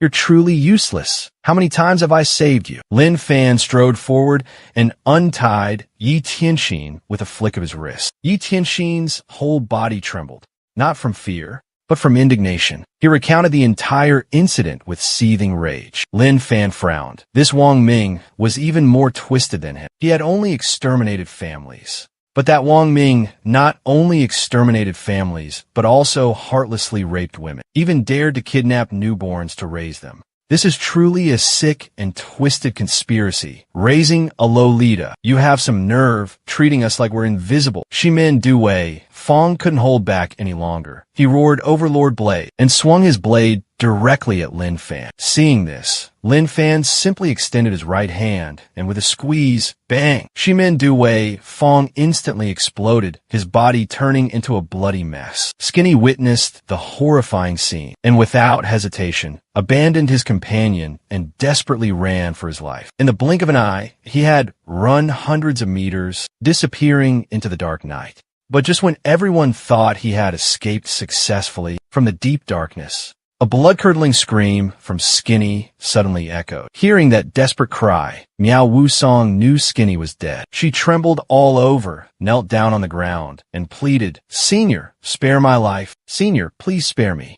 I didn't harm Yi Tianxin. I'm innocent. Senior, please believe me." A brownish-yellow insect also suddenly jumped out, chirping repeatedly as if begging Lin Fan for its life. Witnessing the scene before him, Lin Fan couldn't help but gasp in astonishment. "You're Goo Master?" "Indeed, I am a 98th generation Goo Master of the Wu clan," the girl replied, her voice filled with pride. Miao Wusong hurriedly pleaded, "Senior, please, for the sake of the Wu clan, spare me. I truly did not harm Yi Tianxin," he desperately explained. Hearing this, Lin Fan fell in a deep thought. After a moment, he gently waved his hand towards the yellowish-brown insect. The insect chirped and flew to land on Lin Fan's hand. It acted incredibly docile, like a tiny pet. Lin Fan gently squeezed the insect. The soft, squishy feeling like squeezing a lump of soft excrement made him slightly disgusted. "Is this a goo worm? It looks so strange," Lin Fan exclaimed. His master had told him stories about the mysterious Goo Masters of the Wu clan, but he had never witnessed one with his own eyes. Seeing one now, he felt a surge of fascination and curiosity. After letting Miao Wusong go,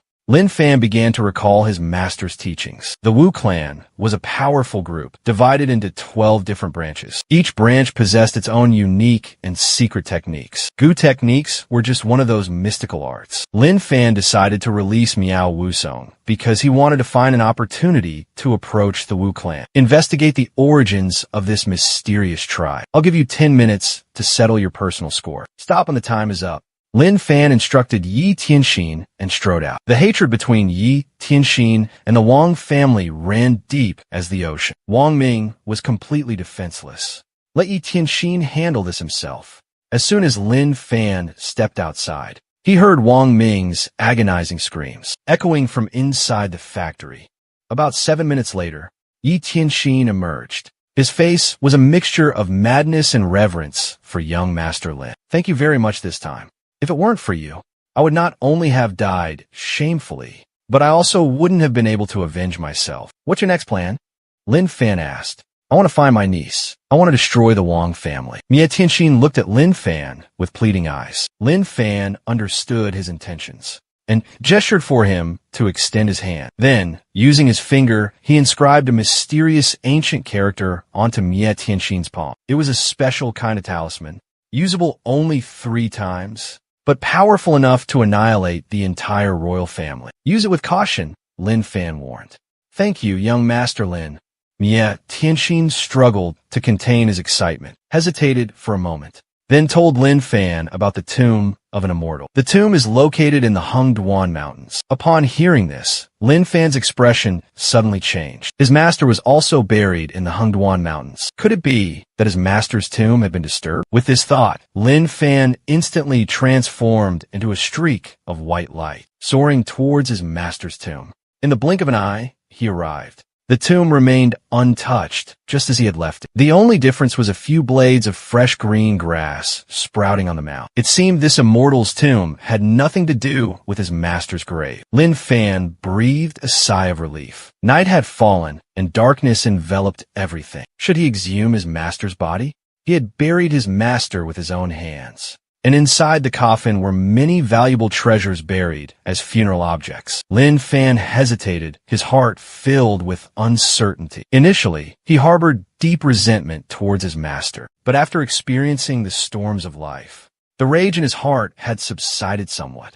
But that didn't matter anymore. The crux of the matter was that if he could retrieve the treasures within the tomb, he could use them to support and nurture his younger sister, Chen Yinol. Master, forgive my disrespect. After exhuming you, I will respectfully address you as Master once more. With those words, Lin Fan began to dig up the grave. The grave wasn't large, and soon the coffin appeared before his eyes. Looking at the pristine, untouched coffin, Lin Fan sighed and gently opened the lid. But the coffin was empty. There was no one inside. What's going on? Lin Fan exclaimed, breaking the eerie silence. He clearly remembered placing his master's remains in the Qinquan bag, inside the coffin, burying it with his own hands. Why was it empty now?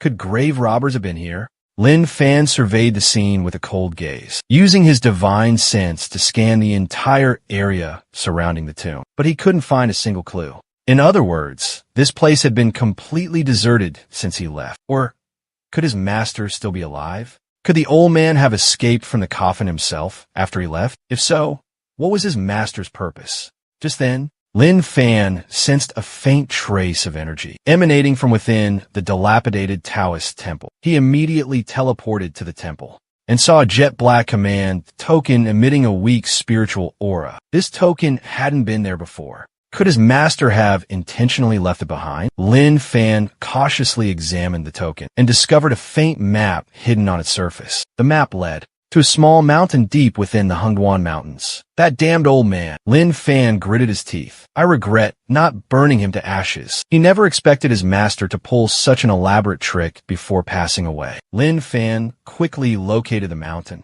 marked on the token. He sensed a strange aura shrouding the mountain. Not only did it emanate a bizarre energy field that interfered with his spiritual sense, but there were also many other martial artists, frantically searching for something on the mountain. All these martial artists possessed profound cultivation levels, including quite a few experts at the postnatal realm. Could this immortal's tomb be related to Master? Lin Fan wondered to himself, then transformed into a lightning bolt and shot towards the mountain. In a dark corner of the dense forest, 2 figures were moving stealthily. One of them was Wang Yuexian, the sect leader of the Jinling Martial Alliance. The other person was a middle-aged woman of striking beauty, named Lin Xiaohong. She was the widow of the prestigious Lin family in Hangzhou. In short, a breathtaking beauty, skilled in the arts of the bedchamber. However, she was only a peak Earth realm martial artist, still unable to break through to the postnatal realm. Thus, upon hearing rumors of an immortal's tomb, she came here with Wang Yuexian,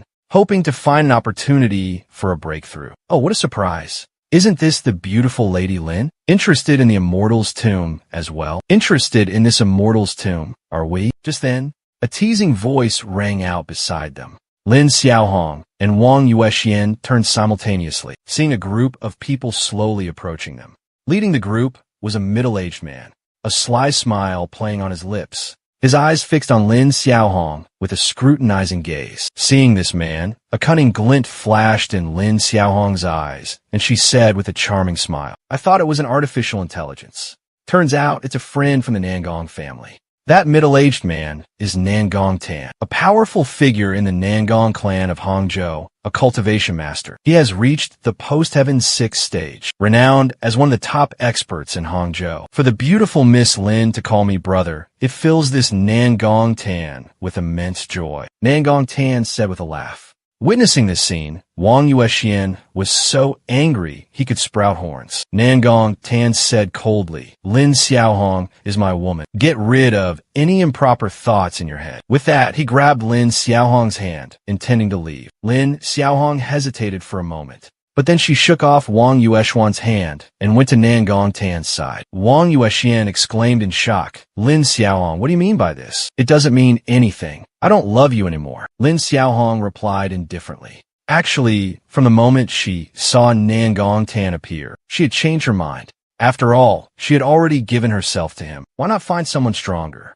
Wang Yuexian craved her body, while she exploited Wang Yuexian's power. It was just a trade, a mutually beneficial agreement. Actually, I've admired Brother Nangong for a long time. Lin Xiaohong clung tightly to Nangong Tan's arm, the bastard. Witnessing this scene, Wang Yuexian was so enraged that his eyes turned bloodshot. He never expected Lin Xiaohong to be so heartless, so cruel. The further Long Fan ventured into the mountains, the more he sensed something unusual, something ominous. The temperature here was more than 10 degrees colder than outside. A thin layer of frost began to appear on the leaves. The energy in this mountain was heavy, dense. About 10 minutes later, he arrived at a sheer cliff face. A cliff face over 100 meters high. Smooth, without a single blade of grass able to grow. At the foot of the cliff were countless bloodstains, still fresh, indicating that just recently a dozen or so martial artists had been here. But according to the map on the token, this was the entrance to the mysterious tomb. However, the tomb's entrance was protected by a powerful barrier. Lin Fan reached out his hand, gently touching the imposing cliff face. The cliff, seemingly as solid as bedrock, suddenly rippled like the surface of an autumn lake. The small ripples gradually spread, forming concentric circles. Immediately after, an earth-shattering surge of energy from the cliff suddenly erupted.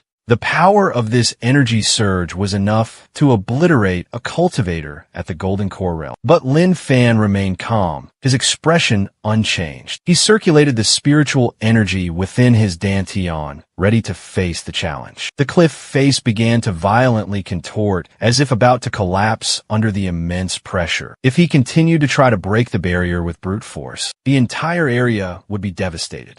Lin Fan pondered for a moment, then took out a mysterious black token and placed it on the cliff face. Crack! A small fissure appeared on the hard cliff face, but the crack only widened about 4 centimeters before stopping, then slowly closed as if it had never appeared.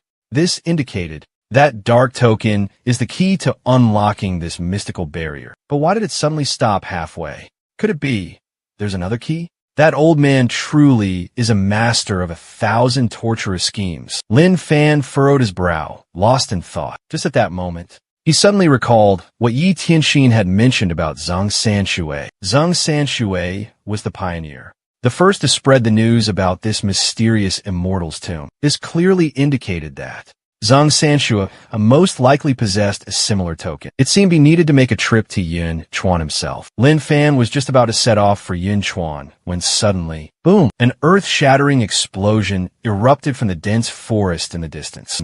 Even from miles away, Lin Fan could feel the intense tremors of the earth. Could there be a strange creature hidden within this dense forest? Perhaps a demonic beast. A glint suddenly flashed in Lin Fan's eyes. Demonic beasts were prevalent in ancient times, but now, with the world's spiritual energy dwindling, they had become almost completely extinct. Most importantly, each demonic beast possessed a valuable inner core. This inner core was incredibly useful for cultivators. Not only could it be used to refine elixirs, but its pure energy could also be absorbed directly, like spirit stones, in a clearing deep within the forest. Martial artists from the powerful factions of Yun Chuan were tightly surrounding a chaotic battlefield. Everyone's expression was incredibly grave. In the midst of the fierce battle, Two Hodian Stage 1 experts were leading. More than 10 peak Di Jing realm martial artists in besieging a ferocious beast. The beast was pitch black, a hybrid of tiger and leopard, its entire body radiating a dense black chi, making it look incredibly terrifying. The dozen or so martial artists were completely outmatched by the ferocious beast. In the blink of an eye,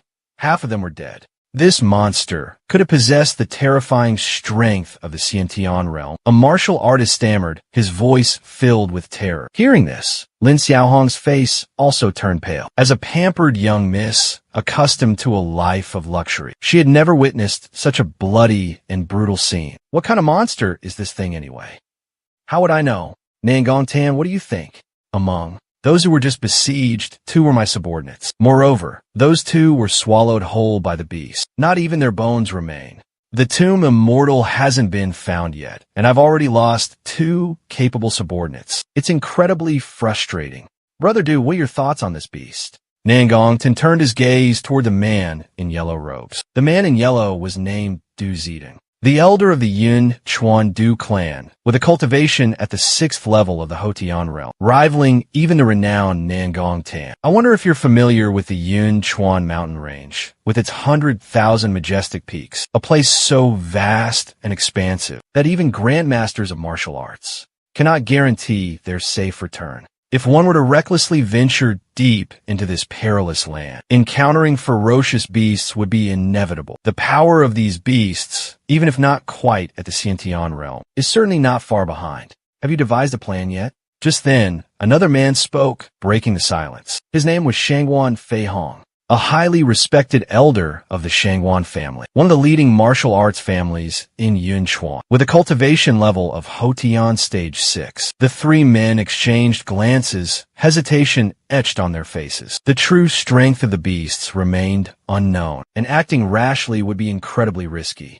One wrong move could cost them their lives. But at this critical juncture, a horrific scream pierced the air. The monstrous beast had devoured more than 10 martial artists whole, leaving not even a bone behind. The creature consumed them like pastries, without a hint of hesitation. Hundreds of years. I've been imprisoned in darkness for hundreds of years. Finally, a chance to feast to my heart's content. Once I devour all these humans, drain their life essence, I will return to my peak, become a golden core realm demonic beast, even ascend to the supreme nascent soul realm. Then, transforming into human form will no longer be a mere pipe dream. Old man, you imprisoned me for centuries, but you never dreamed He Huang would be reborn, turning the tables. The monstrous beast let out an earth-shattering roar, charging towards a lone cultivator standing nearby. You vile creature, you dare court death. The lone cultivator roared, the imposing aura of a 6th-level post-heaven expert erupting from it. He unleashed a powerful punch, carrying terrifying force, aimed directly at the beast. But the beast simply extended a claw,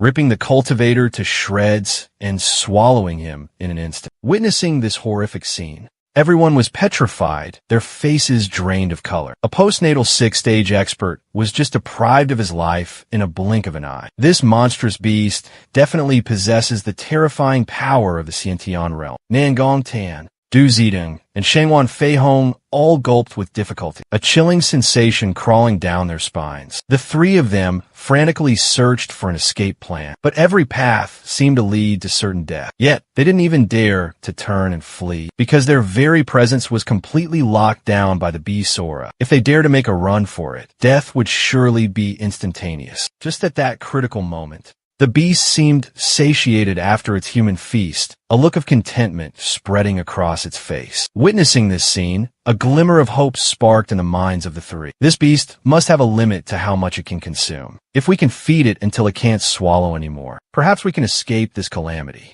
Nangongtan voiced a suggestion. This plan seems feasible. Du Zidong and Shangguan Feihong nodded in agreement. After witnessing the rogue cultivator being killed in an instant, all three had completely abandoned any thoughts of resistance, willingly offering themselves as a feast for the monstrous beast. Seemed like the only way to survive. The other martial artists overheard their conversation, their faces paling as a sense of foreboding washed over them. In that moment, Nangong Tan made the first move, seizing a peak Earth Realm martial artist and throwing him straight at the beast. The Earth Realm artist's scream pierced the air as the beast tore into him, devouring him whole. The beast exhaled a putrid stench, a cunning glint flashing in its blood-red eyes. Did these fools really think that would satisfy me?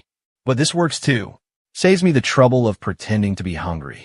It let out a fake groan and laid down as if waiting to be fed. Seeing this, the three rejoiced. Their plan had worked. As long as they fed it, it would obey. With that thought, the three didn't hesitate, immediately grabbing the martial artists watching nearby and tossing them into the beast's gaping maw. In the blink of an eye, the beast had swallowed over 40 people. Most of the other martial artists have been devoured by those monsters. Only our subordinates remain. Are we really going to sacrifice them too?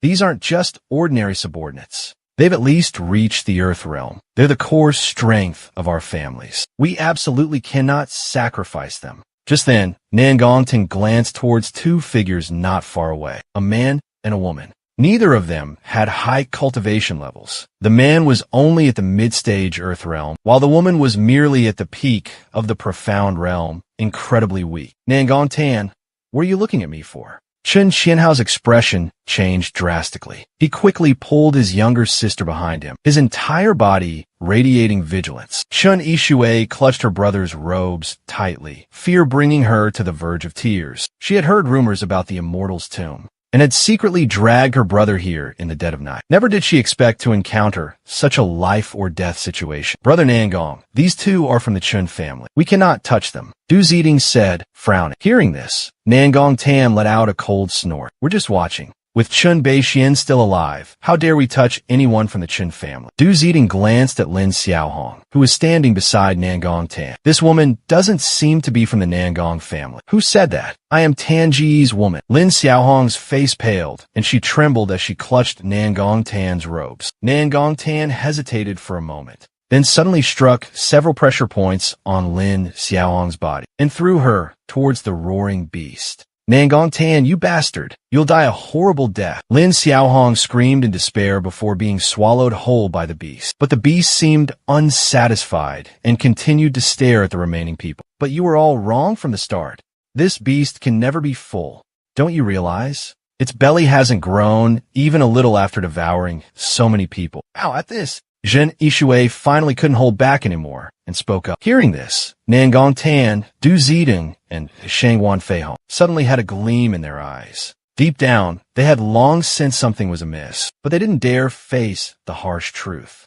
In other words, besides feeding the monstrous beast, they had no other options. Chen Yixue's words seemed to enrage the beast, causing it to open its gaping maw like a bloody basin and charge straight towards her. Danger! Chen Sanhao swiftly pulled his sister behind him, shielding her with his own body. Brother! Chen Yixue screamed in agony, tears streaming down her face. In this moment, she was filled with regret, if it weren't for her playful impulse. Secretly dragging her brother here in the dead of night, they wouldn't be in this life-threatening situation. The monstrous beast's enormous mouth was about to devour Chen Sanhao, but in that critical moment, the beast suddenly froze as if paralyzed. Bam! The beast was sent flying, crashing to the ground. This unexpected turn of events left everyone stunned and astonished. I understand now. It must be. Those two Chan children have protective talismans on them. At that critical moment, the talismans activated automatically, repelling the monstrous beast. Nangong Tan murmured. Hearing this, Shangwan Feihong and Du Ziding suddenly understood everything. Brother, what happened? Did you secretly take grandfather's talisman? Chen Yixue had the same thought and asked her brother in a low voice. Grandfather's talisman? How could I dare take that? If he found out, he'd kill me. Chen Sanhao quickly shook his head. I'm certain that some expert attacked the beast just now. But who was it? At that very moment, Lin Fan slowly walked forward. The attack, just now, was launched by him from afar. Initially, he had no intention of saving anyone. However, Chun Sanhao's valiant and heroic act of saving the damsel filled him with immense admiration and approval. That's why he readily extended a helping hand to the siblings, a man deeply devoted to his younger sister. He couldn't stand idly by and watch a fragile creature like his sister be bullied. Seeing Lin Fan approach, everyone furrowed their brows in confusion. Who is this young man? He strolled casually, his carefree demeanor as if he were taking a leisurely walk. Lin Fan paid no mind to the scrutinizing gazes around him and walked straight towards the deep abyss, looking down at the monstrous creature lying at the bottom of the abyss. He couldn't help but gasp in astonishment. A black cloud leopard, the black cloud leopard, carrying the bloodline of an ancient fierce beast, was an incredibly ferocious and powerful demonic beast. A fully grown black cloud leopard could reach the Golden Core realm, and some exceptional individuals even reached the nascent soul realm, capable of soaring through the sky, shape-shifting into human form, and freely roaming the mortal world. Yet, the black cloud leopard before him was clearly fully grown. So why was its cultivation only at the Foundation establishment realm? This completely contradicted the records in ancient texts. Lin Fan was utterly perplexed. The black cloud leopard in the abyss was severely wounded because Lin Fan didn't conceal his overwhelming spiritual energy. With just a glance, the black cloud leopard recognized his profound cultivation level. This terrified it to the core. How could this be possible? How could a nascent soul cultivator exist in this mortal realm? Even 100 years ago, this realm was incredibly rare. Could it be that I, He Huang, have just awakened only to meet my demise? Lin Fan reached down into the abyss and grabbed the black cloud leopard. The terrified black cloud leopard let out a soft meow like a kitten. It desperately tried to win Lin Fan's favor. Quite clever, aren't you? But your body is too massive. I wonder how much food you devour each day. I can't afford to feed you. Meow. The black cloud leopard instantly shrunk, its body hundreds of times, becoming as small as a kitten, rubbing its head against Lin Fan's hand affectionately. I was just kidding. Your core is quite alluring. How could I possibly let it go? With those words, Lin Fan crippled the black cloud leopard's cultivation and extracted a sparkling core, emitting a brilliant radiance from within the beast's chest. A core the size of a chicken egg, contained within it an incredibly rich source of spiritual energy. Just a whiff was enough to make one feel incredibly refreshed and invigorated. As expected, it was the core of a golden core realm demon beast. This precious core was definitely worth more than 10 high-grade spirit stones combined. This time, it was a huge score. Lin Fan rejoiced inwardly. But at this very moment, Nangong Tan arrived with a group of subordinates. He let out a mocking sneer. Well done, you've got guts. You dare to trifle with a Xiantian realm beast? Quickly, hand over the core. Give me one reason. Lin Fan retorted calmly, his tone laced with sarcasm. Ridiculous. If we hadn't risked our lives to injure the beast, how could you have easily obtained the core? Nangong Tan laughed loudly, but his laughter abruptly ceased as a crack echoed the sound of breaking bone. The smile on Nangong Tan's face froze. He clutched his neck, his expression contorted in pain. He forced his eyes open, glaring at Lin Fan with a look of pure rage. A mix of confusion, bewilderment, and incomprehension washing over him before he collapsed, lifeless. The boisterous clamor of the battlefield fell deathly silent. Du Ziding and Shangwan Feihong stared at Nangong Tan's cold corpse. Both were speechless. Nangong Tan, a formidable Hotian six-stage expert, had been crushed as easily as an ant by this kid. It was unbelievable. This big brother is truly formidable. Chun Yixue gasped, covering her mouth in awe. A sharp glint flashed in Chun Sanhao's eyes. Could it be that this person defeated the ferocious beast earlier? This young brother,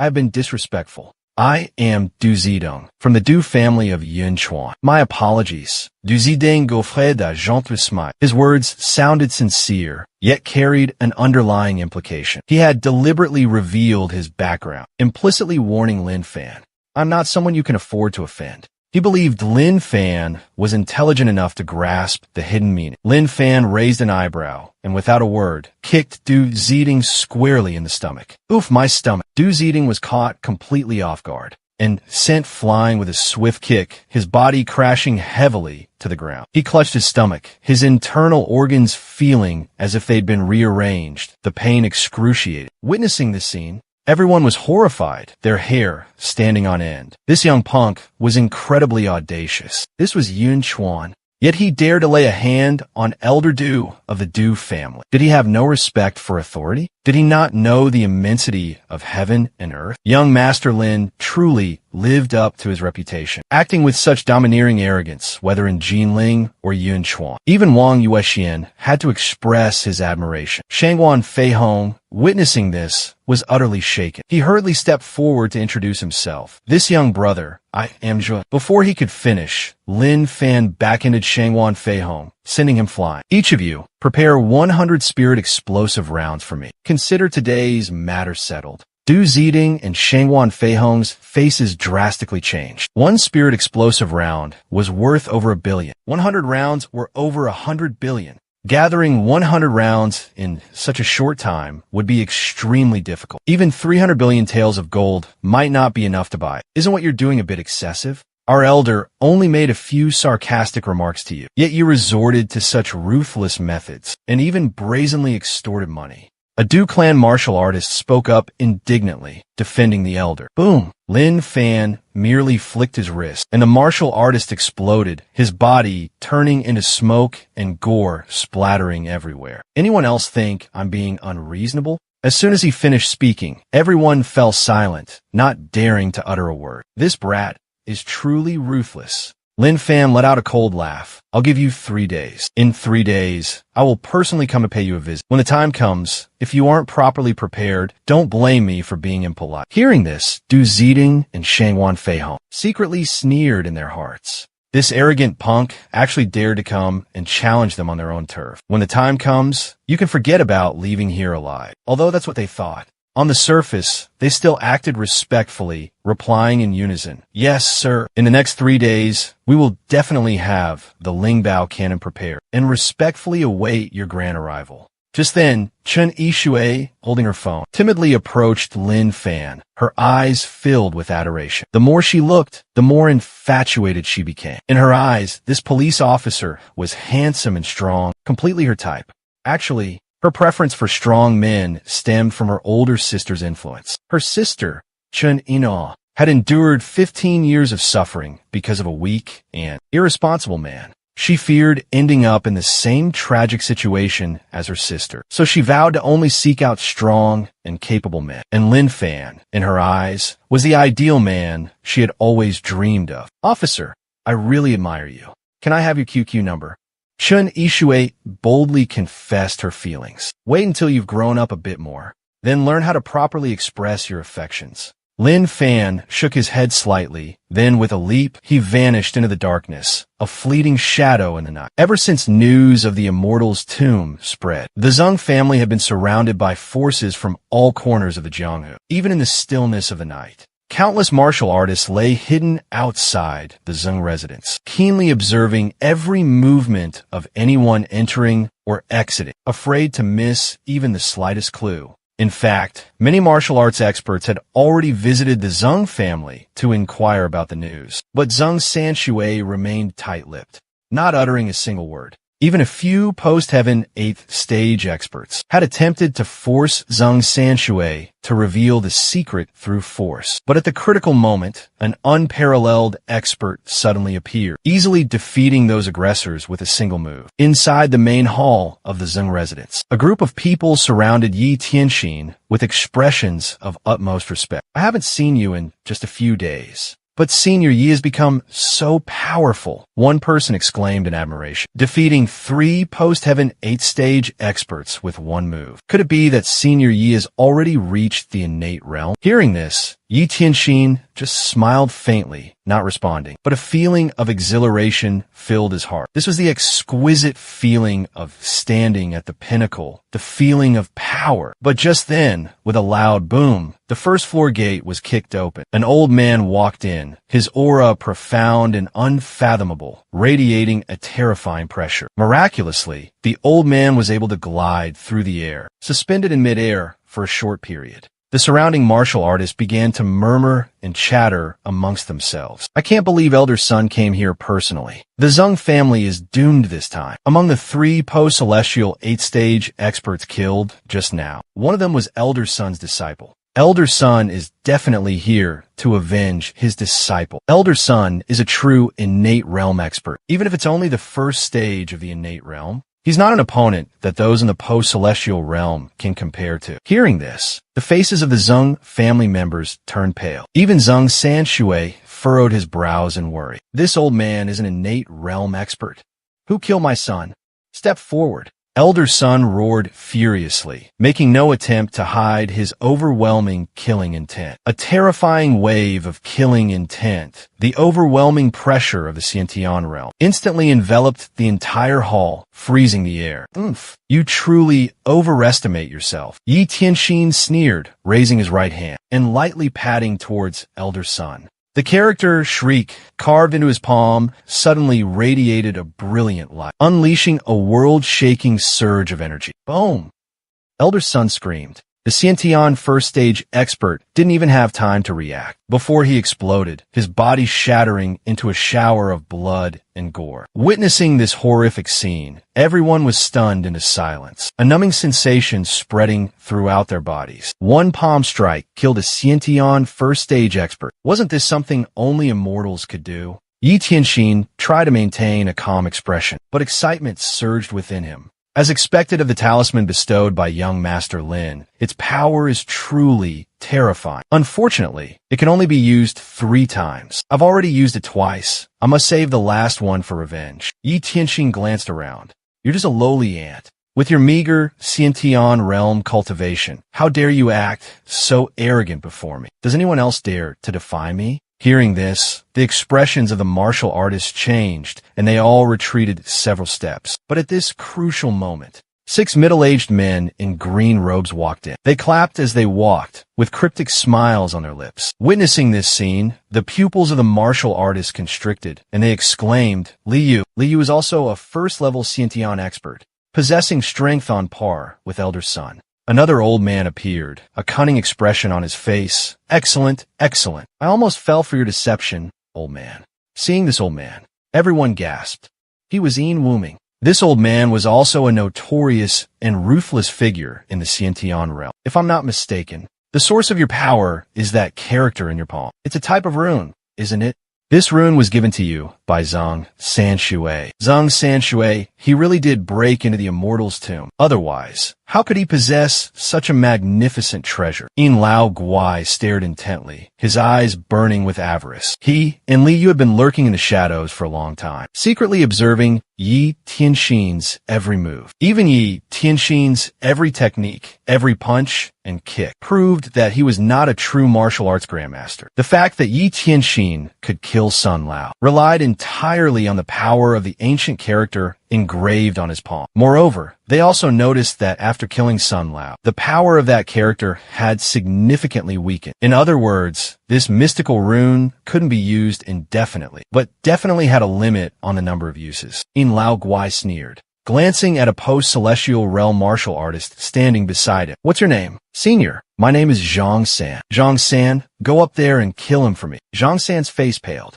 He understood clearly that Yin Lao Guai intended to use him as a guinea pig. If you don't go, I'll kill you. Yin Lao Guai threatened coldly. Hearing that, Zhang San gritted his teeth, seeing no way out. He lunged forward, landing a direct punch to Yi Tianxin's chest. Yi Tianxin's face paled drastically. Caught off guard, he was sent flying by the powerful blow, crashing against the wall. The entire hall erupted in astonishment. So he was just faking unconsciousness. He used a talisman to scare us. Ah, you incompetent fool. How dare you show off in Yin Chuanyang? Zhang San roared with laughter, charging forward with a kick aimed at finishing off Yi Tianxin. But in that critical moment, Zheng Sanshui suddenly appeared, intercepting Zhang San's deadly attack. Li Yu, who had remained silent until now, suddenly chuckled and said, Patriarch Zheng, do you intend to protect him? Elderly, Brother Yi is a friend of mine. Please give me some face and spare him. Zheng Sanshui forced a smile. Elderly,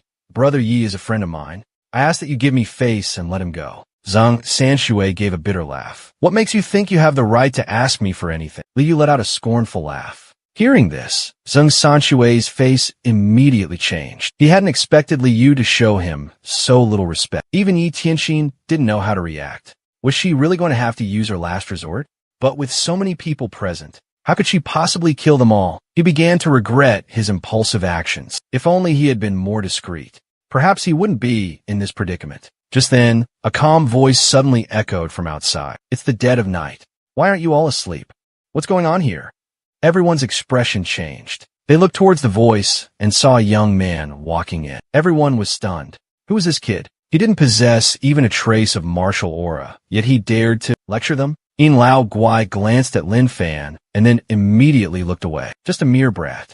Not worth my time. Li Yu turned his gaze back to Lin Fan, a look of amusement dancing in his eyes. To speak so boldly with death looming so close. Either this man was a fool, or he possessed an extraordinary background. Only Yi Tianxin was so moved that tears welled up in his eyes. Young Master Lin. Every time the old man found himself at the end of the road, utterly hopeless, young Master Lin would appear like a glimmer of hope, illuminating the path forward. Lin Fan walked up to Yi Tianxin and asked softly, Old Yi, what happened to you? Why is it that every time I see you, you're beaten black and blue? Yi Tianxin was about to explain, but Zhang San quickly interrupted. Well. Look who we have here, the old man's accomplice. Zhang San looked at Lin Fan with mockery and disdain. Kid, don't interfere, or you'll regret it. Lin Fan nodded slightly, then suddenly spat directly in Zhang San's face. Boom! Zhang San exploded, his body disintegrating into a cloud of smoke and gore. The boisterous laughter in the hall abruptly ceased, replaced by a terrifying silence. Everyone rubbed their eyes in disbelief, as if they were seeing things. Could a single spit of saliva really kill a martial artist to the postnatal realm? Did his mouth conceal a hidden bomb or something? The 6 experts of the Li realm all wore knowing smiles. That guy didn't exude any martial aura. He must be some kind of unorthodox expert.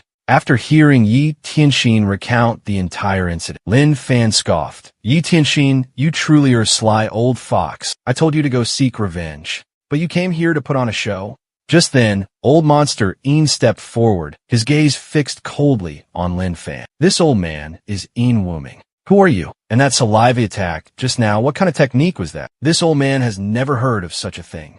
By the way, your name doesn't sound very lucky. I suggest you change it. Lin Fan teased provocatively. Hearing this, old monster Yin's eyes grew even colder. Yin Wuming, an exceptional genius, had entered the Earth realm at the age of 16, and by 37, he was already a first-level postnatal expert. At the age of 48, he broke through to the Xiantian realm, shaking the entire Yun Chuan martial world. San Wuming. This name doesn't imply a short life, but invincibility. Do you understand? Hearing this, the surrounding martial artists nodded in agreement. Indeed, Yin Lao Guai's life was incredibly brilliant and glorious, reaching the Xiantian realm at 48. In the entire Yin Chuan martial world, few could achieve such a feat. Just then, Lin Fan coughed softly a few times, as if preparing to spit. Not good. Yin Wuming's expression changed drastically, and he hurriedly retreated more than 10 meters, his eyes fixed warily on Lin Fan. No, I was just going to spit.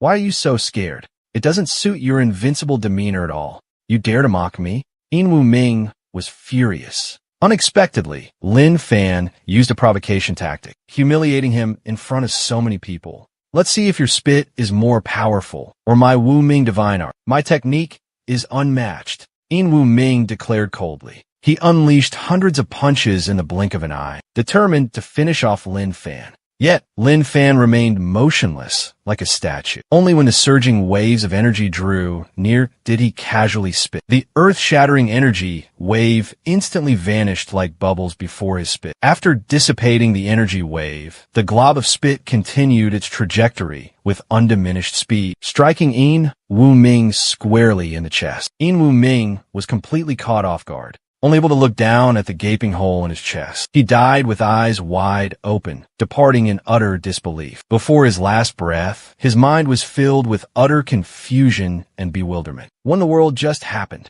witnessing the horrifying scene, everyone was utterly terrified. Every hair on their bodies stood on end in fear. It was truly horrifying. Even Li Yu's face paled. looking at Lin Fan with utter disbelief. Lin Fan glanced around, coldly declaring, "According to the old rules, you have 3 minutes to get out of the Zeng residence. In 3 minutes, anyone who remains here will face my wrath." In the blink of an eye, the once crowded Zeng residence became eerily deserted. After the crowd dispersed, Zeng Sanshui gradually regained his composure. He approached Lin Fan, cupped his hands respectfully, and said, "Thank you, young Master Lin, for your heroic intervention, saving our Zeng family from this disaster. There's no need for formalities. I came here with a question for you. Where did you hear about the Immortal's Tomb?" Zeng Sanshui respectfully invited Lin Fan to take a seat and ordered someone to serve the finest Yun Chuan Pu'er tea. He took a deep breath and slowly recounted the entire story. After listening, Lin Fan grasped the general situation. About half a month ago, on a quiet and desolate night, a mysterious person came to him and revealed the existence of the Immortal's Tomb, instructing him to spread the news. Zeng Sanshui knew this was a matter of great importance. If not handled carefully, the entire Zeng family could be annihilated. Therefore, he refused. But the mysterious person chuckled, saying that if he just leaked the information, he would help Zeng Sanshui break through to the Tianjing realm. That mysterious figure merely placed a hand on Zeng Sanshui's head for 10 seconds, and he entered the Hotian realm. Do you remember what that mysterious person looked like? Fan narrowed his eyes. Could it be that old man? It's not clear. At the time, he was hidden in pitch-black darkness. I only saw that he was a man, and his legs seemed to be injured. You're saying he was lame? Lin Fan frowned. My sister mentioned that. The person who brought the urn also had a leg injury. Could it be the same person? If that's true, then Master is definitely involved in our parents' disappearance. How can there be so many coincidences? As soon as Zeng Sanshui finished speaking, he pulled out a jet-black token from inside his robes. He instructed me to spread this information far and wide, and then handed me this mysterious token. He claimed it was the key to unlocking the tomb of an immortal. Lin Fan accepted the token, examining it carefully. It was indeed identical to the token his master had left him. Zeng Sanshui explained that there were 3 such tokens in total, and that once the news was spread, the other 2 token holders would seek me out. Then, the 3 of us could combine our powers to open the Immortal's Tomb and obtain the Immortal's unparalleled inheritance. But half a month has passed, and not a single soul has appeared. I have the second token. Lin Fan took out his own token, his heart filled with doubt. Within that restriction, what secrets were hidden that made things so complicated? What was old man Zeng Sanshui's true motive? Young Master Lin, please accept this command token. It's of no use to me keeping it. Zeng Sanshui hastily refused. There's no need. Lin Fan stood up. Now we have 2 command tokens. The third one should appear soon. When it does, let me know. We'll excavate the ancient tomb together. Lin Fan pondered for a moment, then drew a talisman on Zeng Sanshui's hand. Remember, this talisman can only be used 3 times, only to scare people. Don't use it recklessly like Yi Tian. Thank you, young Master Lin. Zeng Sanshui replied respectfully. The Yinchuan martial arts world was sure to have a sleepless night. News of a mysterious young man appearing at the Zeng family residence quickly spread throughout Yinchuan. Martial artists gossiped and speculated, wondering which sex techniques the young man had used. What kind of power did he possess? But amidst the swirling rumors and gossip, the person at the center of all the attention, Lin Fan had quietly returned to Jinling. Wang Yuxian also rushed back from Yinchuan on his private jet. The moment he arrived in Jinling, he immediately went straight to Yin Zhongtian's residence. There, he recounted everything that had happened in the Hengduan Mountains. You're saying Lin Fan eliminated the monstrous beast with a single move at the Xiantian realm? Yin Zhongtian narrowed his eyes, his expression grave. Moreover, Lin Fan is incredibly arrogant. He dared to threaten to slaughter all the families in Jinling. I absolutely cannot tolerate such audacious behavior. Therefore, I've requested assistance from higher authorities. They've agreed and will send experts tomorrow to help me punish Lin Fan. Lin Fan. Hearing this, Wang Yueshuan's face paled, utterly terrified. No, we absolutely cannot offend young Master Lin, Elder Yin. You must quickly report to the higher-ups. Tell them to cancel sending anyone. Yin Zhongtian shook his head and sighed. It's too late. The higher-ups sent people here, firstly because of Lin Fan. Secondly, because of the incident involving Wen. Number 9, a notorious assassin on the dark web, has appeared in Jinling. This is an extremely serious matter. Moreover, we found the mastermind behind Lin Fan's attempted assassination. It's Chung Feng, the leader of the Fengyun gang. He put a bounty of tens of billions of dollars on the dark web. Coincidentally, when accepted the mission, Lin Fan killed his disciple and son at the Baiyan Chamber of Commerce auction. He naturally wants revenge. The next morning, Lin Fan was awakened by a persistent knocking at the door. He opened the door to find Chen Yinhua and Chen Qianhao standing outside. The three of them entered the room and settled down on the sofa. Chen Qianhao spoke to Lin Fan with a serious expression. I spoke with my sister last night. The misunderstanding has been cleared up.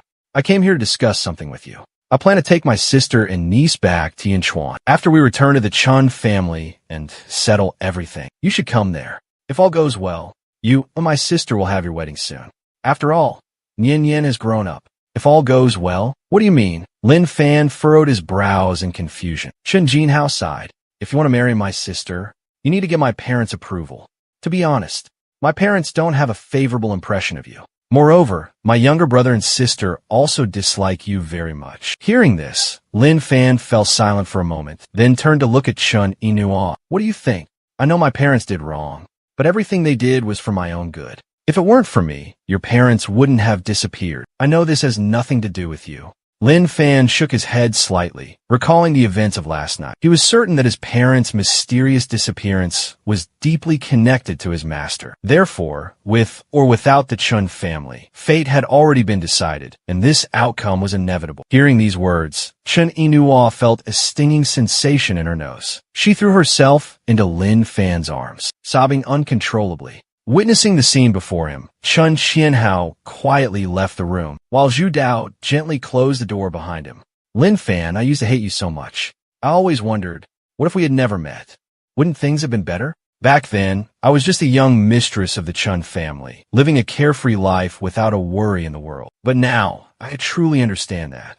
Meeting you is the luckiest thing that ever happened to me. You taught me the true meaning of love. Looking at the woman he loved nestled in his arms, Lin Fan felt deeply moved. A woman willing to give up her powerful family, bear his child, and endure 15 long years in silence, without a care for riches or glory, just to wait for his return. Meeting you, even if it meant enduring countless hardships, I would gladly do it again, because you are the greatest happiness of my life. No, I won't let you talk like that. Don't be so pessimistic. Our future will be filled with happiness. We'll have lots of little angels, lots of little Lin Fans. Chen Yinhua said softly. Lin Fan suddenly drew the curtains closed. Lin Fan, what were you doing? Seeing this, Chen Yinhua's face flushed crimson. She nervously clutched the sofa. I don't know what to do. Didn't you just say you want to have a lot of little Lin Fans? Lin Fan flashed a mischievous smile. We can't do that. Chen Yinhua said shyly, her head bowed. Although they had been together for 7 years, they had only truly been intimate twice.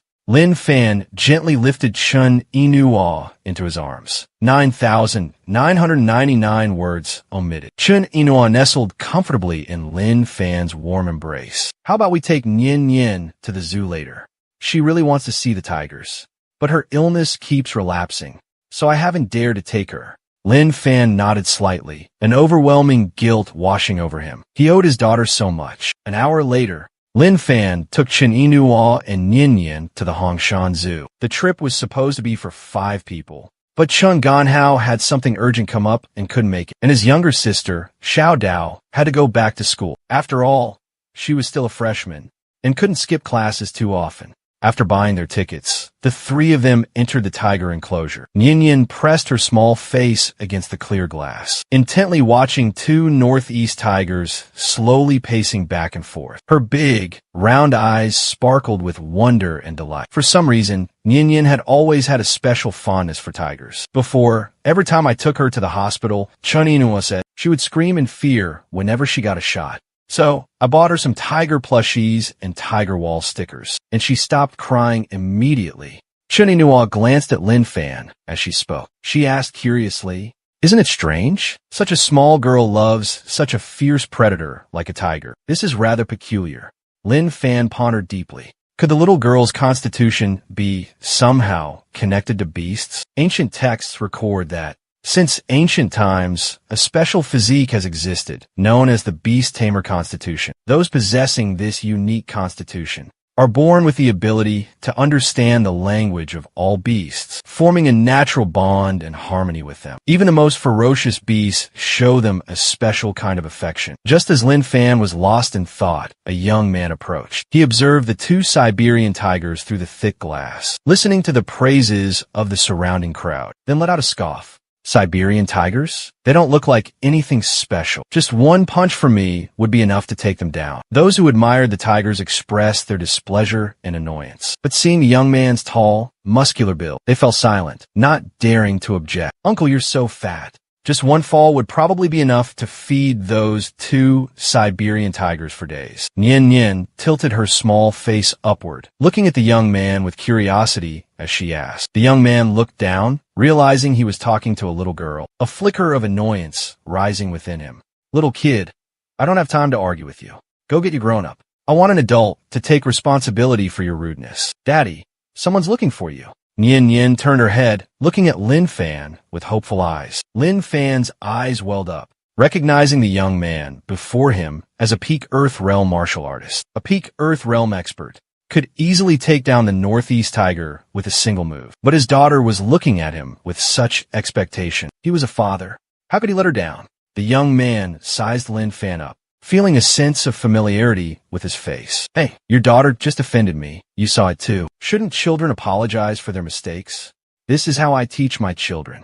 If you're not convinced, feel free to make a move. Don't just offer empty apologies. My way of apologizing is rather unique. I'm afraid your frail body wouldn't be able to handle it." Lin Fan offered a kind warning. Hearing this, the young man burst into laughter. "Preposterous. I'm a dignified peak Earth Realm expert, a future law enforcement officer of the Great Xia, and yet I'm being threatened by a mere mortal?" His name was Yi Shun. His father, Yi Tianlong, was a rank 2 law enforcement officer of the Great Xia, a master of the 4th level of Xiantian realm. This time, Yi Tianlong was dispatched to Jinling to solve a case related to Wen, a notorious international assassin. In order to train Yi Shun, Yi Tianlong brought him along. Today, Yi Shun came to the Hongshan Zoo not for sightseeing, but because according to intelligence, the Hongshan Zoo, he worried this place could become the target of a terrorist attack. So he came here personally to patrol, guarding against any potential incidents. Die Shen Zait Zuftli, preparing to teach this arrogant, disrespectful bratadolescent. But just then, terrified screams echoed from the distance. For beautiful girls, covered in blood, were desperately running towards him. Right behind them were 9 ferocious North American gray wolves. The strange thing was, these 9 wild wolves weren't attacking the panicked tourists around them, but were solely focused on chasing the 4 girls. One of them was severely injured, seemingly on the verge of death. Witnessing this horrifying scene, the tourists in the tiger enclosure went pale with fright. "What's happening? Why are so many wolves running loose?" everyone exclaimed in terror. Daishin narrowed his eyes. As far as he knew, Hongshan Zoo always had strict animal management protocols. Yet, 9 North American gray wolves had escaped. This was truly unusual. Could this be connected to some international assassination organization? With that thought, he shot off like lightning. Just then, Nian Nian suddenly spoke. "Daddy, I feel sorry for those wolves. They look like they're in so much pain, like someone's controlling them."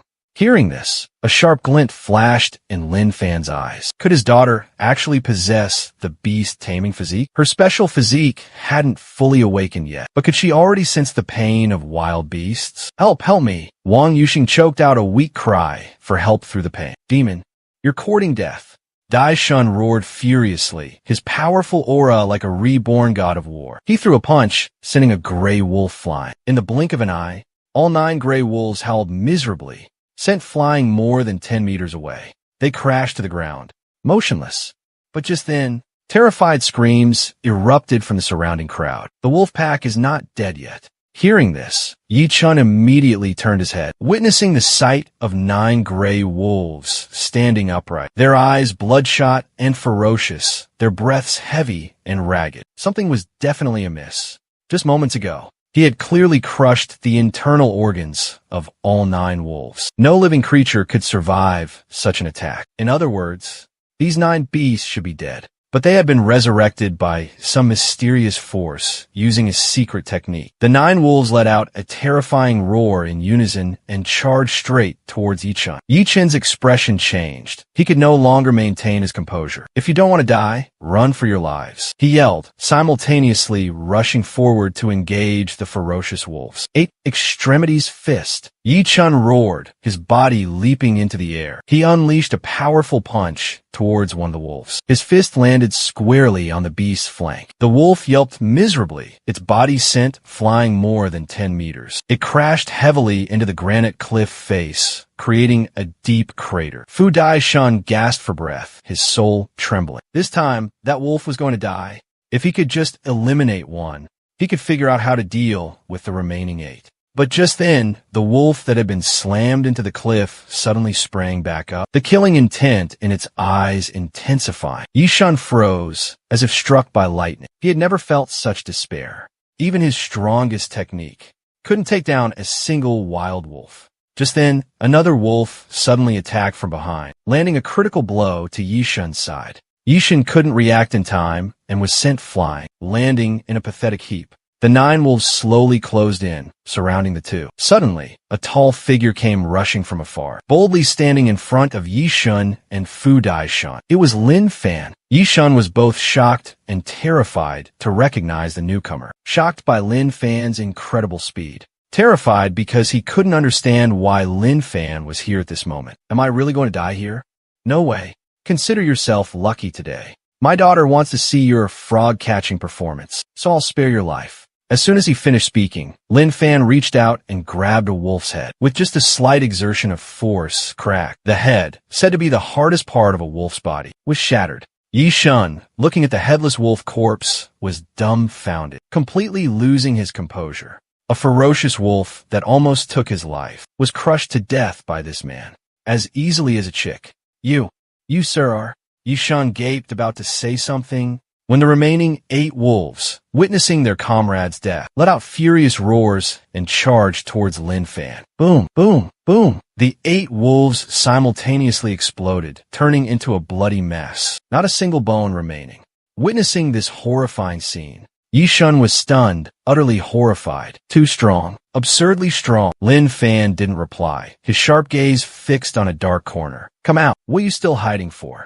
Are there any other accomplices?" Yichun's face changed, following Lin Fan's gaze. From behind a decorative artificial rock, a short man, barely 1.4 meters tall, slowly emerged. This dwarf had a large head, small legs, and held a jade flute in his hand. His bulging eyes stared at everyone around him, exuding a terrifying ferocity. Upon seeing this person, Yichun exclaimed in terror, "My pupils are shrinking. It's Guiying, the dwarf king." Guiying stopped about 10 meters away. Staring at Lin Fan, his shrill voice rang out. "I never expected such a master like you in Jinling. How did you discover me? You're too twisted. You're not worthy of speaking to me." At first, Lin Fan was somewhat interested in the dwarf's beast control techniques. But after hearing Yichun's introduction, he instantly lost all desire. Lin Fan simply flicked his wrist. Boom! The Devil Shadow, whose name alone struck terror into hearts, exploded, disintegrating into a gruesome mess of flesh and bone. Witnessing this horrific scene, Wang Yuxing was petrified. The handsome young man exclaimed, "This guy is definitely incredibly powerful, a total freak." Hearing this, Yichun remained silent for a long moment, unsure of how to respond. According to the information he possessed, this man truly did wield terrifying, unparalleled power. He was certain he hadn't been mistaken. This dwarf was the infamous Devil Shadow from the Dark Web, the one who had even murdered a Heaven Realm expert. But how could such a powerful figure be eliminated so easily by Lin Fan? Who are you? Yichun watched Lin Fan's receding figure, a sense of unease rising within him. He had to investigate this man's true identity. Lin Fan returned to Chun Yinhua and his daughter's side. After experiencing the terrifying incident, the family was in no mood to continue their outing. Leaving the zoo, the 3 of them headed to the nearby Wanda shopping mall, whether enjoying hot pot or browsing through shops. Their wonderful day flowed effortlessly by, because tonight, Chun Inua and Ninian had a flight to Yunchuan with Qianhao. Lin Fan had to take the mother and daughter to Lukou International Airport. Jinling, in the bustling airport terminal. Qianhao was waiting with a suitcase in hand. Seeing the three arrive, he quickly walked towards them. Did you have fun today? Daddy, we had so much fun. You took Mommy and me to the zoo to see tigers. We had hot pot and went shopping. You even bought me so many pretty dresses. Nian excitedly recounted the day. Nian looked at Lin Fan and said, Papa Lin, please sit down for a moment. Lin Fan was puzzled by the little girl's request, but he sat down as she asked. Nian stood on her tiptoes and planted a soft kiss on Lin Fan's cheek. This is a reward for you, Daddy. You're amazing. Lin Fan gently pinched his daughter's cheek, thinking to himself, I need to spend more time with my precious daughter. In the Wu Ming's conference room, Yi Tianlong, Yun, Zhong Tianwang, Yu Xian, Yi Shun, and others were heatedly discussing the terrifying incident that had occurred at the zoo. Hong San, the child prodigy of Wu Ming, spoke up. There was a young man who took down Gue Ying with a single, earth-shattering slap. Yi Tianlong asked seriously, Did you witness this yourself? Is this true? How could I lie? Gue Ying didn't even have time to react. Yi Shun was still in shock. The image of Lin Fan's face flashing in his mind, sending shivers down his spine. That guy's truly terrifying. Hearing this, Yi Tianlong fell into deep thought. Gue Ying's control methods are incredibly sinister and unpredictable. Even I had to expend considerable effort to subdue him. And yet, he was defeated by a young man, knocked out his opponent with a single slap. Could it be that that punk could also kill me with one simple blow like that? At this moment, Wang Yuexian turned to young Master Yi and asked, Young Master Yi, do you remember the face of that young man? Yi Chen recounted the incident, describing Lin Fan's face in detail. After hearing Yi Chen's account, Wang Yuexian's face suddenly changed, turning pale. Even Yun Zhongqian, who had remained silent until now, couldn't help but frown in deep thought. It really is him. In this Jinling, besides young Master Lin, who else possesses such terrifying power? This Lin Fan, is he truly as formidable as the rumors say? Yi Tianlong wondered. Yi Tianlong looked puzzled. This time, his visit to Jinling, besides investigating Lin, also carried another top-secret mission, to eliminate Lin Fan. He is indeed very powerful. Otherwise, I wouldn't need to report to my superiors. Yin Zhongtian said with a wry smile. Yin Zhongtian sighed, his face revealing a clear sense of helplessness. If this person is truly Lin Fan, then I advise Father not to provoke him. Yi Shen also gently tried to dissuade him. Yi Tianlong nodded slightly. We'll see what happens after meeting with Lin Fan tomorrow. Just then, Yi Tianlong's phone suddenly rang. Seeing the caller ID, he gestured for everyone to be quiet. He answered the phone with a smile. Grand Law Enforcer, are you calling to inquire about the incident at the Hongshan Zoo? Everything has been taken care of. We've eliminated Tian Sha's Gue Ying. Yi Tianlong, you went to Jinling to resolve the issue, and this is how you handled it. The Grand Law Enforcer's icy voice came from the other end of the line. Let me ask you, what was Gue Ying doing at the Hongshan Zoo? Was it just to kill a few children? Yi Tianlong was stunned. Indeed, with Gue Ying's strength, why would he waste time killing children? You've fallen for Tian Sha's empty city strategy. I just received a report. Gue Ying was just a pawn. The real assassin behind this is Feng Xingzhe. Yi Tianlong, you've truly got me killed this time. I placed too much trust in you. The chief enforcer spoke with indignation. Feng Xingzhe, he's even more powerful than Gue Ying. His cultivation is estimated to be at the Xiantian 4th stage. Furthermore, he's proficient in wind manipulation techniques, allowing him to briefly levitate and fly. This Feng Xingzhe hijacked flight DBA 445 to Yunchuan and brutally murdered the 2 pilots on board. He even brazenly used a satellite phone to contact headquarters, openly mocking the senior leaders and infuriating everyone to the point of spitting blood. But why did Feng Xingzhe hijack the plane? Was it just to kill innocent civilians? Yi Tianlong was puzzled, because on that plane, there was a crucial scientist for the Great Xian Nation. He wasn't just the head of Project Zhong, but also the founder of the Cultivation Science Plant, a leading expert in the field of weaponry. If something were to happen to him, the Great Xia would suffer an immeasurable loss. Before jumping from the plane, Feng Xingzhe activated autopilot. In 20 minutes, the plane will crash directly into Mount Tai. By then, not only the scientist, but all the passengers on board will perish. Hearing this, Yi Tianlong's face turned deathly pale. Could it be?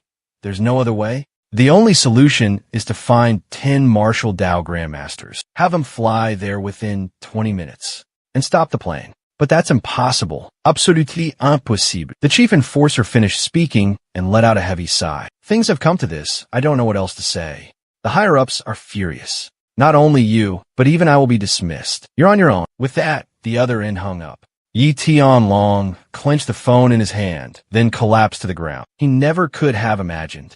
Could such a small oversight lead to such grave consequences? It turns out, the information about the terrorist attack at the Hongshan Zoo was an elaborate trap. The main objective was to lure me there, to create an opportunity for Feng Xingji to strike. At this critical moment, the large screen in the meeting room suddenly displayed a breaking news report. Breaking news. Flight DBA 445 has encountered a serious incident and is about to crash into a mountain. Residents in the surrounding area are urged to evacuate immediately. At the same time, Lin Fan had just returned to the hotel when he encountered a crowd gathered around the large screen, panicked and shouting.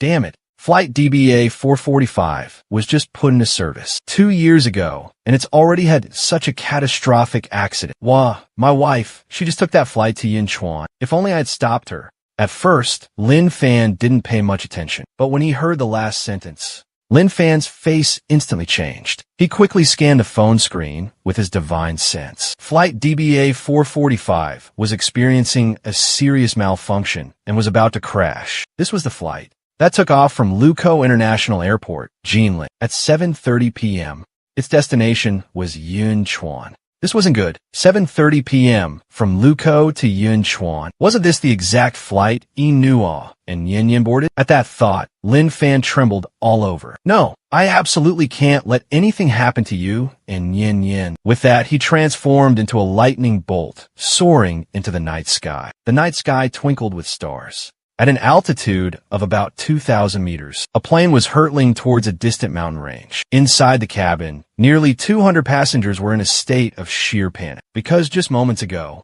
a mysterious man had violently ripped open the cockpit door, brutally murdering the 2 pilots. After killing the pilots, the mysterious man entered the passenger cabin. He clapped his hands loudly, booming, "Ladies and gentlemen, I am Feng Xingji from across the vast ocean. From this moment forward, you have only 20 minutes remaining. Savor these precious last moments.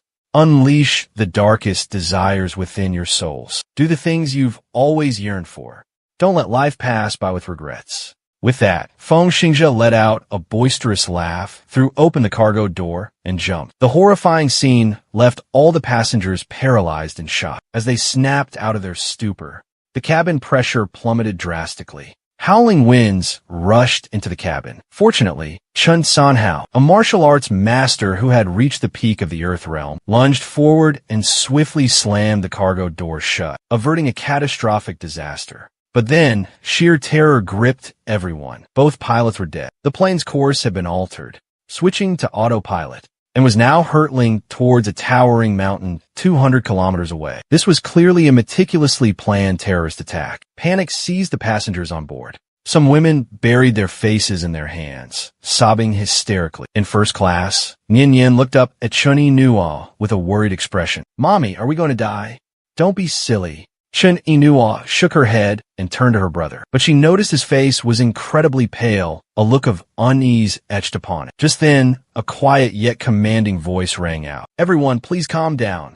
Panicking won't help." Everyone turned their heads towards the source of the sound. They saw a young man, barely in his 20s, speaking up. Despite his handsome features, the young man had a pale complexion, appearing rather frail. "The Great Tao is 50, the Heavenly Evolution 49, leaving one variable, and that is hope. No matter how dire the situation, there's always a way out. We have 20 minutes left. Instead of panicking and being afraid, shouldn't we try to find a way out of this?" At his words, everyone exchanged glances, falling into a heavy silence. A burly man stood up, his voice cold as he spoke. "Anyone can spout empty words like that. Do you have a solution then?" Hua Yunfei glanced at the man, but didn't reply. Instead, he turned to the girl in blue beside Xiao Qing. "Help me get to the cockpit. Academician Hua. You, Xiao Qing asked anxiously. Hearing the word academician, everyone in the cabin gasped in surprise. Even Chun Sanhao and Chun Inua furrowed their brows. This young man, barely in his 20s and seemingly so frail. How could he be an academician? Xiao Qing hesitated for a moment, then helped Hua Yunfei towards the cockpit. The others followed, curious to see what he intended to do. Hua Yunfei settled into the pilot's seat, observed for a moment, then began working the complex controls. About 30 seconds later, the rapidly descending plane suddenly began to regain its balance and ascend. Witnessing this scene, everyone on board erupted in cheers of joy. Turns out this guy actually knew how to fly a plane. You know how to fly? Chen Ganhao stammered in astonishment. Not before, I just learned. Hua Yunfei shook his head, calmly saying, actually, flying a plane isn't that hard. Just put in a little effort to research and study, and you can quickly grasp it, know how to operate it.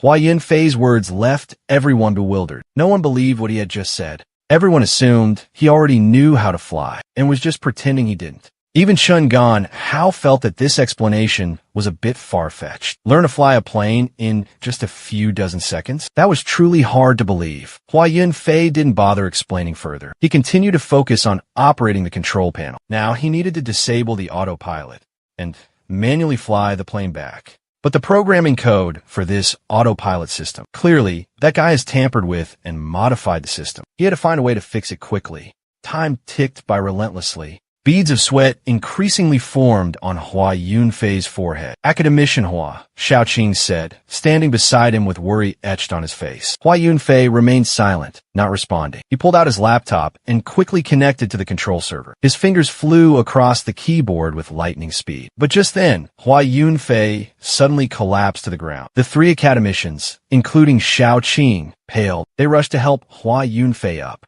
The others also looked anxious. But most of them weren't truly concerned for Hua Yunfei's health, but rather worried that if he remained unconscious, who would pilot the plane? Hey, buddy, it's been 10 minutes. Quit playing possum. Our lives are in your hands. The burly man, the one who had just coldly yelled, "Stop playing dead," continued in a gruff voice. Turn off autopilot and get us back. If you don't, I'll take your life. Chun Ganhao delivered a thunderous slap, sending the man flying. He rushed over to help Hua Yunfei up, then turned to Xiao Qing and asked, "What's wrong with him?" He has amyotrophic lateral sclerosis, ALS. He was planning to fly to Yunchuan to seek treatment from a renowned doctor, but unexpectedly encountered this accident. His health condition doesn't allow him to make this trip. Xiao Qing burst into tears. Ever since she was entrusted by her superiors to care for Hua Yunfei, she had held a deep respect for him. Unfortunately, fate played a cruel trick, afflicting him with this terrible disease at such a young age, only 19. It's a terminal motor neuron disease that eventually leads to complete paralysis and inevitable death. 2 minutes later, Hua Yunfei suddenly collapsed in the driver's seat, gasping for air. "I'm sorry. My illness, it's too severe. My whole body is paralyzed. I can't do anything anymore." Hearing this, the surrounding crowd erupted, some in utter despair, others in seething rage. "What in the world are you doing? If you want to die, go ahead, but don't drag us down with you. You gave us a glimmer of hope, only to snatch it away like that. You're saying sorry? What kind of person are you? Wake up. Wake up now." A woman rushed forward, attempting to pull Hua Yunfei awake. But Chun Sanhao delivered a resounding slap, sending her flying. "Anyone else who dares to make a sound will be sent to the Yellow Springs first." As soon as he spoke, the screaming crowd fell silent, leaving only terror in its wake. Facing death, everyone lost their composure. Only 3 minutes left. Hua Yunfei closed his eyes, reflecting on his life. He was the young master of the Hua family, a prestigious martial arts clan in the capital. He should have lived a life of luxury, enjoying wealth and glory. But he was born with blocked meridians, unable to cultivate martial arts, leading to his rejection and abandonment by the family. His parents, in search of the dragon blood herb, a mystical herb that could open his meridians, embarked on a sea voyage and met with disaster. Both perished at sea, their bodies never recovered. He was not resigned to his fate, yearning to change his destiny, desiring to find another path to cultivation. But life was cruel. A reed bends in the wind, and misfortune befalls the downtrodden. Just as his passion project received high praise from his superiors, right as he stood at the dazzling peak of his career, tragedy struck. He was diagnosed with a devastating illness, ALS. Just then, little Nyen Yin suddenly called out, "Mommy, Mommy, look, Someone's flying in the sky. Chen Yinhua followed her daughter's pointing finger and looked out the window. Through the thick, blurry glass, she caught a glimpse of a figure suspended in midair, but the night was too dark for her to see the person's face clearly. Witnessing this defiance of gravity, martial arts grandmaster Chen Sanhao was stunned, his pupils constricting. At the same time, the other passengers in the cabin also witnessed this bizarre sight. A glimmer of hope flickered across their despairing faces. It's a deity. A deity has come to save us. In the next moment, the plane felt like it was grasped by a gigantic, invisible hand and began to descend rapidly. In the blink of an eye, the plane landed safely in a deserted field.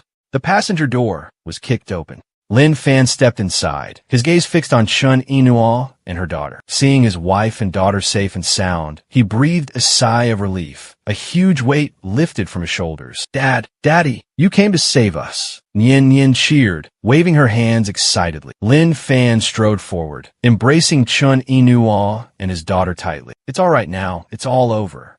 Everything's okay. Daddy's here. Not long after everyone left, 7 figures silently emerged from the darkness. Leading the group was an elderly man in a dignified robe, his face radiating authority. It was none other than Long Outyin. He was one of the 2 renowned Grand Enforcers of Jiangnan. The 6 men following him were the 6 enforcement officers from the 6 largest cities of Jiangnan. Among them were Yun Zhongtian and Yi Tianlong, masters of great renown. Grand Enforcer, allow me to scout the way ahead. Very well, but be wary of traps, Long Outyin instructed. Yes, sir, Ma Dongfeng replied respectfully. Then his figure shot into the air with a swift movement. He landed softly in front of the airplane. He was about to open the plane's door. But at that moment, the emergency exit suddenly burst open. A group of panicked passengers rushed out. Leading the group was the burly man from before. What? You're all still alive? Ma Dongfeng narrowed his eyes, his gaze sharp. What do you mean by that? Do you want us to be dead? The muscular man roared furiously. Ma Dongfeng was about to explain, but just then, Long Outyin and his entourage arrived. Their overwhelming presence frightened the burly man, who quickly lowered his head and stammered. Just now, a deity saved us. An immortal, floating in the air, who held the plane and helped us land safely. Without them, we would all be dead. The other passengers chimed in, supporting his claim. We can testify. A deity really did appear. News of flight DBA 445 being saved by a deity. All 198 passengers safe. Not a single one injured. Quickly spread like wildfire across social media. Not long after leaving the conference room, Ma Dongfeng received a call from one of his subordinates. Sir, that big guy just went to eat barbecue. I've already sent someone to take care of him. Good. How dare he disrespect me? He's practically begging for death. Feeling a sense of relief, Ma Dongfeng hung up. A chilling glint of murderous intent flashed across his eyes. He pulled out his satellite phone and dialed a number. Dear Mr. Ma, you're calling to ask if the plane exploded, aren't you? A scoff. Feng Xingzhe's sarcastic voice echoed from the other end of the line. Explode your head. Haven't you checked the news? Flight DBA 445 was saved by a mysterious expert. All the passengers are safe and sound, except for the 2 pilots you had killed. I'm asking you, why didn't you eliminate everyone on board? Do you have any idea the risks I took to help you? Secretly infiltrating Daxia, Ma Dongfeng said indignantly. Feng Xingzhe was silent for a moment, then said, Indeed, Great Xia is an ancient nation shrouded in mystery. The rumors about deities being forbidden from setting foot here seem to be true. In this land, exceptional masters still lie hidden. Cut the crap. Ma Dongfeng interrupted with a look of disgust. I've investigated the scientist's identity. His name is Hua Yunfei. Tonight is your only chance to eliminate him. Otherwise, tomorrow Long Outyin, the chief enforcer of Jiangnan, will personally protect him. I'll send you the location. Act quickly and don't allow for any mistakes. Jinling Hotel. Lin Fan and the others returned to their room. As soon as they entered, Chen Sanhao hurriedly asked, What in the world happened? Did you stop the plane and save us? Who else could it be? Besides me, Who else has the ability and compassion to save you? Lin Fan casually sat down on the sofa and spoke calmly. Hearing this, Chen Ganhao's heart was in turmoil. He knew Lin Fan possessed extraordinary strength, but only thought he was a third or fourth level Xiantian expert. At this moment, he realized his assumption was completely wrong. Could it be you're a martial Dao Grandmaster? If Lin Fan truly was a martial Dao Grandmaster, he could confidently go to Yunchuan with the Chun family. And then, who would dare to utter a word? You've asked me this question before. I told you, I'm not a martial Dao Grandmaster, but a realm beyond even that. Then, a realm beyond martial Dao Grandmaster. What exactly is that? Chen Ganhao frowned, his face full of doubt. Lin Fan pondered for a moment and said, Yuan Ying, stop talking nonsense. What realm? It has nothing to do with martial Dao. Even if you're making it up, at least make it sound believable. Lin Fan glanced at Chen Sanhao with an indifferent expression, not bothering to explain. Cultivation and martial arts were fundamentally different systems, like fire and water. Explaining the wonders of cultivation to someone immersed in martial arts was like playing a lute to a buffalo, a pointless endeavor. Inua, what exactly happened to the plane? Lin Fan turned his gaze towards Chun Inua, awaiting her answer. Before Chun Inua could speak, Nian Yin eagerly raised her hand. I know. It was caused by a very arrogant man. He called himself the Great Wind God. It sounded so cool. Lin Fan chuckled in amusement and exasperation. Great Wind God? What a strange name. At this moment, Chun Sanhao spoke up. Let me explain. The hijacker was a top international assassin. His name is Feng Xingji, also known as Wind God. He's a superhuman with the terrifying ability to control wind, possessing immense power. Ranking among the top assassins on the dark web, the infamous Underground Network, another foreign assassin, Lin Fan frowned, displeasure evident on his face. From Wind, Ghost Shadow, to this Feng Xingji. In just a short amount of time, 3 foreign assassins have appeared. This is definitely not a good omen. No matter how strong he is, if he dares to touch my wife and children, then there's only one path for him: death. Lin Fan radiated a chilling, killing intent. At that very moment, boom, the hotel room's window shattered into pieces. Surprised? Feng Xingji laughed heartily, strolling in as if he were taking a walk in his own garden. Feng Xingji. Seeing the man who had just appeared, Chun Qianhao felt a chill run down his spine. This was the 23rd floor of the hotel. Yet Feng Xingji could easily fly up here, without using any tools. D-Dad, it's him. Nian Yin's face went pale with fear, and she quickly huddled in Lin Fan's arms. Clearly, Feng Xingji had left a deep psychological scar on the little girl. Chen Yinua also became incredibly tense. She never expected Feng Xingji to find them here. He was a notorious serial killer, with a bounty on his head of 12 billion. Not only did he possess a twisted mind, but he also wielded terrifying power. With a single, effortless leap, he could easily reach the 23rd floor of the towering hotel. But he never expected that. An assassin who had never tasted defeat like him would be taken down by a man with an utterly ordinary appearance. This is how the story begins. Not long before, Feng Xingji received an assassination order, secretly infiltrating Lin Fan's room. So many beautiful women in this room. How exciting, he exclaimed with delight. Feng Xingji laughed maniacally, dancing wildly like a madman. I thought Gu Ying was sick enough, but you're even more twisted. Lin Fan slowly stood up.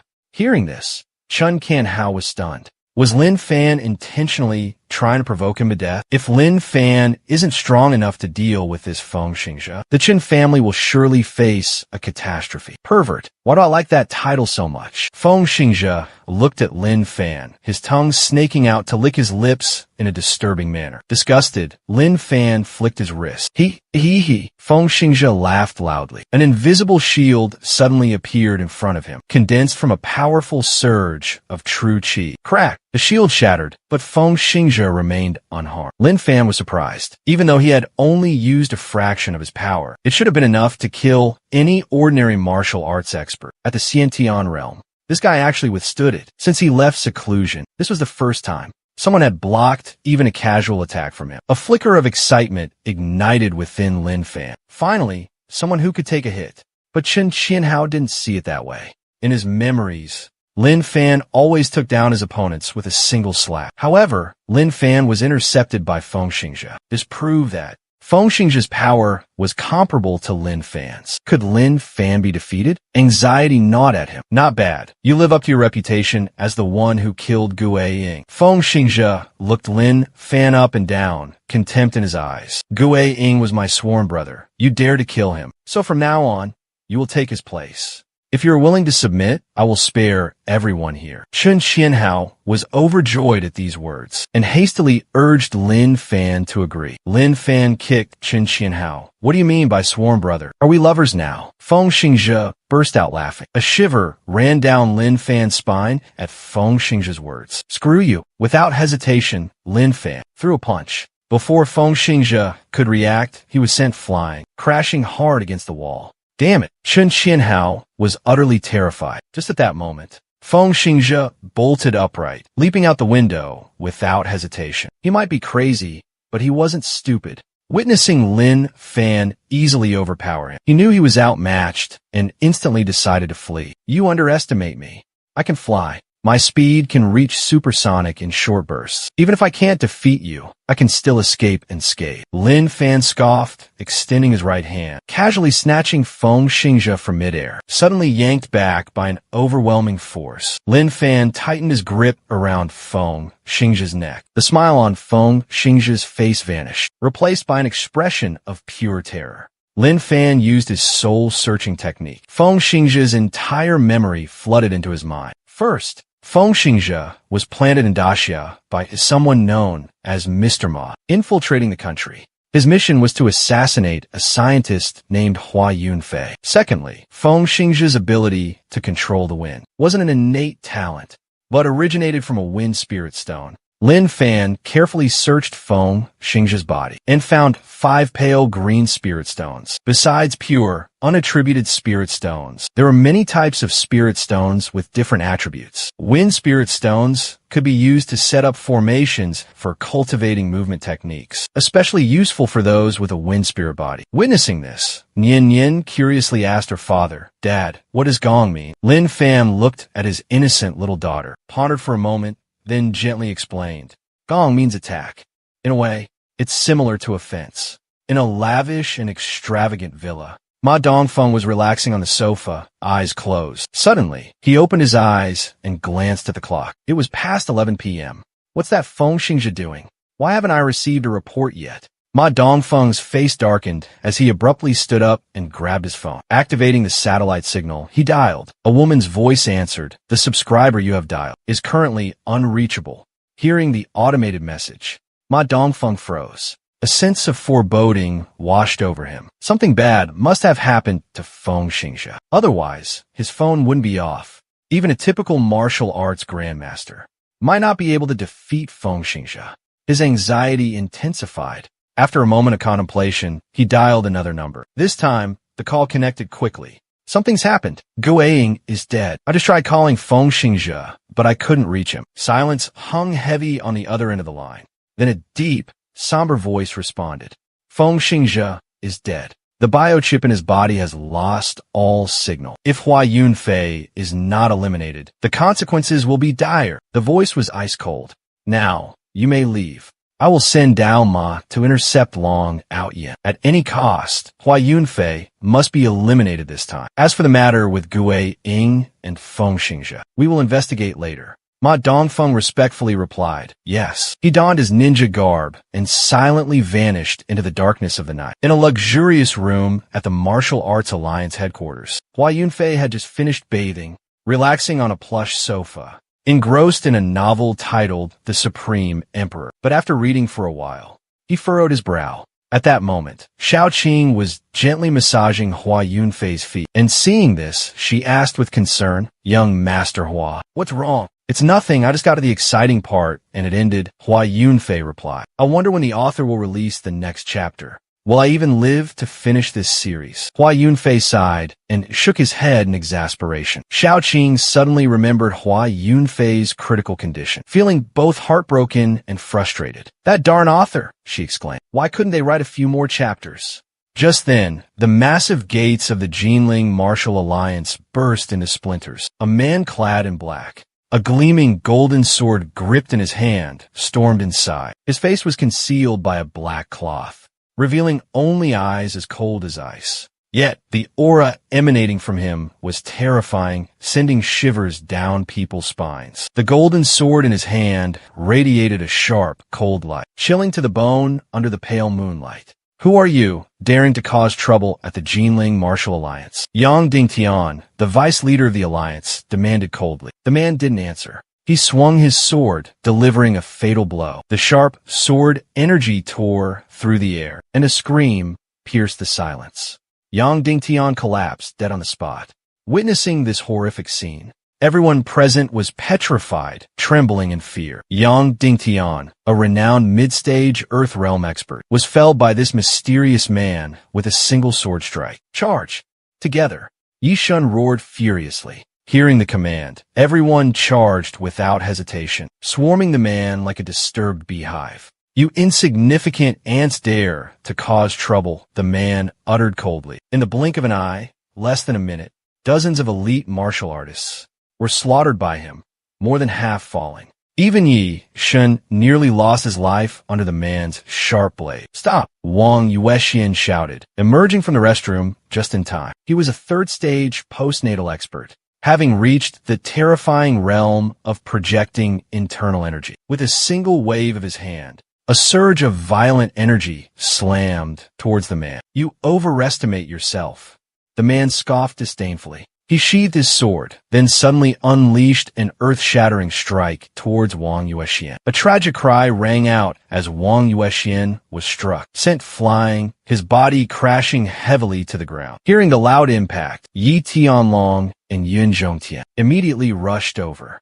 The two enforcers roared in unison, simultaneously launching an attack on the mysterious man. The man didn't flinch, his expression remaining calm and composed. Despite being surrounded by two attackers, he showed no signs of weakness, even gaining the upper hand. Witnessing this scene, the faces of the remaining martial artists turned pale. Cross-slash, the man roared, swinging his sword and unleashing two incredibly sharp, cross-shaped bursts of energy. Yun Zhongtian couldn't dodge in time and was struck by the energy blasts. Yi Tianlong's face paled, realizing that even if he fought with all his might, he would be no match for this man. While fending off the relentless attacks, he shouted, "Get Academician Hua out of here. Nothing must happen to Academician Hua." Yun Zhongtian, enduring the pain, spoke up. "Xiao Chun, don't hesitate any longer. I just tried contacting the Chief Justice, but I couldn't get through. I'm sure something terrible has happened to him as well. Hurry to the Jinling Hotel and find Lin Fan. Right now, in Jinling, he's probably the only one who can stop this villain." Dad, at the Jinling Hotel's presidential suite, Lin Fan is engrossed in watching Dragon Ball Z with his little daughter, Nian Nian. With his daughter, "Daddy, why are there 7 Dragon Balls in that gourd?" Nian Nian looked up, her face full of curiosity, and asked, "It doesn't make any sense." Lin Fan pondered for a moment and replied, "Well, it all started when son Wukong snuck into the peach garden, stole some peaches, and..."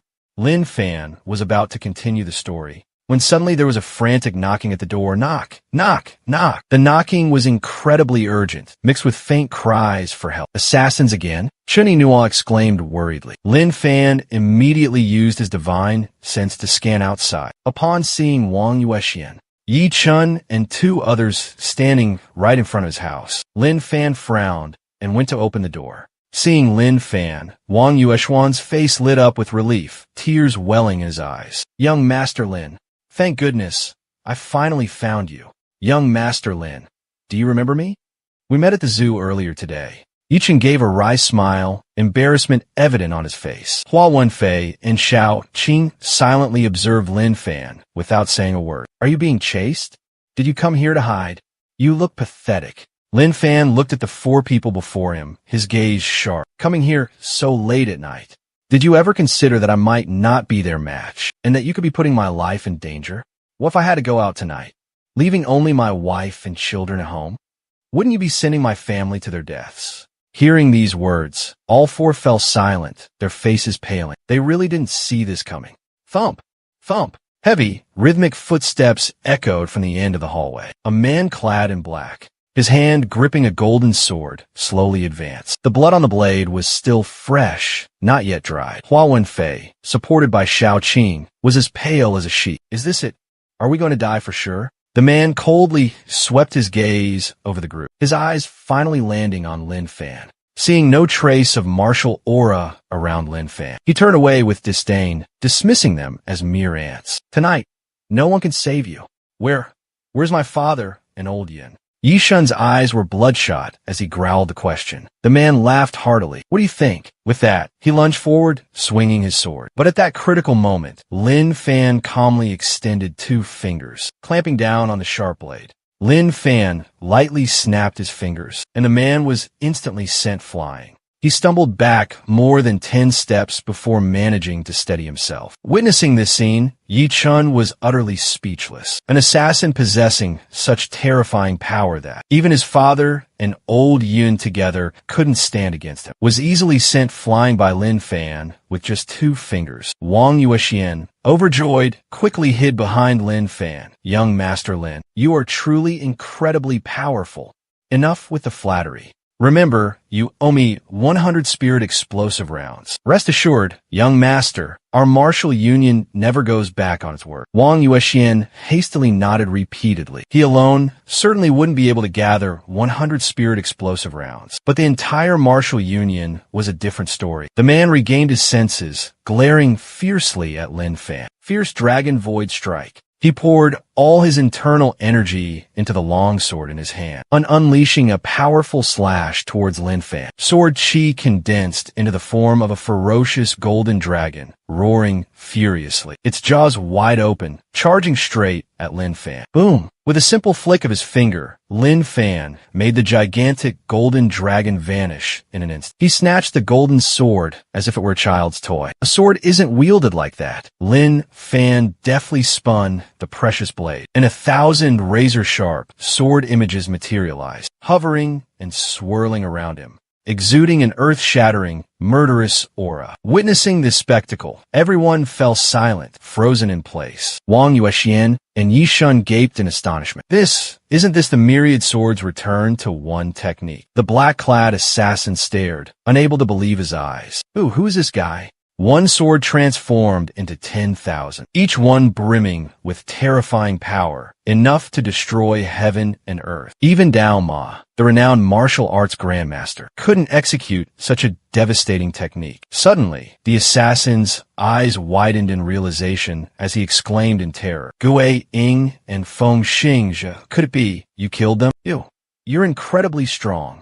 I must report this to the organization immediately. Request stronger assassins. Otherwise, the consequences will be dire. With that, the assassin pulled out a jet black sphere and slammed it into the ground. His entire body suddenly transformed into a wisp of smoke, vanishing into thin air. Ninjutsu. This guy is Japanese. Yi Chun exclaimed in astonishment. Lin Fan raised an eyebrow, a flicker of surprise on his face. This Earth Duan technique is quite interesting, he mused. It's somewhat similar to the Qimen Duanjia of Chinese Taoism. I suspect the Japanese must have stolen it, Lin Fan speculated. If he had encountered anyone else, he might have escaped successfully. Unfortunately for him, he ran into me. Reveal your true form. Lin Fan roared. He stretched out his hand, gently grasping at the empty space before him. The black-clad assassin, who had just vanished, was instantly captured by Lin Fan. This time, Lin Fan didn't give him a chance to speak. He directly employed his ultimate technique, the soul-searching art. The assassin trembled violently before falling unconscious. The 100 Demons Cult, Lin Fan murmured. This man's Chinese name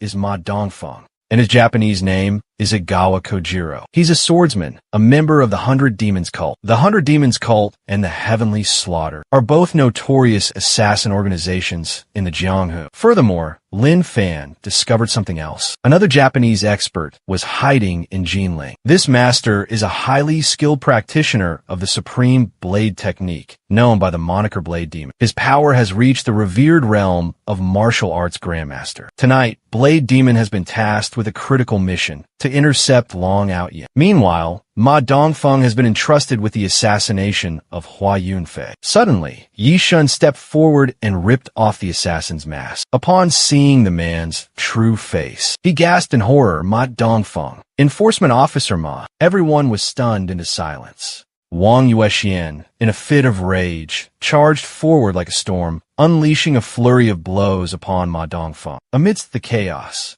A rapid succession of footsteps echoed from the end of the hallway. Long Outyen, along with Yun Zhongtian and Yi Tian, appeared. Long Outyen, his body covered in wounds, ran to Long Fan's side. Long Fan's gaze swept over the three men, then landed on Long Outyen with a look of astonishment. The blood chi within Long Outyen surged violently, like roaring ocean waves. Within his dantian, a spherical object hovered in midair. This mysterious object pulsed with immense energy, like a heart beating with a powerful, rhythmic thud. A surge of energy coursed through Long Outyen's body. This was the realm of the martial arts grandmaster. Although he hadn't yet condensed a golden core, Long Outyen had already formed a martial core. According to Chun Sanhao, a martial arts grandmaster was the absolute pinnacle, the supreme being in the world of martial arts. Seeing his father safe and sound, Yishun was overjoyed, tears streaming down his face. "Father, are you all right? I almost met my ancestors." Fortunately, the chief enforcer arrived in time and saved our lives, Yi Tianlong said with a smile after hearing the whole story. Long Outyen looked at Lin Fan, a rare warm smile appearing on his usually stern face. A rare, warm smile graced his usually stern features. "Young brother, thank you for your help this time. You don't need to be so formal. You all avenged me. I will remember this kindness. I couldn't just stand by and do nothing." Seeing this, Wang Yuexian hurriedly stepped forward and recounted everything that had just happened. After hearing this, Long Outyen's face darkened. "Are you stupid? Spirit birthstones are priceless treasures. In these scarce times, they're worth billions per stone. Do you think they're vegetables at the market? You can buy as many as you want. You can ask for as much as you want, and you dare demand 100 pills?" Grand Law Enforcement Officer, the situation was extremely critical at that time. Wang Yuexian was about to explain, but Long Outyen kicked him out with one swift blow. "Useless. You were sent flying with a single slap at the Jiang family, disgracing the martial alliance. And now you've committed such a foolish act. You truly are trash." Long Outyen spat coldly. Yi Tian, Long Yun, Zhong Tian, and the others witnessing this scene remained silent, not daring to utter a single word. In Jiangnan, Long Outyen was the ultimate authority, an invincible existence. Even prominent figures from the mountains held him in awe. After punishing Wang Yuexian, Long Outyen turned his gaze towards Lin Fan. "Little brother, Wang Yuexian's words cannot represent the entire martial alliance, much less the Special Operations Bureau. Furthermore, to be honest, as a citizen of the Great Xia, protecting pillars of the state, important figures like Royal Academician Hua is simply our duty, and yet you demand a fee of 100 spirit treasure stones? Isn't that utterly absurd? However, I can authorize a payment of 10 stones." Lin Fan narrowed his eyes, his voice icy. "I hate being played the fool. If it weren't for me, these people would be dead. If you want to welch on our deal, then I'll send them all on a one-way trip to the underworld. Consider it fair payment." With that, Lin Fan suddenly grabbed Hua Yunfei, holding him in a vice-like grip. "Lin Fan, release guard Hua." Long Outyen roared, his voice laced with fury. A terrifying aura erupted from him, the oppressive pressure of a martial arts grandmaster crashing down like a storm. But it seemed to have no effect on Lin Fan. Long Outyen was taken aback. Lin Fan tightened his grip, Hua Yunfei's face turning purple, his breath coming in ragged gasps. Witnessing this, Long Outyen couldn't maintain his composure any longer. "Stop! I agree to 100 spirit treasure stones. Release Royal Academician Hua now. I apologize, but it's no longer just 100 pills. I must increase the reward. I want 200 pills." Long Outyen was so furious he nearly coughed up blood. "Fine, I'll give you 200 pills. Quickly release Royal Academician Hua." Lin Fan nodded in agreement and released Hua Yunfei. "Aren't you afraid Long Outyen will go back on his word?" Now free, Hua Yunfei coughed violently and incessantly. "Shao Qing, bring Royal Academician Hua to me," Long Outyen said coldly. Shao Qing silently nodded in response. She helped Hua Yunfei to Long Outyen's side. Witnessing this scene, everyone felt a sense of unease. Long Outyen was a stubborn and obstinate man who wouldn't tolerate anyone defying him. Now, Lin Fan had dared to humiliate him in front of this large crowd. Before so many witnesses, Lin Fan would surely face brutal retaliation. Just now, with Hua Yunfei as a hostage, Long Outyen still had to show some restraint. Now that Hua Yunfei had been taken away, Lin Fan seemed to have run out of cards to play. In their eyes, although Lin Fan was extraordinarily powerful, he was certainly no match for Long Outyin. Once the two of them clashed, Lin Fan would be swiftly and utterly defeated. Sure enough, in the next moment, boom, an earth-shattering aura erupted from Long Outyin's body. The terrifying pressure made everyone feel suffocated. Long Outyin stared fixedly at Lin Fan, murderous intent blazing in his eyes. I knew you would do something like this. Your words are truly like the wind, making me feel nauseous. Lin Fan sighed, preparing to make his move. He was the only remaining martial Dao Grandmaster in Jiangnan, not only commanding over 3,000 peak Earth Realm experts, but even the secluded sects in the high mountains held him in awe and respect.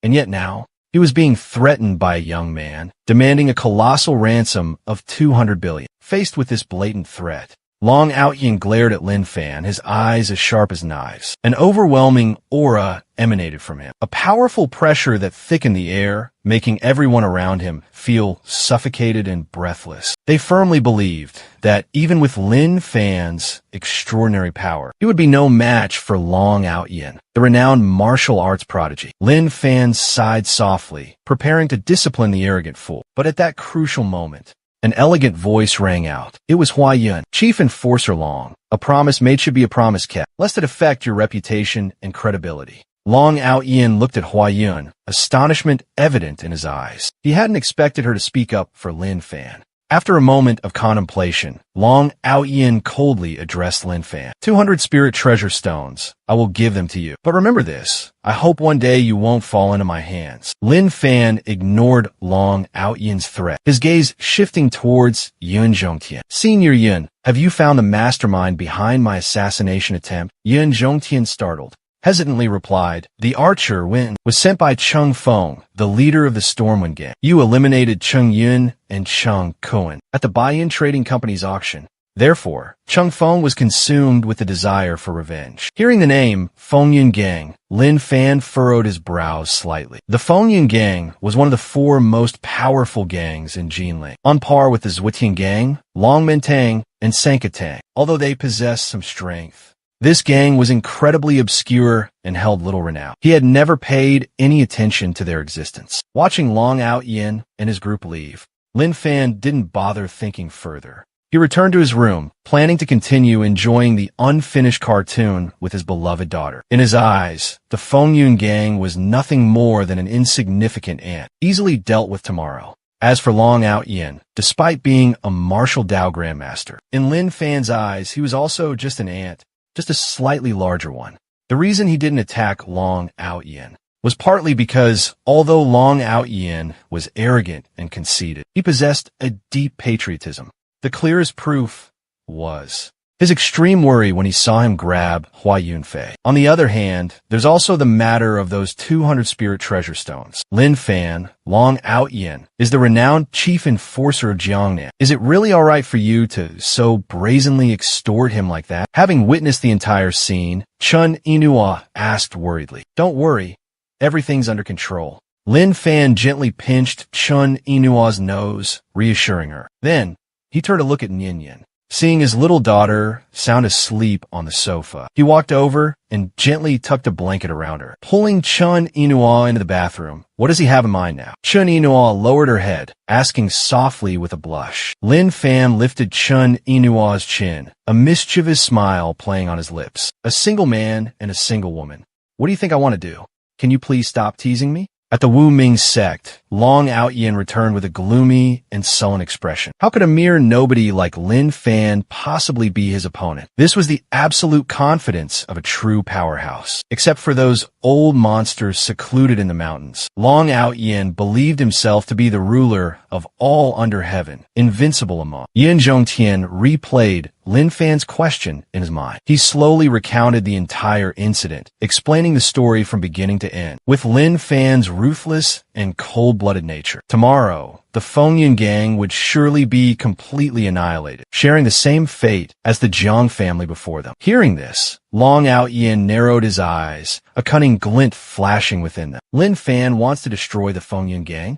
I will absolutely not let him have his way. He thinks he can control everything, do whatever he pleases in Jinling. Under the mystical moonlight, in a small, quiet grove within the park, a man in simple, coarse clothing sat in deep meditation. Suddenly, a phone ringing shattered the silence. From the other end, a low, icy voice echoed. Ma Dongfeng has been killed in Jinling. There's definitely a hidden force at play that we haven't grasped yet. I suspect Gue Ying, Feng Xingzhe, and Ma Dongfeng were all killed by the same person. The voice was filled with rage and resentment. Dao Ma remained silent for a long moment, lost in thought. We've stirred up a hornet's nest now. With Long Outyin protecting him, I have absolutely no chance to strike. For now, let's set aside the matter of Hua Yunfei. Your priority is to find that troublemaker, the one who's out of control. No matter who he is, I swear I'll make him pay a heavy price. The next morning, in the main hall of the Fengyun Gang, Cheng Feng, the leader of the Fengyun Gang, looked at the man standing before him,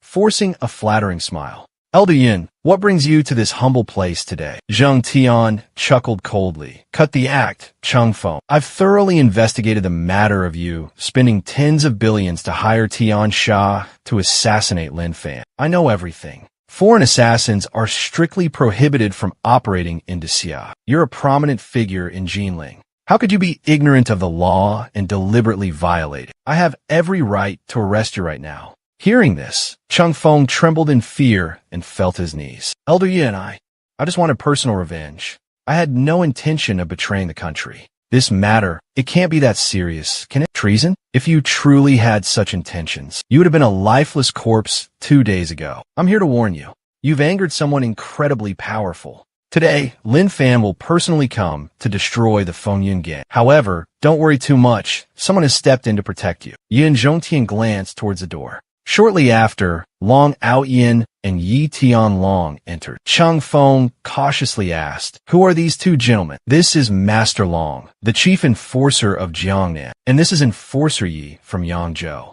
Yin Zhongtian introduced them formally. Hearing this, Cheng Feng was stunned into silence. Just what kind of figure was the chief enforcer of Jiangnan? He was Elder Yun's superior, the leader of the Jiangnan martial arts world. A figure who instilled fear throughout the entire Jiangnan region. Cheng Feng felt like a giant cake had fallen on his head. So overwhelmed with joy, he nearly fainted. With the protection of such a powerful figure, Lin Fan was nothing in his eyes. Just then, Lin Fan slowly walked in, his demeanor calm and confident, and asked. He glanced around the room and calmly asked, "Although I know the leader of the Fengyun Gang was the mastermind behind this assassination attempt, I still don't know his name." Long Outyin let out a cold laugh. "Lin Fan, do you really think Jinling is your personal slaughterhouse, killing whoever you want?" Seeing this, Cheng Feng was no longer afraid. "With Master Long here today, what do I have to fear from you? I am Cheng Feng, the leader of the Fengyun Gang. What do you want?" "Did you hire the assassin on the dark web?" Lin Fan asked. "Yes, it was me. You killed my brother and my son. So what if I hired an assassin to kill you?" Cheng Feng sneered arrogantly. "Moreover, I've already reported this matter to the chief enforcer. No matter how the special bureau punishes me, I'm not afraid. And you, get out of here now." Lin Fan waved his hand. Cheng Feng instantly exploded, his body dissolving into smoke. His gaze shifted to Long Outyin. "Long Outyin, I sense a murderous aura around you today, a sign of impending doom. And this misfortune, I fear, can only be averted with a spirit warding stone. I wonder if you happen to have one with you?"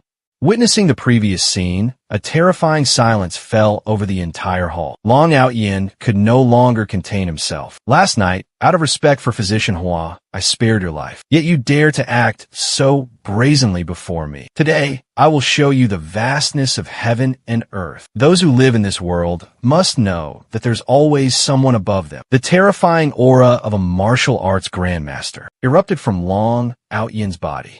The temperature in the hall plummeted. The clan leaders and family heads present were forced to step back, finding it hard to breathe. Long Outyin charged forward like a bolt of lightning. His towering figure left after images in the air. Dragon King Fist. He appeared before Lin Fan unexpectedly, unleashing a ferociously powerful punch. Too slow, too weak, utterly useless. It seems the path of martial arts is truly worthless. Lin Fan effortlessly caught Long Outyin's fist, shaking his head in disappointment. "According to my limited knowledge, a martial Dao grandmaster, after condensing a martial core, possesses strength equivalent to a golden core cultivator. But in reality, the power difference between the two is as vast as the heavens and the earth. Even an ordinary foundation establishment cultivator could easily crush you. Long Outyin. Boom! Lin Fan flung Long Outyin back more than 10 meters. You are no match for me.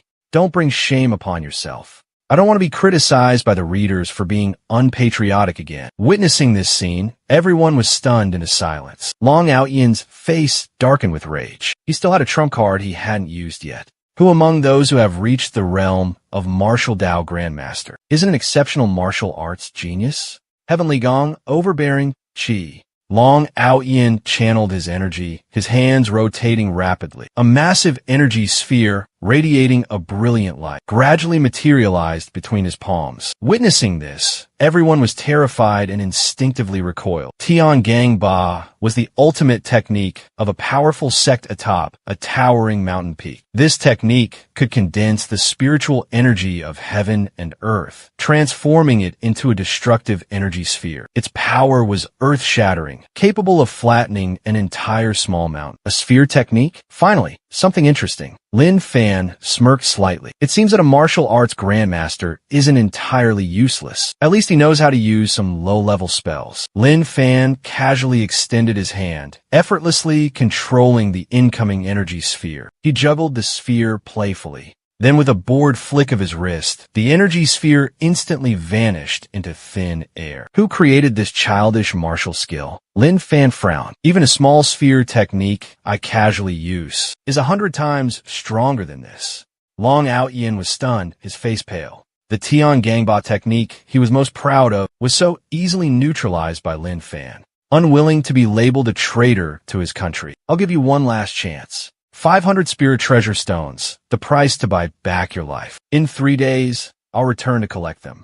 You best be wise. Lin Fan shot Long Outyin a look of utter disdain before turning to leave. But just at that moment, a world-shaking blade, aura, descended from the heavens, aimed directly at Lin Fan. The blade aura was so sharp that, even from dozens of meters away, it made the surrounding onlookers feel their scalps crawl. Lin Fan furrowed his brow and effortlessly sidestepped the attack. His gaze shot up to the roof, where a man in simple, coarse cloth stood holding a chilling blade that shimmered with a pale green light. From Ma Dongfeng's memories, Lin Fan knew that. The Bachi Zhu had a reclusive supreme blade master hidden in Jinlin, known as the Dao Mo, Blade Demon.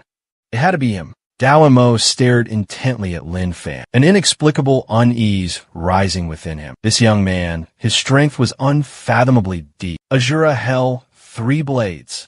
Dao Ma coldly roared, swinging his blade in 3 fatal strikes. 3 terrifying blade auras, carrying destructive power, came crashing down. Still too weak, Lin Fan shook his head, his expression unchanging. He casually extended 2 fingers, like iron pincers, clamping down on the 3 sharp blades condensed from the terrifying blade aura. At that very moment, an icy voice suddenly echoed behind Lin Fan. Heavenly Gong Demonic Thunder, a massive energy sphere, roughly a meter in diameter, radiating a blinding light, was launched from Long Outyin's hand, fiercely striking Lin Fan's back. A world-shaking explosion rocked the entire space. The ground completely collapsed, forming a deep chasm more than 10 meters deep. A gigantic mushroom cloud with a radius of 50 meters billowed into the sky. Witnessing this terrifying scene, everyone was stunned and horrified. Why did Enforcement Officer Long act so ruthlessly? Young Master Lin had just spared his life. So why did he suddenly launch a sneak attack? That executioner was clearly one of Enforcement Officer Long's men, was secretly colluding with international assassins, plotting to assassinate young Master Lin. Yin Zhongtian and Yi Tianlong's faces drastically changed, their eyes wide with disbelief as they stared at Long Outyin. Has the Chief Justice gone mad? Silence. Long Outyin roared coldly. Lin Fan is arrogant, lawless, and disrespectful of authority. He has murdered over 100 people in Jinling alone. He also colluded with international assassins, leading to the exposure of our group of scientists. His crimes are too numerous to forgive. Chief Justice, You, Yin Zhongtian and Yi Tianlong, stared at Long Outyin in astonishment. They could be certain that Lin Fan had absolutely nothing to do with Hua Yunfei's identity being exposed. Otherwise, he wouldn't have eliminated Ma Dongfeng last night, protecting Hua Yunfei. But at this very moment, Long Outyin placed all the blame on Lin Fan. In that crucial moment, a steady rhythm of footsteps echoed from the thick cloud of dust. Lin Fan slowly emerged from the dust, his hair and clothes still neat and undisturbed. Hey Chow, how is this possible? Long Outyin was stunned, his heart filled with terror. That was his full-powered attack, powerful enough to flatten a small mountain. Dao Ma stood beside him, looking at Lin Fan with unease, an indescribable fear rising within him. The instincts of a seasoned assassin urged him to flee immediately. Boom! Boom! Before the horrified eyes of everyone, Dao Ma exploded midair, his body dissolving into a bloody mist. A chill ran down Long Outyin's spine. Without hesitation, he immediately dropped to his knees. Young Master Lin, I was wrong. It was all a misunderstanding, he explained tremblingly, his voice filled with fear. You want spirit explosive stones, right? I'll gather enough for you, 500 of them, 1,000 spirit stones. Just spare my life, and I'll gather them for you immediately. Too late. No one can save you. Boom! Lin Fan simply flicked his wrist, and Long Outyin exploded, his body dissolving into smoke and gore. A chilling silence fell over the entire hall. In the blink of an eye, 2 martial Dao Grandmasters were dead. Young Master Lin, just who is he? There's still a Qinquan bag? Lin Fan was slightly surprised. After he obliterated Long Outyin, a jet-black Qinquan bag fell to the ground. Lin Fan easily broke the seal on the bag. Inside the bag, besides, more than 20 low-grade spirit stones and dozens of bank cards. There was a pile of worn underwear and several erotic novels. Such a righteous facade, but secretly a lecher. I don't need the money.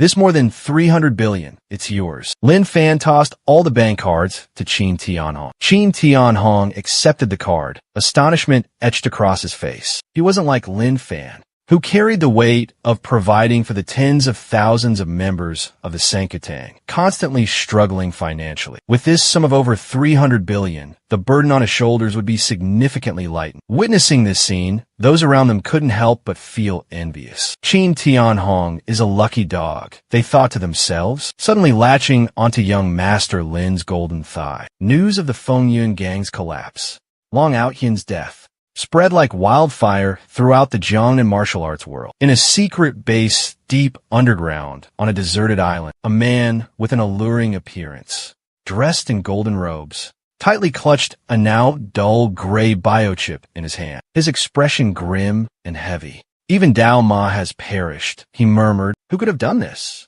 Just then, a middle-aged man with a thick, bushy beard entered. He remained silent. A thunderous slap landed across the face of the man in yellow. You useless fool. On your first mission, you let 4 of the organization's top operatives die. Even Dao Ma died at your hands.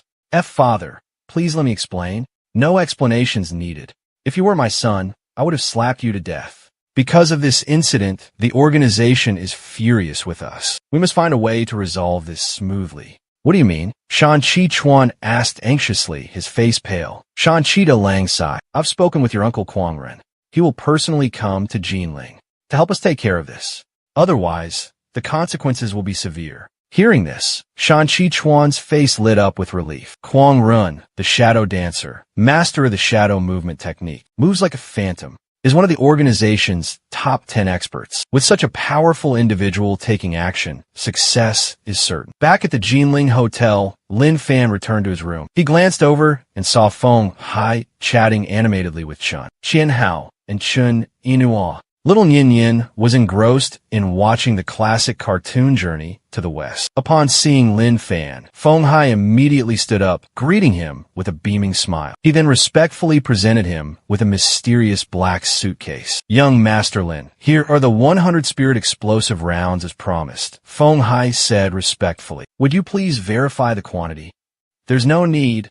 I trust you completely. Lin Fan replied decisively. However, he still used his divine sense to quickly scan the contents, confirming the number of rounds matched the agreement. He then casually stored the suitcase in his Qinquan bag. Witnessing Lin Fan's action, A feeling of deep gratitude welled up in Feng Hai's heart. Young Master Lin truly trusted him. Young Master Lin. Feng Hai hesitated, then spoke. An important figure at headquarters wishes to meet you. I wonder if you might have some free time. In the next few days? Your assistance in acquiring the 10 Spirit explosive rounds has greatly impressed him. Therefore, he's very eager to meet you. Lin Fan pondered for a moment, then nodded in agreement. After Lin Fan and Feng Hai bid their farewells and left, Chen Sanhao furrowed his brow and said to Chen Yinhua in a low voice, "Younger sister, you see, Lin Fan's reputation is growing far and wide. Even influential figures from the Baiyun Chamber of Commerce want to establish connections with him. As the saying goes, water flows to lower ground. People gravitate towards higher places. Our Chen family may have some standing in Yinchuan, but compared to the entire Great Xia, it's insignificant. All men have great ambitions. If a better opportunity arises, they won't hesitate to seize it." Chen Yinhua listened silently, hugging her daughter and shaking her head. Lin Fan isn't that kind of person. He's come back, and he definitely won't abandon Yin Yin and me. Then why did he leave 15 years ago? 15 years ago, he left you to cultivate. Now, if a better opportunity presents itself, who's to say he won't disappear again? What are you trying to say? Chen Yinhua abruptly interrupted Chen Sanhao, his face pale. "My sister is just an ordinary, fragile girl, while Lin Fan is now a true powerhouse, a prodigious talent in the eyes of the renowned sex on the mountain. If my sister truly wants to spend her life with him, wait for his return. Tell him to come with us to Yunchuan to pay respects to our parents and hold the wedding ceremony immediately. This matter cannot be delayed any further." Deep within a secret meeting room in the Baiyun Trading Association branch, Baiyun Trading Association, in the flourishing city of Jinling, powerful figures gathered around a large table. Presiding over the meeting with an air of authority was a middle-aged man named Niu Ben, a highly respected elder from the Baiyun Trading Association headquarters, possessing the esteemed cultivation level of Xiantian Stage 5. To his right sat two other men, one stout and portly, the other thin and frail. The stout one was named Lu Neng, with a cultivation level of Xiantian Stage 3. The thin one was Cheng Peng, also at Xiantian Stage 3. Besides these three brothers, there were also two women. A young woman wore a pristine white veil. Her name was Yun Ziyu. Her cultivation had reached the Xiantian 5th stage. The other was an old woman with snow-white hair, leaning on a majestic dragon-headed staff. Although she appeared frail, her eyes held an unusual sharpness. She possessed the highest cultivation among the five of us. Having reached the Xiantian 7th stage, her power was profound. What are your thoughts on the earth-shattering events that recently transpired at the Fengyan clan? Niu Ben asked with a smile. According to the rumors swirling around, Long Outyin was defeated by a young man in his 30s. Such an absurd story is hard to believe. It's utterly impossible. Long Outyin is a renowned martial arts grandmaster. Even if the five of us joined forces, we might not be his match. Lu Ning shook his head in disbelief. Only a fool would believe such preposterous fabrications. Zheng Peng scoffed, his eyes filled with contempt. I've heard rumors that besides Long Outyin, they're the master swordsman from Japan, also a martial arts master. Long Outyin, as the chief enforcer, likely had a death match with that master. Makes sense. Niu Ben nodded in agreement. Deep down, however, he wasn't entirely convinced. The thing was, this news had barely spread before the Special Bureau swiftly suppressed it. Therefore, no one knew exactly what happened. It was all just speculation. Just then, Feng Hai respectfully led Lin Fan into Elder Niu's room. "This is young Master Lin." Feng Hai introduced him with reverence. He acted with utmost caution, because he knew full well the person before him wasn't someone he could afford to offend. Niu Ben observed Lin Fan, a look of suspicion flashing in his eyes. Why couldn't he sense any trace of martial aura from this young man? Like an ordinary mortal, he stood up, wearing an amiable smile.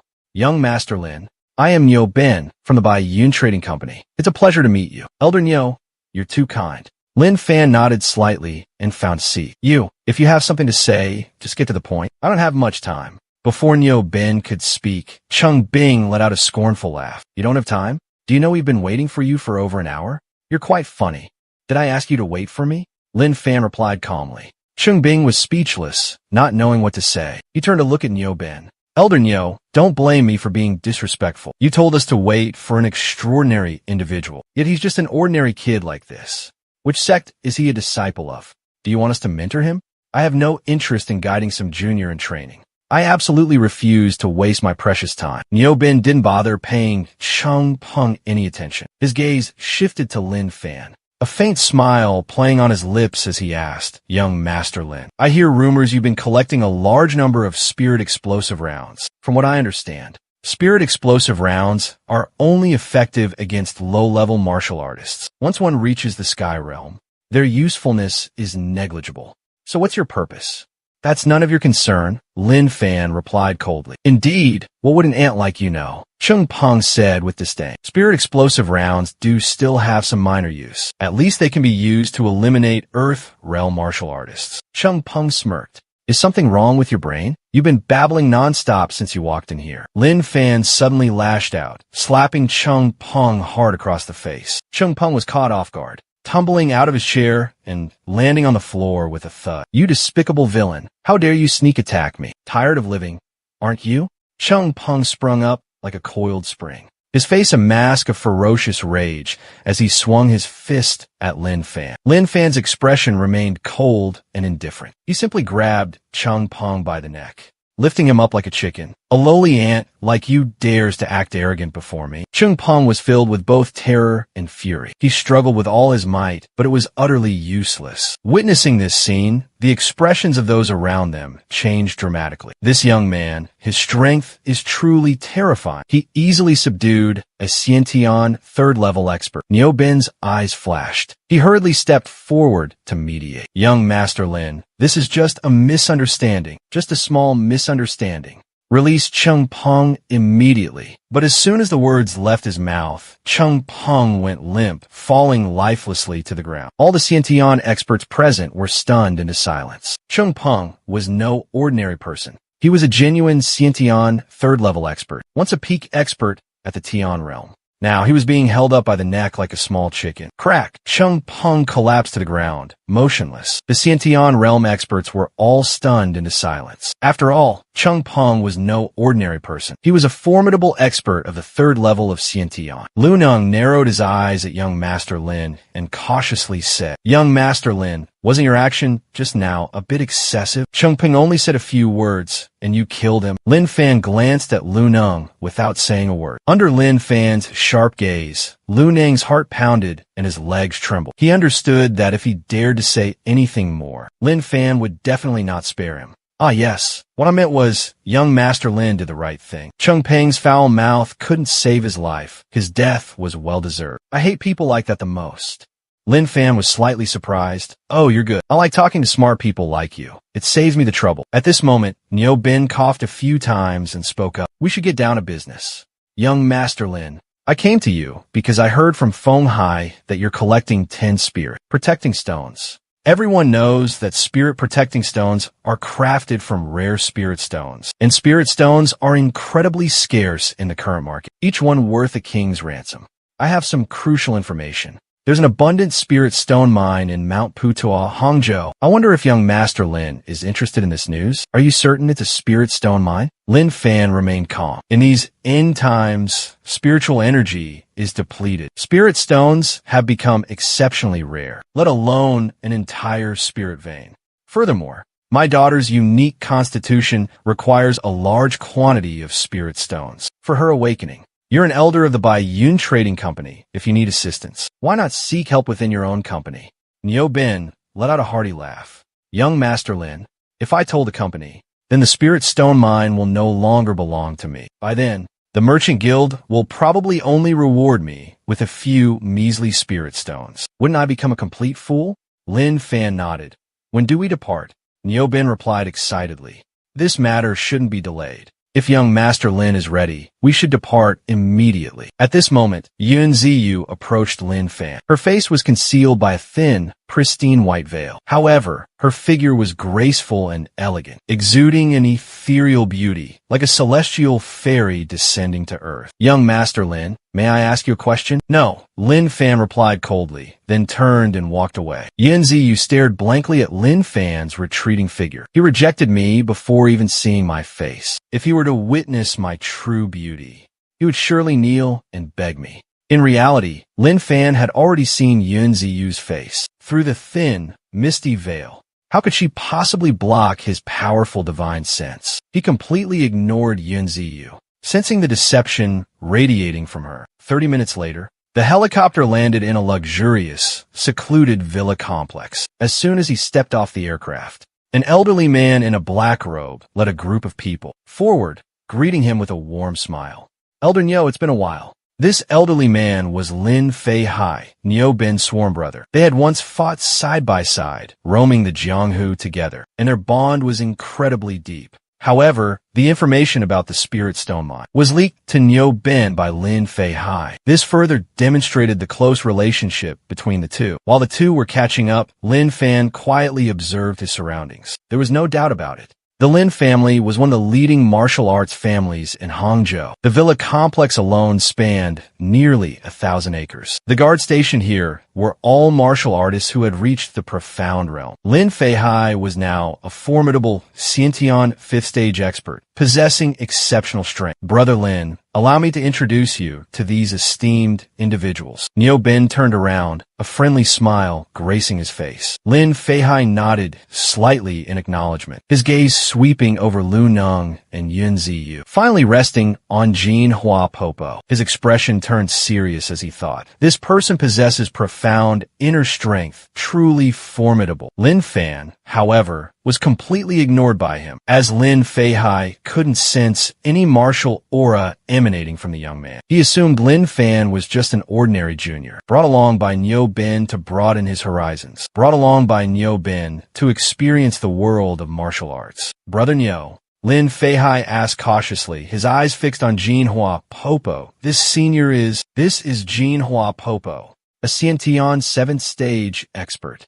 Niu Ben introduced with a smile. As soon as he finished speaking, everyone around gasped in astonishment. Xiantian 7th stage. This realm was considered the pinnacle of martial arts in Hangzhou. Lin Fei Hai then shifted his scrutinizing gaze towards Yan Ziyu and Lu Neng. Just as he was about to ask, Lin was stopped by Niu Ben. This is young Master Lin, Lin Fan. Young Master Lin? Why would Lin Fei Hai treat him like that? Lin Fei Hai eyed Lin Fan suspiciously. Niu Ben introduced this young man right after Madame Jin Hua appeared. There had to be a deeper reason.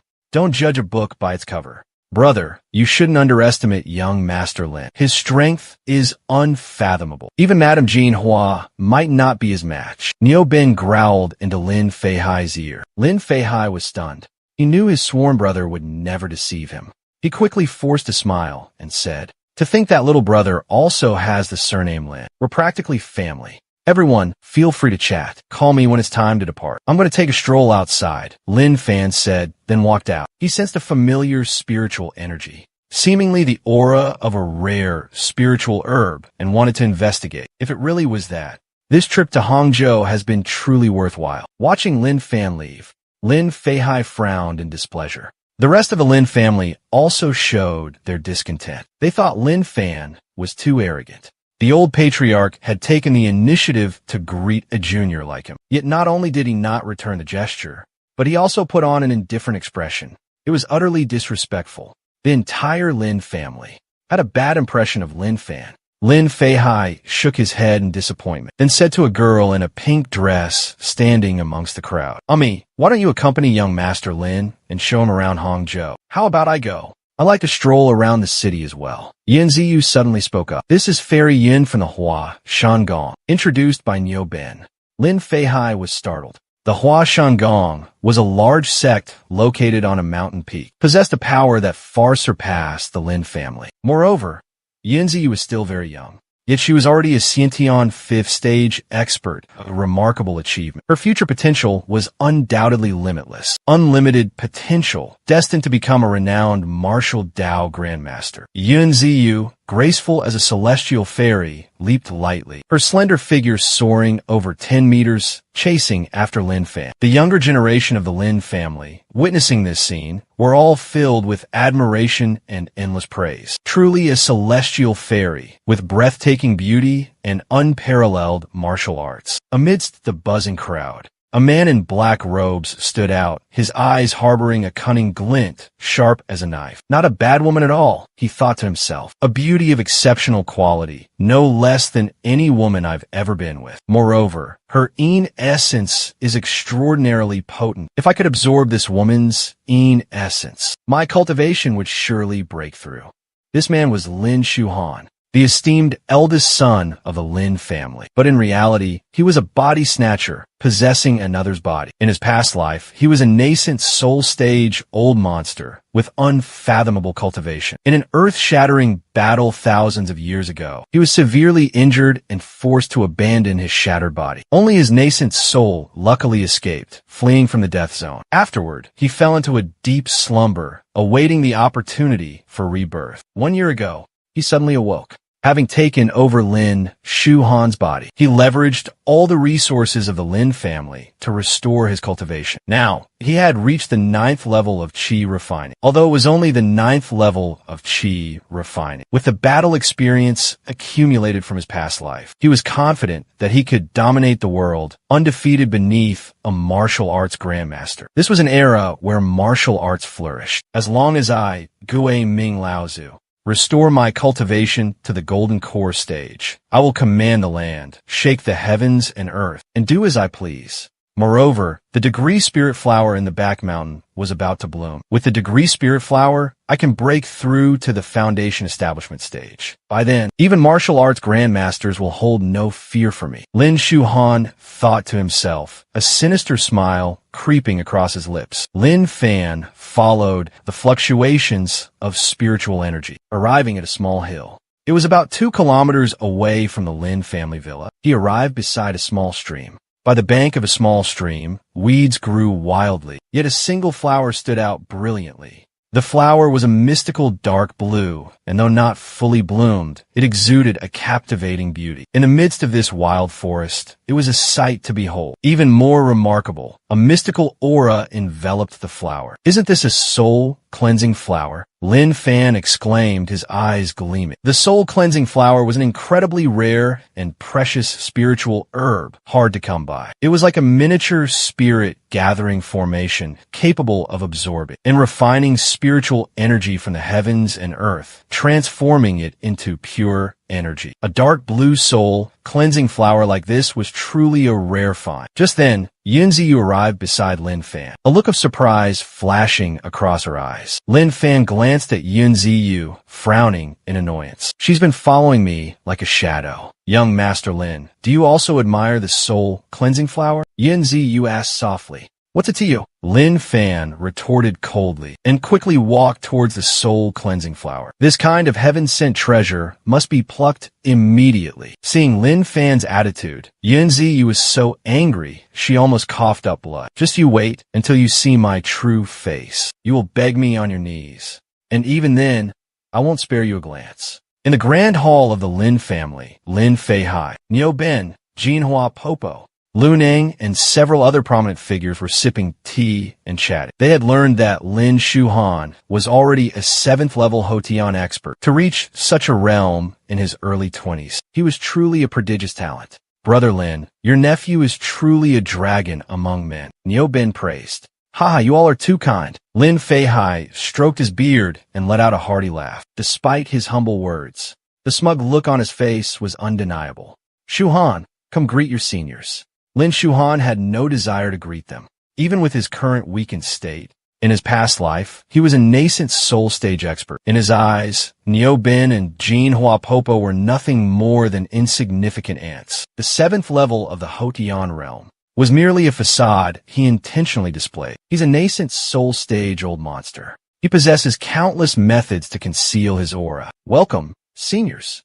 This junior offers his greetings. Lin Shahan maintained his smile, greeting everyone. But just then, he seemed to sense something amiss. The smile on his face froze. His gaze turned towards the small mountain, and he coldly said, "Who dares touch my things?" With those words, Lin Shuhan shot towards the mountain like lightning. "Brother Lin, what's wrong with him?"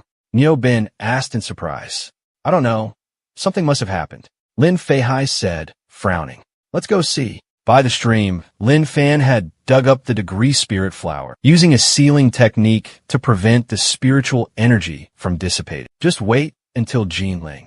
Use a few spirit stones to hasten the degree spirit flower's ripening, and it can be harvested. Maybe I can even break through to the mid-nascent soul stage. Poof! Lin Shahan appeared, catching Lin Fan holding the Duling flower. A murderous glint flashed in her eyes as she thought, "That's mine. Put it down." Lin Fan looked at Lin Shahan, feeling a bit perplexed. Outwardly, she was only at the 7th level of the postnatal realm, yet she gave him a very unusual feeling. "This flower grows wild in the forest. How could it be yours? I saw it first.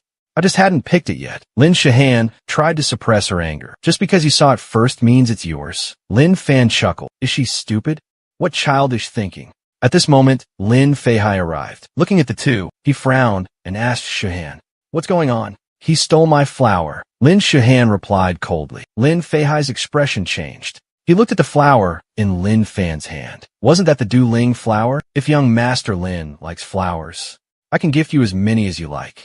But my niece really likes this blue flower.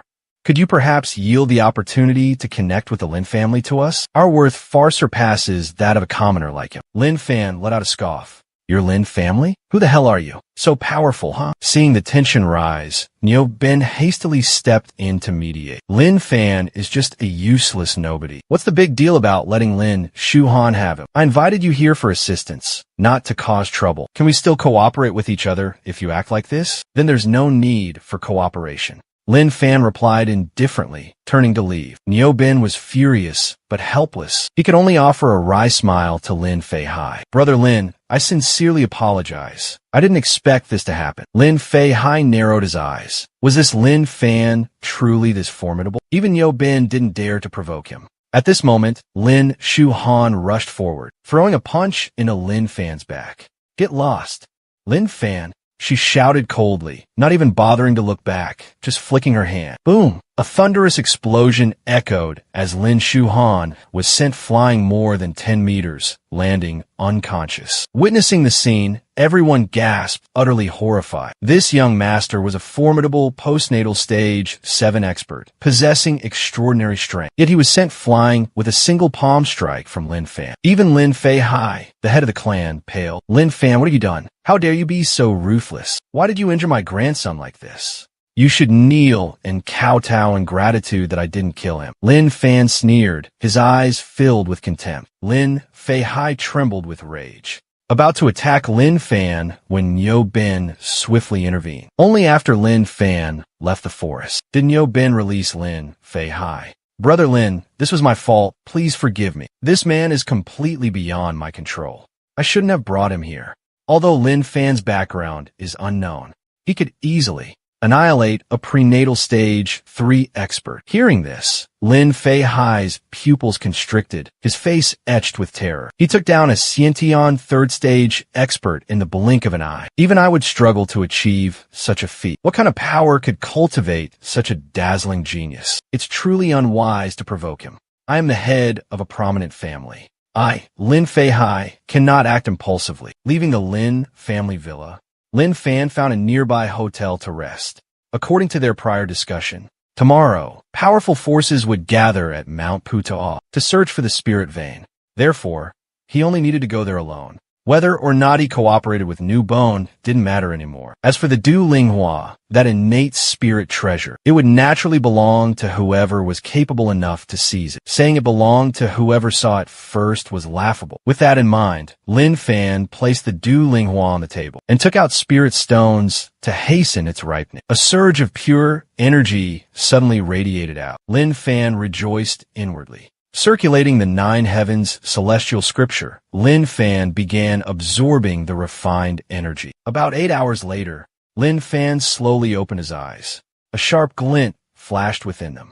To think it would be such a complete success. From the nascent soul stage, he had successfully broken through to the mid-stage nascent soul realm. Lin Fan was overjoyed, his heart filled with elation. In just a short period of time, training down the mountain, he had leaped from the peak of Golden Core to the mid-stage nascent soul realm. If he had continued cultivating diligently on the mountain alone, he wouldn't have achieved this without 4 or 5 years, surely. Lin Fan glanced at the soul refining flower on the table. After releasing all the energy contained within its pistil, the soul refining flower had lost its original vibrant color, becoming withered and faded. Just the main ingredient wasn't enough to refine the soul refining pill. He still needed to find other supplementary herbs. Lost in thought, Lin Fan carefully stored the withered soul refining flower in his storage pouch. Just then, a knock echoed at the door. Lin Fan opened the door and saw Yun Ziyu standing outside. She had clearly just finished bathing, a faint, pleasant fragrance lingering in the air. Yun Ziyu flashed a seductive smile and softly called out, "Young Master Lin, could you spare a moment to chat with me? There's something I'd really like to get off my chest." Hearing this, Lin Fan smirked derisively. "It's 10 p.m. Are you that desperate?" Yun Ziyu was momentarily speechless, choked by his words. From the day she was born, men had looked at her with either lustful, greedy eyes, or showered her with flattery and compliments. No one had ever dared to be so rude to her like Lin Fan. "Young Master Lin, I don't believe I've ever offended you. Why are you treating me this way?" The more indifferent and cold Lin Fan was, the more Yun Ziyu yearned to conquer him. "Don't overthink it. You're just an eyesore," Lin Fan said, about to close the door. But Yun Ziyu quickly stopped him. "You haven't even seen my true face. How can you call me an eyesore?" With that, Yun Ziyu slowly removed her veil. A breathtaking beauty, like a celestial fairy descending to earth, suddenly appeared before Lin Fan. It had to be said, Yun Ziyu possessed a beauty that could topple kingdoms. Moreover, being a martial artist of the Xiantian realm, she exuded an otherworldly aura, truly like a descended fairy, captivating all who gazed upon her. But Lin Fan didn't falter. He quickly stepped back, pushed Yun Ziyu away, and slammed the door shut. Yun Ziyu was stunned, her beautiful eyes wide as she stared at the closed door. She hadn't expected that. After revealing her true appearance, Lin Fan would still treat her so coldly. Could it be he prefers men? She wondered to herself. Yun Ziyu stomped her foot in frustration, muttered a few curses under her breath, and turned to leave. Late at night, in the Grand Lin family villa, Lin Shuhan jolted awake. His eyes burned with intense, killing intent. Earlier that day, he had been humiliatingly defeated by Lin Fan, robbed of the precious Ling Hua, and utterly disgraced. "This revenge I will definitely have," he gritted his teeth. "Do you think I'm just an ordinary Hotian realm martial artist? If I didn't want to reveal my true identity, if I so wish, you will be reduced to ashes. Tomorrow, I will don my black robes and personally go there. By then, even if my true strength is revealed, it won't matter. Lin Fan, I expect to meet you tomorrow at Mount Putuo, and when that happens, you will pay dearly for daring to offend the Gui Ming sect." Grand Elder, Mount Putuo is a famous scenic spot, a paradise on earth in Hangzhou. On the mountain sits the sacred Putuo Temple, renowned for answered prayers. Whatever you wish for will be granted. So many devout men and women come here to pray for peace and good fortune. Around 7 a.m., Lin Fan arrived at the foot of Mount Putuo. By this time, more than 20 martial artists had gathered there. They were divided into 4 small groups. Each group was led by a master of the 6th or 7th level of the Xiantian realm. But Lin Fan was alone, a lone wolf. Everyone was astonished. They never expected this young man to come here all by himself. Niu Bin and Lin Feihai glared at Lin Fan with icy eyes. After yesterday's incident, the two sides had decided to stay out of each other's way, with no need for conversation. Just then, another group arrived. Leading the group was an old man with an unfathomable aura, his imposing presence demanding respect. Unexpectedly, he was a Xiantian expert at the 8th level. Nangong Shenthoi, what's this old geezer doing here? Niu Bin furrowed his brows, a sense of unease rising within him. The strongest person on their side, Jean Hua Granny, was only a Xiantian expert at the 7th level. If a conflict were to erupt over the Spirit Stone mine, the weaker side would be at a severe disadvantage. Nangong Shinthoi looked at Niu Bin, feigning surprise as he spoke. "Niu Bin, aren't you an elder at the Baiyin Trading Company? Why? Why are you here? I understand. You're with Lin Feihai again, aren't you?" You two are truly kindred spirits. It's quite admirable. I saw you two always together like this more than 10 years ago. Ha ha. Nangong Shinthoi, what do you mean by that? Lin Feihai erupted in fury, jumping to his feet. He didn't want to start a conflict with Nangong Shinthoi, but that didn't mean he would let him insult him. Witnessing this scene, the surrounding crowd began to murmur and gossip. Indeed, the feud between the Nangong and Lin families was no longer a secret. Previously, when Lin Feiyong, the 9th-level Xiantian expert of the Lin family, was still alive, the Lin family hadn't feared the Nangong family in the slightest. But due to his ambition to break through to the martial Dao Grandmaster realm, Lin Feiyong had succumbed to Qi deviation and met a tragic end. Since then, the Lin family had gradually weakened and declined. The Nangong family, Lin Fan pondered deeply. It seemed he had once killed someone named Nangong Tan. He wondered if this old man was perhaps a descendant of that person. At this moment, two other groups of people approached. One group was led by a young man, around 30 years old, named Wang Shua Tuwei.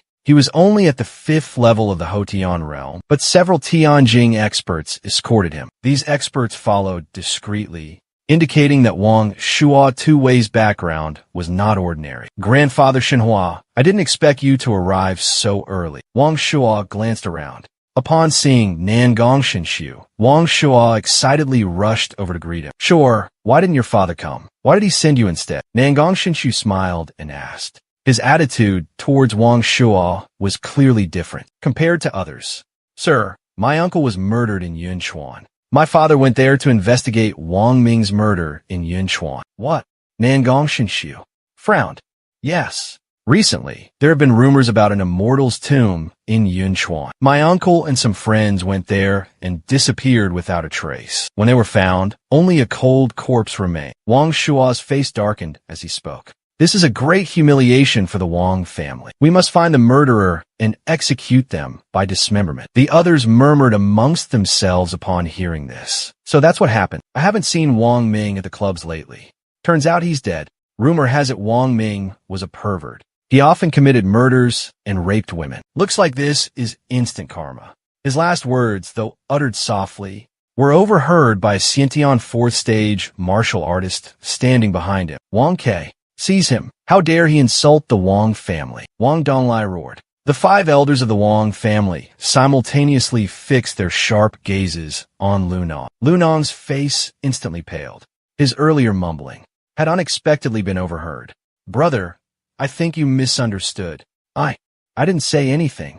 Lu Nong tried to deny everything. My hearing has reached the Lu Hua Chunqing realm. Even the flapping of a mosquito's wings from 100 meters away, I can hear clearly. You dare disrespect the deceased of the Wang family right in front of me. Wang Donglai was furious, his killing intent blazing. Hearing this, Lu Nong's face turned even paler. Auditory skills. Your Highness, someone actually cultivates such a useless technique. How laughable. Get over here and kneel. Sever one of your own arms. Do that, and I'll spare your life. Otherwise, don't even think about stepping out of Hangzhou today. Lu Nong's face paled, his eyes darting in terror towards Niu Ben. Pleading for help from him, Lin Feihai and the others. Niu Ben inwardly cursed Lu Nong for bringing this trouble upon himself, running his mouth and stirring up a hornet's nest when everything was fine. Nevertheless, he forced a smile and said, Lu Nong simply misspoke. Your Highness, there's no need to be so angry.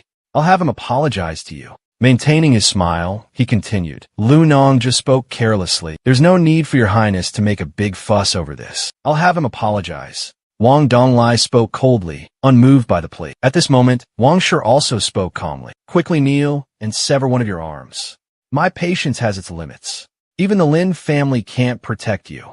Hearing this, Lu Nong trembled in fear, his legs turning to jelly. He pleaded, his eyes begging Niu Ben and Lin Feihai for help. But both remained silent, not uttering a word. Despair filled Lu Nang's face. Could it be that today, I have to sever my own arm to save my life. At this moment, Lin Fan calmly spoke. Lu Nang, come to my side. Let's see who dares to touch you. As soon as he finished speaking, the surrounding martial artists were astonished. Most of them had no idea who Lin Fan was. In their eyes, Lin Fan didn't exude any martial aura, appearing like a weak and fragile, ordinary person. How could such a feeble person dare to utter such arrogant words? Wang Donglai pointed at Lin Fan and sneered. You, get over here too. Before Lin Fan could respond, Lu Ning hurriedly spoke.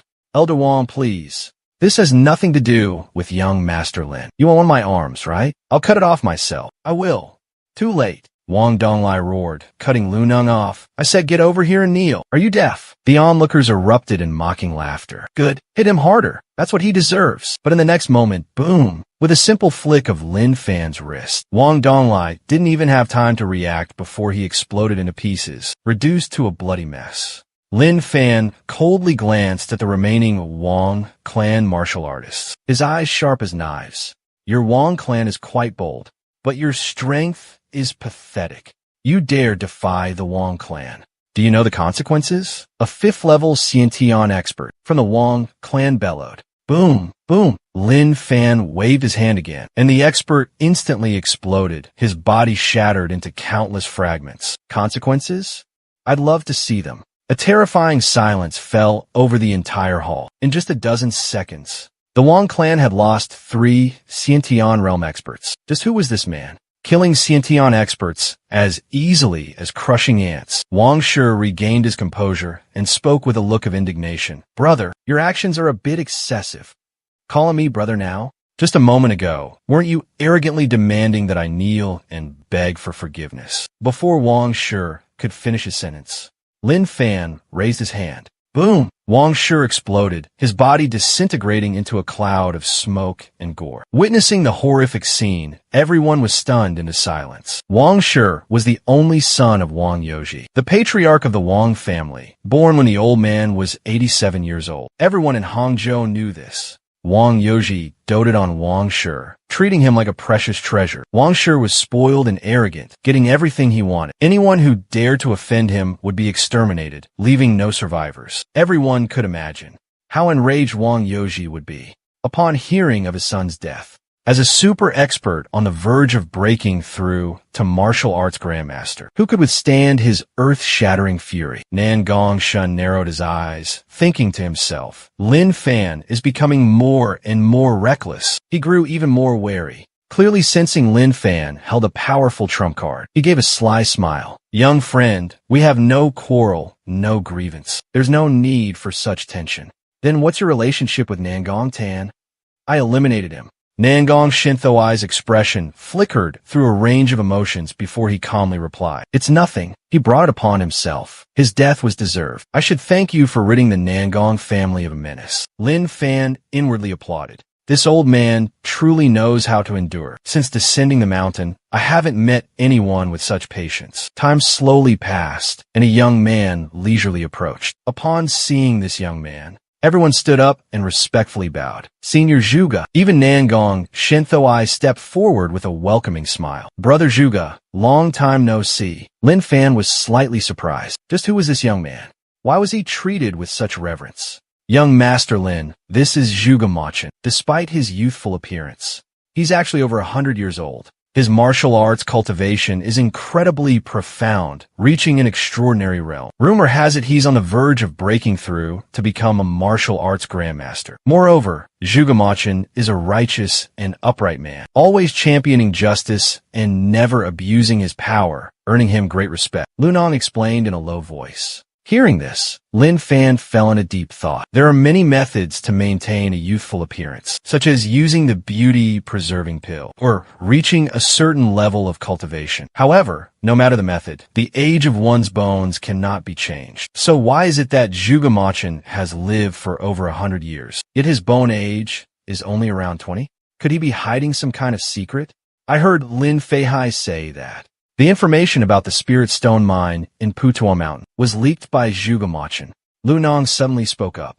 A spirit vein is an incredibly valuable resource. Why would he reveal it? Lin Fan found it extremely strange. It seemed everyone had gathered. Only the prince was missing. What's going on? Zhuge Mo, Chun suddenly asked. Hearing this, everyone immediately recounted the entire incident without hesitation. Zhuge Mo, Chun looked at Lin Fan. Lin Fan, why haven't you paid respects to Senior Zhuge? Do you not understand etiquette?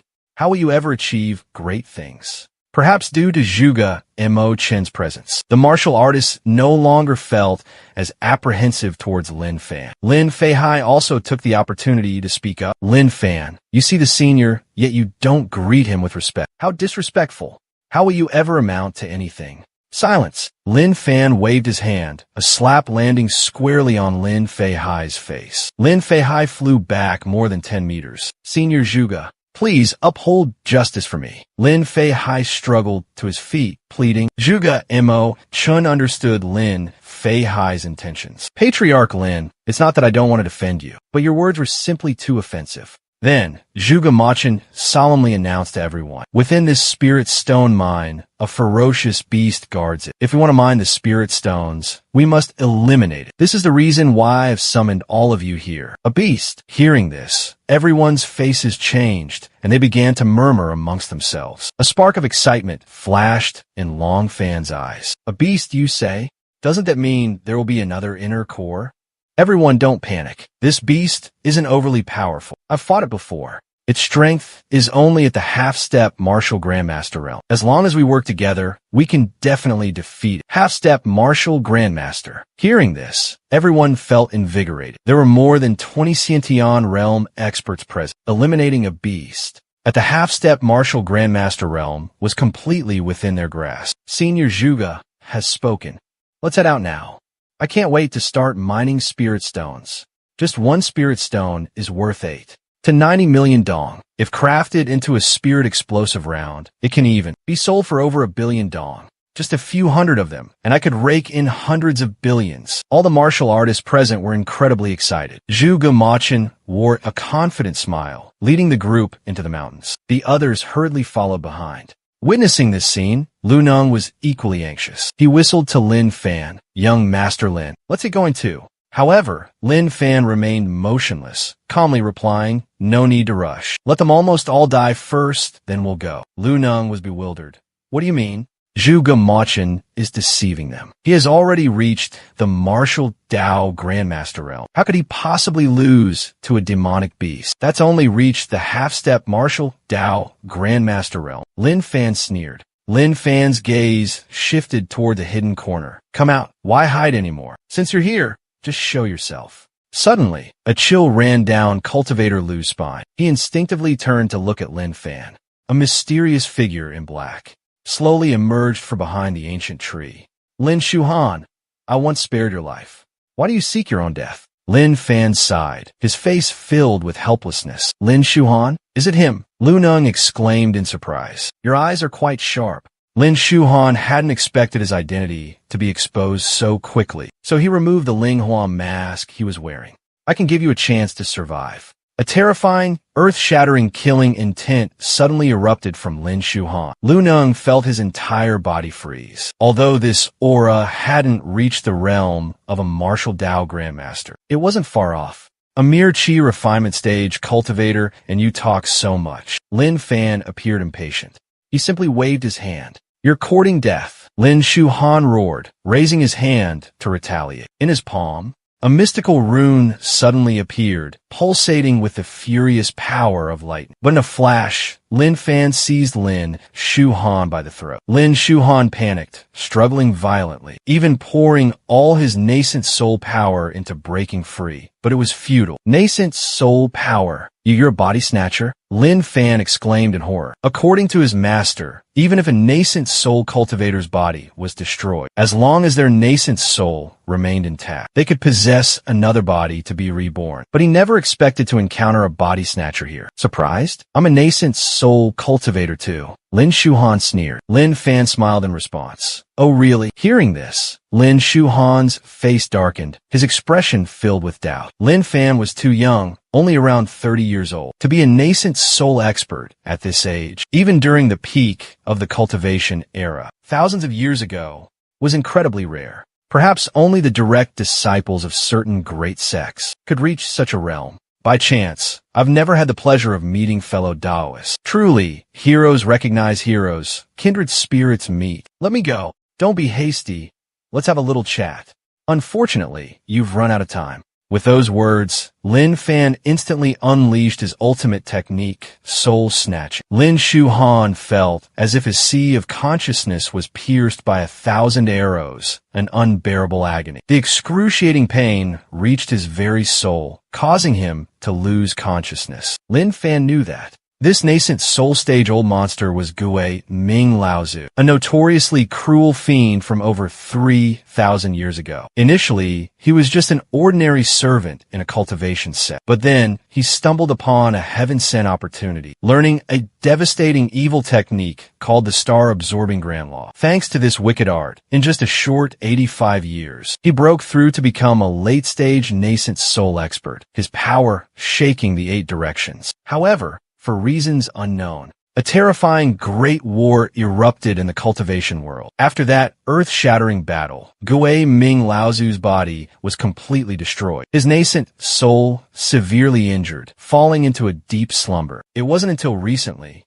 that he finally awoke from his deep slumber. He had seized Lin Shuhan's body, reborn through the earth-shattering secret technique, the star absorption method. Lin Fan was deeply intrigued, meticulously studying this bizarre, evil art. Suddenly, a deafening explosion ripped through the air from the dense forest in the distance. The ground trembled violently, as if about to split open. Deep within Mount Putao, a vast area was flattened, reduced to rubble. At the very center of the devastation, a group of martial artists were joining forces to besiege a colossal python. The python was 2 meters in diameter and over 30 meters long, its body monstrously large. Don't panic. It's just a half-step martial Dao Grandmaster beast. As long as we kill it, we'll obtain countless precious spirit stones. Zhu Gamachin smiled confidently, his expression calm, unfazed even when facing the ferocious beast. Zhu Gamachin was known for his integrity and righteousness. No one dared to doubt his words.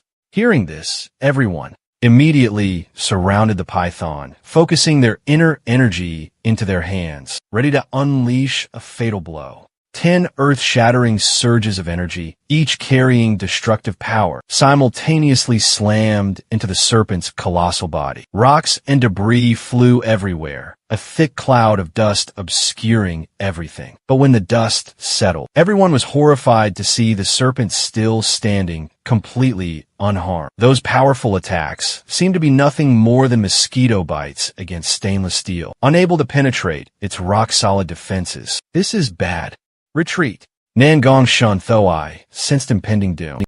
But it was too late. The colossal python had launched its attack. With one powerful swipe of its tail, it sent Nangong Shun Thoai, the first to try and flee, flying dozens of meters. His heavy body crashed to the ground with a loud thud. Terror seized Nangong Shun Thoai. Could this be a half-step martial Dao Grandmaster beast? His eyes darted around, searching for Zhuge Mo Chun, hoping for help, but he had vanished without a trace. A sense of foreboding washed over Nangong Shun Thoai. Chaos erupted. The other martial artists scattered in terror, but their speed was no match for the giant python. In a matter of seconds, more than half of them had become prey to the monstrous creature. Niu Ben felt the python's cold gaze fixated on him. A chill ran down his spine, his body drenched in cold sweat, his limbs trembling. I don't want to die. A desperate scream echoed within Niu Ben. Without hesitation, he unleashed a fatal blow towards Lin Fei Hai. A loud bang resonated. Lin Fei Hai was completely caught off guard. He was critically injured and collapsed to the ground. Niu Ben, you bastard, you'll die a horrible death. Lin Fei Hai let out a tragic, desperate cry. Before he could finish his words, the giant python swallowed him whole. The python seemed to have set its sights on Niu Ben as its next target. After devouring Lin Fei Hai, it lunged towards Niu Ben with terrifying speed. Niu Ben, filled with terror and indignation, shouted, "There are so many people here. Why me?" As the python slithered closer and closer, he glanced at Yin Ziyu, who was standing not far away. A sinister glint flashed in his eyes. "What are you doing?"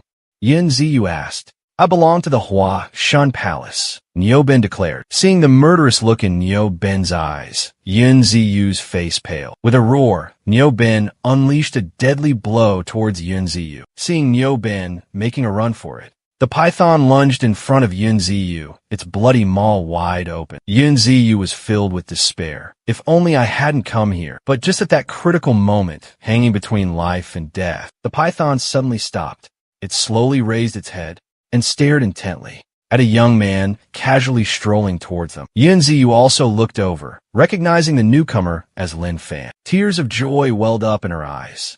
"It's you, Lin Fan. Save me," she cried, secretly rejoicing. So all this time, Lin Fan was only pretending to be indifferent towards her. How touching. He still held a place for her in his heart. Otherwise, why would he risk his life to save her? But a moment later, worry crept into Yun Ziyu's heart. This beast was so ferocious.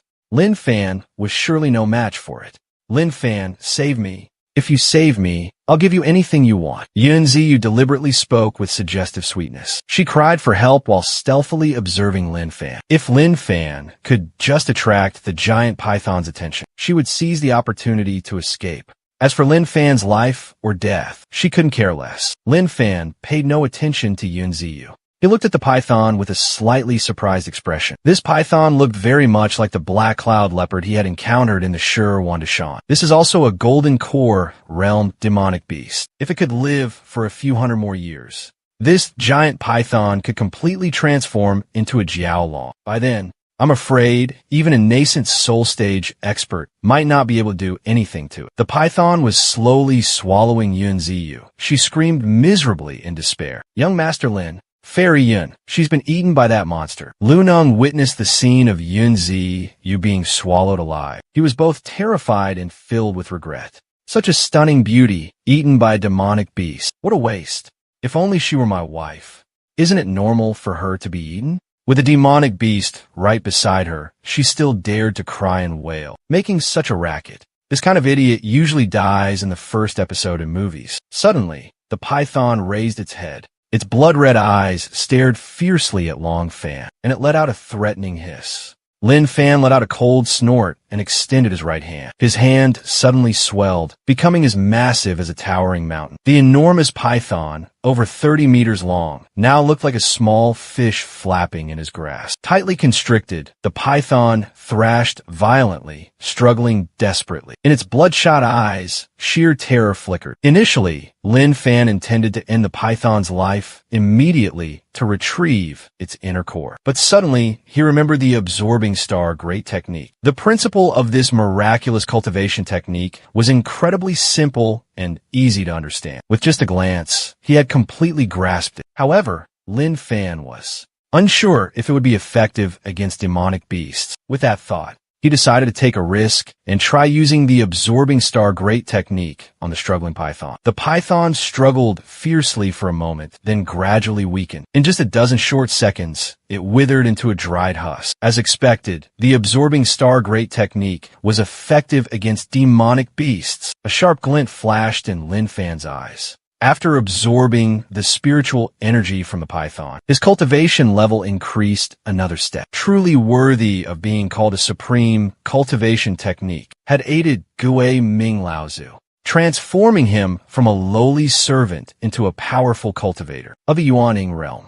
Possessing this miraculous absorbing star great art, even an ordinary pig could cultivate into a formidable demon. Lin Fan used his divine sense, carefully probing his surroundings. He and Lu Neng proceeded together in one direction. Soon, they arrived at the entrance of a dark and deep cave. The spiritual energy within the cave was incredibly thin and weak, completely unlike the place with a spiritual vein as that damned scoundrel had claimed. Lin Fan felt a surge of anger. The joy that had just blossomed in his heart vanished like smoke. At the deepest part of the cave, Zhu Jie stood shirtless before a cliff face, brush and paper in hand, hurriedly copying the strange runes carved there. The more he wrote, the more frantic and frenzied his expression became. Finally, he could no longer contain himself and burst into a savage laughter. Ha ha ha ha. Then, gnashing his teeth, he growled, "Master, did you think that? You think a measly beast like you can stop me? How naive." He was so unfair, so biased. He passed down the ultimate spiritual technique to that useless senior brother, but didn't give me a single shred. He even cruelly expelled me from the sect, casting me out like a stray dog. From that moment on, I swore I would make you all pay, regret what you did to me. Master is dead, and that worthless senior brother was eliminated by my own hands. Once I master the soul transformation art, I will return to the Wu clan and raze it to the ground. I will make the entire clan, every last person with Master's blood in their veins, pay dearly for their foolish actions. Soul transformation art? Isn't that the forbidden technique to summon the Earth Spirit Supreme of the Wu clan? A voice filled with astonishment suddenly echoed through the silent space. Zhuge Emo Chen's face paled, his heart gripped by fear. But recognizing the newcomers as Lin Fan and Lu Na, he breathed a sigh of relief, the tension draining from his face. You've got some skills after all, not entirely useless, to actually dodge Zhu Man's attack and escape death's clutches. But right now, I don't have time to waste on you. Get out, Zhuge Machin roared, dashing out of the cave. He had used the soul-shifting technique and couldn't stay a moment longer. If that giant python returned, he would be no match for it. That terrifying python was raised by his master, and after years of cultivation, its power had reached a terrifying level. Even an ordinary martial arts grandmaster could be swallowed whole in an instant. Lin Fan swung his arm, unleashing a powerful burst of energy. Boom! Zhuge Machin was sent flying, crashing hard against the cave wall, but he quickly sprang to his feet, seemingly unharmed. What a tough body! Lin Fan exclaimed in surprise. It seems you truly are one of the Wu clan. As the legends say, the Wu clan has 12 different branches, all worshipping the supreme god, Pangu. They follow Pangu's path of proving the Tao with strength, not cultivating the primordial spirit, but focusing solely on tempering the body. Zhuge Machin could withstand even a fraction of my power, proves his physique is incredibly strong. Could this be the reason he's lived for over 100 years? Yet his bones are like those of a man in his 20s? Who are you? Zhuge Emo Chen's eyes flashed with an unfathomable depth. Who I am is irrelevant. The spirit vein you speak of, it no longer exists. Only fools believe in such fairy tales. Zhuge Emo Chen scoffed. Lin Fan sighed. You can deceive them if you must, but why deceive me? With that, he launched an attack towards Zhuge Emo Chen. Zhuge Emo Chen sneered, employing some sort of mystical technique, causing his body to suddenly swell, transforming into a giant with bulging muscles. He roared, throwing a punch directly at Lin Fan. He was a martial arts grandmaster. He couldn't believe a punk like Lin Fan could defeat him. But in the next moment, his powerful punch was shattered by Lin Fan's formidable force. Zhuge Machin was sent flying backward, his body crashing heavily to the ground. A pathetic scream echoed. Senior, spare my life. Please, spare me. Zhuge Machin knelt prostrate, begging for forgiveness. However, his blood-soaked hand was surreptitiously drawing something on the ground. Young Master Lin, look. What is he drawing? Lu Nong witnessed the scene and voiced a warning. Let him draw. Lin Fan replied calmly. I recognize. Zhuge Machin is drawing the runes of the spirit transformation technique. In other words, he's summoning an earth spirit. I'm quite interested in this earth spirit creature. Therefore, I won't stop him. Seeing that Lin Fan had no intention of interfering, Zhuge Machin secretly rejoiced and continued to complete the rune. But deep down, he couldn't help but feel anxious, because this was the first time he had attempted to summon an earth spirit. No one could predict what would happen next. Just a few seconds later, Zhuge Emo Chen suddenly spewed a mouthful of fresh blood onto the ancient rune. Oh, great earth spirit, please descend. The rune suddenly emitted a blinding light, as bright as the sun. It was like a mystical gate leading to another world was slowly opening. A terrifying creature, with a pale face and sharp claws like a Yiksha demon from hell, slowly materialized. The man had just drawn a strange rune on the ground, when a terrifying entity gradually began to appear. This creature possessed a frighteningly pale face, razor-sharp fangs, looking exactly like the legendary Yiksha demon. Isn't this the Earth Spirit? Lin Fan furrowed his brows in thought. From what he knew, the spirit summoning technique was one of the supreme secret arts of the Wu clan. His master once told him that in ancient times, some Wu clan masters, when performing the spirit summoning technique, this earth spirit summoning spell, could even bring down heavenly tribulation. Even my master would be wary of it. Its power must depend on the caster's strength. But Zhuge Mo Chun is too weak, so the summoned Earth Spirit isn't very powerful. Zhuge Mo Chun, looking at the Earth Spirit before him, trembled with excitement. The caster of this spell is truly formidable. He could sense the immense power lying dormant within the Earth Spirit. Lin Fan, you're dead. As soon as he finished speaking, the Earth Spirit lunged forward, unleashing a mighty punch towards Lin Fan. Lin Fan, unwilling to waste time, simply waved his hand. Boom! The Earth Spirit exploded, transforming into a cloud of black bones before dissipating. Zhuge Mo Chun, suffering the backlash, collapsed to the ground, stammering. He looked at Lin Fan as if he had seen a demon. It's over, Zhuge Mo Chun. Lin Fan teleported to Zhuge Mo Chun, unleashing the ultimate technique, soul searching. Lin Fan uncovered the tragic past of Zhuge Mo Chun, a wretched child, abandoned by his own Wu people. His father was of Wu blood, while his mother was Han. Because of his mixed heritage, his impure bloodline led to him being ostracized and discarded by the Wu clan. At the age of 8, his mother, ashamed of her Han identity, believing she had brought shame upon her husband and son, chose to end her own life. Unable to bear the grief of losing his wife, his father followed suit, taking his own life. Fortunately, a kind-hearted Wu elder secretly took him in, teaching him the profound art of body cultivation. This elder was none other than Zhuge Mo Chun's master, Nanmin. Consumed by hatred and a thirst for revenge, Zhuge Mo Chun not only refused to heed his master's teachings, but also resented the man who raised him for not teaching him spirit arts.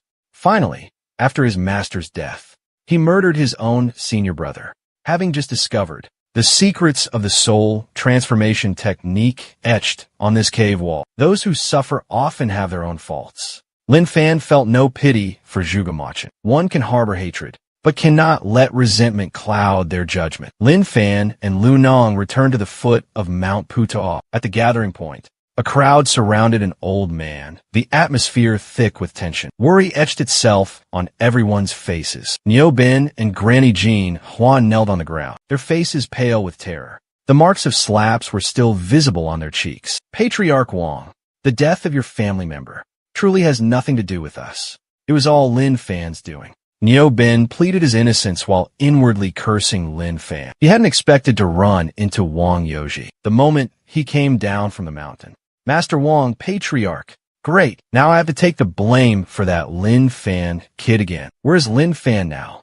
A Wang clan elder coldly questioned. Patriarch, a ferocious demonic beast appeared on the mountain, except for myself and Madame Jean Hua. I'm afraid everyone else is dead. Niu Bin forced a bitter laugh, his face grimacing. Wang Youji flew into a rage, kicking Niu Bin away with a powerful blow. Today, if I don't find the one who killed my son, you two will be buried with him. Niu Bin felt like he had fallen into a bottomless abyss, a bone-chilling fear gripping him. When he was escaping, he saw Lin Fan standing near a gigantic python. With that python's earth-shattering power, Lin Fan must have been crushed to pieces. Wang Youji wants me to find Lin Fan. Isn't he deliberately making things difficult for me? Am I supposed to wait for that python to finish digesting, then collect its droppings and bring them back to Wang Youji? Despair washed over Niu Bin as he desperately searched for a glimmer of hope, a way out. In this moment of imminent peril, he spotted two figures leisurely descending the mountainside. It was Lin Fan and Lu Nong. Niu Bin was overjoyed, like a drowning man clutching at a straw, tears welling up in his eyes. Just moments ago, he had wished he could chop Lin Fan into 100 pieces, but now, he had never desired Lin Fan's survival so intensely. Patriarch Wang, it's him. He is Lin Fan, young Master Lin. They are from the Wang family, here to seek revenge on you. Lu Nong surveyed the crowd, then whispered to Lin Fan. Lin Fan nodded slightly. You're looking for me? As soon as he finished speaking, the Wang family's martial artists immediately surrounded Lin Fan, preventing his escape. Patriarch Wang, it's him. This brat murdered our young master and several elders. This scoundrel is arrogant and disrespectful. He thinks he's above everyone. Killed a man with a single slap. Niu Bin looked at Lin Fan, a cold smile playing on his lips. Elder Niu, we had a bit of a connection, didn't we? How could you betray me so ruthlessly? Hearing this, Niu Bin was so scared that his soul almost left his body. He nearly wet himself. This Lin Fan is truly vicious. Even at this moment, he still wants to drag me down with him. Patriarch Wang, please don't listen to his nonsense. I don't know him at all. He's the one who murdered your young master. Wang Youji stepped forward, glaring at Lin Fan, murderous intent radiating from him. You killed my son, Wang Shua. Boom, boom. Lin Fan simply waved his hand casually, and Wang Youji exploded, his body disintegrating into a cloud of smoke and gore. This horrifying scene stunned everyone into silence. The smile on Yo Ben's face froze. The faces of the Wang clan martial artists drained of color, unable to believe what they had just witnessed.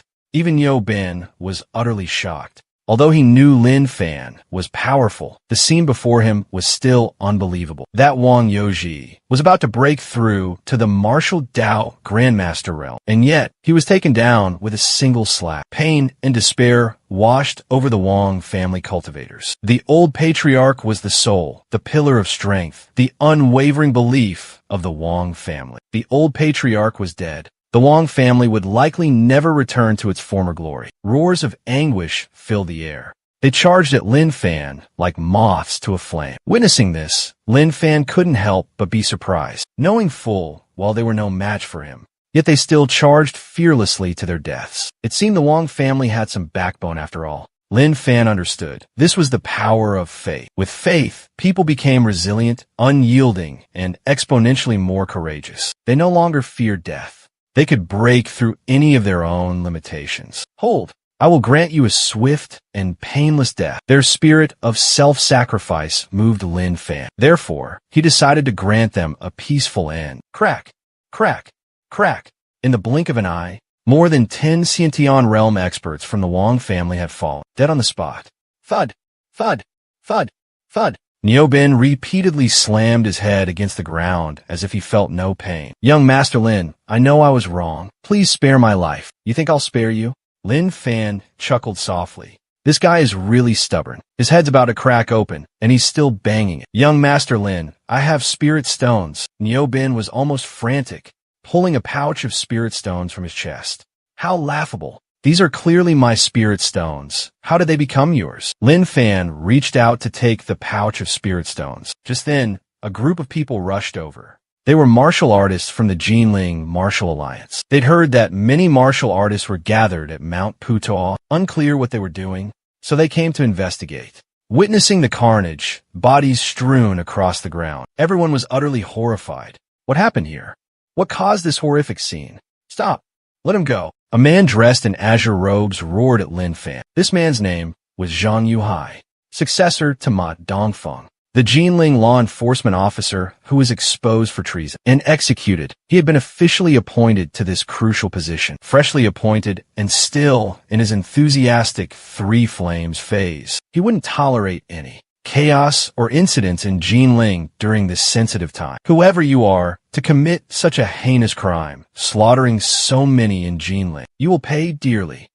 The great Xia will not tolerate those like you who disrupt the peace of a nation. Zhang Yuhai declared coldly. I am Lin Fan. Lin Fan replied calmly. Hearing that name, Zhang Yuhai's face momentarily changed, contorting in a grimace. Not long ago, Long Outyen, the renowned chief law enforcement officer of Jiangnan, was eliminated by a young man named Lin Fan, although this news had been blocked by higher-ups, preventing it from spreading widely.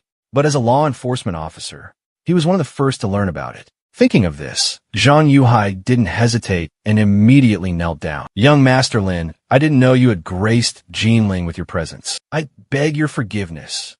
All the martial artists of the Martial Alliance gasped, utterly terrified. Even Granny Jinhua, who had been pretending to be unconscious in a corner, shrunk back in fear. Zhang Yuhai was a law enforcement officer, representing the authority of the higher-ups. Yet he was kneeling before Lin Fan? Just who in the world was this guy? No need for formalities. Just do your job and don't bother me. Lin Fan glanced at Lu Nong and then soared into the sky. After Lin Fan left, Zhang Yuhai looked at Granny Jinhua and questioned, what happened exactly? Why did Lin Fan kill the Wang family? Madame Jinhua didn't dare hide a single thing and hastily recounted the entire incident from beginning to end. It really was Wang Youji, a master on the verge of breaking through to the martial Dao Grandmaster realm, who had been brutally murdered. In an instant, Zhang Yuhai unconsciously gulped, his mind racing to process the information. He immediately called headquarters. He reported the horrifying events that had just transpired in Hangzhou. Meanwhile, at the Martial Union headquarters, Jin Ling, Yun Zhongtian, and Yi Tianlong stood respectfully before a dignified middle-aged man. The man had a square face, an unfathomable aura, and exuded absolute authority. He was listening intently to the phone call. A moment later, he hung up and spoke coldly. "This Long Fan is truly too arrogant. He dares to commit murder and massacre entire families. This cannot be tolerated. He must be apprehended immediately and made to understand that Xia is not a place where he can run rampant." That man's name was Zhao Wuji. Atop the towering Tianshan Mountain, within the Xianling sect's territory, a surge of earth-shattering energy suddenly erupted from the body of a young woman. The Xiantian realm. "I've finally broken through to the Xiantian realm," Jiang Xiu murmured, her voice filled with joy. She had longed for this day for a very long time. This year, she had just turned 27. To have reached the Xiantian realm at such a youthful age, even within the world-renowned Xianling sect, she was considered a rare talent. As long as she could break through to Martial Dao Grandmaster before the age of 40, the future position of Xianling sect leader would undoubtedly be within her grasp. It was time to descend the mountain and avenge her clan. "Lin Fan, I've let you live in peace for far too long." Jiang Xiu abruptly stood up, her killing intent overflowing. At this moment, a white-haired old man flew over, landing before Jiang Xiu. The old man, clad in a gray robe, was Jiang Xiu's master, also one of the three highly respected elders of the Xianling sect, Xian de Shangren. Xian de Shangren looked at Jiang Xiu, his eyes filled with pride and expectation. "My obedient disciple, your master has helped you break through to the Xiantian realm. Now is the time for you to repay me, to offer your primordial Yin to your master. You won't go back on your promise, will you?" Jiang Ju hesitated for a moment upon hearing this, then slightly nodded in agreement. She understood clearly that although she had reached the Xiantian realm, in front of this old man, she was still as insignificant as an ant. Moreover, from the moment she set foot on the mountain, this old man had made his conditions clear to her, driven by her thirst for power to surpass all limits. She didn't place much importance on the matter of virginity. "My good disciple, I'll be very gentle." Xuandu Shangren let out a lewd chuckle as he embraced Jiang Jiu. About half an hour later, Jiang Jiu slowly redressed and stood up. An expression of utter agony was etched on her breathtakingly beautiful face. Xuandu Shangren sat cross-legged, circulating his energy. Within his body, a violent energy surged like a raging inferno. The Xiantian realm is equivalent to the Foundation Establishment Stage. The primordial Yin of a Foundation Establishment Stage cultivator was an unparalleled tonic for him. It can help you advance further on the path of cultivation to become a true martial arts grandmaster. My dear disciple, I have no heir, and I don't know when I'll be able to break through to the mid-stage martial grandmaster realm and reach the state of perfection. When you descend the mountain, seek out this woman. Her name is Zhu Yunmei, and she is the current leader of the Sankatan. She will help you find Lin Fan. Grandmaster Xian De handed Jiang Shiwu a small piece of paper. Jiang Shiwu respectfully nodded, then quickly descended the mountain. Grandmaster Xian De watched as Jiang Shiwu's figure disappeared into the distance, relishing the sweet aftertaste. "I can't absorb all of her Yin energy at once," he thought to himself. "I must take it slowly, step by step." Around 8 o'clock tonight, in the most luxurious presidential suite, located on the top floor of the Jinling Hotel, Chen Yinuo was sitting on the sofa, trying to watch cartoons with her young daughter. However, her eyes were glued to her phone, clearly worried about something. "Still haven't been able to contact Lin Fan," she wondered. Chen Ganhao walked in, frowning. "Maybe his phone died." "His phone died," Chen Yinuo replied softly. "He went to Hangzhou yesterday, and it's already the evening of the second day. Not only has he not come back, but his phone is also off. He knows we were planning to go back to Yunchuan these 2 days, yet he doesn't seem to care at all. Always gallivanting around outside, just fooling around all day. Mom, Dad, stop arguing. I'm sure Dad is on his way home." As soon as Nianyan finished speaking, the doorbell rang. "Dad! Dad! It must be Dad!" Nianyan cheered, rushing to open the door. Chen Yinuo and Chen Ganhao exchanged glances. They both assumed it was Lin Fan. After all, they didn't know anyone else in Jinling. besides Lin Fan. Who else would come looking for them? Nian Yan opened the door and called out, "Dad." But immediately, her little face froze, because the person standing in front of the apartment wasn't her father, but a strange middle-aged man. Behind this man, an old man was standing, wiping sweat from his brow. The little girl recognized the old man immediately. He had been to this apartment with her father before. She thought his name was Feng Hai. "Who are you looking for?" Nian Yan asked innocently. Feng Hai wiped his sweat, about to say something, when the middle-aged man suddenly grabbed Nian Yan by the neck, lifting her off the ground. "Let me go." Nian Yan's face flushed red. She struggled fiercely, but it was useless. Witnessing this scene, Chen Sanhao flew into a rage and charged at the man. "Chen Sanhao, don't!" Feng Hai yelled a warning, but it was too late. The man smirked and unleashed a devastating kick. Chen Sanhao, a peak Earth Realm expert, was sent flying by the powerful blow. His body slammed into the wall, creating a large crack several inches long on its surface. Hard, reinforced concrete.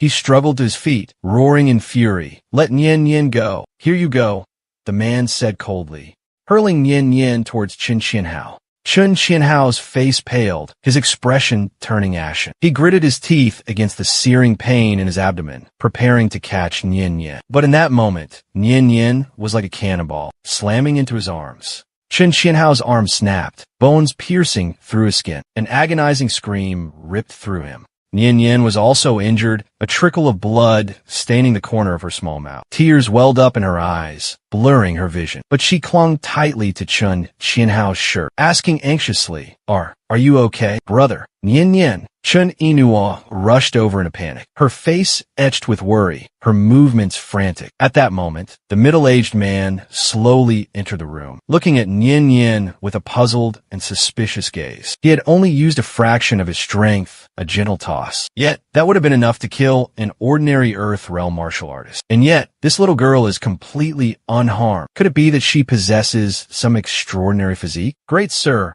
please spare their family." Feng Hai forced a smile, pleading desperately. Slap! The man delivered a thunderous slap, sending Feng Hai flying. "A mere manager of the Baiyan Trading Company's branch, and you dare lecture me? You have some nerve.